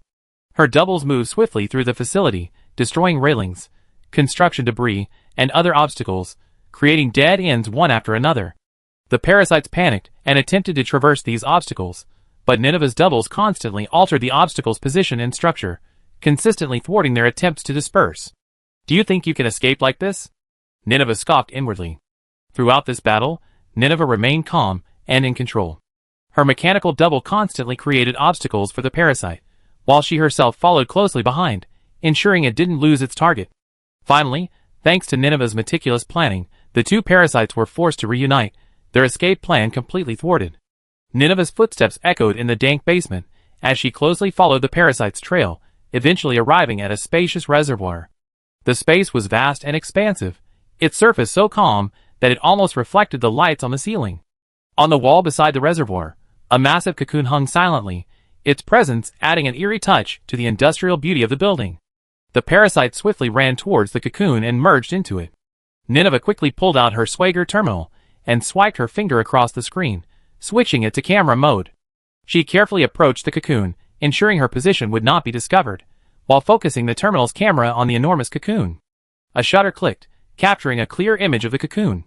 She quickly sent the photo to Sakia and the other members of the Swagger branch, sharing her location via the terminal. "I found the cocoon, on the wall next to the reservoir." Nineveh's voice came through the terminal's communication function, her voice still calm. But Sakia explained that this place was different from where she found the cocoon before. There might be multiple cocoons. That would be troublesome. Cheyenne realized something was amiss. Nineveh stood before the massive cocoon, her brow furrowed. She could sense the power within. With everyone deadlocked, she decided to take action. To be on the safe side, she prepared a test attack using her mechanical soul substitute. The power of her mechanical spirit surged within her, and a replica composed of mechanical spirit energy slowly rose from her shadow. This replica bore Nineveh's form, but was composed of pure energy. Unbound by physical constraints, it could move and attack freely. Are you ready? Nineveh whispered to Shakia, Cheyenne, and the others, her gaze fixed firmly on the cocoon. Leave it to you, Nineveh. Cheyenne swallowed. The mechanical spirit replica suddenly soared into the air and delivered a powerful punch to the cocoon. The shockwaves of the punch reverberated through the basement, but the cocoon merely bounced slightly, leaving no trace on its surface. The life form within the cocoon seemed to stir slightly at the impact, but showed no signs of significant damage. How could this happen? Nineveh was confused. She had assumed that the power of the mechanical spirit had a special lethality against her familiar, but the situation before her was beyond her expectations. Just as Nineveh was considering whether to launch a more powerful attack, a voice suddenly called out, halting her. Stop, Nineveh! Nineveh turned and saw Tessa approaching quickly, a special device in hand. Tessa's expression was serious, her gaze fixed on the cocoon. Tessa's here too, Sakia rejoiced. It seemed she had kept her promise and come to investigate in person. I used this device to scan the cocoon over there. Tessa's voice was a hint of nervousness. It contains the developing artificial familia. This special cocoon is formed from human DNA. The special targeted lethality of the mechanical soul against the familia is not very effective against them, and it can even serve as a booster for their development. Is there such a thing? Cheyenne gasped. Sakia and Cheyenne, who were listening to Tessa's explanation on the Swager terminal, were also stunned. Nineveh's confusion was resolved. She realized they were facing a completely new threat, a human-made familia that might be more formidable than they had anticipated. Also, Tessa, you mentioned the cocoons over there. Does that mean you saw cocoons along the way? Sakia became alert. This meant there were indeed multiple cocoons. Indeed, we need to replan, Tessa said to Nineveh, Sakia, and Cheyenne on the communicator. We need more information, a more comprehensive understanding of the abilities and weaknesses of these artificial families. And this underground facility needs a thorough investigation. We need to determine the total number of cocoons and mark them individually. While we won't be able to eliminate them all immediately, at least we won't be caught off guard when they emerge. I have no objection, Sakia replied. The others agreed. Tessa's plan was sound. Chapter 471. Tessa pulled out her phone and connected it to Nineveh's Swager terminal via Bluetooth. She shared the previously marked data. It contained a detailed map of the facility, including the number and location of rooms, corridors, and areas, as well as which areas required patrols. Cheyenne, who was at the branch office, also received the data. It was a map of the entire facility within Tokyo. It contained some of Tessa's markings. Nineveh, we need to patrol the entire underground flood control facility together. We need to thoroughly understand every corner of this place. Ziyuan, hearing this plan over the other end of the communicator, seemed a little surprised. That's going to be hard work for you too. This facility is huge. Nineveh replied nonchalantly, It's okay, I don't mind. As the executor, I have the power of spirit energy, so I won't feel tired even if I patrol all night. Let's quickly locate the cocoon to avoid any further complications. Tessa nodded, her expression relaxed. Actually, I already patrolled some areas, so it won't be a problem. Furthermore, I can provide the exact locations of the 2 cocoons we found earlier, so we can search more efficiently. I marked some locations on the map. Ziyuan felt a sense of relief. That's great, Tessa. Your support is invaluable to us. Please ensure communication is open. We will provide assistance whenever necessary. Then I mark our respective routes, and we split up and follow them later, Tessa said, nodding to Nineveh. We have to cooperate again this time, Nineveh. The last time was when we went to the rainforest, right? Nineveh received the route information sent by Tessa on the terminal and looked up at her. Okay, then I trouble you too. I analyzed the information at the branch, Cheyenne said approvingly to the 2. Then I leave it to you. I can't get in here. Sakia smiled awkwardly over the comms. She was on her way back. Leading a special operations team, it was best not to alert the enemy. The plan was, Nineveh would patrol the eastern half, starting from the center and patrolling each area in a clockwise direction until returning to the starting point. Tessa would patrol the western half, starting from the same center and patrolling each area in a counterclockwise direction. The internal structure map was already divided into a grid, so the divisions could be arranged in columns or rows, with Nineveh covering the odd-numbered areas and Tessa the even-numbered ones. You're really good. Even Nineveh couldn't help but praise Tessa's detailed plan. Because the water storage shafts are most likely to contain cocoons, they require close observation. Each half of this area is approximately 10 kilometers long, making it a tiring and difficult task for the average person. However, for Nineveh and her companions, it was a simple task. After confirming the plan, the two split up and began their respective patrols. While Nineveh and Tessa were on their way, Cheyenne explained the history of this underground drainage facility to Shakia. The facility was originally located in Kasakave City, Saitama Prefecture, adjacent to Tokyo. Beginning in 1992, the government of the Kingdom of Riyadh spent 14 years and a total investment of 240 billion yen, approximately $3 billion US, 20 billion yuan, to build what is arguably the world's most advanced sewer system. The Tokyo Metropolitan Area Peripheral Drainage System, completed in 2006, is the world's largest underground palace to date. The section open to tourists is called the Underground Temple, but admission is required. This drainage system, built behind an unassuming government building in a Tokyo suburb, consists of a series of concrete pits, each 65 meters high and 32 meters wide, connected by a 6.3-kilometer long tunnel 50 meters underground. The system consists of 5 massive vertical shafts, connected by pipes with an inner diameter of approximately 10 meters. In the year following the system's completion, the number of houses flooded in the basin dropped from the worst year to 245, and the flooded area decreased from 1 hectare to 65 hectares. From then on, flooding became a permanent solution for Tokyo, Kanagawa, Chiba, and Saitama prefectures within the Tokyo metropolitan area. Subsequently, the system was expanded, extending part of the facility directly into Tokyo itself. This section, however, is not open to the public and has become a haven for the Arasaka Group's illicit activities. It was within this section of the Tokyo extension that Shakia and her companions discovered the cocoon. Fortunately, this was the sewer system. If a place like the waterworks had been contaminated by the familiar, the situation would have been far more dire. Of course, even the sewers couldn't be taken lightly. Although Schwager's previous analysis of the familiar sample showed them not to be the biochemical monsters seen in the movies, carrying viruses or something capable of widespread infection, who knows if the biochemical monsters created through the cult's experiments and infused with the familiar's power would have such capabilities? They passed through passage after passage, checking every possible hiding place. Nineveh's swiftly moving spirit senses constantly scanned the surroundings, ensuring no details were missed. Tessa also recorded every important discovery. Nineveh and Tessa followed separate paths through the dim corridors of the underground flood control facility. Deep within the structure, their figures cast long shadows beneath the dim emergency lighting. Each of them followed a predetermined route, moving in separate directions, their figures gradually receding through the complex network of passageways. The air was damp and heavy, as if tinged with repressed secrets, creating a chilling silence. The occasional dripping sound of water shattered the stillness, each echo a warning of danger lurking in the darkness. They moved swiftly and cautiously, taking each step with care to avoid attracting unnecessary attention. An air of unease hung heavy within the facility, as if foreshadowing impending danger. Nineveh paused, her intuition telling her that something awaited her ahead. Her sharp gaze swept through the shadows, finally spotting a new species of monster in a corner. Its size differed from the monsters they had encountered previously, appearing more cunning and dangerous. Meanwhile, Tessa encountered another monster in another corridor. This one also looked different from the known monsters, its movements more swift, and a cunning glint in its eyes. Niwei and Tessa both realized that these new monsters might be the latest experimental subjects developed by the Arasaka Group.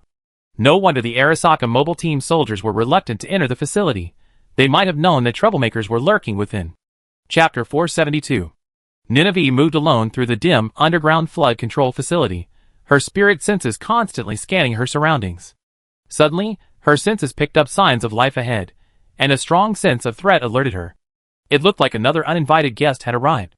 Though perhaps, she was the more dangerous of the monsters. Have you engaged, Nineveh? Cheyenne monitored Nineveh's battle from the branch's command room. She knew Nineveh had noticed something unusual up ahead. She quickly approached, only to see a new type of monster appear before her. The monster was tall and thin, its skin a sickly green, its mouth gaping, revealing sharp teeth. Nineveh noticed the monster's tongue was incredibly flexible, capable of spurting streams of thick venom. Such a clever trick. Nineveh muttered to herself, easily dodging the monster's venomous spray. The monster roared again and attacked Nineveh. With a swift lash of its tongue, another stream of venom shot directly at Nineveh. You don't look very clever. Nini quickly retreated, her mechanical soul power surging within her, and she summoned her mechanical soul double. This energy clone quickly blocked Nini's path. With a swipe of its arm, it hurled its venom against the wall. The venom sizzled as it made contact, corroding the cement. The monster, seeing this, angrily sprayed venom again and began to flee. Nine's mechanical soul double nimbly dodged, while Nynaeve herself swiftly approached the monster from behind. A ball of energy gathered in her hand and slammed into the monster's back. The monster writhed in agony, trying to escape Nynaeve's attack. But Nynaeve's mechanical soul double followed closely behind, like a shadow, constantly interfering with the monster's movements, preventing it from effectively counterattacking. The monster couldn't see its mechanical soul double, and, distracted by the invisible attack, it began to panic. Nynaeve circled around the monster's side and fired. If she had used mechanical soul energy, she might have accidentally killed the monster instantly, losing the chance to track it. Each shot hit the monster's joints with pinpoint accuracy. The monster's roar grew hoarse, and its body began to stagger. Nynaeve stared at the monster before her. She could feel the energy surging violently within it. Clearly unwilling to give up easily, the monster began a unique final struggle. The monster opened its mouth, revealing a row of sharp teeth, several with a rough surface like flint. It bit down hard, the friction between its teeth creating sparks. These sparks landed on the gushing venom, instantly igniting balls of green flame. Green flames danced around the monster, attempting to use them to block Nynaeve's attack. Nynaeve quickly retreated to avoid being burned. Her eyes were fixed on the monster, searching for an opportunity to attack. Oh! There's this kind of trick? Interesting. Nynaeve decided to play along for a bit, gathering more information for Schwager. Nynaeve's confrontation with the monster had lasted for some time. She carefully observed its every move, analyzing its attack patterns. As time went on, she realized there were no new variations in the monster's tactics. It kept repeating the same pattern of spitting venom and attempting to ignite fire. After confirming the monster's movement pattern, Nynaeve decided to take decisive action. She knew that delaying would only complicate the situation. Her mechanical soul surged within her, ready to be unleashed. Now, Nynaeve activated her mechanical soul double. Energy coalesced around her, forming an energy clone that resembled her transformed form. Under her command, the mechanical soul double swiftly charged toward the monster's wall of fire. The flames within the wall of fire attempted to engulf the mechanical soul double, but the energy clone seemed immune to flames. It passed through the wall of fire and appeared directly before the monster. Before the monster could even grasp what had happened, it was too late.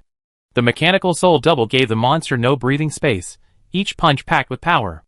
The continuous blows completely crippled the monster's offensive. It attempted to counterattack, but each blow was easily evaded by the mechanical soul double. Finally, under Nynaeve's mechanical soul double's fierce assault, the monster collapsed to the ground, unable to move. Nynaeve successfully allowed the parasite to escape from the monster's body, carrying her to the next cocoon. Elsewhere, Tessa swiftly advanced along the maintenance tunnel of the underground flood control facility. This tunnel, suspended in midair, lay beneath a deep stream of water, with only a narrow metal grating as a walkway. Surrounded by steel and concrete walls, it contained a reservoir. But there was no water here for now. This shaft had no cocoons, so Tessa decided to quickly pass through and proceed to the next location. Suddenly, 3 short monsters, resembling a hybrid of rat and human, appeared in her sight. Their eyes gleamed cunningly in the dim light, and their sharp claws scraped against the metal grating with a harsh sound. Tessa quickly assessed the situation, knowing she had to take advantage of the terrain. She stepped back a few steps, positioning herself on a wider platform to reduce the possibility of the monsters attacking from multiple directions simultaneously. The monsters let out sharp cries and charged at Tessa. Their speed was incredible, leaping onto the grid in an instant, attempting to surround her from various angles. Tessa's feet moved swiftly along the suspended maintenance tunnel, her gaze fixed on the 3 monsters ahead. They were small in stature, but incredibly agile, their eyes gleaming with ferocity in the dim light. Tessa quickly retreated, positioning herself on a wider platform. Her heels planted firmly on the ground, her body crouching slightly, bracing for the incoming impact. Her high-vibration longsword danced in her hand, its tip slicing precise arcs through the air. The first monster lunged at Tessa, its claws attempting to grab her ankle. With a swift swing, Tessa's blade severed the monster's claws with unerring precision. The monster let out a scream and fell back onto the metal grid. It paused its attack. At almost the same moment, a second monster attacked from Tessa's left. Without hesitation, Tessa swiftly swung her longsword, its blade vibrating with high frequencies, splitting the monster's attack in two. The monster's body split in midair, but Tessa carefully controlled its landing on the ground rather than in the nearby shaft, which could have contaminated the water supply. Tessa retreated to a nearby maintenance tunnel, ensuring the monsters were coming from the same direction as her. Taking advantage of Tessa's moment of distraction, the third monster, its claws gripping the ceiling pipe, approached from above. Sensing the movement, Tessa reacted with remarkable speed, jerking to the left and swinging her longsword backward. The blade sliced through the monster's skin, sending blood splattering across the passageway wall. Tessa gave the monsters no chance to breathe. Utilizing the narrow space of the maintenance tunnel, she faced the first monster, which was still attempting to charge. However, it was already wounded, its movement slowing. "You're the one." Tessa needed to leave one half dead to force the parasite out of it. Without hesitation, her longsword vibrated again, the blade severing the monster's limbs. The monster howled in pain, its body twisting on the ground, but it could no longer mount an effective counterattack. Tessa vigilantly observed the monster's every movement, waiting for the parasite to emerge. Soon, as Tessa had predicted, the parasite within the monster began to stir. It attempted to escape its injured host. The parasite burst from the monster's back, carrying a trail of slime and blood. Once free, it scurried toward the nearest cocoon. Tessa quickly sheathed her long knife and followed the parasite's trail. Her steps were light and swift, keeping pace closely behind the parasite. She knew this parasite might lead her to a new cocoon, the key to unlocking the secrets of the entire facility. Chapter 473. After a night of tireless effort, Nineveh and Tessa finally cleared all the monsters from the underground drainage facility. They traversed the facility, engaging in fierce battle after fierce battle with various monsters. Nineveh's mechanical power and Tessa's high-vibration longsword played a crucial role. The monsters within the facility were still relatively weak, which was a cause for celebration. After clearing out the monsters, they carefully marked the locations of all the cocoons they found. These cocoons were scattered throughout the facility, each potentially harboring a potential threat. This time, their mission was merely to mark their locations. Destroying them now would be fraught with uncertainty, especially given the continued surveillance of the Arasaka group. After completing their exploration, Nineveh and Tessa evacuated the facility through the emergency exit, ensuring their own safety. After returning to the Swager branch, they held a meeting with Cheyenne and the other team members to discuss the current situation. After some discussion, they reached a consensus. The best approach for now was to remain patient and wait, while strengthening protection measures for the blocks containing the cocoons. "We need to ensure these cocoons pose no threat to our city," Cheyenne emphasized during the meeting. "If they hatch monsters, be ready to evacuate the surrounding population." Branch Chief Hayato nodded, his expression serious. "We will closely monitor the cocoons and take immediate action if we detect any abnormalities." Tessa also stated, "Prepare patrols. Ideally, maintain 24-hour surveillance of these blocks." After the meeting, the members of the Swager branch began their new mission. They deployed patrols in the blocks where the cocoons were located and strengthened surveillance equipment to ensure they could detect and respond to any potential incidents. After ensuring the cocoon surveillance measures were in place, Kia could finally relax a bit. While she knew she still needed to maintain vigilance in the neighborhood where the cocoons were located, it didn't appear there were any other urgent actions to address. Tessa was almost time to leave. She had some work of her own to attend to. Sakia walked her to the entrance of the Wager branch. Sakia thanked Tessa. "That's just the beginning. Let's deal with these cocoons first. Depending on the situation, I may need to mobilize the Fox Force," Tessa instructed. If these 6 cocoons contained giant families, it would be a matter of figuring out how to eliminate them. The worst-case scenario envisioned was that Sakia and Nineveh might face 6 unknown families simultaneously. In such a situation, the more allies the better for a team fight. "I understand. Next, we see when the cocoons hatch. We all keep an eye on them," Sakia nodded. In the branch, Sakia briefly gathered her equipment and decided to head to Mijiroso. She felt that those gossipy old folks might inadvertently reveal some valuable information. Shakia believed that sometimes the most insignificant details could hold the key to solving a whole mystery. Shakia was about to head to Mijiroso when she received a call from Takamori and his group. She pulled out her phone, saw it was Takamori, and answered it. "Shakia, you won't believe this, we're in Rya country now." Takamori's voice on the other end was filled with excitement and anticipation. "We're in Akihabara. It's amazing here. Do you want to come and visit?" Shakia's brow furrowed, a sense of foreboding welling up in her. She knew the situation in Tokyo was unstable. The Arasaka group's conspiracy and those mysterious cocoons posed a formidable threat. Takamori and the others' trip to Rya at this critical moment undoubtedly increased unnecessary risk. "What? You 3 are already in Tokyo? And playing in Akihabara?" "Yes, I just wanted to give you a surprise." Takamori and the others were still lost in their excitement, completely unaware of what was happening in Tokyo. Why didn't you tell me earlier? Ouch, this? Shikia was a little nervous. They were visiting Ria at this very moment. They were definitely not easy to deal with. Takamori, where are you now? I'll be right there. Shikia's voice was filled with urgency. She had to ensure Takamori and the others' safety. Takamori relayed their location, and Shikia immediately ended the call. She returned to the branch office and reported the situation to Cheyenne. What's wrong?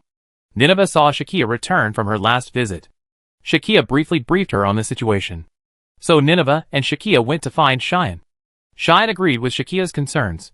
You two should go meet up with them first and take a break. We keep an eye on Cocoon. I put them up in a safe hotel tonight. Then it's Nineveh, why don't you rest up first? Although Nineveh said it was okay, Shikia knew she'd been up all night investigating the underground facility and definitely needed some rest.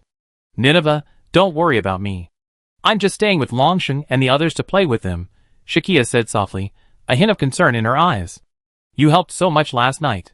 You deserve some rest now. Nineveh smiled slightly, knowing Shikia was concerned. Thank you, Shikia. I'd go get some rest. Be careful.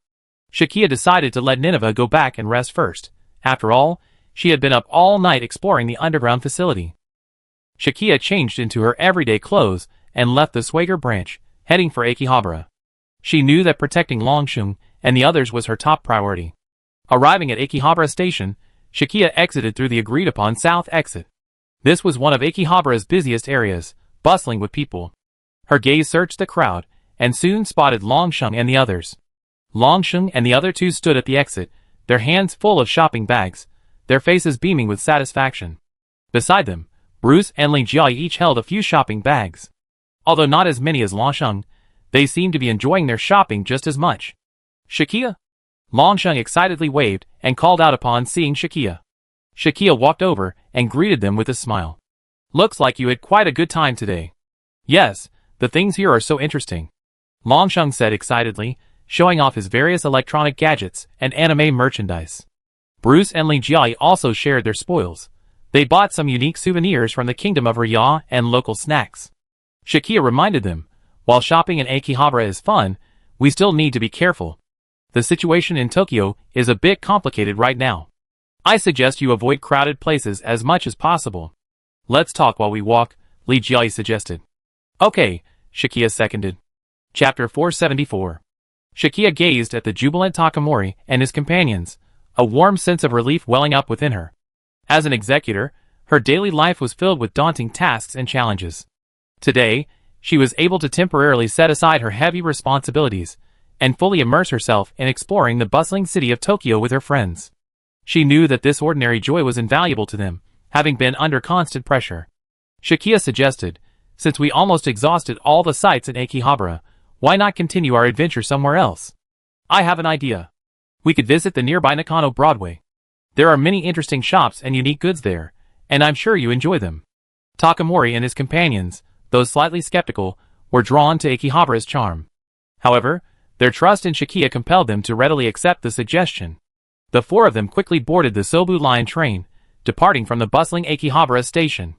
Just 15 minutes later, they arrived at Nakano Station, steeped in nostalgia. Sakya had been here several times before, so she was more than capable of guiding Takamori and the others. As soon as they stepped out of Nakano Station, they were greeted by the unique retro-style shopping district of Nakano Broadway. In stark contrast to Akihabara's modern and trendy atmosphere, it felt like a portal to the past, with a dazzling array of second-hand shops, rare record stores, and unique vintage clothing stores. Takamori and the others felt like they had opened the door to a new world, and they excitedly wandered through the shops. In a record store steeped in the traces of time, Bruce was pleasantly surprised to find a classic vinyl record of a long-desired rock band, his excitement palpable. Li Jiai, meanwhile, found limited edition merchandise from her favorite special effects film in a store. After a fun time at Nakano Broadway, Shikia had a new idea. Since they were already near Nakano, she thought, why not take Takamori and the others to Majiroso? Thanks to the technological advancements of the Arasaka Group, Tokyo is now a city brimming with intelligent robots and drone services, but where there is light, there is also shadow. Majiroso may not be a showcase for Tokyo's advancements, but it is an important site that reflects another side of social development, a slum home to many struggling elderly people, forgotten in a corner of the bustling city. Shakia walked ahead of the group, addressing Longsheng and the others as they walked. Guys, we just experienced the charming blend of retro and innovative at Nakano Broadway, but I think to give you a more comprehensive understanding of this city, we should visit another real world. Mijiro-so? I happen to have something to inquire about there. Her words were filled with profound insight into social reality. Longsheng scratched his head and asked curiously, Mijiro-so? What kind of place is that? Shakia lowered her voice slightly, her expression serious, and said, it's a slum, home to many people marginalized by the rapid development of technology. I want you to see for yourself that this world is not all glamorous and glamorous. Bruce's eyes flickered with emotion after hearing this. He patted Longsheng on the shoulder and agreed, Sakia is right. We need to understand the diverse aspects of society. This is part of our travel purpose. Li Jiai nodded, full of anticipation. She knew that as children whose parents were related to Schwager, their vision should reach every corner of life, even those easily overlooked. Soon, the group arrived at Mijiro-so. The scene before them was in stark contrast to the prosperity of Nakano. The dilapidated houses, the chaotic streets, and the residents toiling in the streets and alleys all betrayed the hardships of this place. Sakia led Longsheng and the others deeper into the area, recounting the story as they walked, from the impact of the Arasaka Group's health product problems on the slum dwellers to their tenacious survival in difficult conditions. Her gaze drifted toward her destination. Recently, we've been handling a case at the Swager branch that's closely related to the lives of slum dwellers. I'm sure you heard about the problems with the health supplements produced by the Arasaka Group in the news. Is it the problematic health supplement incident? Li Jiai had some recollection. It had also been reported in domestic media. She emphasized her tone and continued, those health supplements are laced with additives containing clan power, posing a serious threat to people's health. In slums like Mijiro-so, many people can't afford high-quality products due to financial constraints, making them more vulnerable to these problematic products. Shakia tilted her head toward Longsheng, Bruce, and Li Jiai, lowering her voice as if sharing a deeply sensitive secret. Her eyes gleamed with seriousness and caution, betraying the importance of what she was describing. She said slowly, I know you might find it hard to believe, but the recent horrific murders occurring at night in Tokyo are directly linked to the Arasaka Corporation. She paused briefly, ensuring the three people's full attention, then continued, those creatures known as artificial families have appeared in Tokyo. We eliminated several waves, but they keep appearing. Our investigation revealed that they were secretly developed by scientists at the Arasaka Corporation as an experimental project. They may have colluded with the Star Cult, attempting to use biotechnology to create super soldiers or other functional life forms. However, something went terribly wrong with the experiment, allowing these subjects to spiral out of control and become the murderous monsters we see today. Sakia's face showed a hint of melancholy. Slums like Mijiro-so often fall victim to these illegal experiments. Residents in these areas often lack adequate protection, making them more vulnerable to bullying and exploitation. Those unfortunate slum dwellers, who accidentally consumed Arasaka Corporation supplements laced with experimental materials, became the source of the first mutants. Bruce's expression shifted from initial shock to panic upon hearing this. His wide eyes reflected a fear of the unknown, clearly unable to immediately process this horrifying truth. Li Jiai also pursed her lips, her eyes filled with worry and sympathy, while Longsheng clenched his fists. Though angry, he expressed a firm rejection of the Arasaka Corporation's despicable actions.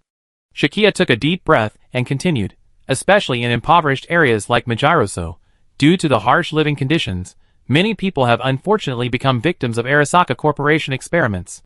They may have unknowingly consumed Arasaka supplements laced with experimental materials, resulting in horrific mutations.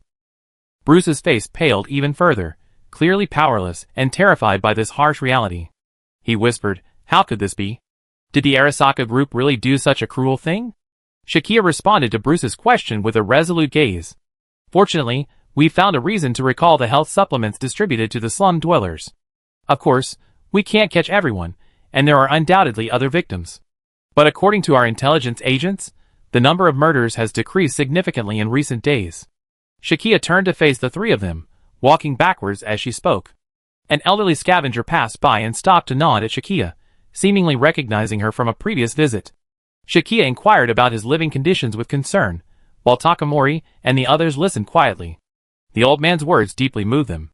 And so, Shakia led Takamori and the others through every alley in Majiroso, witnessing life amidst poverty, and the resilience of those living at the bottom of this world. Chapter 475. Shakia's goal was to visit the elderly people who had been living together, especially the one with a broken hand and sleepwalking symptoms. The investigation she had been conducting had left Shakia feeling uneasy. They passed through the densely packed buildings and around the narrow alleys, finally arriving at the familiar old house.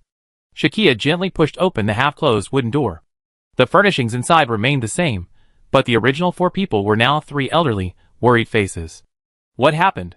Shakia asked Li Jiai, Longsheng, and Bruce to wait outside while she went in to inquire. The elderly man, who had broken his wrist in an accident and was now drifting in his dreams, had vanished.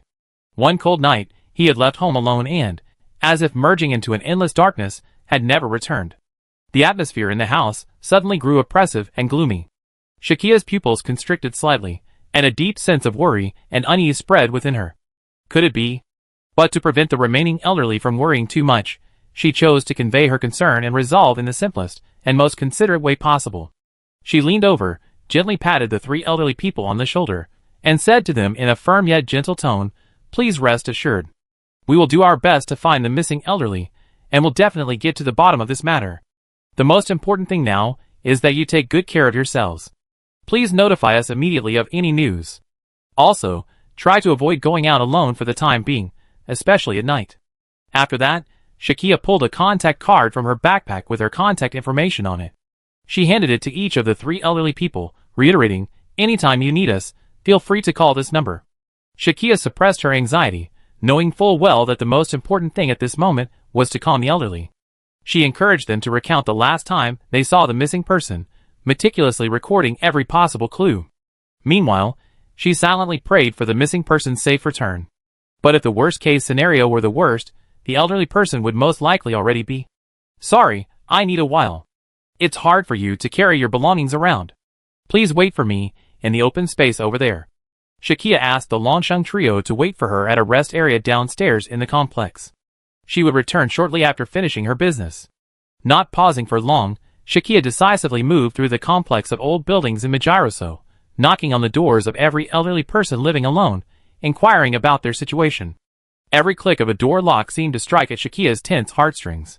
Shockingly, not only was the sleepwalking elderly person missing, but several others had also gone missing.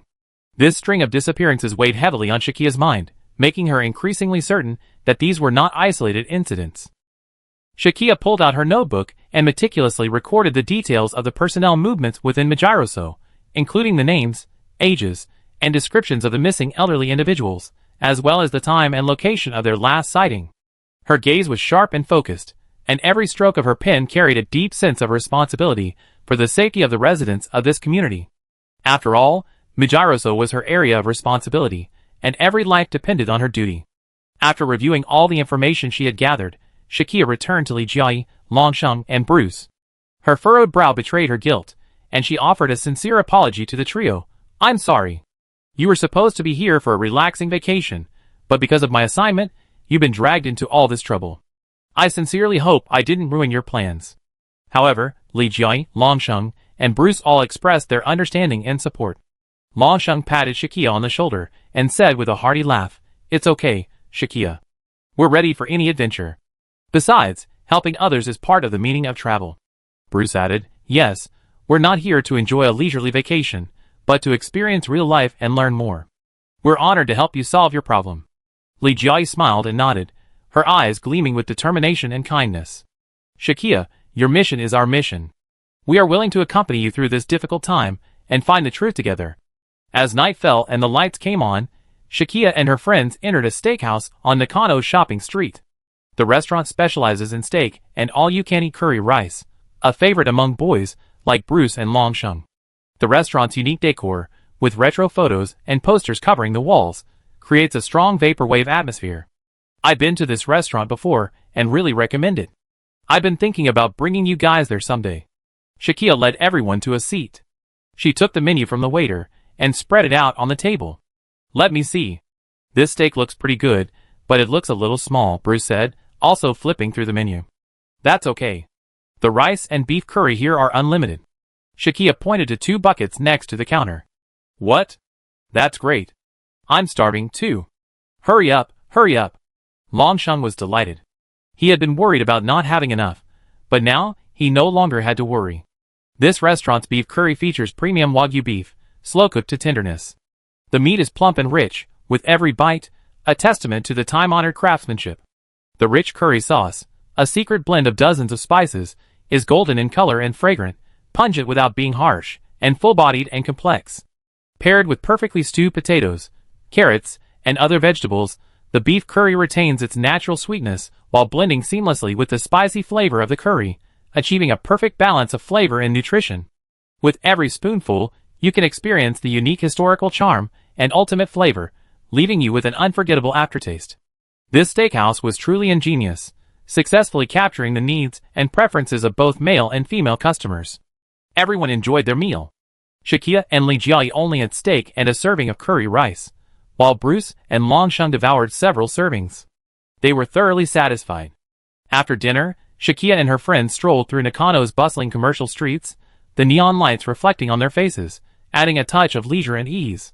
Just then, a familiar voice echoed through the crowd. "Amy, is that really you?" It was Eiji, the passionate young man Shakia had met before. His appearance startled Shakia, but she quickly adjusted her expression. "Huh?" Shakia was a little confused, but she immediately recognized him, the Red Cayman rider Eiji, who had been exploring the sewers with her.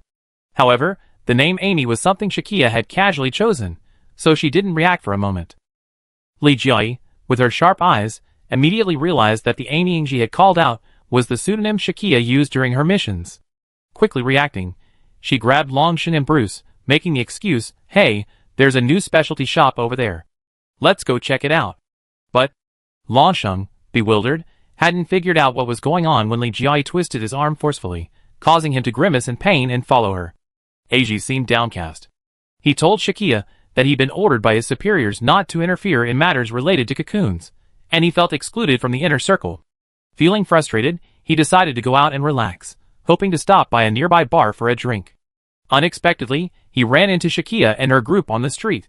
Shakia, maintaining her international police identity as Amy, spoke to Eiji with encouragement and understanding. "Eiji, sometimes your superiors' decisions aren't everything, and your value doesn't diminish because of them. If you really want to talk, I'm happy to listen. But first, I have to finish walking around this street with my friends. They come all the way to Riyadh." Eiji smiled gratefully at this. He told Shakia that he lived nearby, and if she was willing, after she finished with her friends, they could go to his usual bar.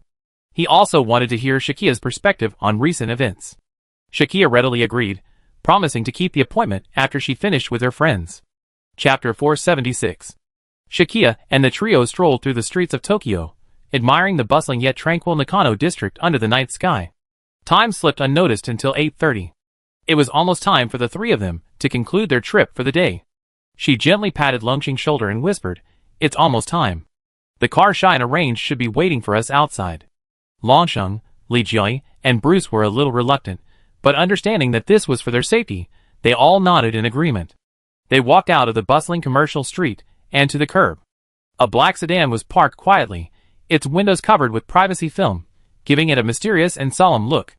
Seeing them approach, the driver quickly got out, opened the door, and nodded respectfully to Shakia. Shakia walked up to Longsheng, gently patted his shoulder, and said with a smile, "Longsheng, did you have fun today? Rest well in the safe house. Remember to keep me connected, and I keep you updated." Longsheng smiled back, "Of course, today was fantastic. Don't worry, we take good care of ourselves and await your news." Shakia then turned to Li Jiayi, and they embraced gently. Li Jiayi whispered, "This is truly an unforgettable day." "Thank you, Shakia." Shakia smiled back, "You're welcome. I'm so happy to be with you too." Finally, Shakia and Bruce high-fived goodbye. Bruce said cheerfully, "We had a blast today. We must play together again sometime. Let's wait for you to complete this mission first." Shakia smiled and replied, "Of course. We explore more fun places together next time." The three of them entered the car one by one. Shakia stood outside, watching it slowly start and disappear into the night. She watched the car drive away with satisfaction, her heart filled with contentment and happiness. The wonderful time she had spent with her friends today had only strengthened her resolve to protect their safety. The three of them entered the car one by one. Shakia stood outside, watching it slowly start and disappear into the night. She took a deep breath, turned around, and embarked on a new journey. Next, she would go to the bar to see what was going on with AG. Shakia watched the Swagger branch's car carrying Longsheng, Li Jiai, and Bruce disappear into the night, feeling a sense of relief for their safety. She gathered her thoughts, and turned to head towards the bar AG had mentioned. She knew it might hold important clues to the Arasaka group's activities, and AG, this seemingly impulsive but actually warm-hearted young man, might be the key to solving the mystery. Under the night, the bar street was dimly lit and bustling with people. The bar I agreed to meet with AG was located near the north exit of Nakano Station, a bit far from the famous Broadway arcade. Shakia made her way through the bustling crowd and headed straight for the understated bar on the corner's basement floor. Bar Caravan was written on it. Pushing the door open, AG found himself sitting near the door, deliberately avoiding the counter, under the dim lighting. He was waiting for Shakia. He held a glass of whiskey in his hand, a hint of loneliness in his eyes. AG. Shakia's voice carried clearly over the blaring music. AG turned and saw Shakia. A smile of surprise immediately crossed his face, and he stood to greet her. Amy, you're here. AG nodded happily at Shakia from his seat. Shakia smiled faintly, and sat down on the high chair opposite AG. She signaled to the bartender to bring her an Alexander cocktail as well. Known as the Princess's Dessert in Wine, this cocktail is a dessert-like experience.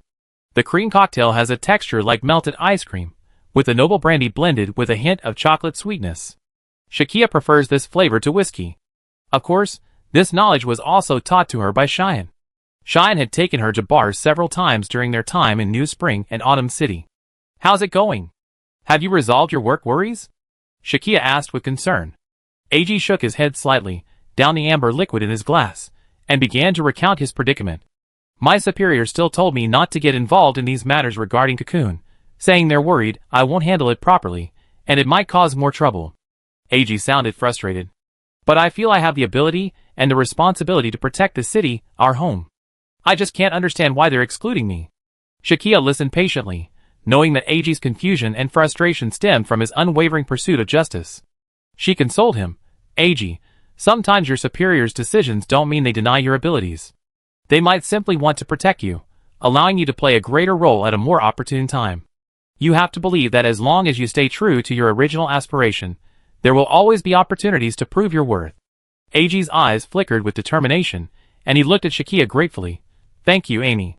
You're right. I can't give up easily. Shakia and AG sat across from each other at the bar. She inquired concernedly about the latest developments within the Arasaka group. AG frowned slightly and replied, the security department has been incredibly busy lately. My seniors are out and about every day, as if something big is happening. Ever since the media reported problems with the Arasaka group's health supplements, their work pace has significantly increased, leaving me feeling a bit idle. My usual nightly patrols are in the same neighborhoods, but the frequency of monster sightings has significantly decreased, which should be a good thing. He paused, a hint of confusion flickering in his eyes. I feel like something's off, but I can't quite put my finger on it. Shakia keenly noticed this, and calmly steered the conversation towards the controversial health supplements. Speaking of Arasaka Group's health supplements, have you heard anything unusual? Even just a few fragments might be helpful. AG pondered for a moment and nodded. I certainly heard some strange terms. Let me think. After I captured those monsters and delivered them to their designated location, the scientists mentioned something like raw materials. I used to hear words like raw materials, but I'm a new employee and have no idea what they mean. I just know they're studying those monsters. It sounds quite mysterious. Shakia's heart sank when she heard the word raw materials. This was the core clue she had uncovered during her earlier investigation into the health supplement problems at the Arasaka group. Shakia listened carefully to AG's description and realized he was unaware of the specific nature of the mysterious factory. Had he known it was a health supplement factory, given his straightforward personality and commitment to justice, he would likely have immediately noticed something fishy. However, Shakia knew that now wasn't the best time to reveal the truth. She decided to withhold this information for now, seeking a more opportune moment to confess to AG. AG, your observations of the Arasaka group are quite astute. Thank you for your help, Shakia praised, her eyes gleaming with admiration. AG shrugged at Shakia and said, Amy, I trust you. That's why I'm telling you this. Actually, I'm quite conflicted. His words betrayed both trust in Shakia and a certain resignation. AG sat across from Shakia, feeling a mixture of emotions. As an elite warrior within the Arasaka group, he had always been committed to protecting the company's interests and maintaining the city's safety. However, faced with recent unusual developments within the group and Shikia's revelations about the health supplement issue, he began to waver deep within. Loyalty and conscience clashed fiercely within him, leaving him in a deep state of conflict. Chapter 477. Seeing Inji's inner struggle, Sakuya decided to comfort him with a fable. She slowly began, "Inji, let me tell you a little story. Once upon a time, there was a loyal wolf. It spent its entire life guarding its master's home, never once slacking off. However, one day, its master brought home a hunted fawn, intending to have it for dinner. The wolf, looking at the fawn's innocent eyes, felt an unprecedented conflict. It wanted to be loyal to its master, yet it also hated to see the fawn suffer. Painfully, the wolf journeyed deeper into the forest, hoping to find an answer. Deep in the forest, the wolf met a wise fox. The wolf shared his troubles with the fox, who smiled and said to the wolf, "Loyalty isn't blind obedience, but is based on inner justice and conscience. Your master has the right to decide what's for dinner, but you also have the right to choose to protect innocent lives. True loyalty lies in upholding duty, while daring to face inner conflict and make choices that align with conscience." After hearing this, the wolf suddenly realized the truth. It returned to its master and begged for the fawn's release. The master, moved by the wolf's sincerity, finally let the fawn go. Shikiya looked at Eiji and said meaningfully, "Eiji, you're like that loyal wolf. Faced with the conflict between the Arasaka group and your own conscience, you're inevitably conflicted. But remember, loyalty isn't blind obedience. It's based on a commitment to justice. You can be loyal to your post, or you can bravely face your inner doubts and seek the truth. As long as your heart is filled with justice, whichever path you choose is the truest expression of loyalty." Eiji suddenly realized the truth. He looked at Shikiya deeply, his gratitude overflowing. He knew that Shikiya's words were like a beacon, illuminating his path. He nodded and said firmly, "Thank you, Shikiya. I will carefully consider this, and make a decision I won't regret." Shikiya smiled and replied, "That's enough. No matter when or where you need me, I'd be by your side." The two smiled at each other. Although the road ahead was still full of uncertainties, they knew that by working together, they could overcome all difficulties. At that moment, deep within the Arasaka group, Sato Ryota sat in his luxurious office, the surrounding lights framing his stern face with sharp angles. Faced with a mountain of reports, a deep sense of anxiety and urgency surged over him like a tide. His fingers tapped rapidly on the keyboard, each stroke seeming to declare his determination and courage to the outside world. He stared intently at the numbers and words flashing on the screen, trying to find clues to deal with the sewer test subject leak crisis. The communication device vibrated rapidly, and Sato answered immediately. It was the captain of the mobile unit, Mr. Sato. Based on our latest intelligence, combined with Dr. Tanaka's speculation, the cocoons are likely to begin hatching en masse within 3 days. If this were to happen, the consequences would be disastrous, devastating not only the Arasaka group but also the entire Tokyo metropolitan area. Sato clenched his fists, his knuckles turning white from the exertion. He knew that if he couldn't prevent this disaster in time, not only would the Arasaka group's reputation be severely damaged, but his own position as vice president of security might also be jeopardized. He glanced at the photo on his desk. It showed him and Tetsuro Arasaka standing side by side, both smiling. Back then, they had seemed so high-spirited, yet now, they faced an unprecedented crisis. "We must act," Sato said gravely to the captain of the mobile unit. "Immediately activate the highest-level emergency plan, and put all personnel on standby. At the same time, notify Dr. Tanaka and ask her to expedite the development of the inhibitor.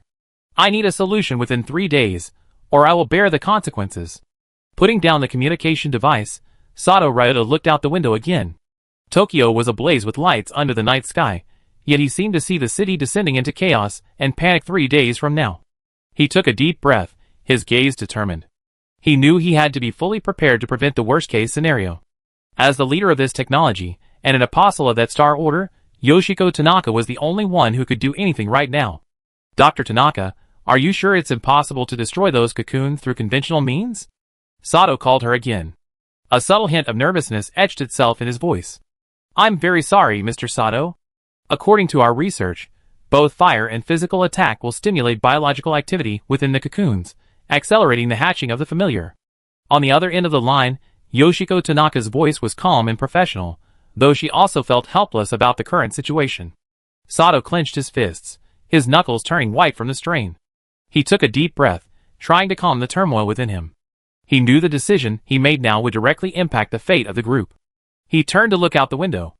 The city lights twinkled like stars, yet behind this bustling scene, a life-or-death struggle quietly unfolded. As the vice president of the Arasaka Group's security department, Sato Ryota was acutely aware that if the unknown creatures hatched from these cocoons proved as dangerous as predicted, they would not only cause irreparable damage to downtown Tokyo, but also plunge the group into an unprecedented public relations crisis.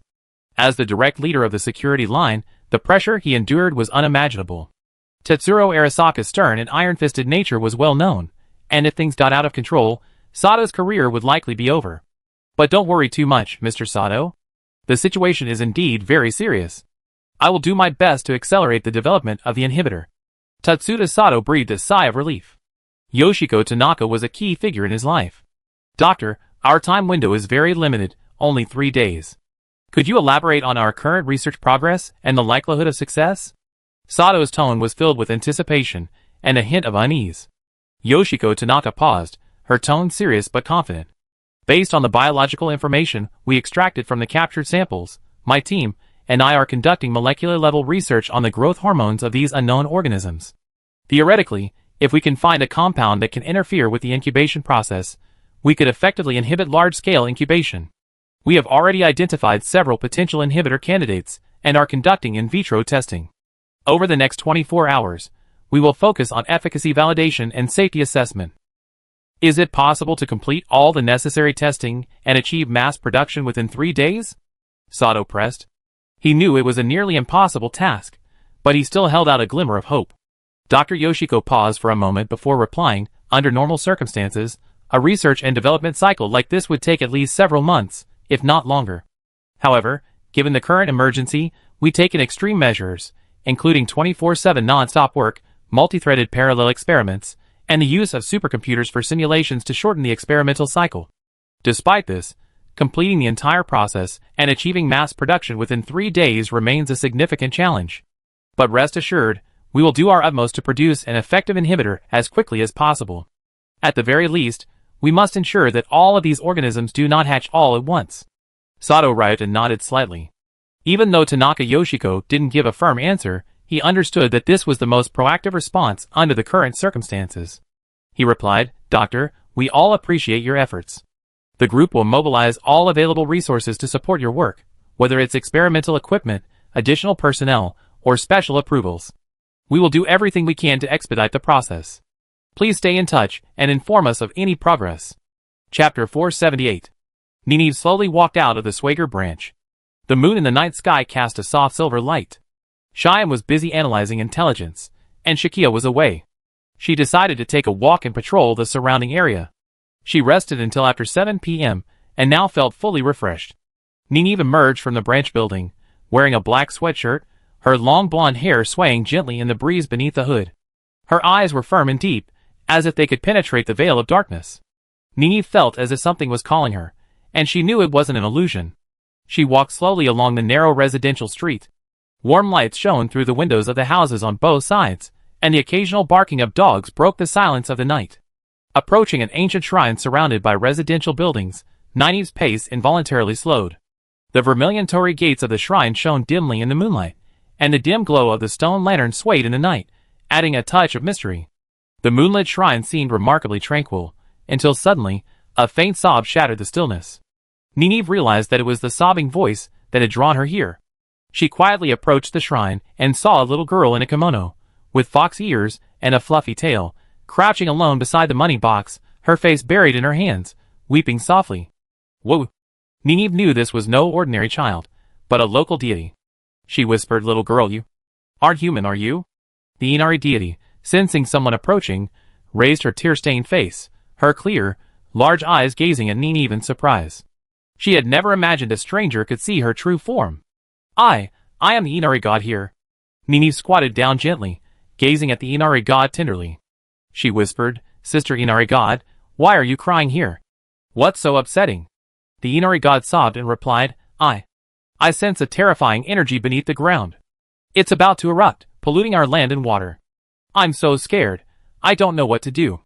Her voice trembled, her eyes filled with helplessness and fear. For nature spirits, a polluted environment is their very being. That's why Nineveh was so furious when Antori absorbed the forest's vitality. Nineveh knew that, in that situation, not only the trees perished, but also the nature spirits. She gently reached out and patted the Inari god's shoulder. "Don't worry, little Inari god. I will take care of this problem. I will protect your land and water." The Inari god's eyes widened, clearly surprised by Nineveh's promise. She asked curiously, "Who are you? Ordinary people can't see us.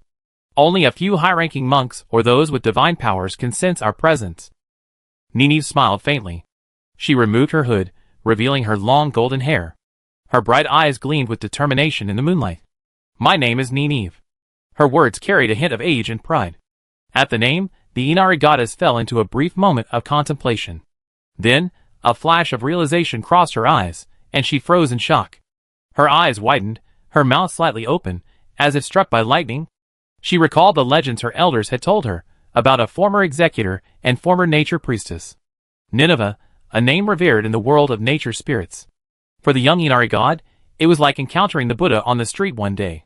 After all, the era when Nineveh and her companions flourished was hundreds of thousands of years ago, and civilizations had evolved several generations. To the modern nature spirits and gods, Nineveh and her companions were legendary figures, living in distant myths. Although the elves' lifespans far exceeded that of humans, they had only heard vague fragments of ancient stories about the Flashpoint Project and the battle against the family from their elders. And yet, now, the legendary Nineveh stood before the Inari god in the flesh. She could not comprehend the fact for a moment, and could only stare at Nineveh, eyes filled with awe and confusion. "Mistress of nature, how did you appear here?" The young Inari god realized that the person before her was a truly remarkable figure. The little Inari god suddenly remembered the end of the legend. To prevent a devastating disaster, the nature maiden Nineveh resolutely chose to become the executor, traveling through time and space to the distant future. And that future was now. This revelation shocked the little Inari god. Her eyes widened, and she stared at Nineveh in disbelief. Nineveh, noticing the Inari god's shock, gently touched her head and gently asked her name. "Little Inari god, what is your name?" The Inari god lowered her head slightly and replied shyly, "My name is Xiao Wu, and I am the Inari god of this land." Nineveh smiled and nodded, reassuring her again, "Xiao Wu, I deal with the families destroying the world. You simply need to continue protecting this land and its people. Your strength is indispensable." Xiao Wu looked at Nineveh, her eyes gleaming with gratitude and admiration. She nodded vigorously and said firmly, "Lord Nineveh, I will do my best to protect this land with you. I also want to fight alongside you." Nineveh hadn't expected this brat to have such thoughts. She looked at Xiao Wu with a hint of admiration, but more of a worry. "Xiao Wu, the work of an executor isn't that simple. The current situation is quite complicated. Take my current situation for example." Nineveh shrugged. She gave Xiao Wu a brief account of their dealings and battles with the families and the cult, including what was happening now. "Oh! So that ominous aura I sensed was from the artificial families underground?" Xiao Wu exclaimed in shock. She gently stroked Xiao Wu's head and said sternly, "Xiao Wu, the executioner's battle is extremely difficult, fraught with danger and uncertainty. Moreover, as an elf, your strength and experience are insufficient for such a battle. More importantly, your most important task now is to continue protecting this land and the hearts of its people. This is your mission."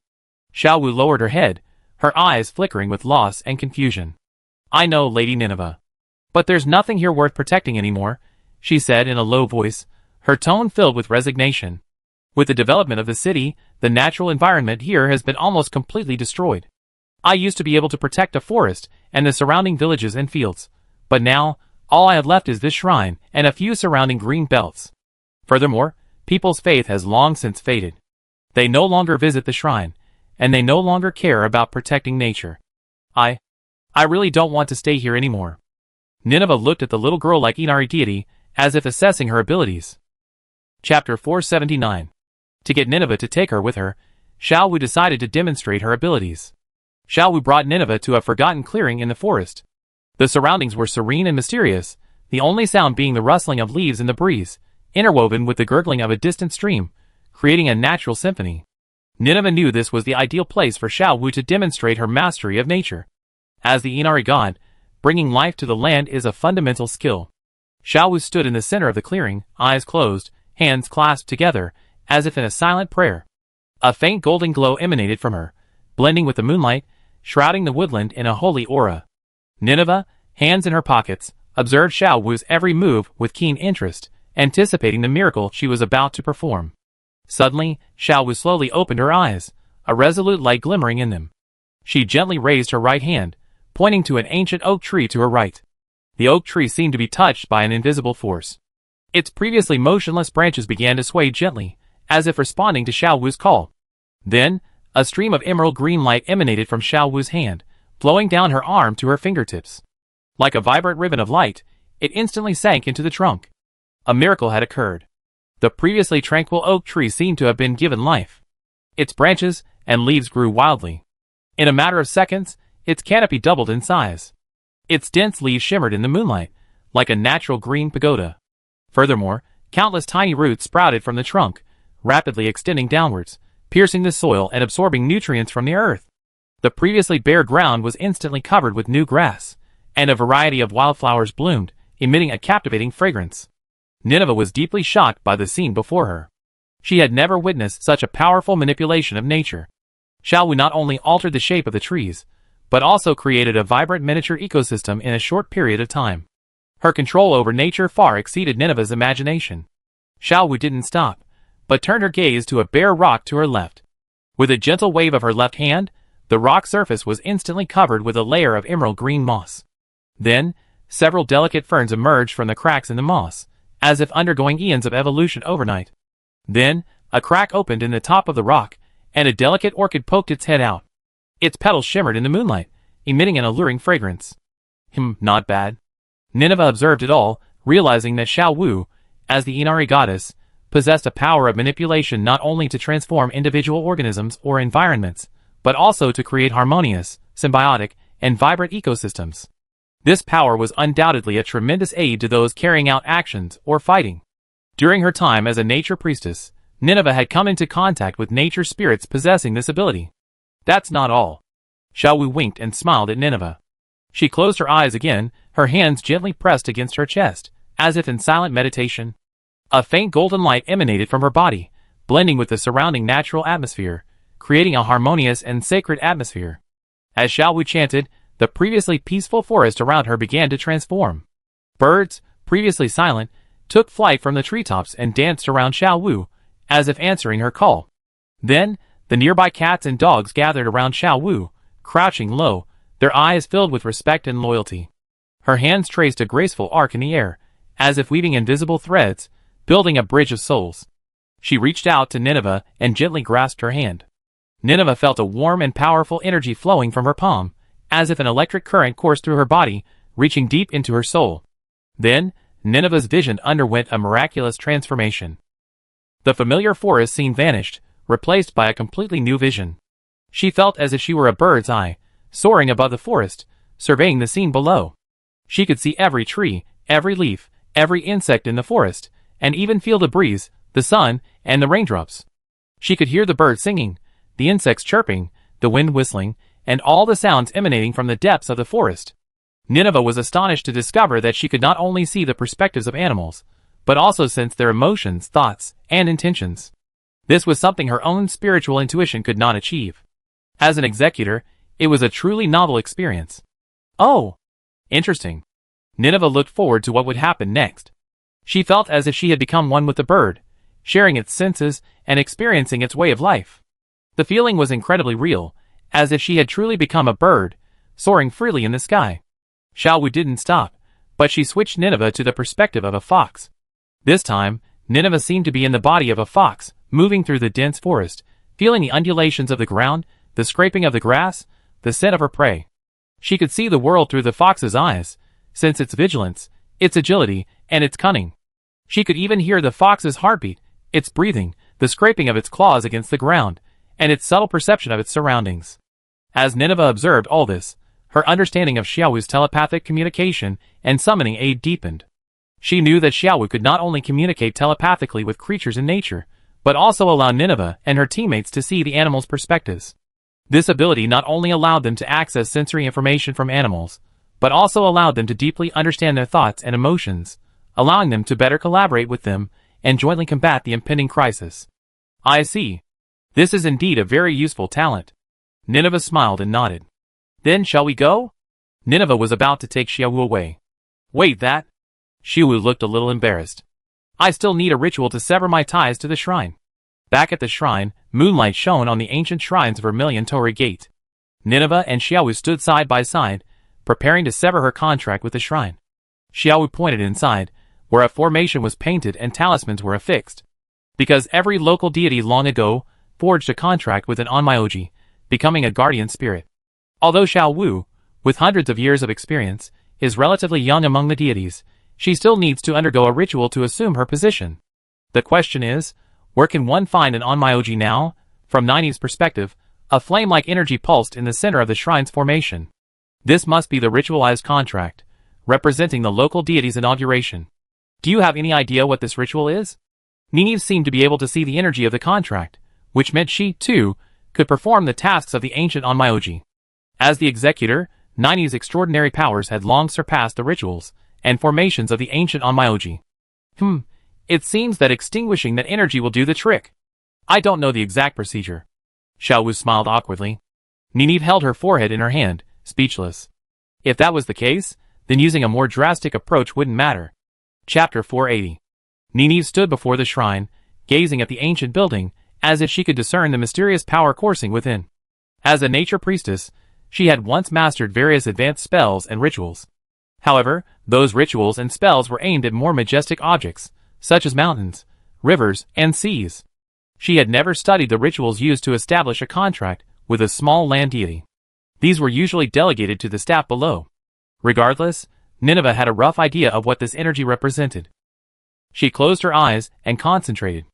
A wave of energy silently surged from her body, like an invisible probe, piercing the solid wall and shooting straight towards the formation at the center of the shrine. Her eyes were closed, her brow furrowed, and she devoted herself to directing the energy. The energy of the spirit penetrated deeply into the shrine, focusing on the dancing flames at the center of the formation. Invisible to ordinary people, the flames seemed alive, pulsing with a fiery green light. They were the tangible energy of Xiaowu's contract with the shrine. Nineveh concentrated intensely, using her supernatural powers to perform a more ancient ritual, unlike that of the ancient Onmyoji. She meticulously adjusted the frequency and form of the energy waves, resonating them with the flame's energy. Her heartbeat synchronized with the energy waves, and each pulse beat accompanied the weakening of the flame's energy.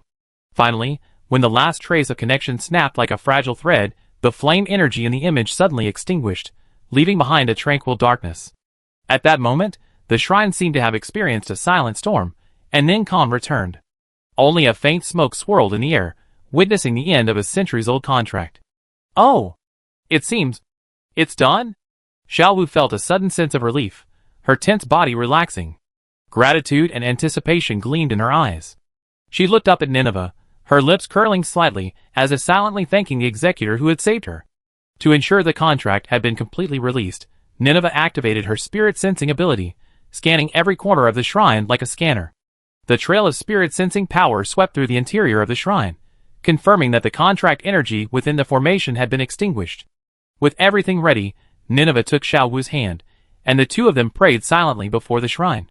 The night breeze blew gently, and the cherry blossoms in front of the shrine swayed gently, petals falling in the breeze, as if celebrating Xiaowu's new life. Nineveh and Xiaowu exchanged a smile, knowing that from this moment on, Xiaowu was no longer bound to the shrine's Inari deity, but had truly become a member of Nineveh's team, facing unknown challenges together. Nineveh led Xiaowu through the streets of Tokyo, heading towards the Swager branch. Xiaowu followed obediently behind her, her fox ears twitching as she curiously observed everything around her. Her tail flicked gently, her eyes filled with curiosity and anticipation for her new surroundings.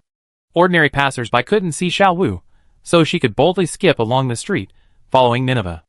After a while, Nineveh returned to the branch, her footsteps echoing through the halls of the Swager branch. Xiaowu stepped into the Swager branch's gates, her pace involuntarily slowing, her eyes gleaming with wonder at this high-tech underground base. Her fox ears twitched slightly, sensing the faint electronic fluctuations around her, and her tail wagged with curiosity. Her eyes were drawn to the display screens on the wall, scrolling across complex data and maps. It was a novel sight for her. She had never imagined the human world possessed such advanced technology, and a hint of awe crossed her face. Where is this? Xiao Wu's voice was tinged with uncertainty. She looked around, trying to comprehend this new environment. Naiwei gently patted Xiao Wu's shoulder, a reassuring tone in her voice. This is the branch of the Shiva Group, an organization that supports our executors. Don't be afraid, the people here are all our companions. Xiao Wu nodded, her nervousness gradually subsiding. She knew Naiwei wouldn't lead her anywhere dangerous.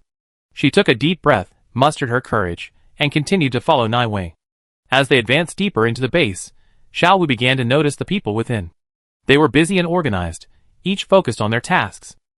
She spotted soldiers in combat uniforms and researchers conducting experiments in the labs.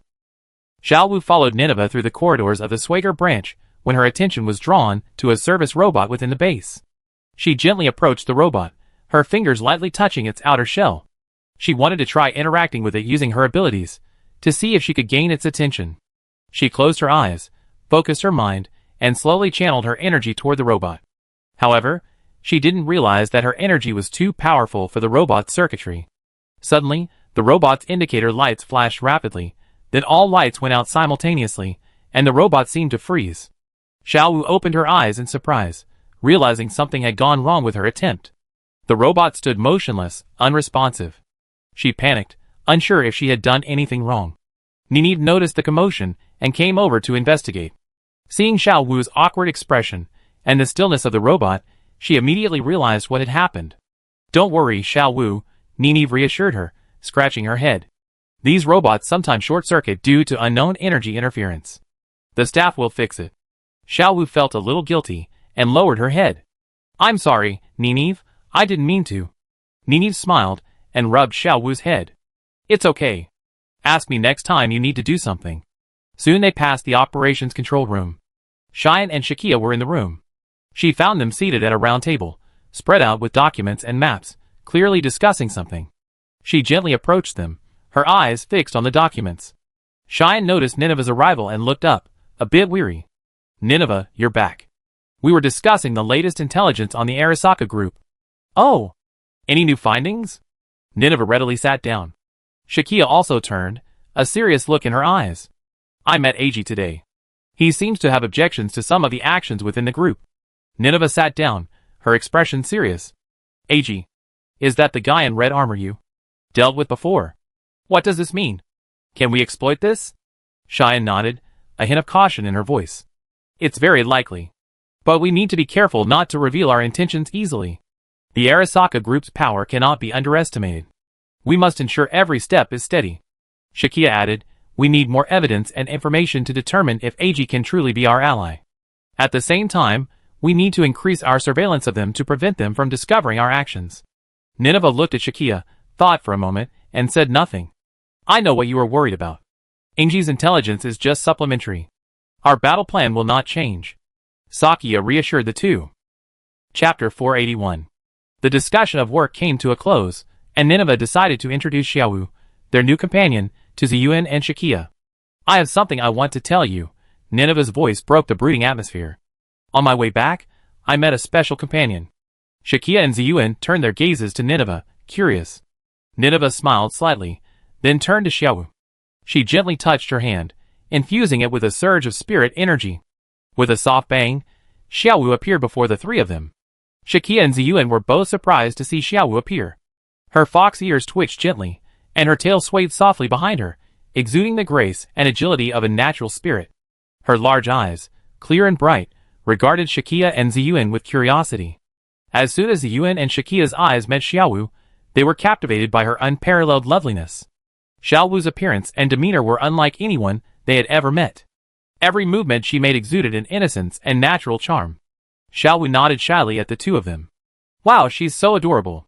Nineveh, why did you bring a little girl in? How did she suddenly appear? Ziyuan couldn't help but exclaim, her eyes sparkling with excitement. Who is she? Shakia could see that the little girl was definitely not human, but she couldn't help but want to hug her. Shakia and Ziyuan were filled with curiosity about Xiao Wu's origins, their eyes revealing a deep interest in this mysterious new companion.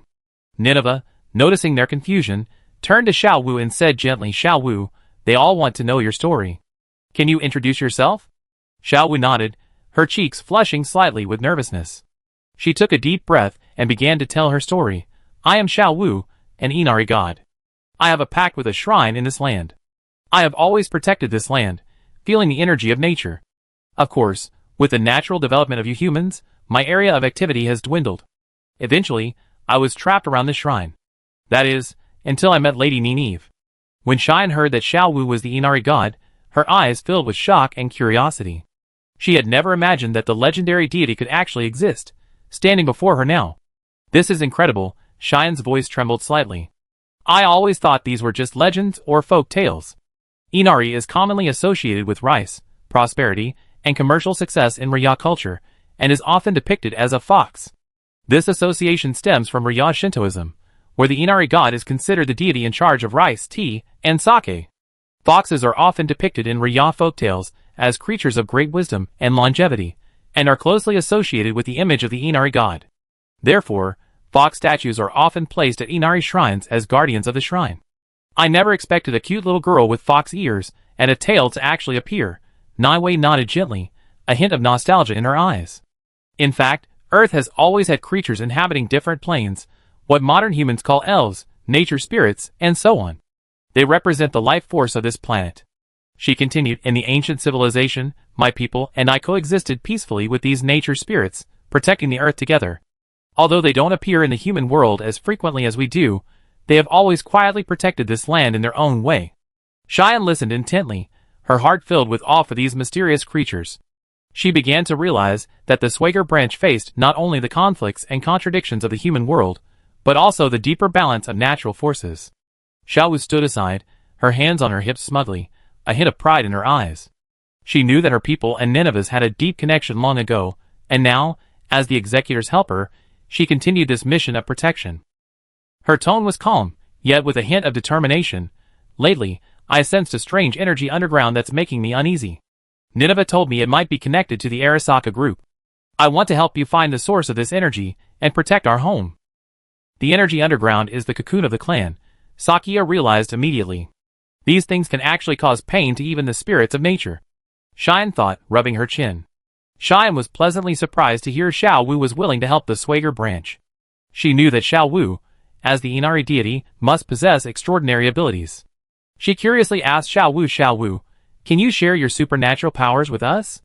Since Nineveh has taken a liking to you, I believe you must be something special. Xiao Wu smiled slightly, her eyes gleaming with confidence. She explained, as a nature deity, I have a deep connection with the earth and the energy of nature.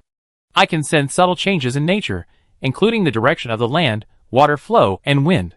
Furthermore, I can use my divine power to communicate with plants and animals, understanding their needs and feelings.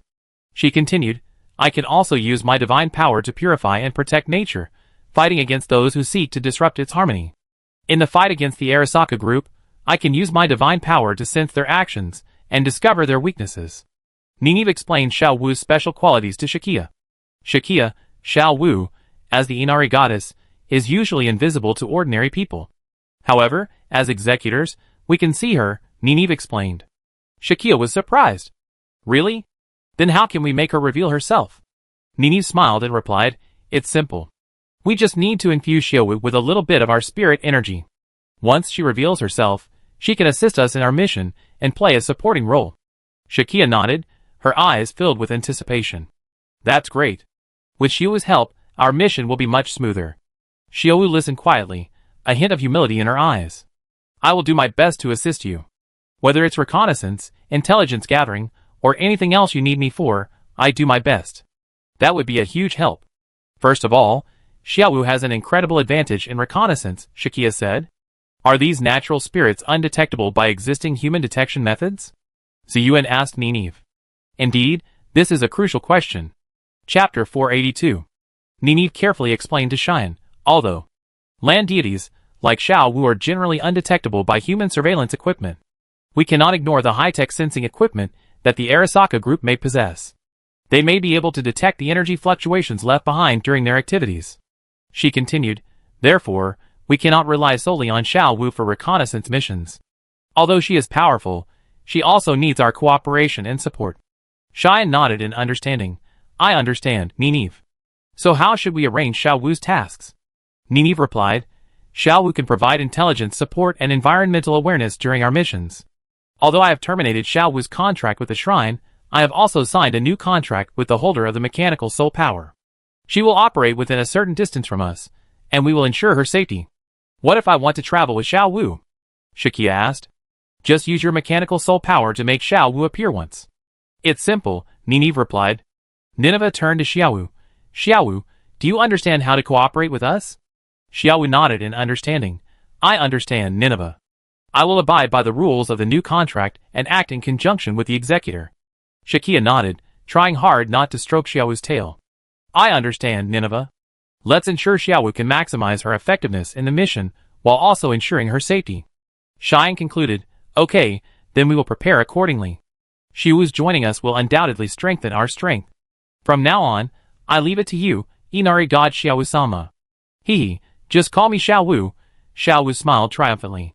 Xiao Wu's joining the team undoubtedly injected new vitality and strength into Shakia and Nineveh's team. Her natural senses, animal communication, and environmental manipulation abilities will play a crucial role in the battles ahead, and her innocent and kind nature also brings a touch of warmth to this weathered team. Nineveh and Shakia both have high hopes for Xiao Wu, believing she will become a vital member in the fight against evil. However, while Xiao Wu is fighting alongside them, elsewhere, at Yoshiko Tanaka's research institute, several special guests arrived. Yoshiko Tanaka sat in her office, her gaze fixed on the data and charts on her computer screen. Her research had reached a critical stage, and she needed more help to complete her project. Today, she had specially summoned two special guests. The Apostle Israfil and the shadowy, white-robed, masked woman from the mysterious hooded order. As they entered the office, they immediately stirred a murmur among the researchers present, but the noises soon faded to near silence, as everyone knew the extraordinary identities of these two visitors. As apostles of the cult, Yoshiko Tanaka and Israfil shared a special partnership. And Ing, a subordinate of Israfil's financial backer, happened to be here together. Israfil, Ing, you're here, Yoshiko Tanaka's voice tinged with anticipation. I need your help. Israfil seemed in no rush to be friendly. He casually lifted his hood, revealing the pointed horns that symbolized his Dragon Man status. No one else was here. A hint of resigned fatigue flickered in his eyes. Our time is precious. I heard you hit a wall with your research on cocoon growth inhibitors. Old man Arasaka's situation is already a headache. If you can't handle it, why not consider working with someone else? His words were pointed, but the concern and willingness to lend a helping hand were not completely concealed. King remained silent, his expression hard to discern beneath his white mask, but her bright eyes fixed on Tanaka Yoshiko, as if silently inquiring about the situation. Though Ing remained silent, her presence alone lent an invisible pressure, making her realize she wasn't just a supporting role, but a member with profound power and influence. Oh, young man, you're really anxious. That being said, Tanaka Yoshiko understood that despite Israfil's sharp words, they were a testament to their frankness. Rather than being offended, she was grateful that they had taken the time to listen to her request at this critical moment. Ing stood quietly by, her voice coming through her mask. What potential value do you see for this project, not only for the cult but also for the world? Tanaka Yoshiko's expression grew more serious. Tetsuro Arasaka's current goal is to achieve immortality through the power of his family. And being able to tie into the Arasaka group will greatly enhance the influence of our cult. You are undoubtedly aware of this. Immortality does sound like what old Arasaka is pursuing. But is it even possible? Even we will die one day, said Apostle Israfil, throwing up his hands. And our dragon-human apostles possess lifespans far exceeding those of humans. If we could harness the power of our familiar and enable humans to achieve immortality, it would be a monumental breakthrough. Israfil listened quietly, a thoughtful look in his eyes. This goal is indeed ambitious, but we also know it requires extensive human experimentation. The problem now is that something has gone wrong with the waste from these experiments. Tanaka Yoshiko nodded, her brow furrowed slightly. Yes, we encountered some unexpected side effects. These test subjects have split into parasites, which have combined and taken over the drainage system. If the waste isn't handled properly, it could have serious consequences. Ying's voice, a touch calm, came through the mask. You want to develop an inhibitor that will allow you to continue your research while ensuring the safe disposal of the waste. My goodness, you've formed so many cocoons. How many human experiments have you actually conducted? Israfil gazed at Tanaka Yoshiko's report, a little dumbfounded. Do you remember how many slices of bread you eaten? Tanaka Yoshiko said casually. I don't eat bread. Israfil seemed somewhat speechless. Those cocoons will hatch in 2 days. At the very least, we don't want the Arasaka group to suffer too much damage from the disturbance caused by the familiar's appearance. Tanaka Yoshiko was actually quite troubled by this matter herself. Okay, I brought the stuff anyway. I can't say how much it will help. Good luck. Israfil handed the box he was carrying to Tanaka Yoshiko. Tanaka Yoshiko accepted a sealed test tube from Israfil, containing a sample of familiar cells obtained from human experiments in South America.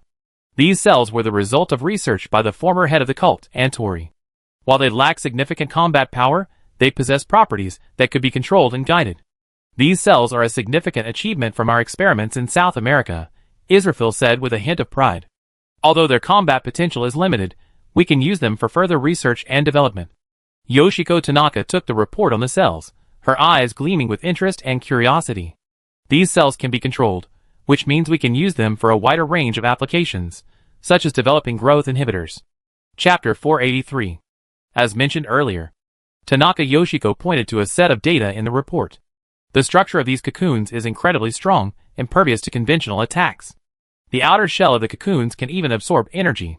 Israfil stepped closer, his eyes fixed on the data. So, what about the executor's mechanical energy? Can it affect the cocoons? Could we leverage Swagers? Tanaka Yoshiko sighed, her fingers tapping lightly on the table. On the contrary, our calculations show that mechanical energy may accelerate the hatching of the familiar within the cocoon. Ing stepped out of the shadows, her voice, as calm as ever, coming through her mask. So can we exploit this? If we can hatch a cocoon early, we can understand the nature of this familiar. True strength. Tanaka Yoshiko nodded, a thoughtful look in her eyes. This is indeed a feasible plan. But we must be cautious. The cocoon may have unpredictable consequences after hatching. If the water source is contaminated. Israfil began pacing the room. After a moment's thought, he said, well, we need to find a safe place to conduct the experiment, ensuring there's no risk of leakage to the outside world. Ying's fingers lightly touched her chin as she walked over to the map and began to examine it. We can choose a location where the cocoon is far from the water source. First block all pipes that could lead to the underground sewer, and then conduct a small-scale operation. Tanaka Yoshiko's eyes gleamed, and she quickly walked to her computer and pulled up a map of the underground facility.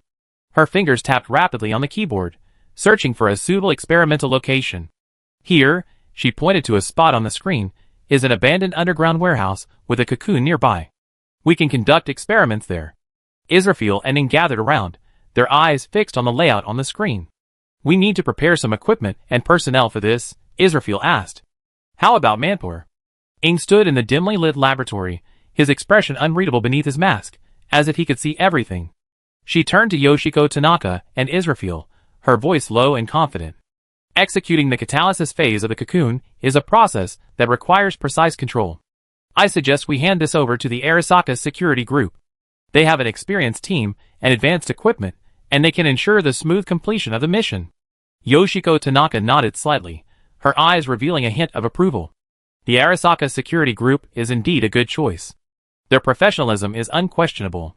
Elite warriors like Sato Ryuta should be able to handle this situation. Israfil smiled and said, then it's settled. We should be leaving now. How you utilize this cell is up to you.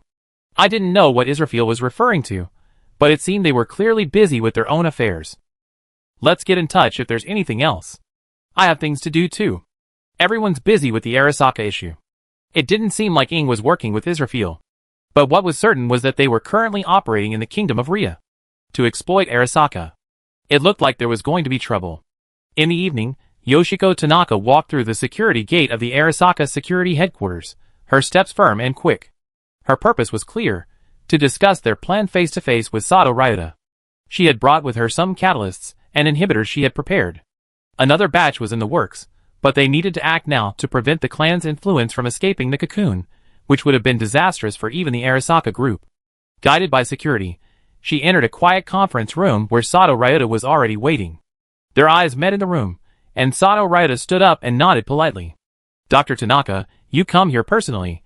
It must be something important. Sato Ryuta's voice tinged with caution. Tanaka Yoshiko didn't beat around the bush and got straight to the point. Yes, we need to discuss the plan for the catalyst and inhibitor for the cocoon. Sato Ryuta gestured for Tanaka to sit down, his expression growing serious. I heard about your plan. It's a bold step. Could you elaborate? Tanaka Yoshiko unfolded the documents she had brought with her and explained in detail the functions of the catalyst and inhibitor, as well as the specific steps of the plan. She emphasized the necessity of using the catalyst in the underground storage area and the importance of spraying the other cocoons with inhibitors to buy time. Sato Ryota listened attentively, nodding occasionally, his eyes carefully scanning every detail on the document. I understand. We need to ensure that the use of the catalyst does not cause environmental pollution. Tanaka Yoshiko nodded, a hint of approval in her eyes. That's right. Furthermore, we need to leak some information to Swagger ahead of time so they can prepare. Sato Ryota pondered for a moment, then said, I will personally be responsible for injecting the catalyst, and Ichiro will lead the mobile team in applying the inhibitor. As for leaking information to Swagger, we can leave it to Eiji. Yoshiko Tanaka smiled with satisfaction. Very good. I believe our plan will succeed. The two continued to discuss a few details, ensuring every step was flawless. After the meeting, Yoshiko Tanaka left the Arasaka security headquarters with a satisfied heart, while Sato Ryota began preparing for action. After Yoshiko Tanaka left, Sato Ryota began preparing for action. He summoned Ichiro and Eiji and explained the plan and their respective tasks in detail. Ichiro and Eiji, both experienced warriors, expressed their understanding and immediately began preparing. Sato Ryota stood at the door of the conference room, watching her leave. His face was expressionless, but a hint of determination shone in his eyes. He turned back to the conference room, quickly picked up the communicator, and issued his orders. Soon, Ichiro and Eiji arrived before him. They stood tall and straight, their expression serious, clearly aware of the importance of the task ahead. Ichiro, Eiji, we have an urgent mission. Sato Ryota's voice was steady and powerful, his gaze sweeping over each of them. We need to deal with some special cocoons. This concerns the future of the group. Ichiro and Eiji exchanged glances, then replied in unison, We're ready, Mr. Sato. Sato Ryota nodded. He picked up a document from his desk and handed it to Ichiro. Here are the details of the plan. You must read it carefully and follow the instructions strictly. Ichiro took the document, his eyes quickly scanning it before handing it to Eiji. Eiji also quickly read through it, and both of their expressions grew serious. We will split into two groups. Sato Ryota began to assign tasks. Ichiro, you will lead the mobile team to apply the inhibitors and ensure the stability of the other cocoons. I will apply the catalyst. And Eiji, you will spread the word about the familiar's upcoming appearance. Ichiro and Eiji both nodded in understanding.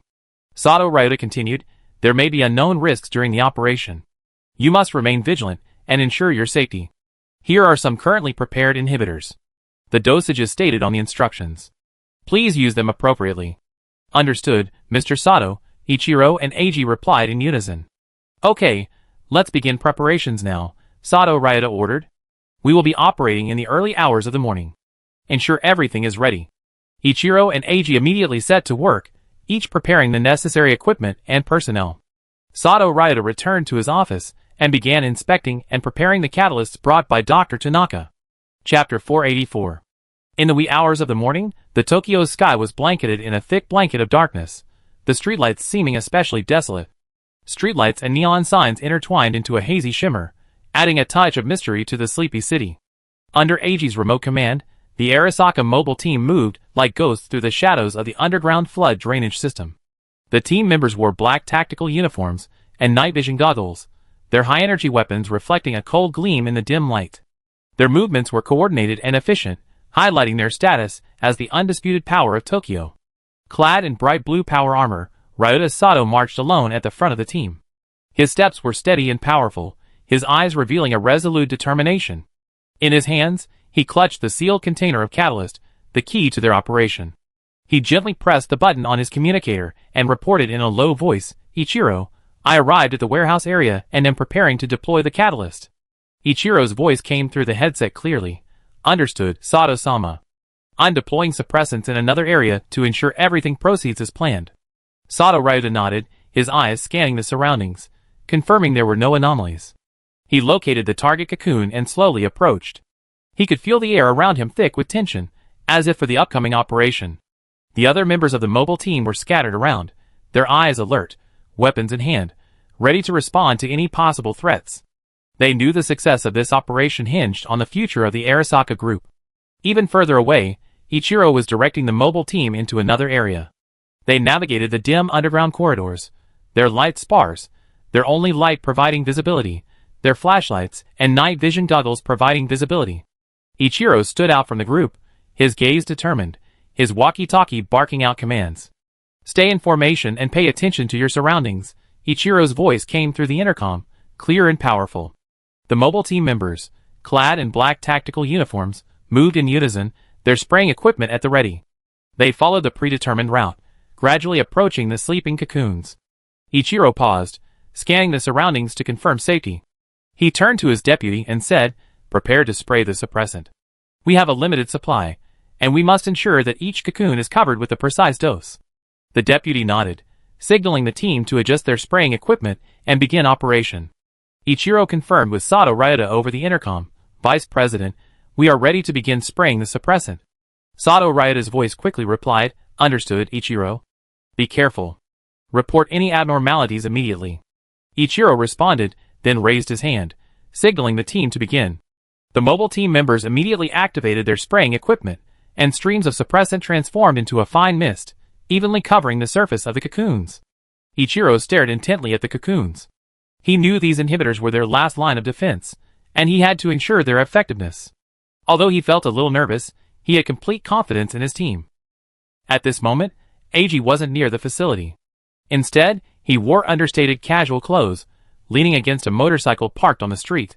He appeared relaxed, but in reality, he was on high alert.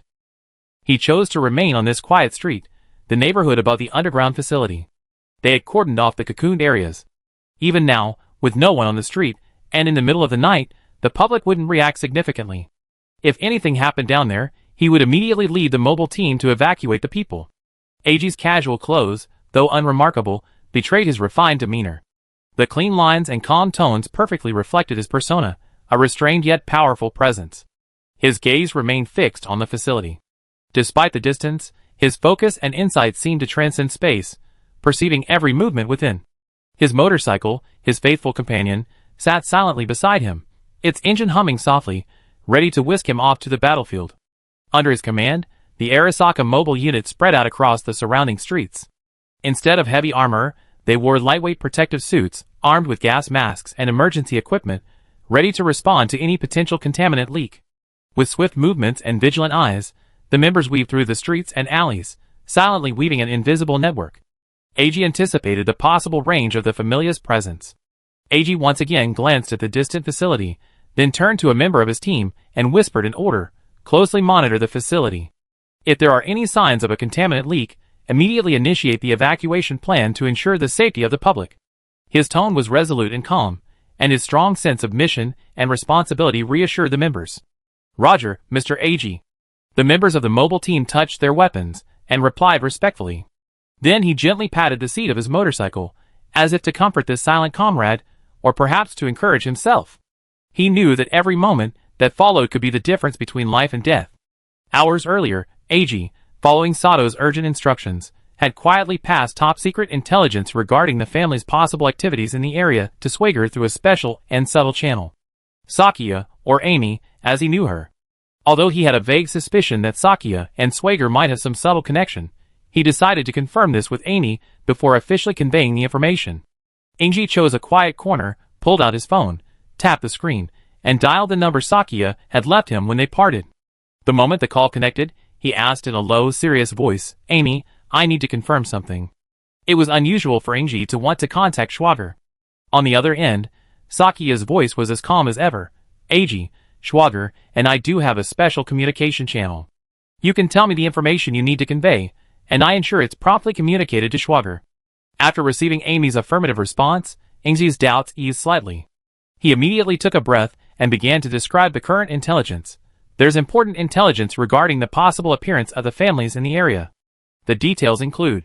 He listed the key elements of the intelligence one by one, meticulously distilling every detail, as if he were drawing a precise tactical blueprint. As the intelligence report drew to a close, he emphasized, "Amy, this intelligence concerns the safety of all of Tokyo, and could even impact the wider region. It's imperative that you remind Swagger to give this matter the highest level of attention, and make comprehensive response preparations." Sakia assured Eiji. It looked like Swagger's side would be busy too. Chapter 485. Night fell, the city bathed in a dazzling display of lights. The hustle and bustle of the streets gradually faded, and people were preparing to enter the tranquil night.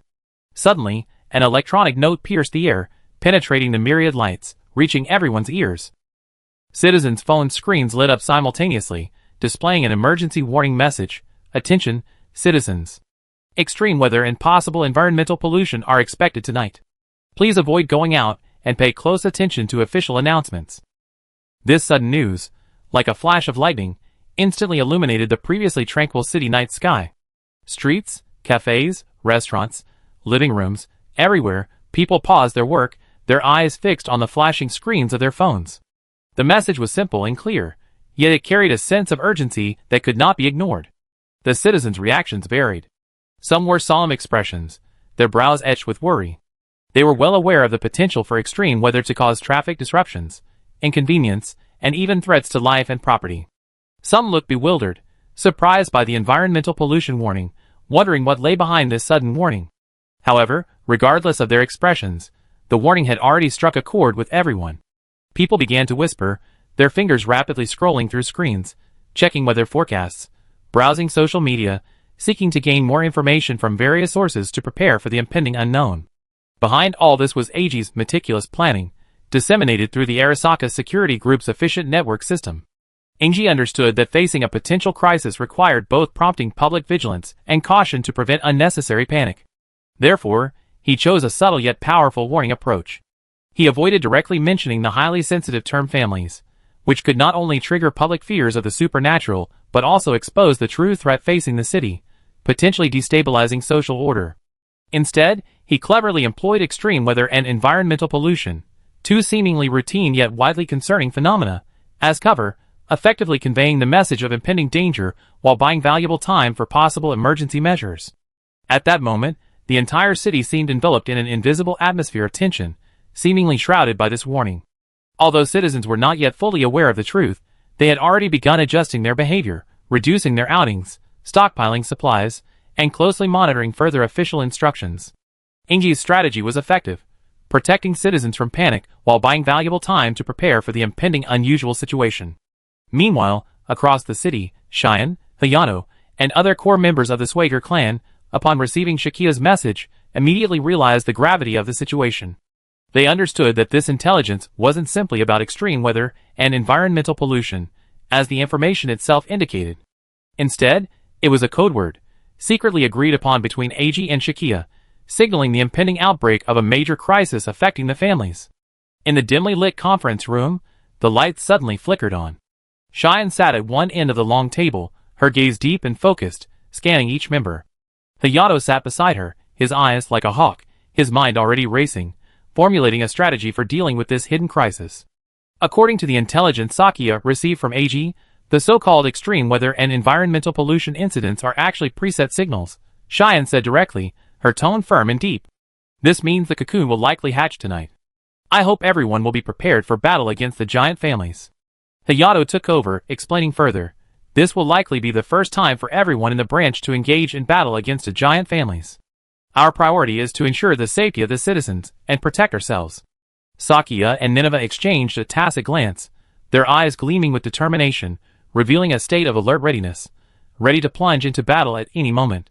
The battleship carrier carrying Trom was now silently lurking in the waters around Tokyo Bay, like a giant beast waiting for its opportunity. Sakia only needed to touch the smart bracelet on her wrist, and the carrier would immediately initiate the launch sequence, precisely delivering Trom to the battlefield. Xiaowu stood quietly beside Nineveh.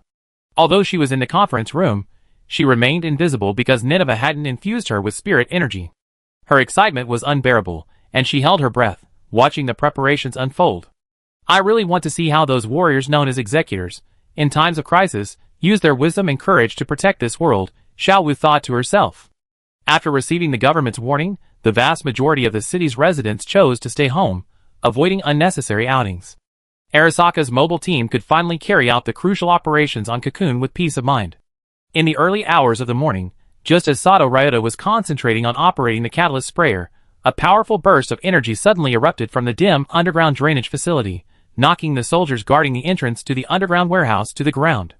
A golden light, like a sword breaking at dawn, pierced the darkness, aiming directly at Sato's position. Who is it? The soldiers of the Arasaka mobile unit stepped forward to intervene. But they were completely defeated. A Kamen rider, clad in golden armor, loomed large in their view. His appearance was like a divine intervention, catching everyone off guard.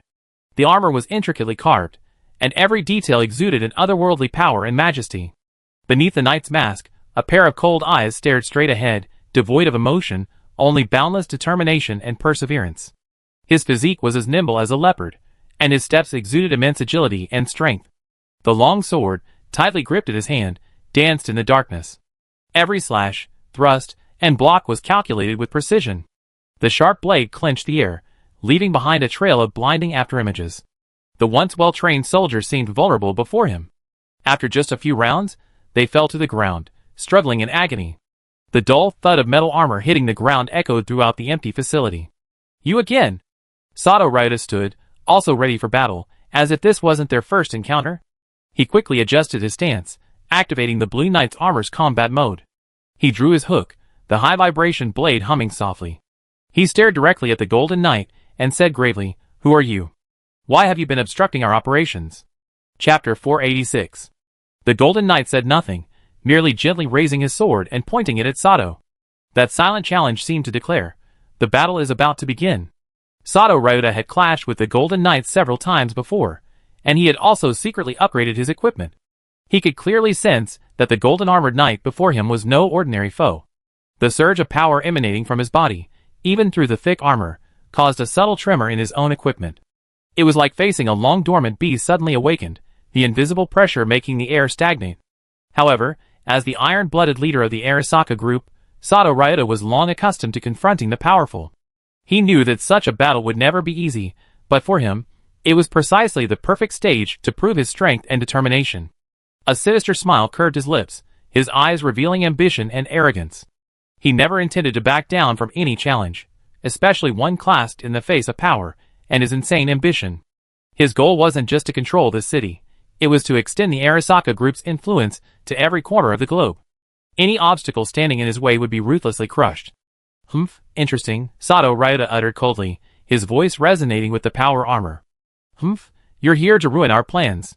This time, let's settle the score." He flexed his wrist, and the blue armor emitted a low hum, as if echoing his master's provocation. In the underground drainage facility, the flames of battle surged like a raging tide. Lights flickered in the shockwaves of the fierce clash, like sparks dancing in the darkness. The Golden Knight swung his long sword, releasing brilliant blasts of energy like meteors streaking through the night sky, aiming directly at Sato Ryota. Meanwhile Sato, empowered by his blue power armor, wielded his sickle like a torrential storm, attacking his opponent with each blow. Each strike evoked a shimmer of blue light, interweaving with the golden sword's radiance to create a luminous canvas of life-or-death struggle. Despite Sato's masterful combat skills, each strike from his blue armor was powerful and devastating, attempting to corner the Golden Knight. However, the opponent, as if foreseeing the future, anticipated his attacks with unerring precision. His agile figure, like a phantom, weaved between dangers, effortlessly dodging deadly hooks and sickles before striking back with lightning speed. Every clash of blades unleashed a deafening crackle of energy. The clash of metal echoed through the enclosed space, shaking the ground and filling the air with sparks of lightning and the scent of smelting metal. Sato Ryota gradually realized that the Golden Knight before him wasn't victorious solely through sheer strength. His battle wisdom and experience were almost transcendent. His moves were simple yet deadly, without a single unnecessary movement. Every subtle shift was perfectly timed, like a dance on the battlefield, transforming the life-or-death battle into an artistic performance. Sato's men, powerless to intervene in this duel beyond their comprehension, could only languish on the ground, spectators of this ultimate clash. "Still no progress, you Arasaka lackey." The Golden Knight seemed to know something about Sato Ryota and the others. "Damn it, you know about us?" Sato knew that Project K was a top-secret project within Arasaka, and no one outside the Arasaka group could possibly know about it. But except for... Sato recalled that the Golden Knight had appeared before him just as he had donned this enhanced armor and begun his experiments with artificial familiars. This meant that after he had officially begun his mission, a certain force had gained knowledge of his presence and sent someone to investigate. This Project K armor-enhancing technology was a welcome gift brought by Yoshiko Tanaka when she arrived to discuss cooperation. According to her, it was a new combat armor system still under development by the technology provider for Swager, not yet commercially released, and they had obtained it through some means. With the help of Arasaka Corporation's intelligent robots and military technology, they could surely surpass Swager in speed and advancement. And if this Golden Cayman rider wasn't affiliated with the Arasaka Corporation, then he had to be a Swager. Humph, then give it a try. Sato Ryota attempted to entangle the opponent's sword with his Yarrow. Child's play. The Golden Knight's sword was entangled, but he remained unfazed. Just then, Sato noticed that the Golden Knight's armor seemed to be glimmering with circuits. The flickering light of these circuits seemed to possess some special power. These circuits rapidly activated on the surface of his armor, forming streams of brilliant light, resembling the intricate electronic pathways on a circuit board, or the radiance of a blade forged by an ancient swordsmith. As the energy circuit activated, a dense ball of energy began to gather within the armor's core. This ball of energy, composed of countless tiny photons, was compressed and accelerated within the core, forming an extremely powerful energy source. This process was accompanied by a distinctive high-frequency vibration, reminiscent of the thunderous clatter of an ancient sword being swung. The Golden Cayman rider raised his sword high, then swiftly swung it down. Yagami no Tachi, Raikiri. The energy ball, like a bolt of lightning piercing the sky, struck its target, releasing a dazzling light. The beam sword energy struck Sato Ryota's armor with a deafening roar. The powerful energy shockwave shook the entire underground facility, as if the world itself were trembling. Sato Ryota felt a tremendous force thrust him backward, and cracks began to appear in his blue power armor under the impact of the photon energy. Sato Ryota struggled to steady himself, but his strength was insignificant against the overwhelming force. His armor gave a final whine, and Sato Ryota was flung against the wall. His body landed heavily on the ground, stirring up a cloud of dust. The pressure was overwhelming, the situation pressing. Sato Ryota knew that if he couldn't quickly turn the tide of battle, not only would he be defeated, but more importantly, his carefully crafted plan would be undone. At this moment, the resolve deep within him awakened, and he knew it was time to deploy his hidden trump card, the new form of the enhanced knight armor. Sato Ryota's eyes suddenly became fierce. He took a deep breath, and the energy within him began to surge wildly. A faint ripple rippled across the surface of the blue power armor, as if some powerful force was brewing and awakening within. He raised his hook and muttered a short activation command, Evolution Activate. Instantly, a breathtaking burst of energy erupted, and the blue armor surface shone brightly, its blazing light illuminating the dim floodwater drainage system. The armor's form began to undergo a dramatic transformation, its original structure twisting and reorganizing, its components stretching and merging. A powerful aura emanated from within, like a vortex at the center of a storm, making it impossible to look directly at it. Amidst the dazzling light, a new set of enhanced knight armor emerged. Its appearance was even more formidable, its lines more sleek, and its hue deeper, as if imbued with the power of the stars and the sea. In his new form, Sato Ryota's strength, speed, and defense had undergone a qualitative leap. His eyes burned with endless fighting spirit and determination, ready to embark on a new round of desperate battle with the Golden Knight, with a new attitude. This underground showdown was about to enter its white-hot stage. Chapter 487. Sato Ryota stood in the center of the battlefield. After his armor evolved to its second form, it seemed to have been given new life. His body was enveloped in an even more dazzling blue light. Faintly visible within it were complex energy veins. After Sato Ryota's armor successfully evolved to its second form, his weaponry also changed. His original sickle was replaced with a more unique weapon. In each hand, he grasped 3 razor-sharp Rya swords, a total of 6 blades, forming a formidable storm of blades. These 6 Rya swords were not only incredibly sharp, but, enhanced by their new armor, each blade imbued with powerful energy. When Sato Ryota wielded them, the energy radiating from the blades seemed to be tangible, emitting a deep blue glow that illuminated the entire underground flood drainage system. Faced with Sato Ryota's new form, the Golden Knight felt unprecedented pressure. Sato Ryota's attacks became more swift and varied. His 6 blades danced through the air like 6 blue dragons, each strike carrying the force of thunder, tearing through the air and aiming directly at the Golden Knight's vital points. Damn! This reaction. The Golden Knight gripped his sword tightly, his eyes grim. He knew that Sato Ryota before him was no longer the same opponent he had been before, but had become even more powerful and dangerous.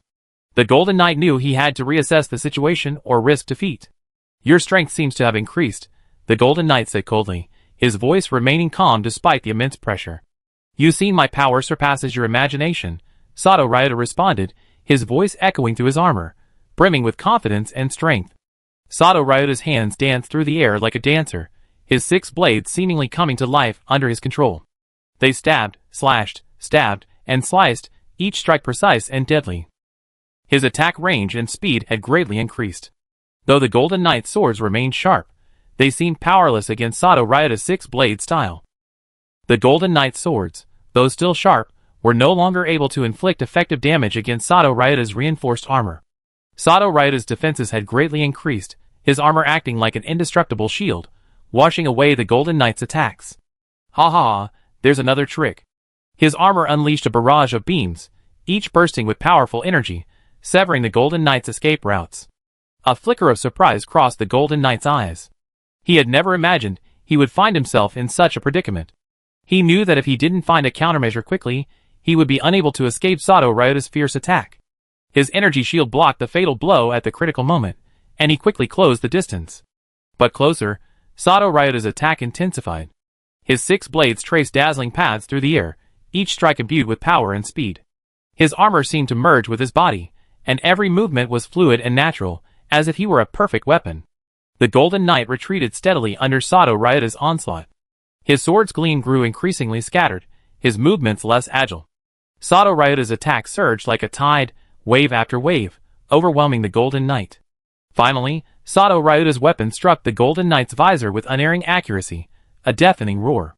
The visor shattered in half, revealing the face of Otaki Hayato, the leader of the Swagger branch. Hayato's body was sent flying by the powerful impact, landing heavily on the ground, stirring up a cloud of dust. Sato Ryota stood victorious, his 6 blades gleaming even more dazzlingly in the battle, his figure like an insurmountable mountain.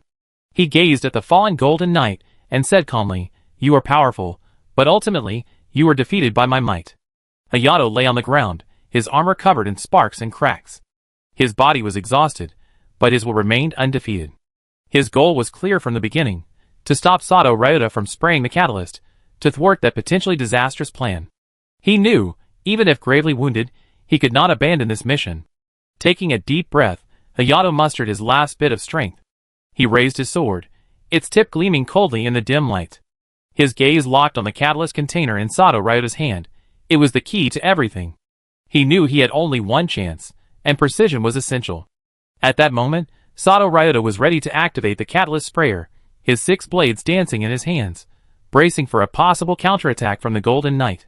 However, the Golden Knight chose not to attack him directly, but instead aimed his sword at the crucial container. "Don't even think about it." Hayato growled, swung his long sword fiercely, and a powerful sword energy shot out from its tip, hurtling straight towards the catalyst container. This strike concentrated all his strength and will, the sword energy like a meteor piercing the darkness, carrying an aura of determination. Sato Ryota's eyes glared. He had long since grasped the Golden Knight's tactics. The moment the sword energy was about to reach the container, Sato Ryota swung his 3 swords, accurately deflecting the force. The sword energy collided with the blades, creating a sharp metallic clang, sparks flew, and the energy dissipated in midair. "You're still too naive, Golden Fellow." Sato Ryota sneered, his 6 swords gleaming coldly in the sunlight, making him appear even taller and more imposing. "Damn." Hayato watched his attack being blocked, a sense of powerlessness welling up in his heart.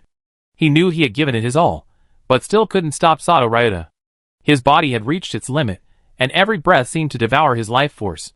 He watched as Sato Ryota successfully activated the sprayer, the catalyst spreading like a fine mist, spraying onto the cocoon. Sato Ryota stood beside the sprayer, a smug smile on his face. His plan was already halfway successful. The cocoon suddenly began to swell, as if something inside was trying to break free. The catalyst was already taking effect. He turned and looked at the Golden Knight, his eyes filled with the confidence and pride of a victor. "You tried your best, Golden Knight," Sato Ryota said calmly, a hint of sarcasm in his voice, "but you still lost to me." Hayato didn't answer. He simply stood up quietly, watching the catalyst gradually spread. "You have no idea what you've done," Hayato said coldly, then turned and ran back the way he had come. "What?" Sato was also a little surprised. He looked back at the cocoon, which was still growing. It seemed as if the thing inside was about to break free. Even a powerful person like the Golden Knight turned and ran, and Sato realized that the situation was not good. "Hurry! Retreat!" Ryota Sato ordered his men, and then the group began to run towards the exit in a hurry. Chapter 488. Eiji stood atop a distant high building, his gaze fixed on the sudden disaster. Tisk, it's finally come to this. Making a contingency plan was the right thing to do. So, his face was filled with sternness. The telescope in his hand revealed the silhouette of the over 30-meter-tall familiar monster. Its appearance undoubtedly indicated that Sato Ryota had successfully sprayed the catalyst. Eiji knew he had to act immediately to prevent the disaster from spreading further. Its massive body towered over the ruins, at least 30 meters tall, like a moving tower block, imposing an oppressive and forbidding presence. Its head bore features reminiscent of the demonic masks of ancient legends. The mask was ancient and sinister, its forehead decorated with patterns resembling lightning, and its eyes were a pair of deep black holes, seemingly capable of devouring all light. A strange smile tugged at the corners of its mouth, revealing sharp fangs, exuding a sense of unfathomable fear. Its skin was a dark gray, covered in irregular patterns, like ancient rock eroded by time. Its skin was covered in a hard, metallic-like shell, evidently possessing exceptionally high protective capabilities. A row of bony structures, resembling ancient battle flags, fluttered in the wind, shimmering with a faint blue light. The monster's limbs were thick and powerful, with its forelimbs particularly well-developed and endowed with sharp claws. Each swing carried devastating force.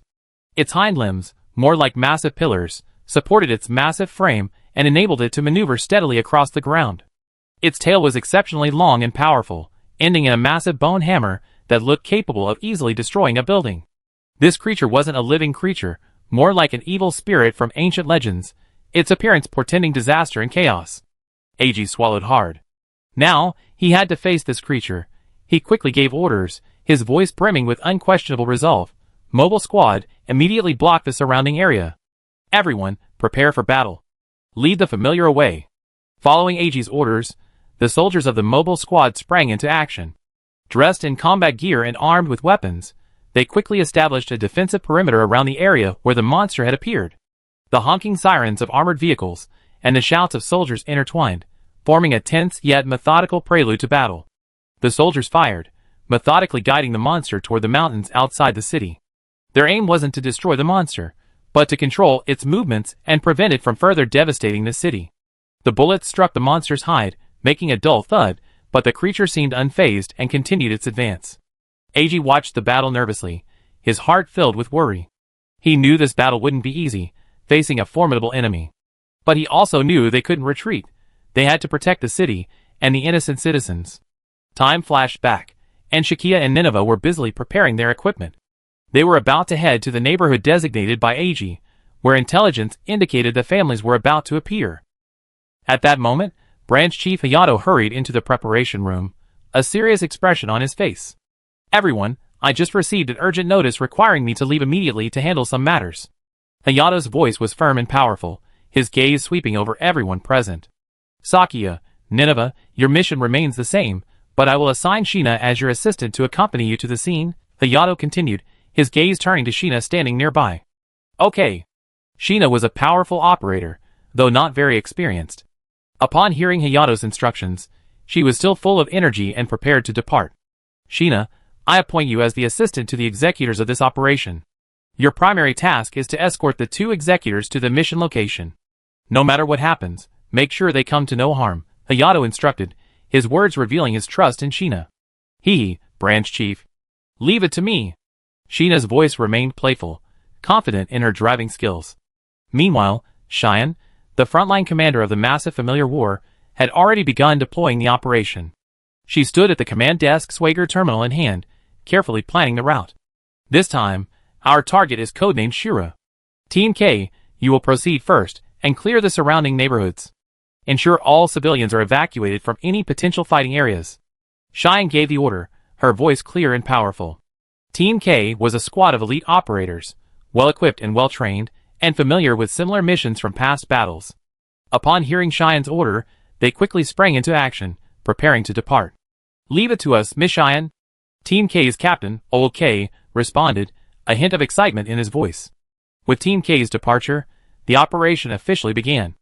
A military jeep sped through the city streets under the cover of night. The atmosphere inside was tense and solemn. Shina gripped the steering wheel, his eyes fixed firmly on the road ahead. Sakia and Nineveh sat in the back seat, checking their equipment to ensure everything was in place. Outside the car window, The distant silhouette of a monster loomed, its massive form appearing particularly terrifying in the night. That's the creature within the cocoon. Calling it Shura is no exaggeration, Sakia thought silently, observing the powerful monster. The troop's intense firepower, like a fiery dragon, continuously poured down upon the monster, guiding it slowly towards the mountains. This scene made Sheena feel a little nervous inside the car, but there was no fear on their faces. Commander Cheyenne, we spotted the monster, moving towards the mountains, Sheena reported over the communicator, his voice calm and steady. Roger that, Sheena, Cheyenne's voice came through the communicator, a hint of seriousness in her tone. AG sent a message. The Arasaka mobile unit is in action. They're trying to lure the monster into the mountains. It's best for you to destroy it there. Remember, stay safe. We provide the necessary support. Understood. We proceed with caution, Sheena replied succinctly, speeding up. The jeep streaked through the night, heading straight for the mountains. Just as the three were about to speed off to pursue the monster, Shakia suddenly spotted a person lying on the side of the road ahead. Shakia told Sheena to stop, intending to rescue them. Sheena, upon hearing Shakia's words, quickly slowed down and parked the car securely by the side of the road. The three quickly got out and ran towards the fallen figure. As they approached, Shakia was surprised to see the familiar face was Branch Chief Hayato Otaki. It's the Branch Chief. Shakia's voice was filled with shock and concern. She quickly squatted down to check Hayato's breathing and pulse. Hayato's golden armor was tattered, sparks flashing from it, and his mask had fallen to the side, evidently a result of a fierce battle. His face was pale, and his body was covered in scars, clearly severely wounded. Sakia knelt beside Hayato, her hand gently touching his armor, her heart filled with shock. She couldn't believe that this gravely wounded man before her was actually the Golden Kamen Rider she had met before. Chapter 489. How could he be like this? Sakia thought this was completely unexpected. Sheena, standing behind her, was equally shocked by the scene before her. She froze in place, at a loss for words. Mr. Hayato. Nini immediately sprang into action, her brow furrowed in concern for Hayato's injuries. He's seriously injured. We must take immediate action. Sheena recovered, quickly helping Hayato onto the hovercraft and removing the medical kit. High-tech medical equipment began performing a preliminary diagnosis and emergency treatment on Hayato, assessing his injuries and vital signs. Sakia and Nineveh re-entered the car. Cheyenne's voice came through the communicator again, quickly formulating a new plan. Hayato's injuries are severe. Sheena, you provide emergency treatment? We contact the medical team at Swager, who will recover Hayato and take him to the hospital. Nineveh and Sakia, you must continue pursuing the monster and not let it escape. Cheyenne's voice was steady and resolute, her instructions clear and precise, pointing Sakia and Nineveh in the right direction. Got it, Cheyenne. We be careful, Sakia replied, her voice regaining its firmness. We clear the area ahead as quickly as possible and ensure your safe arrival in the mountains, Cheyenne continued, her voice revealing her trust and support for her teammates. Sakia and Nineveh exchanged a glance, their eyes filled with determination. They knew the battle ahead would be a difficult challenge, but they were ready to take it on. AG led the Arasaka mobile unit in executing its decoy tactics flawlessly. The coordinated operations of its ground and air vehicles showcased their effective training and tacit cooperation. Drones darted swiftly through the air, their smoke and flash grenades creating chaos in the Shura's sights and effectively distracting it. Armored vehicles on the ground suppressed the Shura with precise firepower, each round drawing an insurmountable red line beneath the monster's feet. The armored vehicle's guns continuously spewed flames, keeping the Shura firmly on its intended route. With the meticulous coordination of the Arasaka mobile unit, the Shura was gradually lured into the mountains, far from the city. Its massive body weaved through the dense forest. Though its movements appeared clumsy, each step was incredibly heavy, as if it could shake the earth. Its figure loomed in the valley, emanating an air of mystery. TSK, this guy is quite obedient. But this makes him even more creepy. AG continued to observe the monster. Shura made no sound throughout the entire process. It didn't roar like AG had expected, nor did it make any sound of anger. Only the sound of its footsteps echoed through the valley, a deep and powerful sound, like the breath of nature itself, making one feel its unparalleled power. AG sat in the command vehicle, his eyes fixed on the battle ahead. Cheyenne's voice continued to transmit through the vehicle's communication system, and his ears were filled with the clamor of the battlefield and the sound of orders being passed. Mr. AG, can you hear me? Cheyenne's voice came clearly through AG's communication channel. This was his contact information, which he had passed on to the Swagers through Sakia. Roger, go ahead. Swagers' combat capabilities are ready. Your decoy mission is complete. You may now withdraw in an orderly manner as planned. Cheyenne's message reassured Ag. Ag responded calmly, Roger, Swager Commander. Thank you for your prompt assistance. I wish you success in your operation. You must defeat that creature. His voice revealed his trust in the Swagers' situation and his desire for victory. Following Ag's command, the soldiers of the Arasaka mobile unit sprang into action. Vehicles adjusted their formation and retreated in an orderly manner. Meanwhile, the soldiers continued to use their weapon systems to fire diversionary fire at the Shura, maintaining pressure and ensuring that the monster continued its planned route deeper into the mountains. Drones in the air continued their jamming mission, dropping smoke bombs and flashbangs to create chaos around the Shura, effectively distracting it and preventing it from accurately determining the mobile unit's retreat direction. Armored vehicles on the ground, while maintaining a safe distance, continuously fired precise artillery shells, guiding the Shura forward. Each shelling act was like drawing a red line under the monster's feet, ensuring it did not stray from its intended path. With the orderly withdrawal of the Arasaka mobile unit, the Shura eventually escaped their sights and retreated deep into the inaccessible mountainous region. Ag and his team successfully completed their mission, buying valuable time and space for the Swagers' combat capabilities, allowing them to better prepare and deploy for the upcoming battle. Sakia and Nineveh's SUV bumped along the rugged mountain road. As they approached the designated battlefield, Sakia's instincts told her it was time to prepare for the final battle. She decisively signaled Nineveh to stop, and the two of them parked on a high ground with a wide view. This is it. Good view. Sakia quickly jumped out of the SUV, her eyes determined, and she expertly activated her Trom Mech control bracelet. She was thoroughly familiar with the operation, each movement displaying confidence and composure.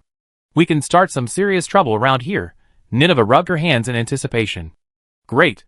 Xiao Wu, though unseen, followed the two, eagerly awaiting their actions.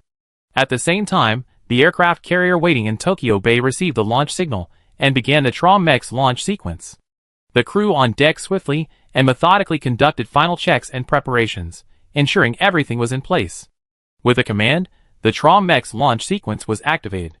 With a deep, powerful roar, Sakia's plane soared from the aircraft carrier's launch platform, piercing the night sky and speeding towards the designated battlefield.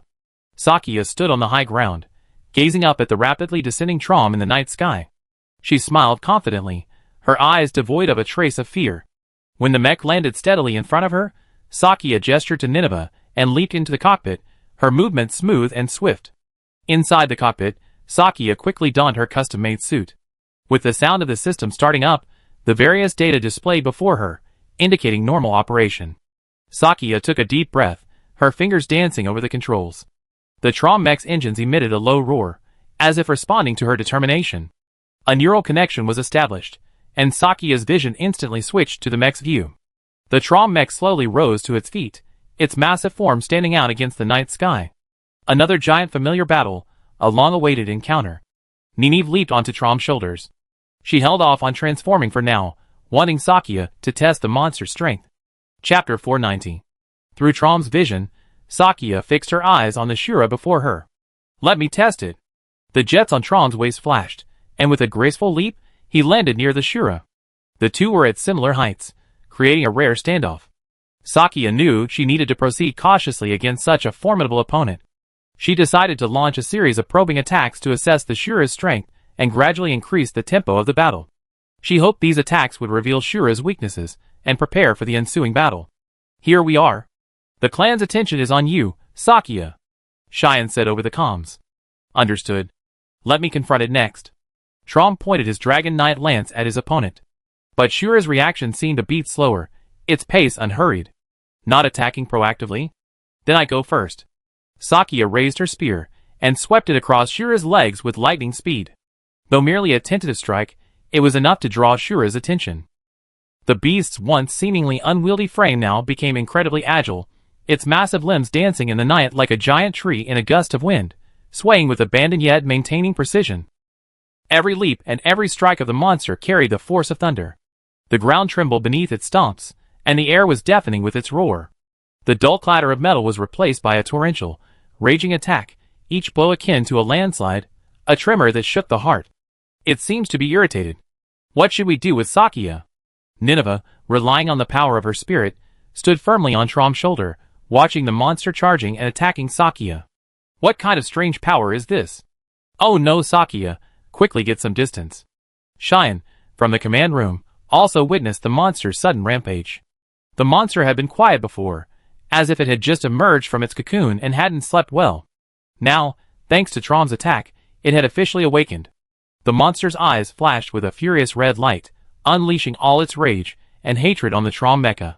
Sakya seemed caught off guard by the monster's frenzied attack. Oh wow wow wow.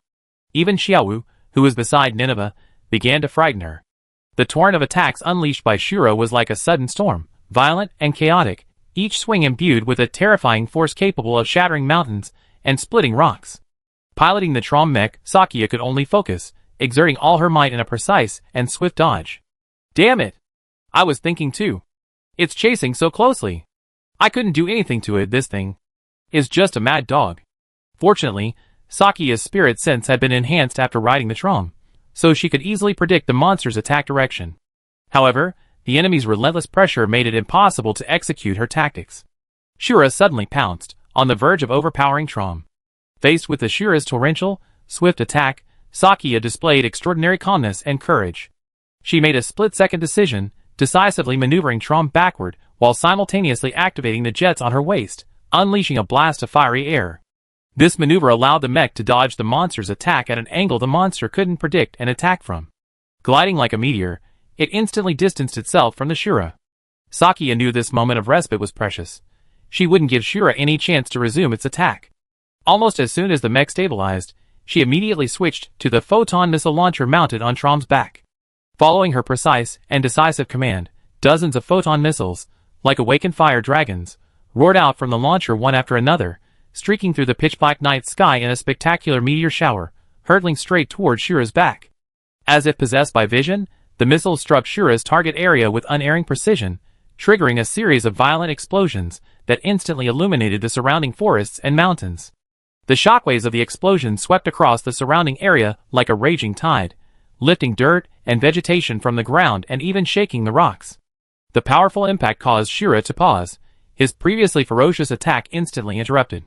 His massive body seemed to be shaky amidst the flames and smoke. Shakia stared intently at everything before her, silently calculating the missile's power and Shura's condition.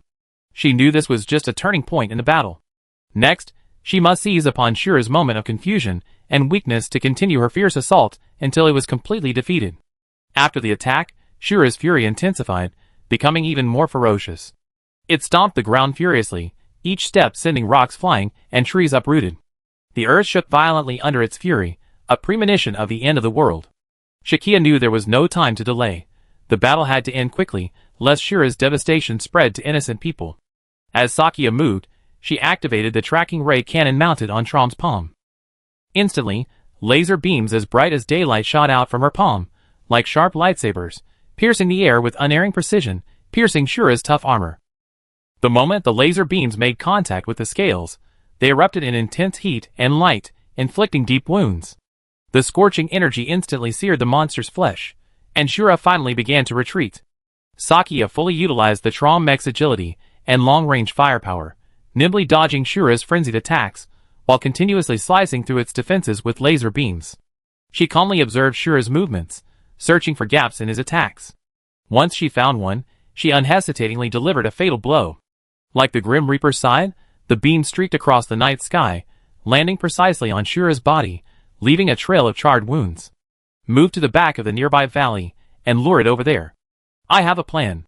Xiao Wu, staying beside Nineveh, offered Shakia a suggestion. In that case, I leave it to Xiao Wu. As time passed, Shakia's attacks grew more precise and ruthless. She cleverly exploited the terrain, luring the Shura into the rugged valley, using rocks and trees as cover, constantly adjusting her firing angles to strike the Shura from all angles. The monster, unwavering in its determination, followed without hesitation. Chapter 491. Following Xiao Wu's advice, Shakia began adjusting her battle strategy. She knew that confronting the rampaging Ashura head-on was not a wise option. Shakia had fought many strange families before, but this was her first encounter with a creature this rabid. She decided to take advantage of the valley's terrain and steer the battle towards a more favorable environment. Let's go, Shakia. Let's set a trap for it. Nineveh's voice echoed over the comms. I understand. While this creature isn't particularly strong, it does have a rather bad temper. Shakia decided to gather more information on this familiar. If this was the monster that emerged from that cocoon, then there were 5 more. Taking this opportunity to gather more information on the enemy would also facilitate future battles. The Trom's fuselage nimbly traversed the rugged valley, its speed and agility making it adept in this complex terrain. Shakia repeatedly fired cannonballs from her lance to provoke the Ashura, then quickly retreated, luring it deeper into the valley. Okay, it's my turn next. Lady Nineveh, please grant me the spirit energy. Yes. Nineveh touched Xiaowu's head, and Xiaowu materialized. Xiaowu waved her hands in the air, mysterious power flowing from her fingertips, transforming the valley's landscape. Rocks shifted, trees tilted, forming an intricate maze. A smile played at the corners of her mouth. This was her battlefield, her game. Well done, Xiaowu. We trapped it in the valley. Shakia exclaimed in delight. Nature is the best weapon. Not bad, Nineveh rubbed Xiaowu's head. The Shura rampaged through the valley, attempting to capture Trom, who continually provoked it. Its massive body repeatedly rammed the mountain walls, sending rocks tumbling and trees falling, but it could not track Sakia and Trom. Its roars echoed through the valley, growing increasingly frantic. That's it. Disorient it, and then we find our opportunity. Sakia stared intently at the data on the display, constantly adjusting her tactics. Xiaowu's voice came over the communicator. Sakia, I set the trap. If it moves a little further. Understood. I lure it in, Sakia replied. Trom provoked the Shura once again. Eiji stood beside the Arasaka mobile unit's command vehicle, his eyes fixed on the live surveillance footage transmitted by the drone. In the valley, the battle between Trom and the Shura raged fiercely, and Trom's skill and tactical execution filled him with admiration and excitement. Although Eiji didn't know Trom's pilot or the specific name of the mecha, who could resist watching a giant robot fight a monster? It's truly spectacular. This robot's mobility and firepower far surpass current weapon systems. Where on earth was it made? Why doesn't the Arasaka group make something like this? Eiji couldn't help but exclaim to his teammates, his eyes gleaming with his love for superheroes. However, just as Eiji was engrossed in watching the battle, Sato Ryota's voice suddenly rang through the communication device. Sato's voice was calm and firm. With an unquestionable authority, Eiji, the retreat order has been issued. Your mission is accomplished. Leave the battlefield immediately, and in an orderly manner. Upon hearing this, a flicker of reluctance crossed Eiji's face. He knew this battle was a rare experience for him and his team. Yes. We must evacuate immediately. However, he also understood the importance of orders, and how their obedience was crucial to the success of the entire operation. Eiji quickly composed himself, his voice once again firm and forceful. Everyone, get in the vehicles. Follow my orders, and retreat in an orderly manner along the designated route. In the valley, the battle was nearing its final stages. Sakia piloted the Trom, working in perfect harmony with Xiaowu. It looks like I won't be needed this time. Nineveh, observing Xiaowu and Sakia's seamless coordination, knew the battle was almost over. This familiar, called Shura, was actually mediocre in strength. While its defense was decent, its mad dog-like strength and speed were no match for the kiting tactics of ranged weapons. Coupled with Xiaowu's flurry of control skills, the monster's defeat was inevitable. Xiaowu, unleashing her extraordinary ability to alter nature and terrain, created a mudslide trap. Under her control, the earth seemed to come alive, mud and rocks flowing into a stream that quickly buried Shura's lower body. That's it, Shakia, now is the time. Xiaowu's voice came through the communicator, a tinge of nervousness and excitement. Shakia didn't hesitate. She immediately responded to Xiaowu's call, and Trom's weapon systems fully activated. Photon missiles roared out, tracing paths through the air and accurately hitting their targets. Palm tracking rays followed closely behind, like whips of light, repeatedly lashing Shura's body. Finally, the Dragon Knight's spear, like a bolt of silver lightning, pierced Shura's vitals. Bound by the mudslide, Shura's raging strength had nowhere to vent, and its struggles gradually grew feeble. As the battle dragged on, Shura's physical strength and will gradually wore away. Its movements began to slow, and its ferocious attacks lost their former ferocity. Sakia keenly sensed this change, knowing the decisive moment had arrived. The final blow. Sakia's voice was firm and powerful, her eyes gleaming with determination. Sakia took a deep breath, and the Trom's fuselage erupted with a dazzling golden glow. This was the radiance of the mechanical spirit's energy channeled into the weapon. Sakia, spear in hand, rushed like a flash of lightning toward Shura, trapped in the mudslide. Shura, sensing the mortal threat, struggled within the mudslide's constraints, attempting a final resistance.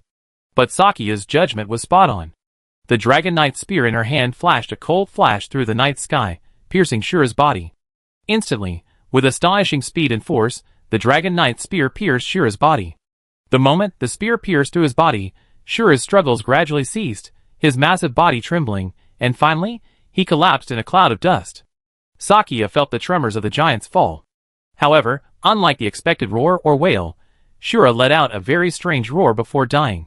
It wasn't violent or mournful, but a rhythmic, frequency-based signal, as if conveying some kind of message. What is this? Sakia was startled. She quickly adjusted Trom's sensors, trying to capture and analyze this strange signal. At the same time, Xiao Wu and Nineveh also noticed the anomaly. Her voice came over the communicator. Shakia, that roar is unusual. It might mean something. I know, Xiao Wu, Shakia replied, her eyes fixed on the analysis results. I'm trying to decode the signal to see if I can find its true meaning. As Ashura slowly collapsed, silence returned to the valley. Shakia and Xiao Wu stood beside Trom, their hearts filled with confusion. Was this strange signal an instinctive reaction from Ashura, or a way for it to communicate with some other entity? Was the battle truly over? Chapter 492. With Shura reduced to ash by the combined attack of Sakia and Nineveh, the battle in the valley finally came to an end. The dust settled, and tranquility enveloped the surroundings once again, broken only by the gentle breeze and the occasional chirping of distant birds. Nineveh stood at Trom's shoulder, her gaze fixed on the land once ravaged by monsters, now filled with only silence and dust. Is it over? Sakia sighed, preparing to report the battle's end to Cheyenne. Cheyenne, Shura has been defeated, the valley is safe. Cheyenne is also safe. Sakia's voice came through the communicator, calm and resolute. Cheyenne's voice quickly responded, a hint of relief in her voice. Roger that, Sakia. You did well.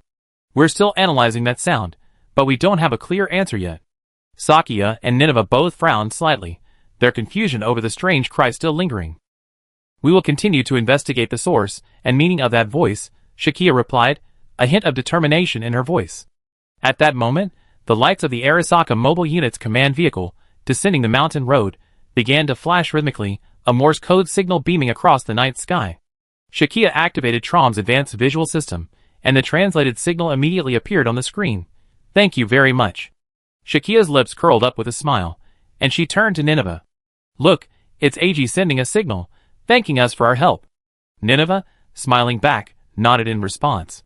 He's quite thoughtful, expressing his gratitude in this way. She immediately sent a brief, polite acknowledgement via Trom's communication system, indicating their thanks. With the confirmation, Sakia and Nineveh began preparing to evacuate. Just as the battle seemed to be over, within the underground facility, Ichiro and his spraying team were frantically heading to the two remaining giant cocoons to spray the catalyst. However, a sudden, powerful earthquake shattered the tranquility. The ground shook violently, lights flickered, and Ichiro's reinforced armor blared with alarms. Ichiro was initially bewildered, believing the battle with the monsters had spread above. Just then, a member of the mobile team observing the scene reported, "Oh no! The remaining cocoons. They're about to hatch early. What are you talking about? Isn't it at least 2 days away? TSK? Forget it, retreat now. I call AG and the boss." He immediately gave the order, and the spraying team members began adjusting their spraying plan and preparing to evacuate. However, Ichiro's brow furrowed, realizing a more serious problem. During hatching, the fluid released by the cocoons began seeping into the groundwater, potentially posing unknown environmental risks. Damn it! We didn't properly implement waterproofing. Ichiro fretted. Their original plan hadn't anticipated the premature hatching of the cocoons. Now, faced with the sudden hatching and potential environmental contamination, Ichiro knew his top priority was ensuring the team's safe evacuation. He urgently contacted AG via intercom. AG, the situation has changed. The cocoons have hatched prematurely, and the hatching fluid has seeped into the groundwater. We don't have time to deal with it. We must evacuate immediately. Damn it. What should I do? There's nothing we can do at this point. Retreat. Everything happened so fast. The Shura creatures hatched from the two cocoons had already broken through the ground and were on the city streets. Ichiro led his mobile team to try to distract the monsters, but their firepower was insufficient. They had previously been responsible for suppressant spraying and lacked heavy firepower. At the same time, Eiji, having learned the news, arrived from the mountains with a heavy firepower unit. Equipped with powerful weaponry, their unit was crucial in dealing with the Shura. Eiji, I sent you a coordinate. It's my location. Please come as soon as possible. We meet up and head to Ichiro's place together. Sato Ryota's voice echoed over the communicator, a hint of urgency. Eiji was in the command vehicle, his eyes fixed on the coordinates displayed on the onboard computer screen. He quickly confirmed his location and entered it into the navigation system. The command vehicle, with a low rumble, began to speed towards Sato Ryota's location. Sato reunited with Eiji at the agreed location. His armor was covered in bruises, but compared to the severe damage suffered by Branch Chief Hayato, his injuries were minor.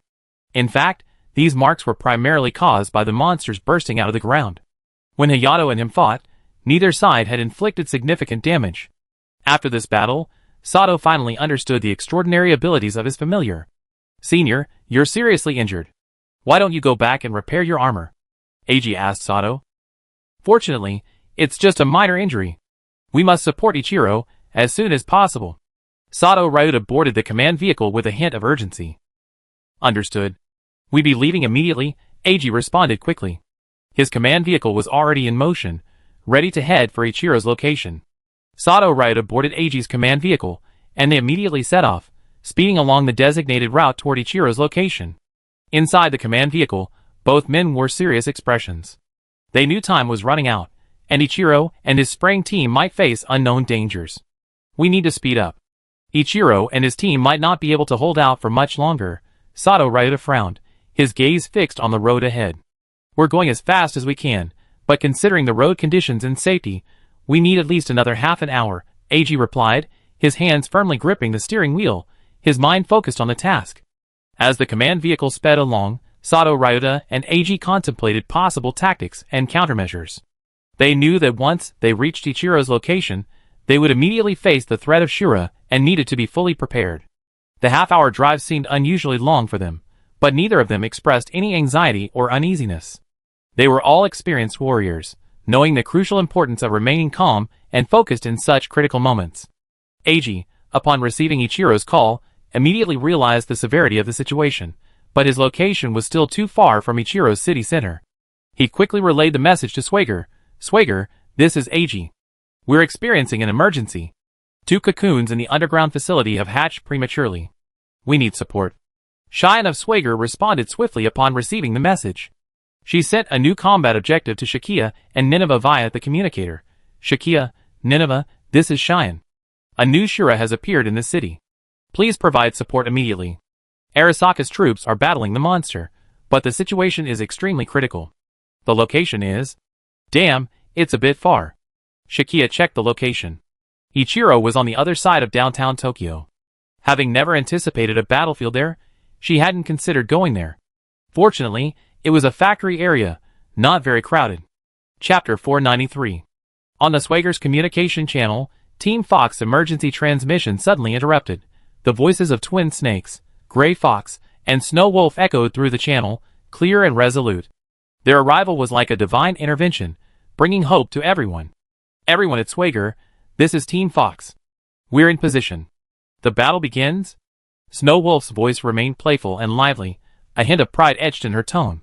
Twin Snakes then added, according to Instructor Tessa's predictions, we've been waiting outside the expected engagement zone for this very moment. You are excellent. Sakia was delighted. Just when she was out of reach, reinforcements arrived at the perfect time. The shrieking roar of Snow Wolf's heavy sniper cannon pierced the tranquility of the night sky. The energy beam, like a precise line of death, struck the Shura monster's vitals. Its massive form trembled and retreated under the impact of the barrage, stirring up clouds of dust. Although the Shura monster was significantly larger than Team Fox mech, Team Fox didn't retreat. Gray Fox, brandishing his melee weapon, bravely charged the monster. His mech carved streaks of light into the night, each strike carrying a thunderous force that drew the monster's attention. Twin Snakes, now! Gray Fox shouted into the communicator, his voice tinged with determination. Twin Snakes found an ideal firing position atop the nearby ruins. The plasma rifle in his mech's hilt began spewing furious flames, each bullet carrying devastating energy as it lashed out at the Shura monster's weak points. Twin Snake's attacks were precise and deadly. His mid-range containment provided Gray Fox with a perfect opportunity to strike. Snow Wolf set up his sniper gun on a distant rise. His gaze was calm and focused, and every aim was taken with extreme caution. His sniper gun screamed again, and the energy beam pierced the night sky, striking Shura's body with precision once again. "That's it. We can do it." Snow Wolf encouraged his teammates over the communicator, her voice brimming with confidence. "Miss Sakia, it looks like you won't be needed this time," Gray Fox said with a smile. "That's best," Sakia said with a smile. She was on her way, but since the battle was going so smoothly, it saved a lot of effort. Fox team's tacit coordination allowed them to maintain the upper hand against the massive Shura monster. Furthermore, the training they had conducted with Sakia and Nineveh at Swager headquarters was not in vain.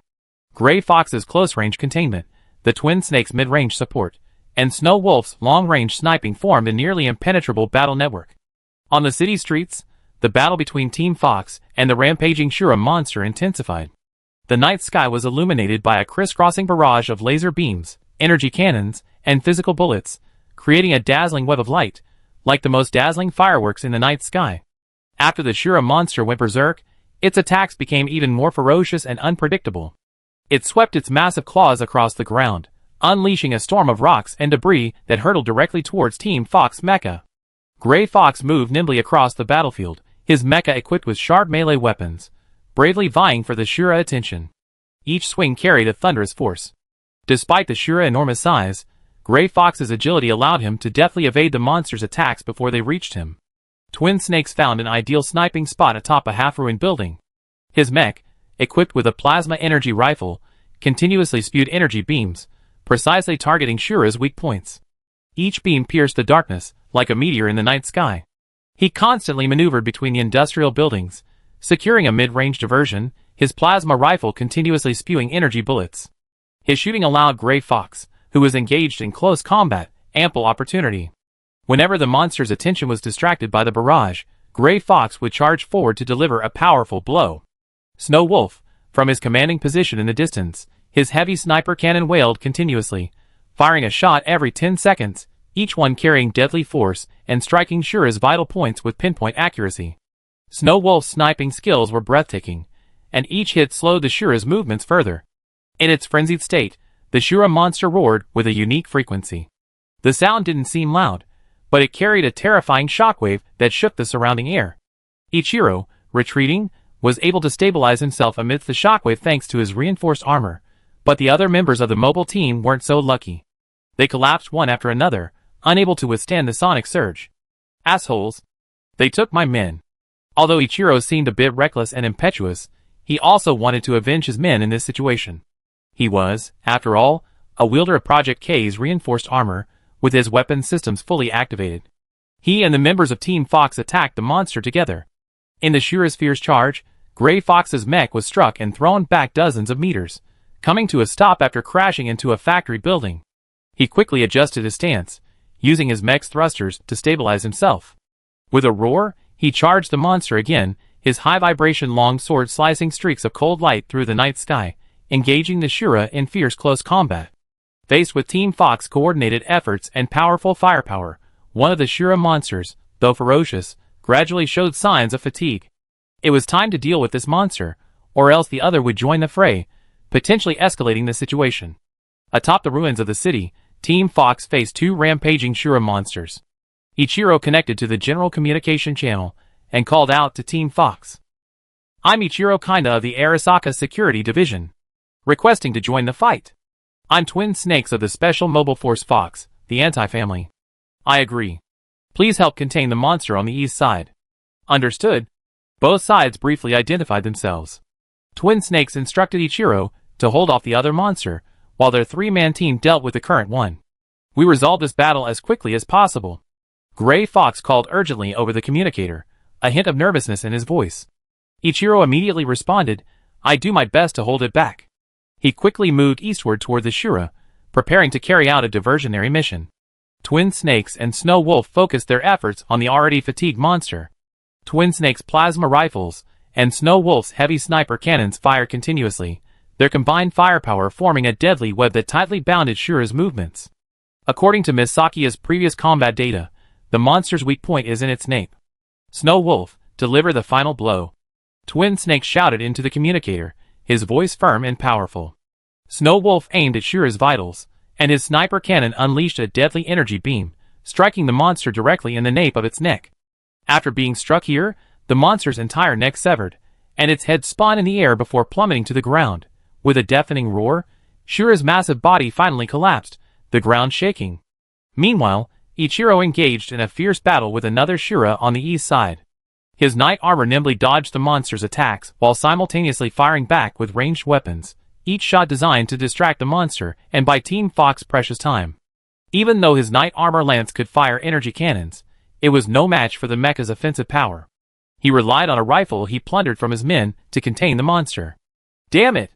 Next time, I need to install a cannon on my armor, Ichiro muttered, feeling somewhat overwhelmed facing the monster alone.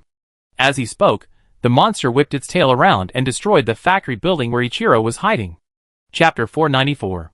Ichiro was alone in the dimly lit factory, his gaze fixed on the massive, ferocious Shura monster outside.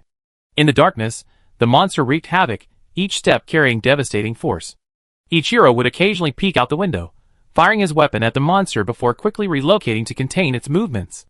Ichiro's every movement made his nerves tense. He knew full well that this fragile factory building could not withstand the monster's fierce attack. Suddenly, sensor alarms blared, and red lights flashed on the display, indicating that the monster was charging fiercely towards the factory. You're kidding. Ichiro's heart tightened. Without hesitation, he leaped from the second-floor corridor. Thankfully, his knight armor was strong enough to cushion the impact of his landing. At that moment, the monster's tail slammed into the factory's outer wall like a sledgehammer.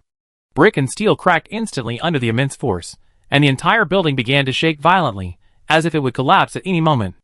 Ichiro ran as fast as he could amidst the shaking.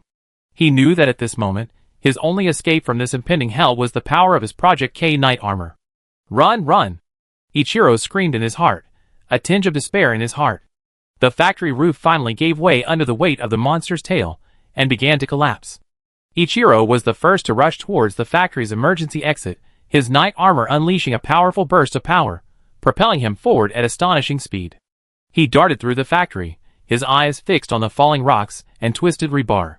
His heart pounded fiercely in his chest, but the knight armor sensors allowed him to nimbly dodge each deadly fragment. A massive concrete slab crashed down from above. Ichiro rolled sideways at the last moment, narrowly avoiding a direct impact. Behind him, the slab crashed to the ground with a deafening thud, sending dust flying. Almost there. Ichiro gasped, scrambling to his feet and continuing to run. Rebar shot out from all directions, like mushrooms after a rainstorm. He moved swiftly and decisively, each dodge appearing effortless. Break it! Ichiro shouted, brandishing his spear and knocking a thick bar out of his way, clearing a path for his escape. The moment Ichiro rushed out of the factory building, it completely collapsed, sending smoke and rubble gushing out like a volcanic eruption. Without pausing, he used the enhanced leg function of his knight armor to leap quickly and far into the air, quickly putting distance between him and the crumbling building. He looked back, only to see his former hiding place now covered in dust, a shattered mess. Like a Valkyrie descending from the sky, Sakia, piloting Trom, arrived at the battlefield just in time. Lance in hand, she charged towards the center of the battlefield. Energy cannon mode. Sakia switched Trom's Dragon Knight lance to beam cannon mode, and a dazzling energy began to gather at the tip. At the same time, Nineveh also demonstrated her power. Standing on Sakia's shoulder, she focused her mind and energy, and a brilliant orb of mechanical spirit energy began to condense in her hand. Now! Nineveh smiled faintly. The Shura monster, sensing the threat, turned its massive body, seeking the source of the attack. But Sakia was quicker, unleashing a fiery beam from the Dragon Knight lance. The beam, like a sharp sword slicing through the darkness, instantly pierced the night sky and struck the Shura monster directly in the back of its neck. Nineveh swung her arm, and the ball of light streaked across the night sky like a meteor, piercing the Shura monster's head. The beam's power exploded instantly, hitting the weakest spots in the monster's armor, causing a violent explosion. The Shura monster let out a deafening roar, its massive body teetering under the impact of the explosion. After sustaining repeated blows, it finally gave way, uttering a deafening wail and collapsing heavily to the ground, motionless. The combined power of Sakia and Nineveh had been astonishing, successfully slaying the Shura monster. Well done, Nineve. Sakia praised over the communicator, her voice tinged with excitement. With the Shura monster's fall, the battlefield gradually returned to peace. The clouds in the night sky slowly parted, revealing a bright moon. Its silvery light shone across the devastated streets, marking the end of the battle. For various reasons, during this battle, the three factions, Swag, Arasaka Security, and Team Fox, were forced to temporarily set aside their suspicions and wariness and work together. This was a rare occurrence, and it imbued the battle with profound significance. After the battle, Ryota Sato, the leader of the Arasaka Security Mobile Unit, stood remarkably firm amid the ruins. He conveyed the Arasaka Group's gratitude to Swag through his communicator. Thank you for your support during this battle. We at the Arasaka Group will remember this kindness. However, Sakia and the others weren't so easily reassured about the Shiva situation. They knew this cooperation was merely a temporary solution, and their mutual interests remained complex. But regardless, superficial personal connections were essential. Cheyenne, representing Shiva, spoke over the communication channel with a touch of diplomatic tact. Vice President Sato, our collaboration today was very successful. I hope we have more opportunities for cooperation in the future. The Arasaka mobile team members began to work, clearing the scene and ensuring all dangers were eliminated. Their actions were swift and orderly, demonstrating the professionalism of the Arasaka Security Department. Sakia, Nineveh, and the three members of Team Fox evacuated the scene one after another. Their mechas reflected a faint glow in the moonlight. Before leaving, Sakia glanced back at the battlefield, a complex emotion flickering in her eyes. Although she had won this battle, she also realized that the threat posed by the families was far greater than she had imagined. What do you think, Nineveh? About the Arasaka Group? No opinion, they just have their own missions. Nineve stood on Trom's shoulder. The battle ended without her transforming, which was naturally a good thing. Her gaze was also solemn. She knew that this battle was just the beginning, and more challenges awaited them. But the best thing about this battle was witnessing Xiaowu's impact on the battle. Xiaowu seemed delighted, happily hugging Nineveh's arm. The members of Team Fox also silently left the battlefield, their figures gradually fading into the night. As the last mecha disappeared into the darkness, the battle finally came to an end. But everyone knew that the impact of this battle would last, and it would become a new starting point for cooperation and confrontation between the various forces. After all, there were still a few cocoons buried there. Chapter 495. After the threat of the Ashura monster was eliminated, Shakia and her companions began a series of follow-up tasks. A combat summary meeting was inevitable. However, this meeting focused primarily on the somewhat unscientific character of Xiaowu. Xiaowu, the incarnation of the land god of Rhea, had demonstrated her uncanny ability to manipulate nature and terrain in previous battles, becoming the key to Shakia's victory. Even Nineveh didn't transform in this battle, which ended without her transforming. This surprised Cheyenne, who presided over the meeting, as well as Sheena, Team K, and the other intelligence operators from the Rhea branch who were also present. In the conference room, the screen displayed astonishing footage of Xiaowu manipulating the elements in battle. Her abilities not only caught the enemy off guard, but also made her the focus of the meeting's discussion. Incredible! How does she do that? Explained an intelligence operator, his eyes fixed on Xiaowu's movements on the screen. Cheyenne nodded, her expression tinged with awe. Xiaowu's abilities truly exceeded our expectations. She almost single-handedly changed the course of the battlefield. Sheena sat at the conference table, her eyes gleaming with curiosity and interest in Xiaowu's abilities. If we can better understand and utilize this ability, it will undoubtedly greatly enhance our combat effectiveness. The captain of Team K added, indeed, if we can predict and simulate the effects of Xiaowu's abilities, we will be more flexible and adaptable in future tactical planning. Sakia glanced around the conference room. She knew that Xiaowu's abilities were a double-edged sword for Swagger, a powerful aid, but also an unknown factor requiring further study. Nineveh glanced at Xiaowu, who had yet to appear, standing beside her. Xiaowu looked at Nineveh with a hint of pride. We need to learn more about Xiaowu's abilities, Ziyuan said firmly and forcefully. This is the first time we learned of this kind of power that's beyond human technological capabilities. It's worth studying carefully. The meeting concluded in a tense and anticipatory atmosphere. Everyone recognized Xiaowu's importance and the infinite possibilities her abilities held. Under Sakia's leadership, the members of Swagger will continue to explore and learn, working tirelessly to safeguard the city's peace and tranquility. Ziyuan proposed a special agenda item for the meeting. She hoped Xiaowu could personally demonstrate her abilities, allowing all attendees to more directly understand her power. This proposal was unanimously agreed to by everyone present. Nineveh, are you ready? Ziyuan turned to Nineveh, her eyes gleaming with anticipation. Of course, Ziyuan, Nineveh replied. She stood up, walked to the center of the conference room, and began preparing the ritual to summon Xiaowu. As Nineveh's hands traced graceful paths through the air, energy began to gather within the conference room. A ball of light gradually formed within her palms, imbued with powerful energy. This was the medium she used to summon Xiaowu. Xiaowu, appear, Nineveh whispered softly. She thrust her palms forward, and the ball of light instantly released a dazzling radiance, filling the entire conference room. As everyone watched, a figure gradually emerged from the glow.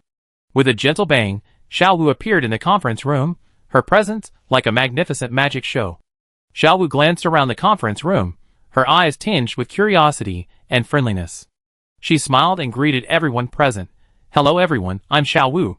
It's an honor to meet you all here. The attendees were captivated by Xiaowu's presence, their gazes filled with wonder and admiration. Xiaowu was not only a land deity possessing mysterious powers, but her demeanor and endearing demeanor also evoked a sense of warmth and respect. Xiuan stood and nodded to Xiaowu, welcoming her. Xiaowu, thank you for coming. Please demonstrate your abilities, so we can better understand your strength. Xiaowu smiled and nodded, understanding this was an opportunity to showcase her power and deepen trust with the members of the Swagger group. As Xiaowu began to demonstrate her ability to manipulate nature and the terrain, the atmosphere in the conference room grew tense and exciting. In the Swagger meeting room, Xiaowu stood in the center, her eyes calm and penetrating. The members gathered around the conference table, their eyes fixed on her, awaiting the miracle that was about to unfold. Xiaowu raised her hands and gently waved them in the air. Her fingers danced gracefully, as if weaving an invisible pattern. Suddenly, a warm breath emanated from her palms, slowly spreading throughout the conference room, gradually dispelling the tension and fatigue in the air. Please relax, everyone, and feel the tranquility. Xiaowu's voice was soft and soothing, a warm smile playing on her lips. The members present felt an unprecedented sense of relief, as if all stress and worries had dissipated in this warm breath. Their eyes began to soften, and the atmosphere between them became more harmonious. Then, Xiaowu began to create illusions. With a gentle wave of her hand, a brilliant rainbow suddenly appeared in the air, stretching from one end of the conference room to the other, like a bridge of hope. Then, an illusion of a flock of butterflies fluttered around the rainbow, their vibrant colors and graceful wings adding a touch of vivid color to the room. See, these illusions may be fleeting, but they can bring joy and hope, Xiaowu explained with a smile, her eyes gleaming with wisdom. The attendees were captivated by the beauty before them, their eyes following the fluttering of the butterflies, their faces filled with wonder and admiration. While these illusions were not real, the beauty and emotion they brought were truly tangible. Finally, Xiaowu demonstrated her ability to connect with the attendees on a spiritual level. She stood quietly, closed her eyes, and breathed deeply. The attendees felt a warm feeling flow through them, a kind of comfort and encouragement from Xiaowu. Though we come from different worlds, our hearts can connect. Xiaowu's voice echoed again, this time even softer, as if resonating directly into everyone's hearts. After the presentation, the conference room erupted in warm applause. The members of Swagger were impressed by Xiaowu's abilities and expressed deep respect for her kindness and wisdom. They began to realize that Xiaowu's power wasn't just for combat, it could also foster harmony and cooperation within the team. Everyone expressed great admiration and respect for Xiaowu's abilities, knowing that her strength would be a vital support for Swagger as they faced future challenges. The meeting ended in an atmosphere of hope and anticipation, each filled with confidence in Xiaowu's abilities and her role in future battles. In the conference room, Sheena sat at the table, her brow furrowed slightly, her eyes gleaming with disbelief. She had just witnessed the appearance of Xiaowu, the incarnation of the Inari god, and her incredible abilities, leaving her both surprised and excited. This is incredible, Sheena's voice trembled slightly as she tried to express her feelings, but her shock was evident in her words. I never imagined that the gods of Rya mythology could actually exist. Cheyenne nodded in understanding. She knew how Sheena felt. After all, she had experienced the same shock herself. Yes, it's truly unbelievable, but Xiaowu's joining us undoubtedly brings us new hope and strength. Sheena took a deep breath, trying to calm herself, then continued, her abilities are completely different from the technology we know. They represent a whole new kind of power. How can we work with her? How can we maximize her abilities? Shakia smiled at Sheena's words and replied, Xiao Wu's powers are deeply connected to nature. She can sense and manipulate the elements. We are learning how to work in synergy with her powers, while also exploring her potential while respecting her wishes and abilities. Chapter 496. With the threat of the Shura monster eliminated, Team Fox, under the direction of Instructor Tessa, began their evacuation. Twin Snakes, Gray Fox, and Snow Wolf moved swiftly in the darkness. Their mechas folded and transformed with a series of precise mechanical sounds, eventually becoming excavator-sized and securely parked at the Self-Defense Force base on the edge of the city. This base was Team Fox's secret base, located at the Self-Defense Force base in Aruma City, outside Tokyo. The hangar where the mechas were stored was guarded by the Gale Nation Army. It was a multifunctional complex integrating a command center, maintenance workshop, and living quarters, providing the team with safe shelter and efficient logistical support. Here, the three of them shed their combat gear, changed into casual attire, and quickly walked towards the communication equipment. Report, Team Fox has returned safely, Twin Snake said firmly, standing in front of the communication equipment, holding the microphone and dialing Tessa's channel. Excellent. Everything went smoothly? Tessa's voice came through the headset, a hint of relief. The three of them quickly emerged from their mechas, their combat gear shed with a clanking sound, replaced by casual attire. They walked steadily toward the communications room deep within the base, ready to report the operation's completion to Instructor Tessa. Twin Snakes was in the lead. He strode into the communications room, walked directly to the communication equipment, picked up the receiver, and gazed resolutely at the channel list on the screen. He pressed the dial button, and Instructor Tessa's dedicated channel was immediately connected. His voice came through clearly through the communication equipment. Report, Team Fox has returned safely. Instructor Tessa's voice soon reached the headset, a hint of relief in her voice, as if relieved from a heavy burden. Excellent. Everything went smoothly? Her words were brief yet powerful, revealing her concern and trust for the team members. Yes, Instructor, the Twin Snakes replied, their voices also brimming with pride at having accomplished their mission. The Shura monster has been successfully eliminated, and our evacuation went smoothly without any obstacles. The base is in place, awaiting further instructions. Gray Fox and Snow Wolf stood aside. Though silent, their expressions clearly revealed their relief at the successful conclusion of the operation. Their eyes met, silently exchanging their admiration for their teammates' tacit cooperation and their respect for Instructor Tessa's excellent command. Instructor Tessa smiled faintly on the other end of the headset, expressing satisfaction with the Twin Snakes' report. Excellent, you did an excellent job. Next, I arranged for personnel to conduct a detailed assessment of this operation. Rest well, and await further instructions. If there is another round of operations, Virtual Mantis and Black Swallow will also be deployed. Understood, Instructor, Twin Snakes replied on behalf of the entire team, then put down the microphone and turned to Gray Fox and Snow Wolf. The three of them exchanged a smile, satisfaction etched across their tired faces. While the fierce battle with the Shura monster had been arduous, thanks to the team's concerted efforts, they had successfully safeguarded the city's peace. It was time for a few days of rest. If possible, a trip to downtown Tokyo would be nice. While the three members of Team Fox were on vacation, life at Arasaka Company was not going well. For the Arasaka Group, this fierce conflict with a large clan was not just a matter of responding to a sudden disaster, but also a severe test of the combat capabilities of its security forces. Sato Ryota later recounted the entire battle to Tanaka Yoshiko, his tone tinged with worry about the current situation. Ms. Tanaka, Sato Ryota said solemnly, as you can see, although our Project K reinforced armor was designed from the outset to counter multiple threats, its defensive and offensive capabilities are insufficient against a familiar of this magnitude. With our current equipment alone, we simply cannot effectively combat these extraordinary creatures. We must acknowledge that our current technological capabilities are still severely limited when it comes to biological weapons of this magnitude. He paused, his eyes gleaming with determination. Therefore, I urge your team to accelerate their research into controllable artificial familiars. We need to master the technology to counter, and even control these powerful creatures in order to seize the initiative in future conflicts. After all, this unrest, ultimately, is the result of internal strife within the Arasaka Group and the cult. We must take responsibility for this, and seek a solution.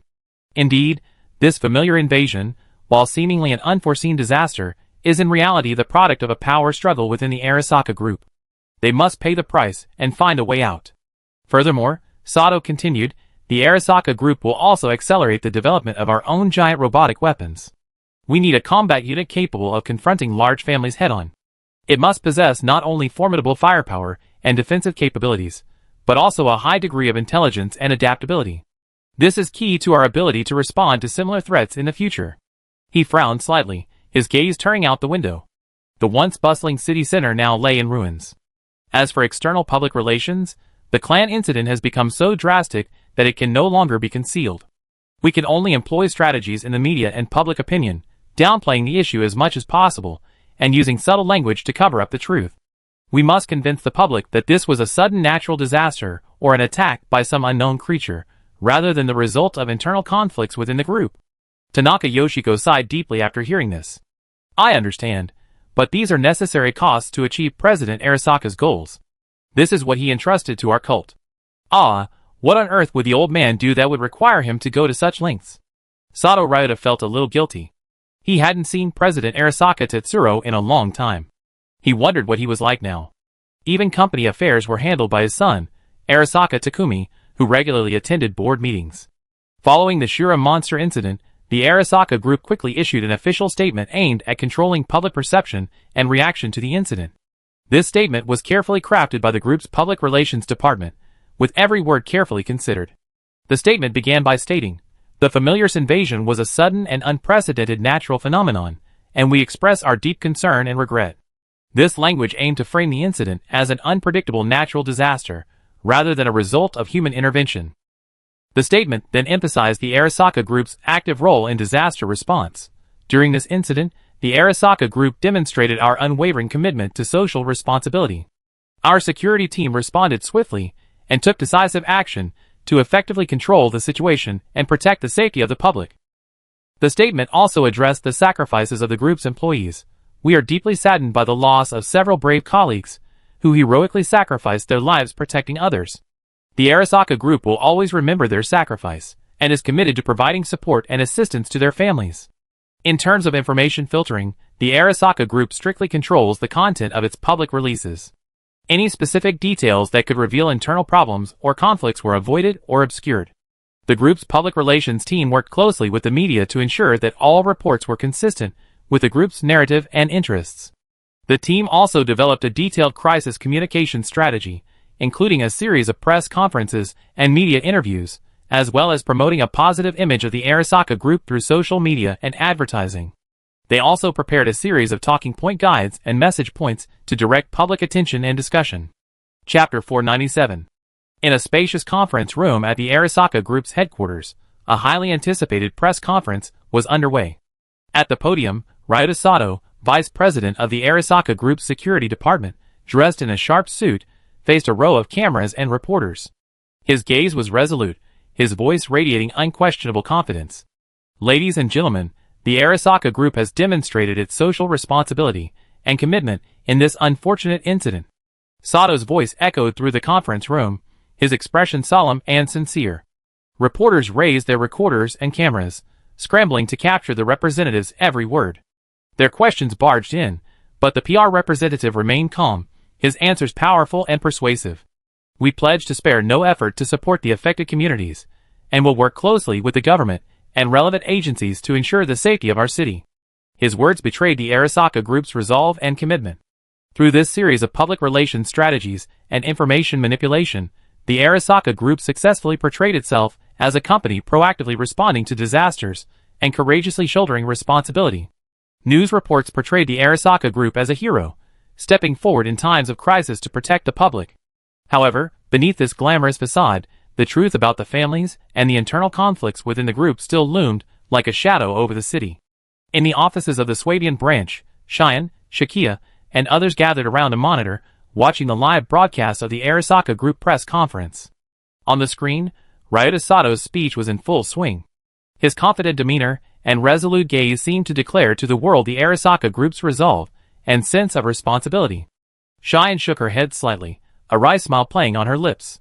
The Arasaka group's ability to manipulate public opinion is truly not to be underestimated, she whispered, her gaze still fixed on the screen. Sakia sat nearby, her eyes reflecting deep thought. Yes, their PR tactics are indeed brilliant, she replied, a hint of resignation in her voice. But we also know that now is not the time to reveal the truth about their familiar monster experiments. The two exchanged glances, each understanding the other's point. They knew that revealing the truth required solid evidence and the right timing. And now, they needed more information, more evidence, to let the public see the true face of the Arasaka Group. "We need patience," Cheyenne said softly, her gaze firm. "The truth will eventually come out." After watching the press conference, Shakia and Cheyenne received word from Sheena that Hayato had woken up and was in good health. Cheyenne and Shakia immediately set off for Hayato's hospital room. Hayato's awakening was good news for them, but it also meant they would have to face some difficult questions. The door to the ward opened gently, and Shakia and Cheyenne walked in.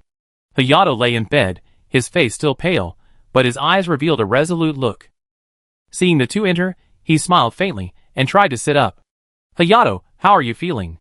Cheyenne asked with concern, gently holding his shoulder, urging him not to force himself.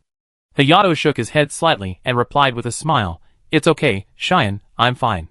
Cheyenne first reminisced with Hayato, and Shakia learned that Hayato was Cheyenne's master, the grandson of Shintoryu teacher Fan, and Cheyenne's childhood sweetheart. Their close bond became even more apparent after Hayato woke up, and Cheyenne's eyes were filled with concern and worry for Hayato. Despite their deep childhood friendship, Cheyenne and Hayato's relationship seemed to have yet to truly develop. Due to school and work commitments, their interactions had gradually dwindled, and their last meeting had actually been 3 or 4 years in the past. After Hayato woke up, Cheyenne's eyes, besides concern and worry, concealed a subtle, complex emotion. She gently held Hayato's hand, as if trying to bridge the gap. "Hayato, how have you been these past few years?" Cheyenne asked gently, her voice tinged with nostalgia for the past and curiosity about Hayato's current situation. Hayato smiled slightly, nodded, and began to recount his experiences and changes over the years. Shakia watched quietly from the side, sensing the subtle emotional shifts between Cheyenne and Hayato. Although their relationship had become distant due to the changes in their lives, the childhood sweethearts remained deeply rooted in their hearts. Hayato looked at Cheyenne, his eyes filled with emotion. "Cheyenne, thank you for your continued concern." His voice was filled with sincerity. "I know I worried you this time, but I promise you, I'd be careful." Cheyenne nodded gently. She knew Hayato's character. Once he made a decision, he would stick to it. Hayato's awakening brought not only good news, but also a series of questions. Cheyenne was puzzled as to why Hayato would don the golden reinforced armor and fight the knights of the Arasaka group. This question troubled Cheyenne. She knew Hayato wasn't a rash person. There must be a deeper reason behind his actions. "Hayato, why are you fighting the knights of the Arasaka group?" Cheyenne finally couldn't help asking, her eyes filled with curiosity and worry. In the hospital room, Hayato, in a low but firm voice, revealed the secrets of the Kamen Rider project to Cheyenne and Shakia. This project, originally initiated by the Svagria branch at the behest of the government, aimed to develop super soldiers to counter potential national security threats. Its core was to utilize the technology of a super-ancient civilization to create a set of enhanced armor that would greatly enhance individual combat effectiveness. Recalling that time, his eyes gleamed with nostalgia for the past and a firm hope for the future. He described the early stages of the project, when the prototype suit had just been developed and the entire team was filled with hope and excitement. They believed that the success of this technology would shift the world's balance of power and bring unprecedented security to Ria amidst the familiar crisis. However, at this critical juncture, something unexpected happened. Important data was stolen, suspected to be the work of the Arasaka group or some mysterious cult. This was a devastating blow to the entire team, their efforts and hopes shattered overnight. Soon after, the Arasaka Corporation launched Project K, a super soldier program clearly based on stolen data. Hayato understood that this wasn't just a theft of technology, it was a threat to national security. Therefore, he resolutely joined the government's covert operation to investigate the case and expose the Arasaka Corporation's crimes. "That's why I donned the golden reinforced armor and fought the Arasaka Corporation's knights. That golden armor was a prototype I developed," Hayato said gravely. "I had to stop them, to protect our country, and to protect you." Chapter 498. Cheyenne and Shakia were filled with shock and admiration upon hearing this. They had never imagined that Hayato carried such a profound mission and responsibility. Cheyenne expressed understanding for Hayato's actions. She knew he was fighting for a greater goal, but she was also deeply concerned for his safety. She gently grasped Hayato's hand, her gaze filled with concern and determination. "Hayato, I understand your responsibilities and mission, but I hope you won't push yourself. Your safety is equally important to us." Hayato looked at Cheyenne, a complex emotion flickering in his eyes, but he didn't respond, only a slight nod. Cheyenne took a deep breath and then offered a suggestion. Hayato, you should formally submit the night project to Swager headquarters and let them decide how to handle it, she said seriously. This project involves the technology of a super-ancient civilization, originally intended to counter the families.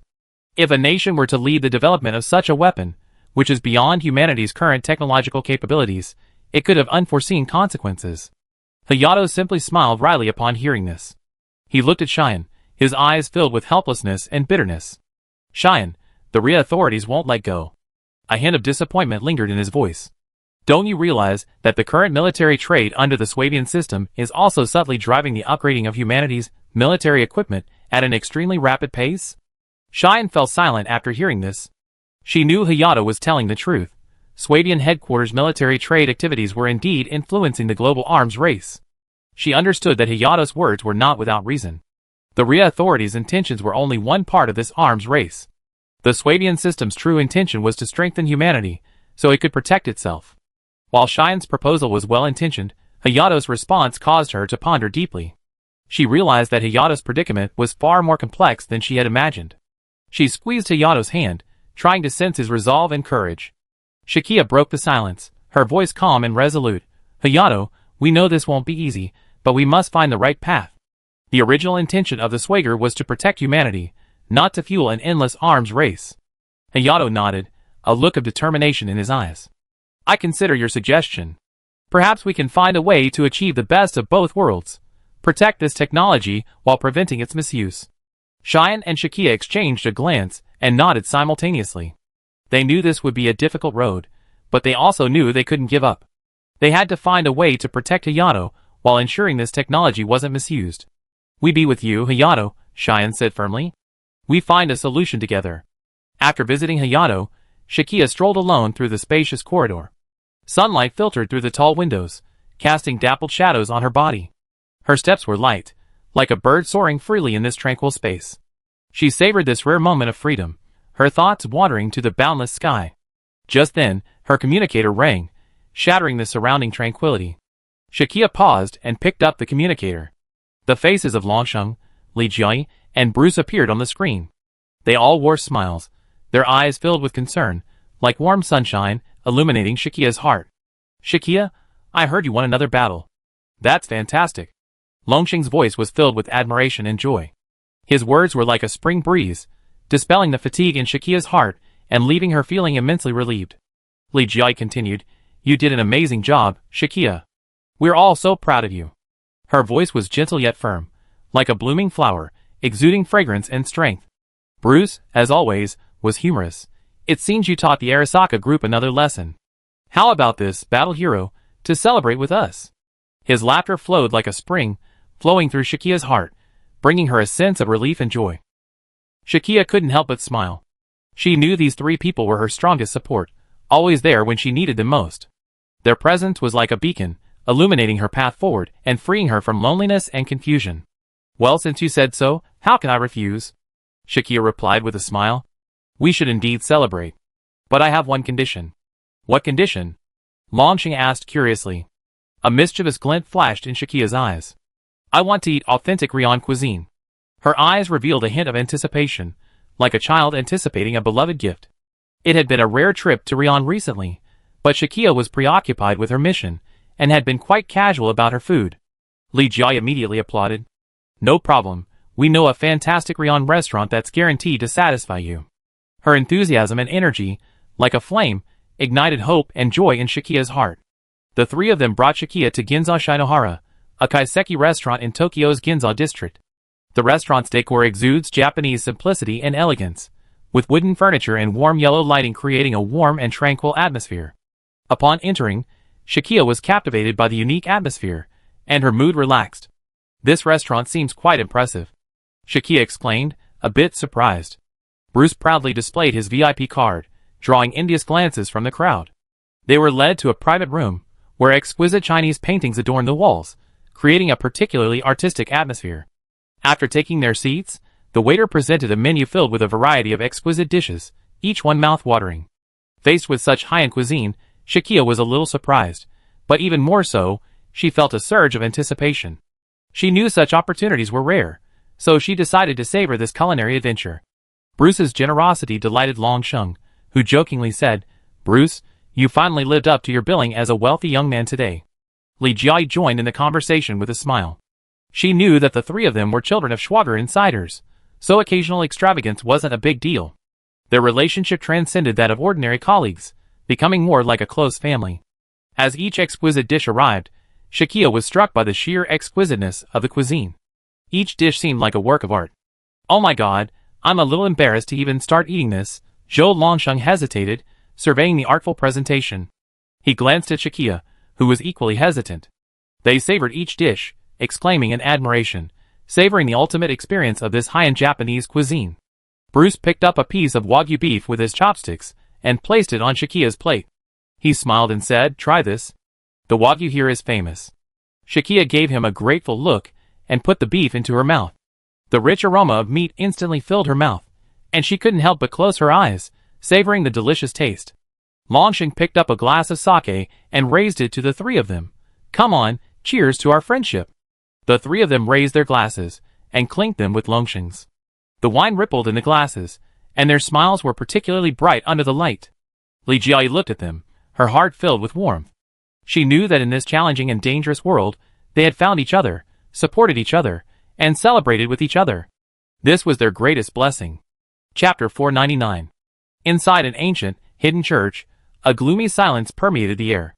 Only a few faint rays of light filtered through the mottled stained glass windows, scattering across the stone floor like a broken rainbow, creating a dazzling and mysterious painting of light and shadow.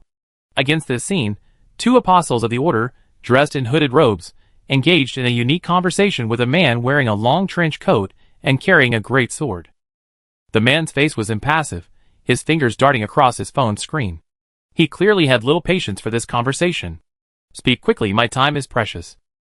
"Greetings, Honorable Tony," Apostle Tsakiel said, his voice low and expectant, breaking the silence. "Our Order of the Stars desperately needs your assistance." Another female apostle followed, her words radiating solemnity and devotion. "I am Apostle Shamshiel. Join us, and you will participate in the ultimate salvation of humanity and the planet." However, the sword-bearing man remained unmoved by the apostle's earnest invitation. Instead, a hint of sarcasm curled his lips. "Is this the reason you called us out?" The sword-bearing man glanced at them with a hint of impatience. "What are your conditions?" Apostle Tsakiel's tone seemed polite, yet it was also aggressive. "How about paying the office's utility bills?" The man called Tony spoke with startling words. "What?" Apostle Shamshiel was a bit surprised. "I mean, if you want redemption, how about redeeming me first? I'm not getting any business, and my office has no water or electricity." Tony looked troubled. The question also confused the apostle. Seeing the apostle's predicament, Tony shrugged and smiled. Faced to Tony's teasing, the two apostles were momentarily speechless, falling into an awkward silence. They had clearly never encountered such a challenger who conflated practical problems with the ideal of salvation. Tony observed their bewilderment, shrugged, and smiled calmly. "Come on, redemption? What is redemption? I delved deeply into your past. If the fusion of humans and their families is the path to salvation, then what is the point of Project Flashpoint, which we once devoted so much effort to promoting?" His voice echoed in the empty church like a heavy question. After speaking, Tony chuckled softly and casually spread his palms, as if presenting an irrefutable fact. Then, without hesitation, he turned and left. The massive sword swung prominently behind his windbreaker, his solitary figure blending into the dazzling light and shadows of the church's depths. This man's will is as strong as iron, unshakable, an apostle sighed softly, his words revealing deep regret. The other apostle's eyes gleamed with determination. "We must find another way. His power as an executor is crucial to our grand plan." As the man disappeared into the depths of the church, the already oppressive atmosphere intensified. The two apostles knew that no matter how many difficulties and obstacles lay ahead, their grand plan could not be interrupted, and the man with a great sword and a heart as firm as a rock was their indispensable key force. However, if he was determined to oppose the cult, he would have to be eliminated. "Hello, this is Tony. I'm busy. Excuse me, please go ahead." Leaving the church, Tony finally picked up his phone and answered it. It seemed the call had just come in. He had simply been talking to the apostle and couldn't answer it. "I'm even better than the agent told you. Don't worry. It seemed the two had connected this time through some middleman. As they walked and chatted, things seemed to be getting better. Okay, let's go to Ria, right? Are there any families there? Oh, great, big deal. I take it. As if the person on the other end of the line was introducing him to a business, his expression gradually brightened. Okay, Miss Tessa, my familiar hunter Tony has accepted this order. The money will be transferred to my account. What? Give me half as a deposit first? That's great. So it was Tessa who introduced him to the business. What could Tessa be planning? What secrets does the Arasaka group hide? In Ria, Sakia and the others were resting, while Eiji and Ichiro returned to the flood drainage facility where the two monsters had been urgently hatched. Clad in professional protective suits and masks, they carried various testing equipment and carefully examined the pollution level in the area. At the time, due to the sudden hatching of two cocoons, the drainage system wasn't adequately waterproofed, leading to the leakage of some unknown chemicals. These chemicals, containing substances from the familiar, could have polluted the environment and even caused further secondary disasters. Eiji and Ichiro's mission was to identify the source of the pollution, assess its impact on the surrounding environment, and perform as much cleanup and repair as possible. Oh, what a hassle, Ichiro said, looking somewhat discouraged. You weren't quick enough. The liquid from the cocoons must have flowed into the wastewater pipe, Eiji said irritably. They passed through dimly lit passages and arrived at the core area of the former monster incubation site. Traces of monsters and the devastation left by the battle still lingered on the ground. Eiji pulled out a portable detector and began sampling the air and soil. The radiation levels here are a bit abnormal, Eiji said, frowning, his voice muffled through his protective mask. Ichiro nodded, a hint of worry in his eyes. These chemicals could cause even greater damage to the surrounding ecosystem. But I imagine the river and sea water will dilute their concentration. Don't hold your hopes too high. Right now, we can only gather as much information as possible about these liquids and confirm they're harmless. Eiji used a spoon to scrape off some of the familiar slime still clinging to the ground and walls. Eiji had volunteered for this investigation. After all, he was a young man with a strong sense of justice. At the Arasaka Group's Biological Research Institute, Eiji and Ichiro handed the samples they had collected from the drainage system to the scientists. After a series of rigorous experiments and analysis, scientists discovered a shocking result. The sample contained a toxic component of the familiar. This component was highly mutable and could cause organisms to mutate, even transforming into monsters, depending on the dose. This is not good news, Eiji, a scientist said solemnly, his eyes betraying worry. Eiji frowned, his voice low and serious. What does this mean? Can we control this mutation? The scientist shook his head. We currently don't understand the stability and mutation mechanism of this substance. It could potentially accumulate in the soil and water, causing long-term impacts on the ecosystem. Ichiro, standing by, said helplessly, then we must act quickly to prevent its further spread. The scientist nodded. We have begun in-depth research on this substance, hoping to find a way to decompose or neutralize it. Eiji and Ichiro realized that they faced not only an environmental crisis, but also a public safety crisis. If this toxic substance continued to spread, it could cause more innocent people to transform into monsters, with unforeseen consequences. Chapter 500. Inside the Arasaka Group's Biological Research Institute, the tense atmosphere was almost palpable. In the conference room, a long conference table was filled with people, including Eiji, Ichiro, and the Institute's top scientists. A large screen on the wall displayed a map of the contaminated area and some key data. First, we need to immediately seal off the contaminated area and ensure no unauthorized personnel enter. Eiji's voice was firm and powerful, his gaze sweeping over everyone present. I agree, a senior scientist nodded. At the same time, we should initiate emergency environmental remediation procedures, utilizing our existing technologies to neutralize and remove these toxic substances as much as possible. Environmental cleanup is one thing, but we can't ignore the impact on the public, Ichiro added. We need to develop a detailed public notification plan to convey necessary information to citizens and ensure they understand how to protect themselves. Information transmission is crucial, another scientist interjected. We can't allow misinformation to spread and cause unnecessary panic. We need to work with the media to release accurate information. Yes, Eiji continued. We also need to work with government agencies to ensure their support and understanding of our actions. The scientists began discussing the specific technical details of how to effectively clean up and monitor the contaminated area.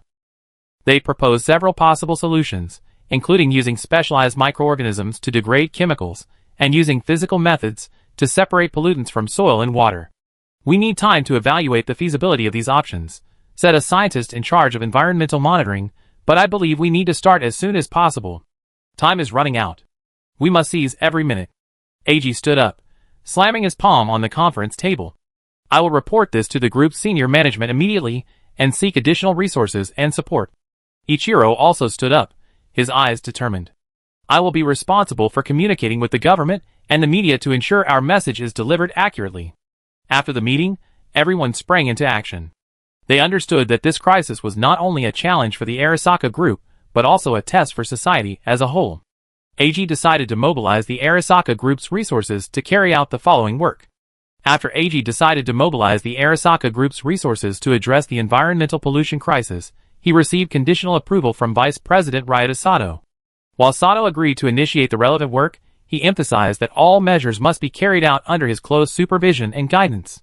Under these circumstances, AG's action plan needed to accommodate this additional constraint to ensure that it could effectively advance various tasks while meeting Sato's requirements. The communication plan with relevant government departments, the list of topics, and the expected results needed to be submitted to Sato in advance. After each meeting or conference call with government officials, promptly prepare meeting minutes, including a plan of next steps, and submit them to Sato for review. Agree with Sato on information disclosure strategies, including release timing, content selection, and spokesperson selection. Important press releases or statements must be pre-reviewed by Sato to ensure the message conveyed aligns with the group's position. AG must submit a list of expert team members, their professional backgrounds, and a division of labor plan to Sato in advance to ensure Sato's approval of the team's expertise and efficiency.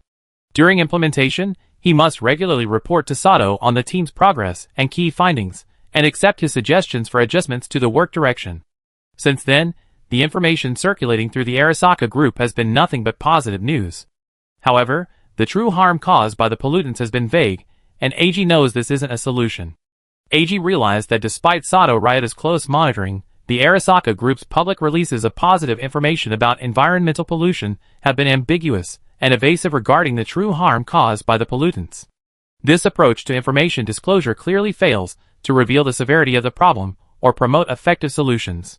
This deeply concerned AG, who knew that continuing to conceal the truth would only exacerbate the problem.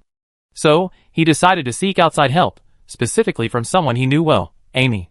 Sakiya. Amy? It's AG. AG called Sakiya from a public phone booth.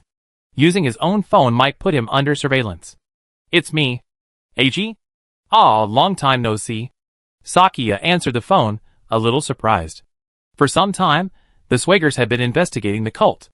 It seems the cult has found a clue in the Kansai region of Ria, so Nineveh and Team K were dispatched to Nara. Shakia and Cheyenne remained in Tokyo. However, Cheyenne and Hayato returned to their hometown together, reportedly due to family matters. She instructed Shakia to contact them anytime. Since the clue had landed right on her doorstep, Shakia naturally had to go. In the neon-lit city as night fell, the towering Arasaka Corporation towered like a behemoth, stoically overlooking the city's bustling and tranquility. However, secrets swirled within the building, and the truth about the group's pollutants was hidden by layers of carefully woven lies. AG sat in a cafe, gazing out the window at the myriad lights, waiting for Amy to arrive. His eyes were filled with worry and determination, and he clutched a USB drive. Inside was a report obtained from an internal source, detailing the Arasaka group's recent pollutant emissions testing. The data revealed pollutant concentrations far exceeding legal standards, and containing a large number of unknown components that were extremely harmful to humans and the environment. However, these shocking figures, cleverly packaged by the group's public relations department, were presented as good news. All indicators meet regulations, and environmental protection measures are showing significant results. This misleading of the public is tantamount to slowly poisoning the city and its residents, and even the nation and the world. Ryota Sato, the iron-fisted executive who controls the group's security department, maintains a near-strict control over the release of information. Any attempt to uncover the truth will draw his eagle-like gaze and a thunderous blow. However, AG's conscience wouldn't allow him to remain silent. He was determined to expose the truth, even at great risk to himself. So, AG sought out an ally he truly trusted. The international police officer Amy. AG had the privilege of working with her on a family case, and was deeply impressed by her selfless work ethic. He believed that only by handing this sensitive information to her could he truly draw international attention and force the Arasaka Group to address its pollution problems. When Shikia, dressed in casual clothes and looking wary, entered the cafe, Eiji's heartbeat quickened. "I'm here." "So?" Shikia sat down in front of Eiji. "Have you seen the Arasaka Group's recent announcement?" Eiji asked quietly. "Yes. In the previous battle, the Familia were expelled, and the remaining contaminants are normal." He took a deep breath, lowered his voice, and handed her the encrypted USB drive. "Amy, this is the Arasaka Group's internal contamination data, as well as the false reports they released externally. I can't remain silent any longer." As expected, Shikia also looked troubled. Her bad premonition had come true. Chapter 501. Shikia took the USB drive, a flicker of admiration and respect in her eyes. "Eiji, you're very brave. I will immediately organize a professional team to analyze this information and contact international environmental organizations and the media to let the world know the true face of the Arasaka Group." Her words were firm and powerful, like a ray of light illuminating the darkness, bringing Eiji immense strength and comfort. However, Eiji also knew that if his actions were discovered, they would undoubtedly have touched the Arasaka Group's sore spot. Sato Ryuta would never tolerate such a betrayal, and a storm was brewing against him. But he had no regrets, because in his heart, protecting the health of this city and its people was more important than his own safety. He smiled faintly and said to Shikia, "Thank you, Amy. No matter what the future holds, at least I did what I believed was right. I will keep your secret. Don't worry, I will find a way to use the information appropriately." Shikia looked at Eiji, feeling his image grow taller in her eyes. Although he was in the Arasaka Group, he still possessed a noble soul. Eiji turned and walked away, his back a lonely yet resolute figure in the night. He knew the days ahead would be filled with uncertainty and challenges, but as long as he held justice in his heart, he was fearless. And the USB flash drive carrying the truth was like a bomb about to explode, foreshadowing the crimes hidden beneath the Arasaka Group's hypocritical mask would eventually be exposed to the light of day, triggering a fierce confrontation over environmental protection, responsibility, and conscience. Meanwhile, on the other side, Shine accompanied Hayato back to the Shinto dojo in Narita City. That solemn and ancient building was not only Shine's place of martial arts training, but also Hayato's home. Now, it has become Hayato's place of rest and recuperation. "Is everything okay, Shine? You can come with me." Hayato returned to the dojo and recuperated in his room. "It's okay. It's a rare opportunity to have 2 weeks of rest. I already asked my superiors for leave," Shine replied with a smile. "Time like this doesn't come around often, and I want to spend more time with my parents." "Okay. Then I focus on recuperating for this month. I'm sure Shina can handle the branch." Hayato was cared for by a specially hired doctor. This experienced doctor, particularly skilled in complex trauma cases, carefully assessed Hayato's injuries and gave him a stern but firm statement: "You need to rest for at least a month. Any strenuous activity could worsen the injury. Please follow the doctor's orders."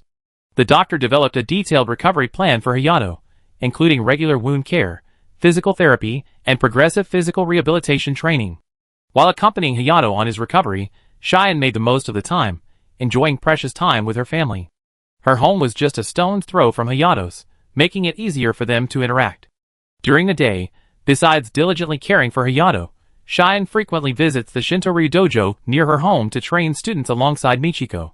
Michiko is Cheyenne's senior sister and a veteran instructor at the dojo.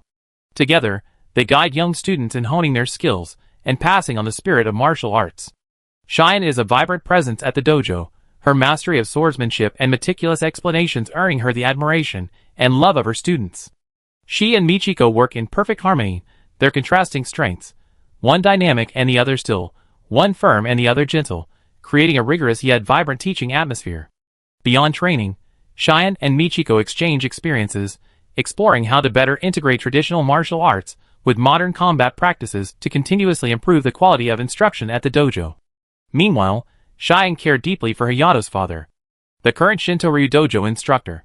She understood his advanced age and the burden of managing the dojo's daily affairs. Therefore, Cheyenne took the initiative to take on tasks within her capacity, such as assisting with organizing dojo documents, participating in event planning, and even teaching basic courses when he needed time off. Her warmth and sense of responsibility earned Cheyenne's praise and helped the dojo run more smoothly. Though Shine's priorities shifted back and forth between the dojo and Hayato, she remained efficient and organized. Whether accompanying Hayato on his retreat or teaching at the dojo, she displayed exceptional professionalism and charisma. This pace of life allowed her to care for her friends, fulfill her passion for martial arts, and maintain close contact with her family, enjoying the warmth of home. Though Shine was on leave, she understood the importance and urgency of her mission and remained connected to her team members, including Shakia. She kept a close eye on the progress of the plan, ensuring she could respond promptly and participate in key decisions even from home. When Shakia informed Shine via encrypted communication that she had obtained extremely valuable intelligence from Eiji, Shine immediately realized its significance. This intelligence revealed that the Arasaka group was manipulating information to conceal the environmental pollution caused by the incubation of families. Shine's brow furrowed, and she stared at Shakia as she continued. Eiji took the risk of passing this information on because he realized that if we didn't expose this conspiracy promptly, the safety of Tokyo and even the world would be seriously threatened. This meant that all citizens of Tokyo could inadvertently ingest the harmful substances in the familiar's flesh and mutate. This was truly catastrophic. And yet, the Arasaka group had chosen to conceal this. Shine was silent for a moment, a complex emotion flickering in her eyes. She had once thought Eiji was just a naive newcomer, who would soon become a cold-blooded corporate pawn like everyone else, obsessed with profit. But now, it seemed, he was willing to risk his life to expose the corruption and conspiracy within the group. This gave her a completely new understanding of Eiji. Shine sighed softly. It seems that even within the Arasaka group, there are still people like Eiji who haven't completely become company pawns. He chose to uphold his conscience and confront the forces of darkness. This requires tremendous courage and determination. Shakia nodded in agreement. Yes, I deeply admire Eiji's actions. He could have chosen to play it safe, but he chose to stand up and reveal the truth to us. The value of this information is immeasurable. We must handle it properly. We must protect Eiji's safety while also exposing these crimes to the public as soon as possible so that justice can be served. Shine looked at Shakia firmly. I agree. We must develop a thorough action plan. On the one hand, we must leverage the clues and the intelligence to gradually uncover and dismantle the hostile network within the group. On the other hand, we must find reliable allies, ensure Eiji's safety, and submit this evidence to an institution capable of impartial trial. No matter how many difficulties lie ahead, we must not betray Eiji's sacrifice and trust. Shakia, since the intelligence is so crucial, I suggest you come to Narita in person. Here, we can ensure the secure transmission of the evidence contained in the USB drive, and immediately conduct in-depth analysis and formulate a response strategy. Shine's words were filled with determination and composure. Shakia agreed with Shine's proposal. She understood that the rural environment of Narita, where Shine's hometown was relatively isolated and easily controlled, making it the ideal location for the handover. Shakia quickly arranged her itinerary and rushed to Narita as quickly as possible. Shine had already made preparations for the reception at home. She cleared her room and installed advanced communication equipment and encryption tools to ensure that the intelligence could be deciphered without interference. She also informed her parents and dojo staff to minimize the number of outside visitors to minimize the risk of exposure. A day later, Shakia arrived in Narita as scheduled. Shine personally went to the station to greet her. The two of them carefully guarded the USB drive and returned home. Chapter 502. In Shine's home, dim light bathed the cozy bedroom. Shine and Shakia sat opposite each other, each holding an unconnected laptop. This seemingly ordinary device held a secret that could shake the world. Shine carefully inserted the USB drive Eiji had entrusted her with into the computer's port. The screen instantly lit up, revealing a series of encrypted files. These are real data from within the Arasaka group. Shine's voice was low and serious, her eyes etched with deep gravity. Eiji took a huge risk to bring them out. We cannot betray his trust. Her words were filled with admiration for Eiji's bravery, yet also hinted at the heavy responsibility they shouldered. Shakia nodded gently, her slender fingers sliding the mouse, scanning the contents of each document. Every page of data, every analysis report, like a mirror, reflected the true face of the Arasaka group hidden beneath its glamorous exterior. Her brows furrowed in thought. The data and analytical conclusions in the documents far exceeded their expectations. This evidence is sufficient to prove the Arasaka Corporation's concealment and deception regarding environmental issues, Shakia said, her voice tinged with suppressed anger. Their actions are not only a serious dereliction of duty to the public, but a crime against the entire Earth's ecosystem. She gripped the mouse tightly, as if to convey her indignation towards the Arasaka Corporation through this tiny object. Cheyenne took a deep breath and looked at Shakia with a determined gaze. Yes, we cannot allow these crimes to remain hidden in the dark. We must take action, but before we do, we need a detailed action plan. Shakia nodded in agreement. First, we must ensure Eiji's safety. If he were caught with this sensitive information, he might have become the Arasaka Group's top target. I contact Swager's internal security team, Cheyenne said firmly. They have extensive experience in witness protection, and I'm confident they can provide Eiji with the necessary protection. Her words were filled with confidence in the Swager team's expertise. Next, there may be some unexpected events, Shakia added, her gaze cast out the window with worry. The contamination of the water source will expose more innocent civilians to the consequences of this familiar experiment. What is the hidden purpose behind the Arasaka Group's collaboration with the Star Cult? Cheyenne patted the back of Shakia's hand reassuringly. Don't worry, Shakia. We are monitoring any unusual activity in downtown Tokyo. If anything happens, the Swager branch will take immediate action. Her tone was calm and confident, reassuring. That's good. After all, Li Jiai, Longsheng, and Bruce are still here, Shakia said, standing and walking to the water dispenser to pour a glass of water for each of them.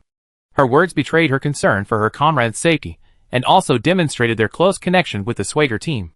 Cheyenne accepted the glass from Shakia and continued. During the previous operation, we also collected some data on the flow of funds between the Arasaka Group and that strange charity. Light of Hope. Her words piqued Shakia's curiosity. What do you mean? Shakia looked at Cheyenne inquiringly, clearly excited about the results of this investigation. That organization called Light of Hope has intricate ties to the Arasaka Group's biopharmaceutical company. It's almost certain there's something fishy going on. Cheyenne's words betrayed her alarm at this discovery.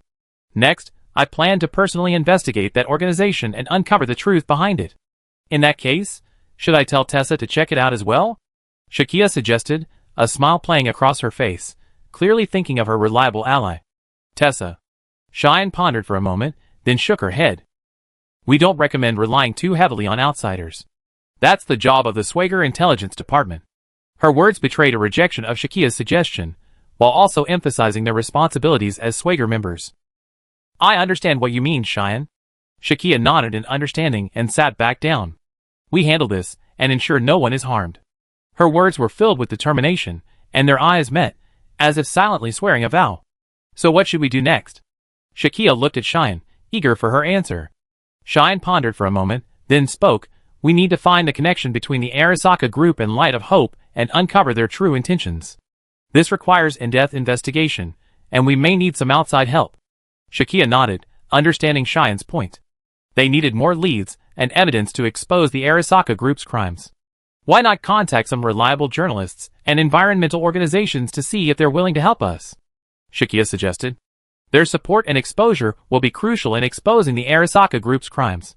Cheyenne nodded in agreement. As the head of Schwager's intelligence department, she had extensive connections, and was confident she could find a suitable partner. The problem, however, was how to mislead the Arasaka Group so they wouldn't suspect Eiji of leaking the internal information.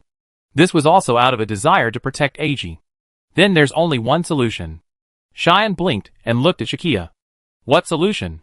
We hire someone to hack into the Arasaka Group's internal database. Cheyenne's plan sounded fantastical, sparking a curiosity in Shakia. Cheyenne and Shakia sat in the dimly lit room, discussing their next move, the dim glow from the computer screen illuminating their faces. The ticking of the clock on the wall seemed to remind them of the urgency of the situation.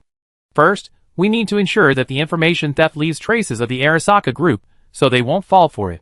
Cheyenne took out a piece of paper and a pen and began to sketch.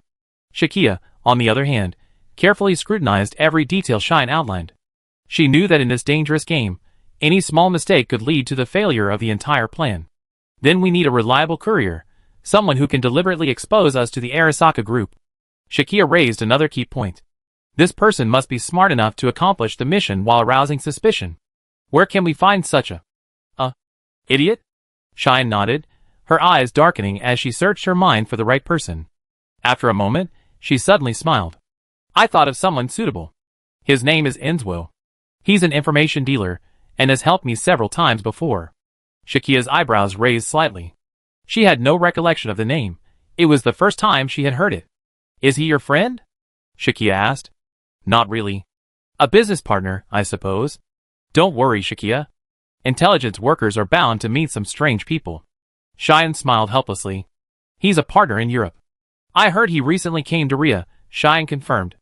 Although he behaves a little strangely, he's very reliable, and he has no sympathy for the Arasaka group. The two exchanged glances, each seeing determination and trust in the other's eyes. They knew this plan was fraught with risk, but to protect AG and expose the Arasaka group's crimes, they were willing to take the risk. So, over the next few days, Cheyenne and Shakia would begin preparations. Cheyenne planned to greet Inzuo and communicate every detail. At the same time, they were closely monitoring the Arasaka group's movements, to prevent them from being aware of their actions. Chapter 503. In Cheyenne's cozy bedroom, Shakia and Cheyenne sat side by side, both looking a little exhausted. After 2 weeks of intense work, they finally had a brief respite. Shakia decided to stay at Cheyenne's house for a week, not only to rest but also to strengthen their friendship. You can relax a little this week. You can go back if necessary. It's not far from Tokyo. Cheyenne smiled at Shakia, her eyes revealing a hint of relief and anticipation. Shakia nodded, agreeing that this was a good opportunity for them to take a break from their intense work and rest. I can help your parents with some chores. After all, they've been taking care of me all this time, Shakia offered, her tone filled with gratitude.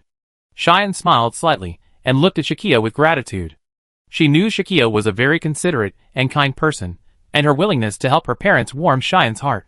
Then we could go to a Shinto-ryu dojo together to exchange ideas and practice, Cheyenne suggested, her eyes sparkling with anticipation. That's where I used to go as a kid, and I want you to experience it too. Shakia's eyes lit up. She had always been interested in Shinto-ryu, and this was a rare opportunity she wouldn't miss. That's great. I always wanted to try it, Shakia said excitedly. Maybe I can even help you develop some new moves, Cheyenne said, patting Shakia on the back. Cheyenne was delighted that Shakia was willing to try something new. She knew it would be an unforgettable experience. Starting today, Sakia has been staying at Shiwan's house. The first rays of morning sunlight, like a gentle messenger, filtered through the slits in the curtains and gently shone into Shiwan's bedroom. It danced silently through the air, as if searching for its old friends. Those sleeping souls. Outside the window, birds began their joyful song, like a carefully choreographed concert, heralding the new day. Shiwan's bedroom, this simple and warm space, seemed exceptionally peaceful at this moment, as if waiting for something special to happen. Sakia turned over in bed, her eyes slowly opening as they adjusted to the morning light. She frowned, clearly uncomfortable with the sudden onset of natural light. In the underground dormitory of the Swager branch, sunlight was a luxury. Life there was always dominated by set alarms and tasks, and sunlight and the rhythm of nature seemed like legends from another world. Good morning, Shakia. Cheyenne's voice was calm and gentle. She was already seated at her desk, flipping through a thick book. Her eyes were focused, as if she were exploring a distant and mysterious world. Good morning, Cheyenne, Shakia replied, her voice a little hoarse, clearly still waking from sleep. She sat up, rubbed her eyes, and looked around, trying to adjust to the quietness so different from her usual surroundings. Every inch of the air here was filled with a long-lost sense of peace and tranquility. Cheyenne put down her book, turned to face Shakia, and smiled. This is much better than the dorms in the branch basement, isn't it? Try to enjoy it. In a busy and dangerous life, moments like this are invaluable. Her smile held an indescribable warmth, as if it could illuminate the dark corners of one's heart. Shakia nodded, knowing Cheyenne was right. She took a deep breath, trying to feel the tranquility. The birdsong outside the window grew melodious, and the warmth of the sun gradually dispelled her uneasiness. In that moment, she seemed to grasp the essence of life. A simple, pure beauty, unaffected by external interference and influence. You know, Cheyenne, Shakia whispered softly, back in the branch, we were always striving for efficiency, for completing tasks. But here, I discovered that life can be so simple and beautiful. Cheyenne smiled, her eyes gleaming with wisdom. Yes, Shakia. Life isn't just about tasks and responsibilities. It also includes these quiet moments, those moments that bring us warmth and joy. We need them, just as we need sunlight and air. In Cheyenne's spacious garden, sunlight filtered through the treetops, casting dappled shadows. Shakia and Cheyenne stepped into this natural embrace, ready to begin their stretching exercises. For Shakia, this peaceful morning was a long-lost experience, reminiscing about her days of spiritual practice at Jinxi's. In the courtyard nestled among the flowers, the two found a suitable spot. Shiwan spread out a soft mat, and they began their morning stretching exercises. Xian's movements were graceful and fluid, each akin to a harmonious dialogue with the world.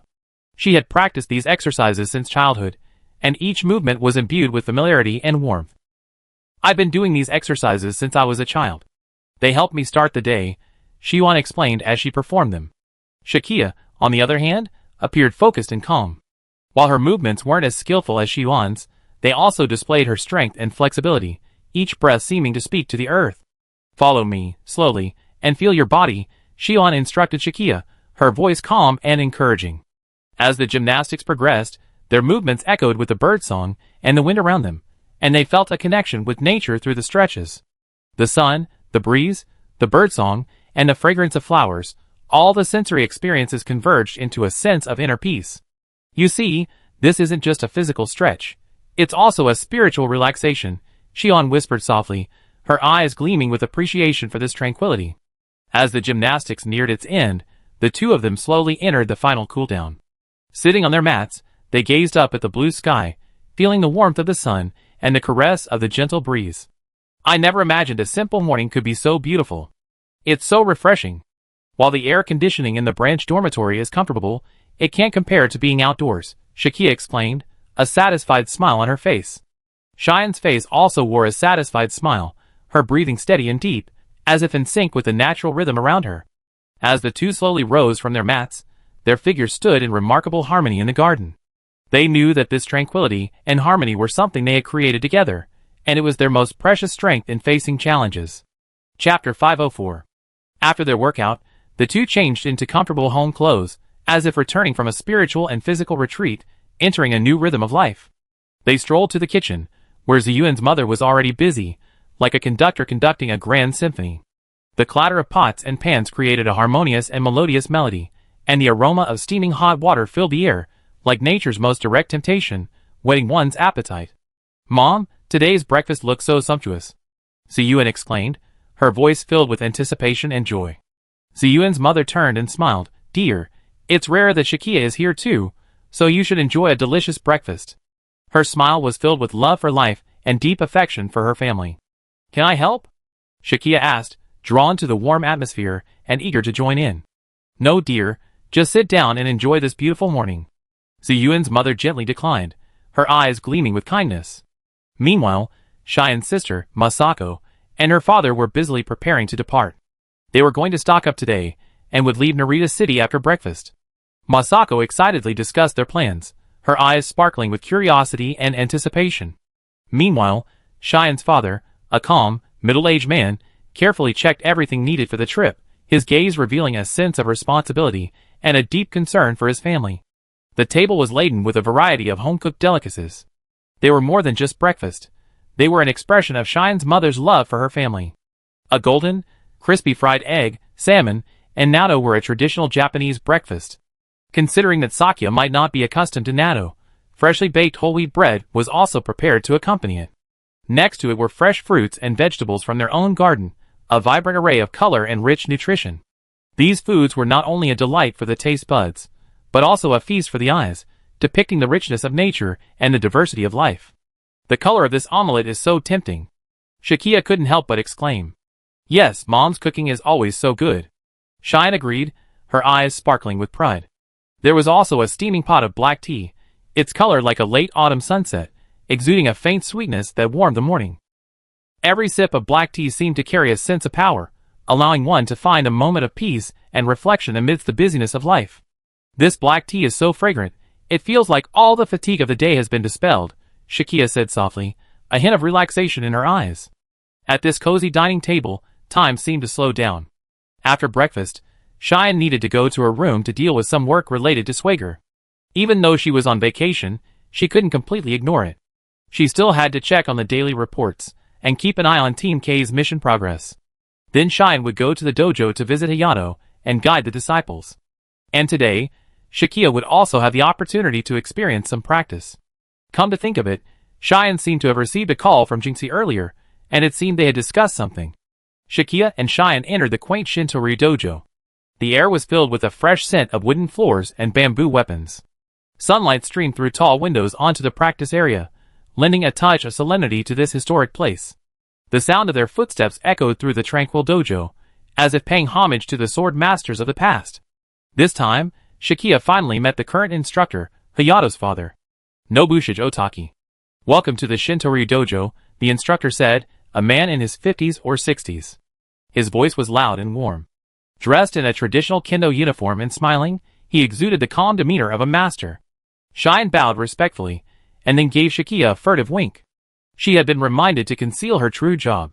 Shikia nodded quickly, a hint of nervousness in her eyes, but it quickly gave way to determination. "I'm Shine, and this is my friend Shikia," Shine introduced, her voice calm and polite. "Nice to meet you. I'm Hayato's father. You've taken such good care of my son." Shurfan nodded in return, his gaze lingering on Shikia for a moment, as if assessing her potential. Shikia bowed slightly in respect. Shine gently touched her arm, offering silent support. "You're Shikia, right? Nice to meet you. I heard Shine and the others mention you." Shurfan extended his hand to shake Shikia's. "Yes, Shurfan," Shikia replied.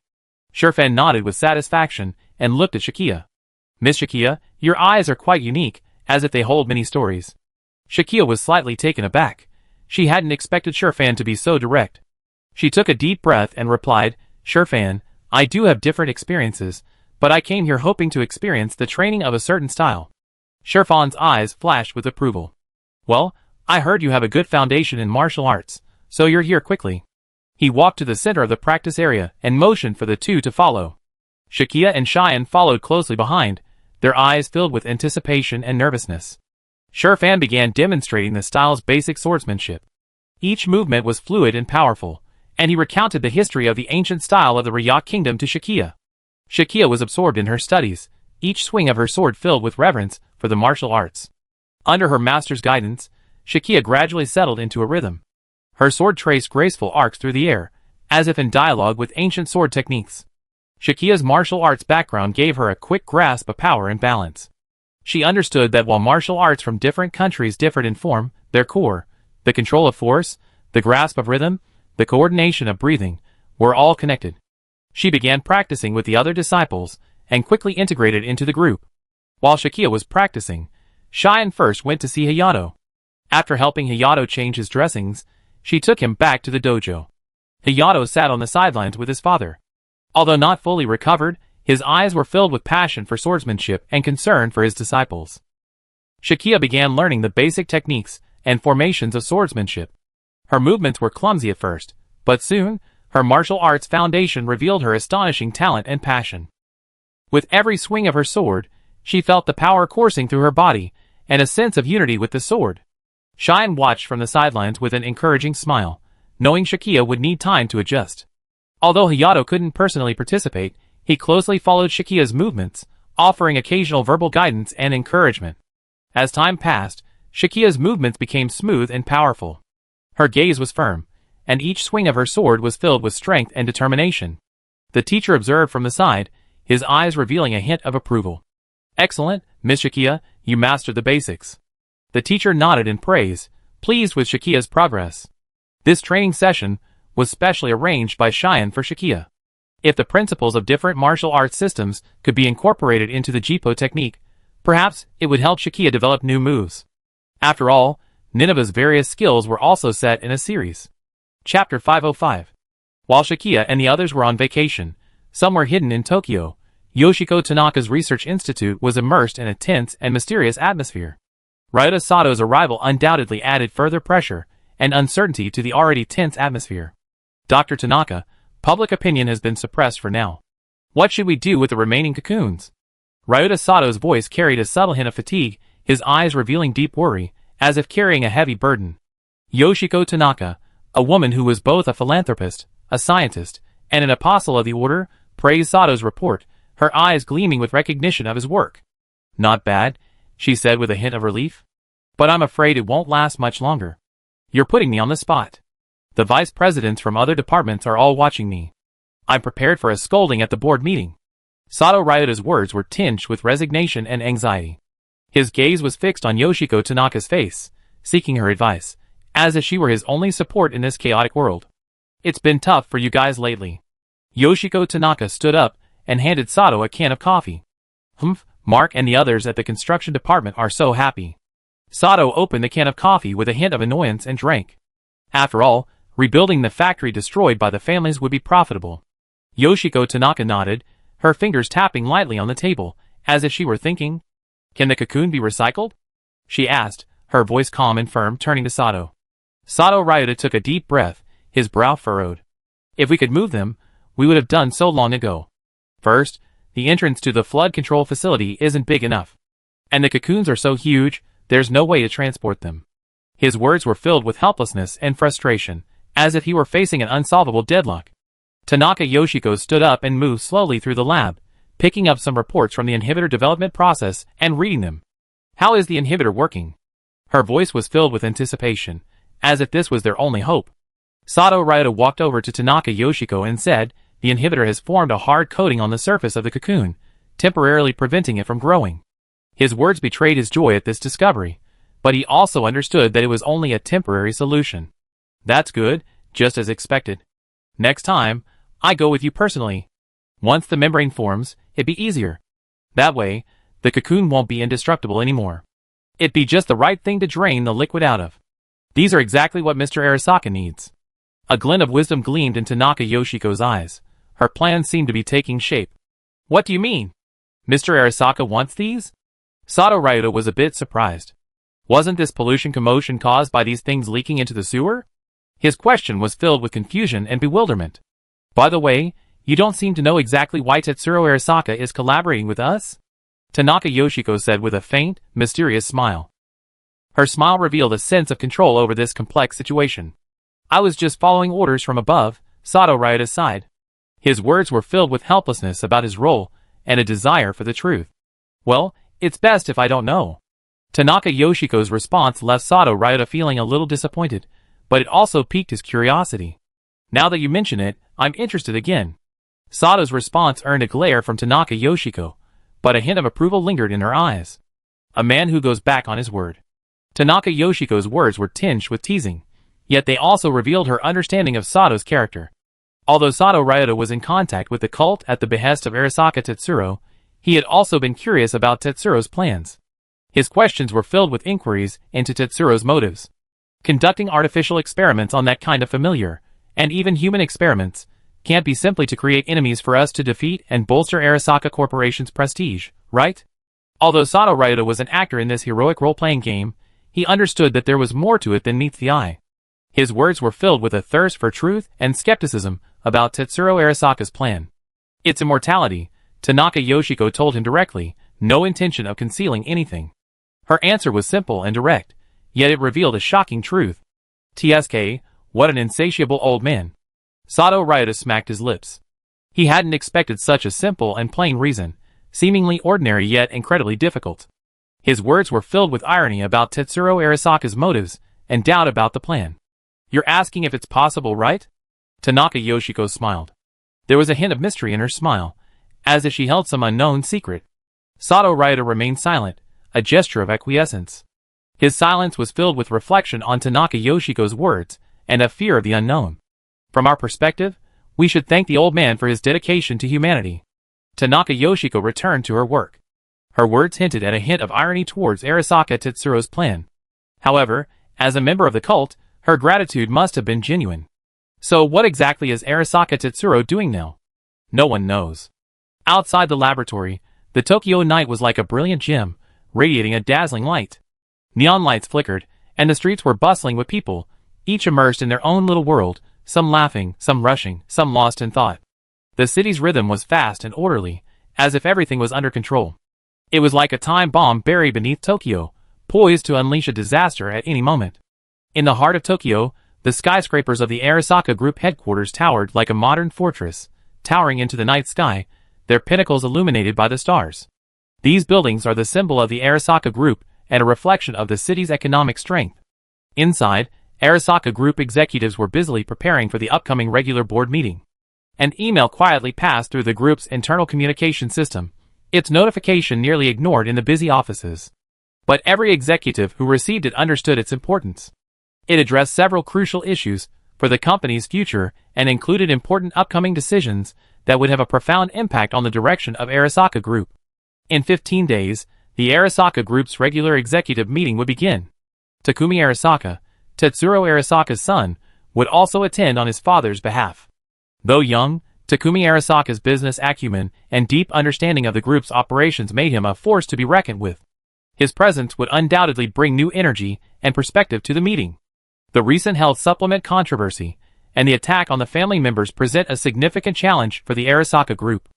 Executives must propose solutions at the meeting to allay public concerns and safeguard the group's reputation and interests. The complexity and urgency of these issues necessitate in-depth discussion and meticulous planning by senior management.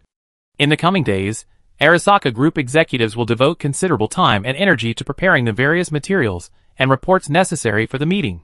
They understand that this meeting not only hinges on the future of the group, but also on their own careers.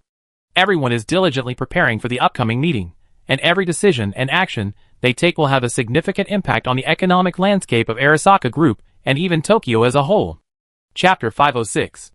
During this period of quiet concentration, Sakia temporarily left the bustling city and resided at Shien's home, devoting herself to martial arts training at the Shinto-ri dojo. The dojo, surrounded by lush greenery, exuded the profound and solemn spirit of the martial arts. Shien and Hayato, the two brothers and sisters from martial arts families, deeply recognized Sakia's spiritual power. They believed that if Sakia's unique talent could be deeply integrated with traditional martial arts, it would unleash immense and unpredictable combat power. During her past training with Master Jinxi, Sakia primarily practiced unarmed combat. Although she had dabbled in the basic principles of weaponry, she had not delved deeply into them. Nevertheless, Sakia's body flowed with a mysterious power from a super-ancient civilization. Whenever her fingers touched the blade, memories of martial arts forgotten for ages would quietly surface within her mind like awakening spirits, even stirring a resonance within her blood. Especially in swordsmanship, Sakia displayed an exceptional understanding and talent.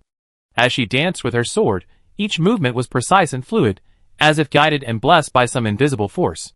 Had she not lost her memory, Shien, Hayato, and the others would surely have witnessed the exquisite martial arts of ancient civilizations. However, a recent life-or-death battle with a mysterious woman in white robes had deeply impressed Sakia on the fact that relying solely on barehanded combat was insufficient against a powerful armed foe. This battle served as a mirror, revealing her weaknesses in weapon combat.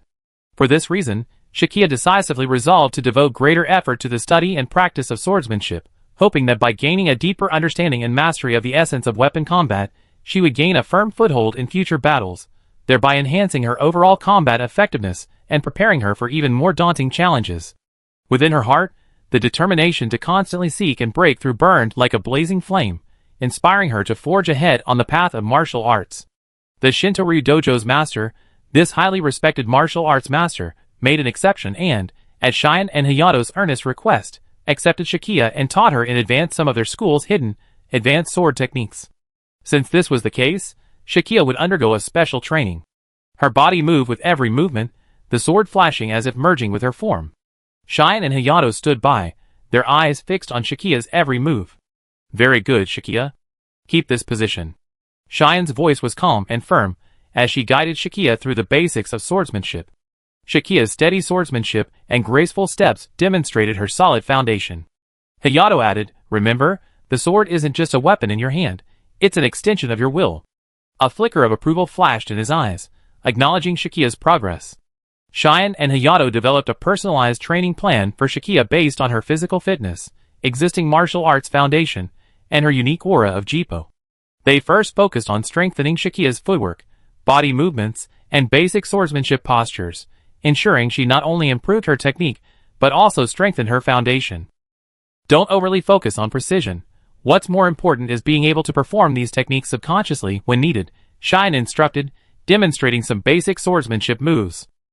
Sakia diligently imitated them, her movements becoming increasingly fluid and natural.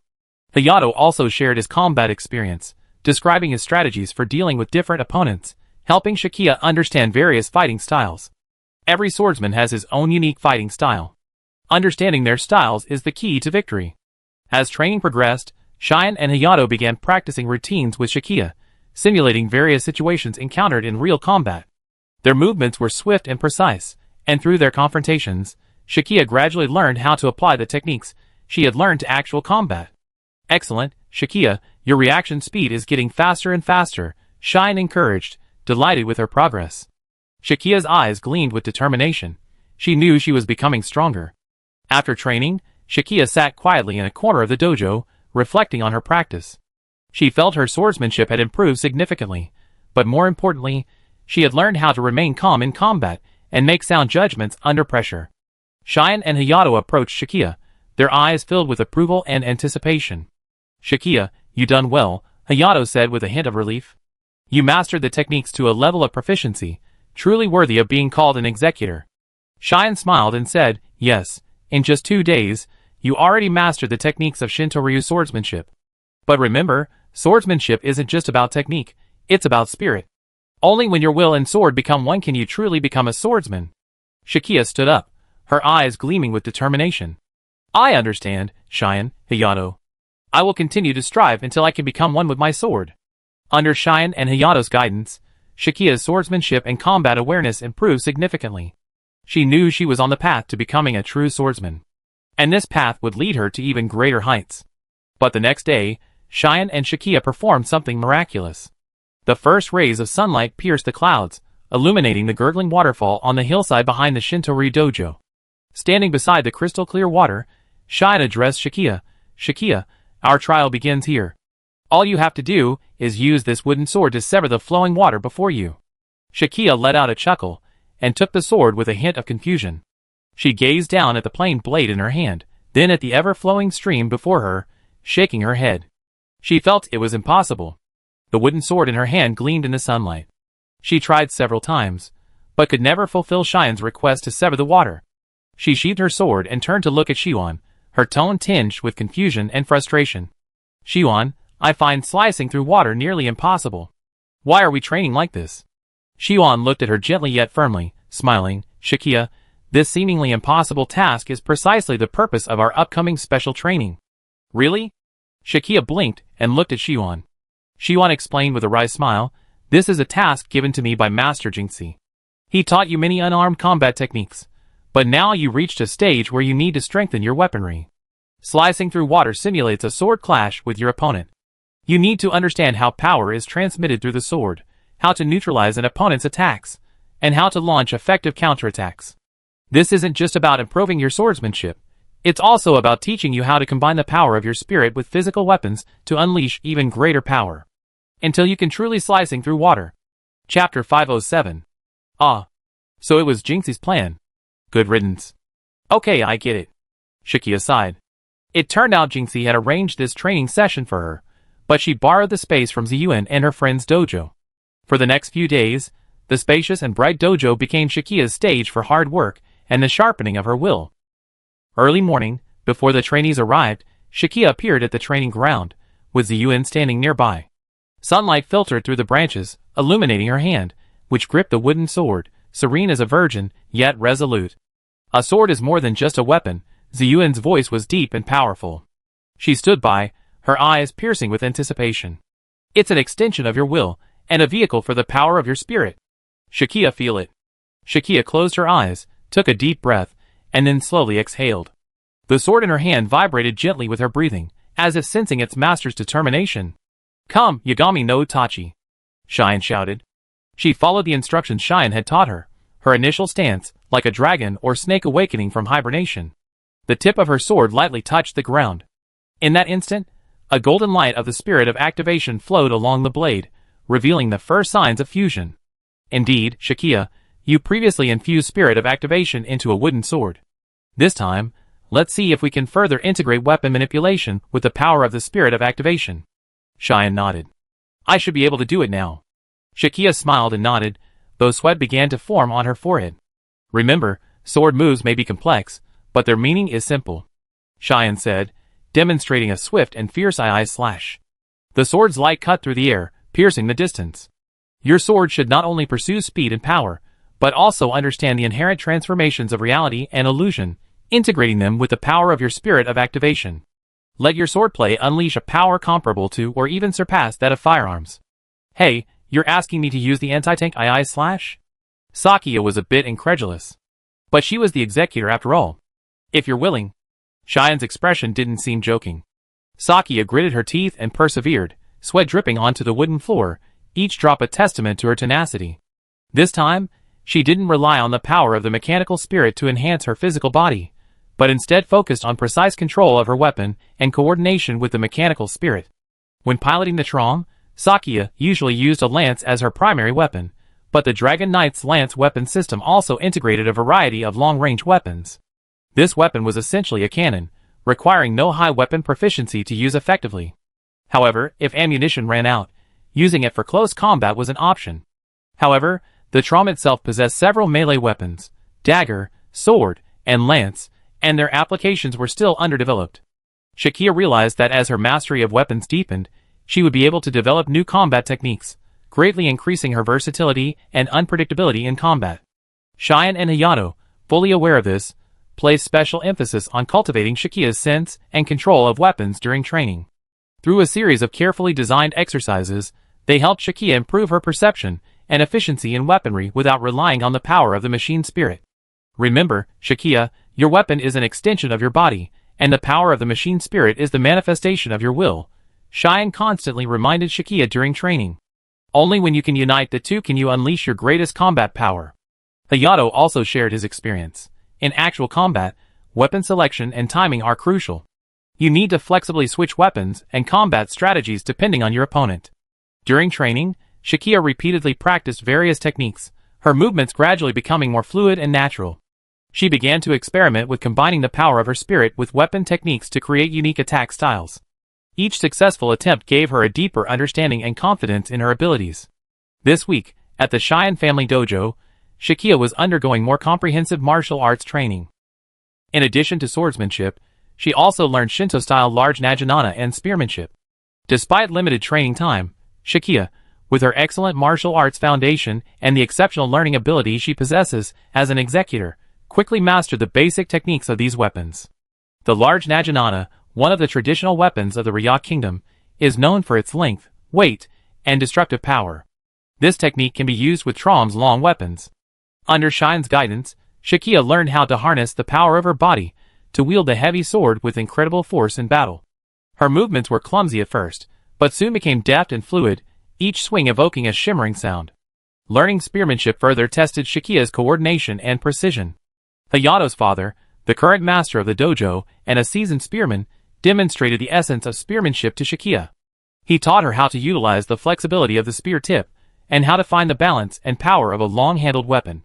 Shakia quickly mastered the use of the spear tip to point, stab, sweep, and block, demonstrating the versatility and sophistication of spearmanship. The Dragon Knight's spear, Trom's primary weapon, could prove extremely useful. During her training, Shakia's combat simulations with Cheyenne became a crucial step in her skill development. Each encounter was a test of Shakia's skill and combat acumen, a precious opportunity for her to continuously explore and shape her own fighting style. "Are you ready, Shakia?" Cheyenne, wooden sword in hand, stood at the other end of the dojo, her gaze fixed firmly on Shakia. Shakia, gripping her large naginata, nodded, her eyes gleaming with determination. "It's rare to get the chance to spar with you." "Come on, Cheyenne." "Well, it would be great if I could help you, Shakia." With Cheyenne's soft shout, their wooden swords and large swords clashed, making a crisp sound. Shakia's large naginata danced with the force of the wind, while Cheyenne responded with nimble footwork and precise swordplay. With each exchange, Shakia felt her movements, searching for the perfect juncture between her naginata and spearmanship. After several intense exchanges, they both stepped back to catch their breath. Cheyenne provided valuable feedback. "Your naginata is incredibly powerful, but pay attention to the rhythmic changes to better integrate it with your spearmanship."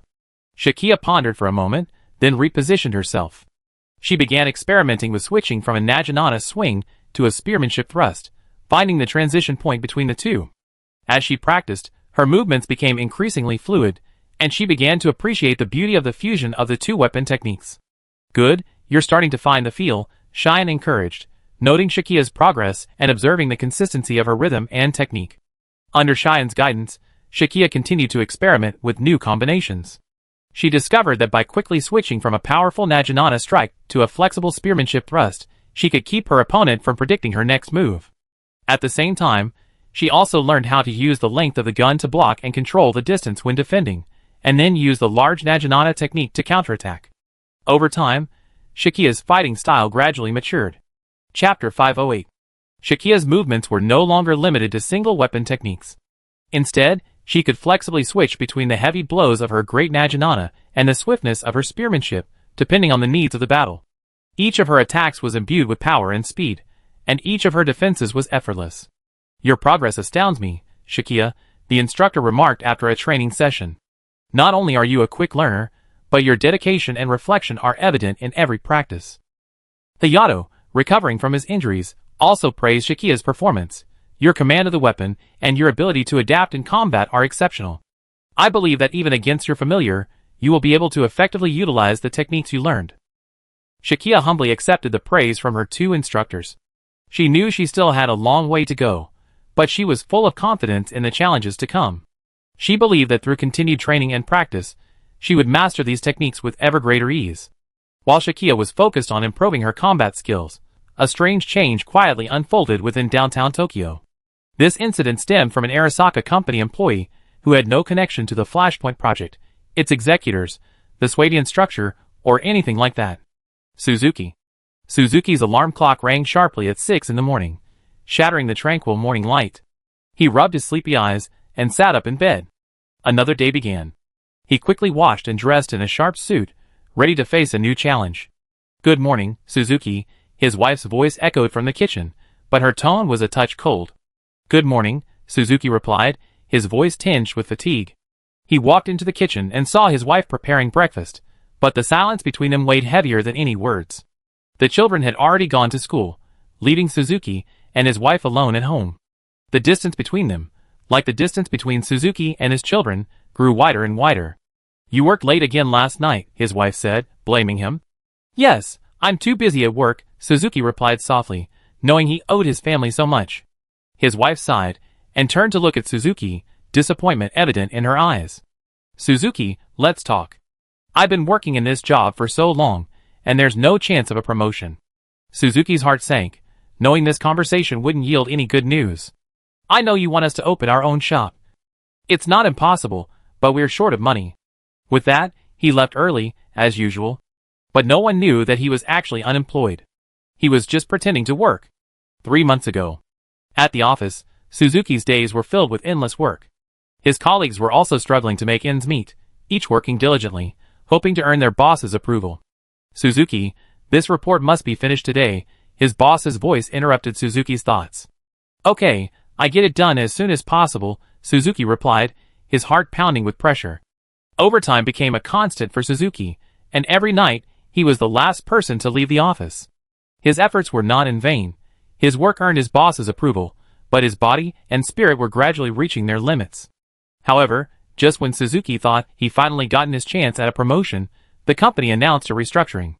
Suzuki was summoned to his boss's office, feeling a mixture of nervousness and anticipation. "Suzuki, the company has decided to lay off employees." His boss's words were like a bolt from the blue, shattering all of Suzuki's hopes. "What? Why me?" Suzuki's voice was filled with confusion and anger. "This is the company's decision. They no longer need this part of the business. We're helpless." His boss's words were cold and heartless. Suzuki left the office dejected, his heart filled with despair. He had lost his job, and with it his status as the breadwinner of his family. His mortgage and debt weighed like a mountain on his shoulders, suffocating him. After losing his job, Suzuki began looking for jobs. However, in this fiercely competitive world, he soon discovered that his middle-aged age had already exceeded the minimum acceptance rate for many companies, and even his experience and skills were no longer valued. 3 months passed, and his self-confidence had taken a severe hit. He began to doubt his own worth. "Suzuki, have you found a job yet? You haven't told your wife yet, have you?" His mother's question on the phone was like a needle, piercing Suzuki's heart. "Not yet, but I will find one," Suzuki replied, but his voice lacked its usual firmness. His mother said nothing else, but her tone was filled with worry. Suzuki knew he had to find a job quickly, or else his family would fall apart. Today, as usual, Suzuki wandered outside until nightfall. He stood by a small river, gazing across at the bustling yet indifferent Tokyo nightscape, his heart filled with despair. His life, his dreams, everything he had collapsed in an instant. The news of his layoffs was like a sharp thorn, piercing his heart and causing him unprecedented pain. "Why me?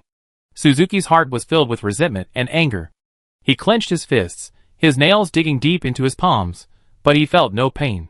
He felt only hatred for the world, hatred for those who had mocked and betrayed him. At this moment, Suzuki felt a strange power surge within him. His heartbeat began to accelerate, his breathing became rapid, and an unprecedented heat coursed through his veins.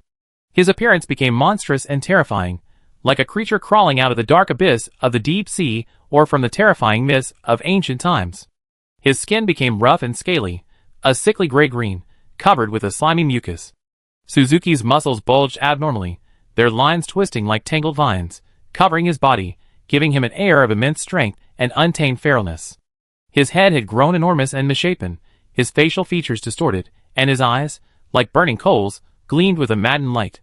His mouth split at an unnatural angle, revealing a row of razor-sharp teeth that seemed poised to tear through any prey. Several pairs of sharp bone spurs sprouted from Suzuki's back, jutting from his spine like demonic wings. These spurs trembled slightly with his movements, making an unsettling sound. Most terrifyingly, Suzuki's body sprouted numerous slender tentacles, extending from his shoulders and waist. Ending with suction cups, they resembled the tentacles of deep-sea creatures. These tentacles were nimble and powerful, allowing them to move silently in the darkness, catching prey or sensing their surroundings. Suzuki's limbs had become disproportionate, his fingers and toes transformed into hooks with sharp claws, adapted for tearing and climbing. His gait had also become peculiar, seemingly no longer bound by human anatomy, but moving with a gliding or leaping motion, making him appear particularly eerie and unpredictable in the night. Overall, Suzuki had become a creature blending the characteristics of both human and deep-sea monster. His very existence was a challenge to human sanity, a distortion and desecration of the natural order. Unbeknownst to Suzuki, the city's water supply had been contaminated by an unknown familiar substance. This substance lurked in people's bodies, potentially triggering mutations when they fell into extreme emotions. Unknowingly, Suzuki had ingested a dose of the familiar substance exceeding the safe level. At Suzuki's most desperate moment, his heart was filled with rage and despair. These emotions triggered the familiar substance within his body, and his body began to undergo a horrific mutation. He lost his human sanity, leaving only anger and hatred. Chapter 509. Suzuki's body moved between Tokyo's skyscrapers, gliding across the rooftops of the streets and alleys. His movements were imbued with a strength and speed unnatural. His tentacles lightly touched the wall, and like a giant spider, his entire body swiftly scaled the vertical surface. His movements were almost silent, with only the occasional scraping of claws echoing through the night air. He passed through the apartment window and disappeared into the night. His monster form made him virtually undetectable in the darkness, and like a shadow, he moved through the skyscrapers of Tokyo, searching for his prey. Suzuki's path of revenge had begun. He was no longer a salaryman abandoned by fate, but a true monster, a being that terrified the entire city. His actions would no longer be bound by morality or law, guided only by the rage and hatred deep within him. He sought revenge against the Arasaka group. Although Suzuki had lost his clear human consciousness, his monster form had granted him certain extraordinary perceptions, which helped him overcome his fuzziness and seek out those who had wronged him. First, Suzuki's sense of smell became incredibly sharp. His new form possessed a nose so sensitive to odors that it could detect molecules imperceptible to humans. He could discern the specific scents of those he had previously interacted with, and even in the bustling city of Tokyo, he could track the distinct scents of his former superiors and colleagues. Second, Suzuki's hearing was greatly enhanced. He could hear faint sounds, even the sounds of heartbeats and blood flow. In Tokyo at night, he used this ability to listen for familiar conversations and laughter, which led him to those who had caused him suffering. In addition to his senses of smell and hearing, Suzuki's vision had also changed. His eyes had adapted to the darkness, allowing him to see clearly at night. His vision might also react to certain frequencies of light, such as the infrared radiation of human body heat, allowing him to pinpoint targets in a crowd. Furthermore, Suzuki's tentacles weren't just used for physical perception, they might also possess some form of telepathy, sensing emotional fluctuations or subtle energy fields. This ability allowed him to identify those harboring fear and insecurity, often his primary targets.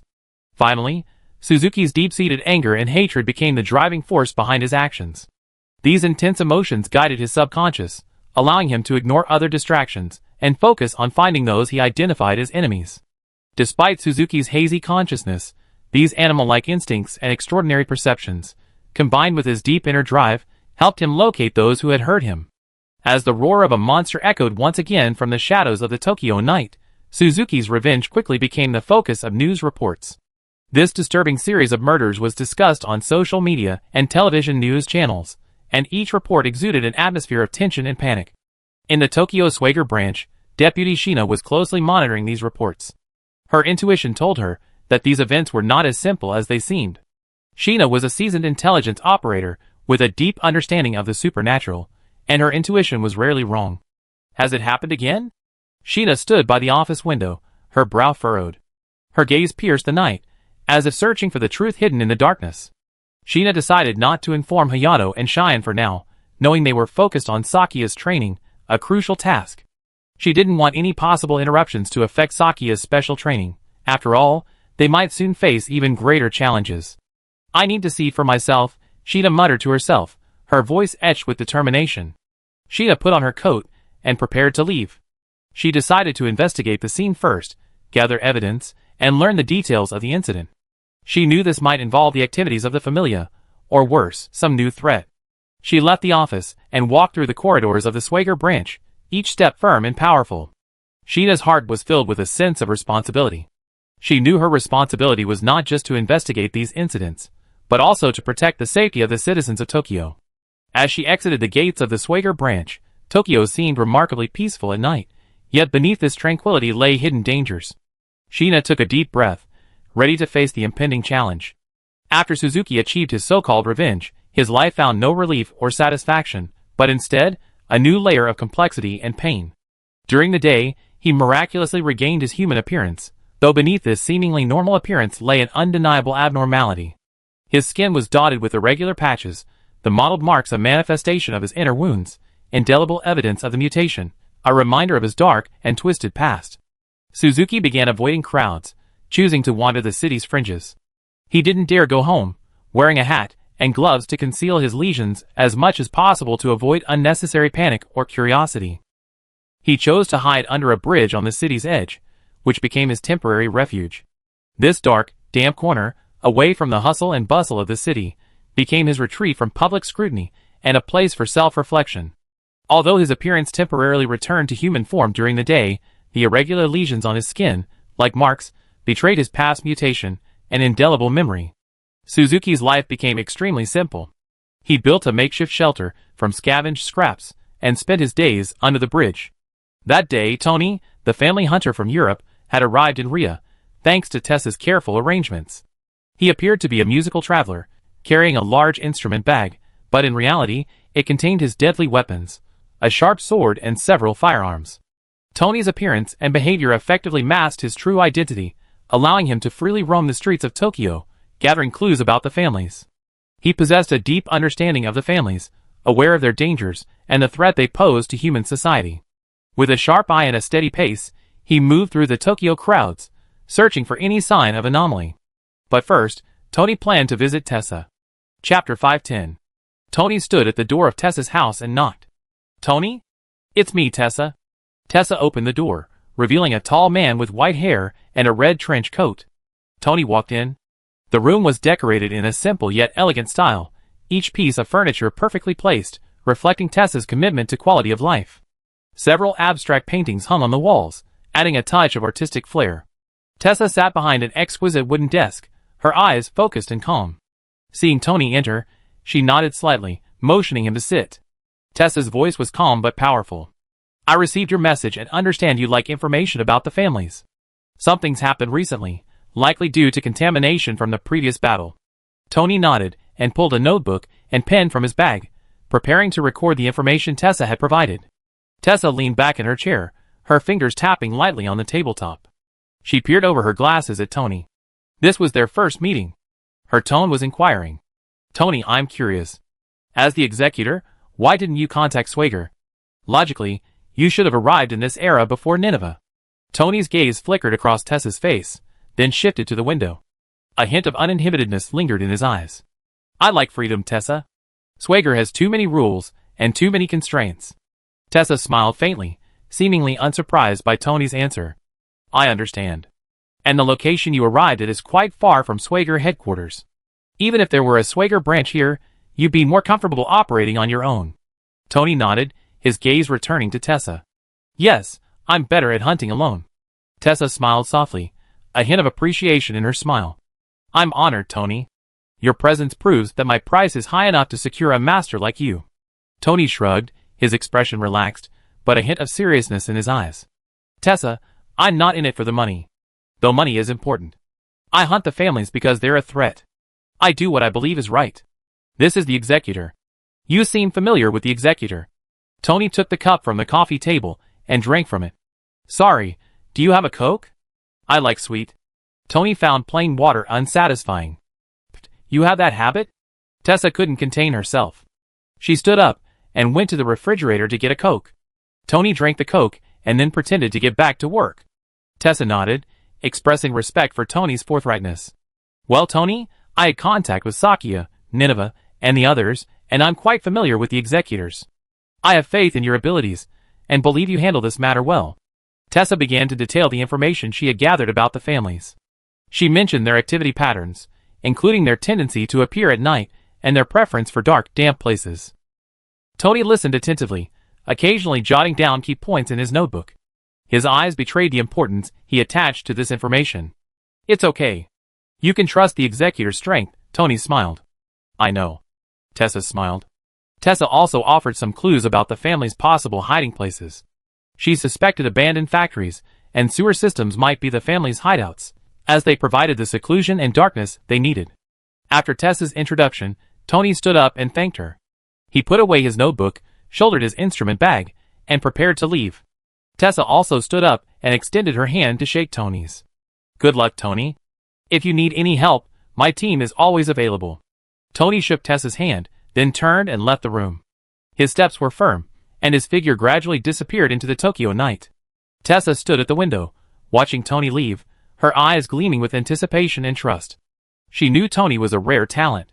His participation would undoubtedly add strength to the solution to this family's incident. She believed in Tony's abilities, and that he could prevent the spread of this disaster. Tony, on the other hand, will continue his hunt through the streets of Tokyo. His sword and gun will bring hope to the city, but also terror to the families hiding in the darkness. Tony's actions will prove him more than just an enforcer, but a hunter. Tony left Tessa's house. Tokyo seemed remarkably peaceful in the night, but beneath this tranquility lay an unknown danger. He knew that the one he was tracking was no ordinary familiar, but a mutated human monster that had staked out a certain area as its own. He walked slowly along the street, but this time, his gaze was sharper, his intuition more acute. The information Tessa provided echoed repeatedly in his mind. The murders of Arasaka Company employees and executives, and the subsequent occurrences of crime centered around a specific area, suggested that the monster's initial goal was revenge, but its savagery gradually overtook it, transforming it into a complete monster. Tessa also received information shared by the Metropolitan Police Department. A former Arasaka Company employee hadn't returned home in several days. His wife had called the police. It was hard for Tessa not to connect this case with the murders of Arasaka executives.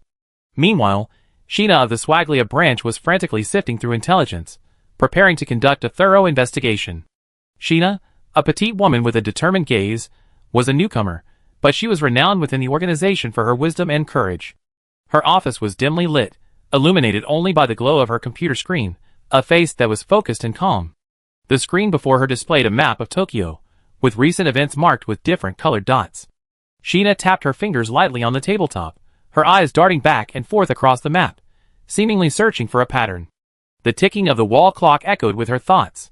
She carefully observed the distribution of the marked points, trying to discern a pattern. She noticed that since the Arasaka murders, the areas where the victims had appeared had become repetitive. These areas were concentrated in certain parts of the city, seemingly connected in some way. There must be a connection between these cases, Sheena thought to herself. She stood up and walked over to the electronic map. Using her finger on the touch screen, she marked each crime scene with a red arrow. As she stepped back, a clear pattern emerged. All the cases occurred within a 2-kilometer radius of an abandoned hospital. This area. Sheena's eyes gleamed. It's the monster's territory. She quickly returned to her desk and began to gather her equipment. She knew that if she wanted to uncover the truth of this case, she had to personally investigate that area. She put on her bulletproof vest, checked the magazine on her pistol, put on her Swagger terminal, and tucked a sharp tactical knife into her waistband.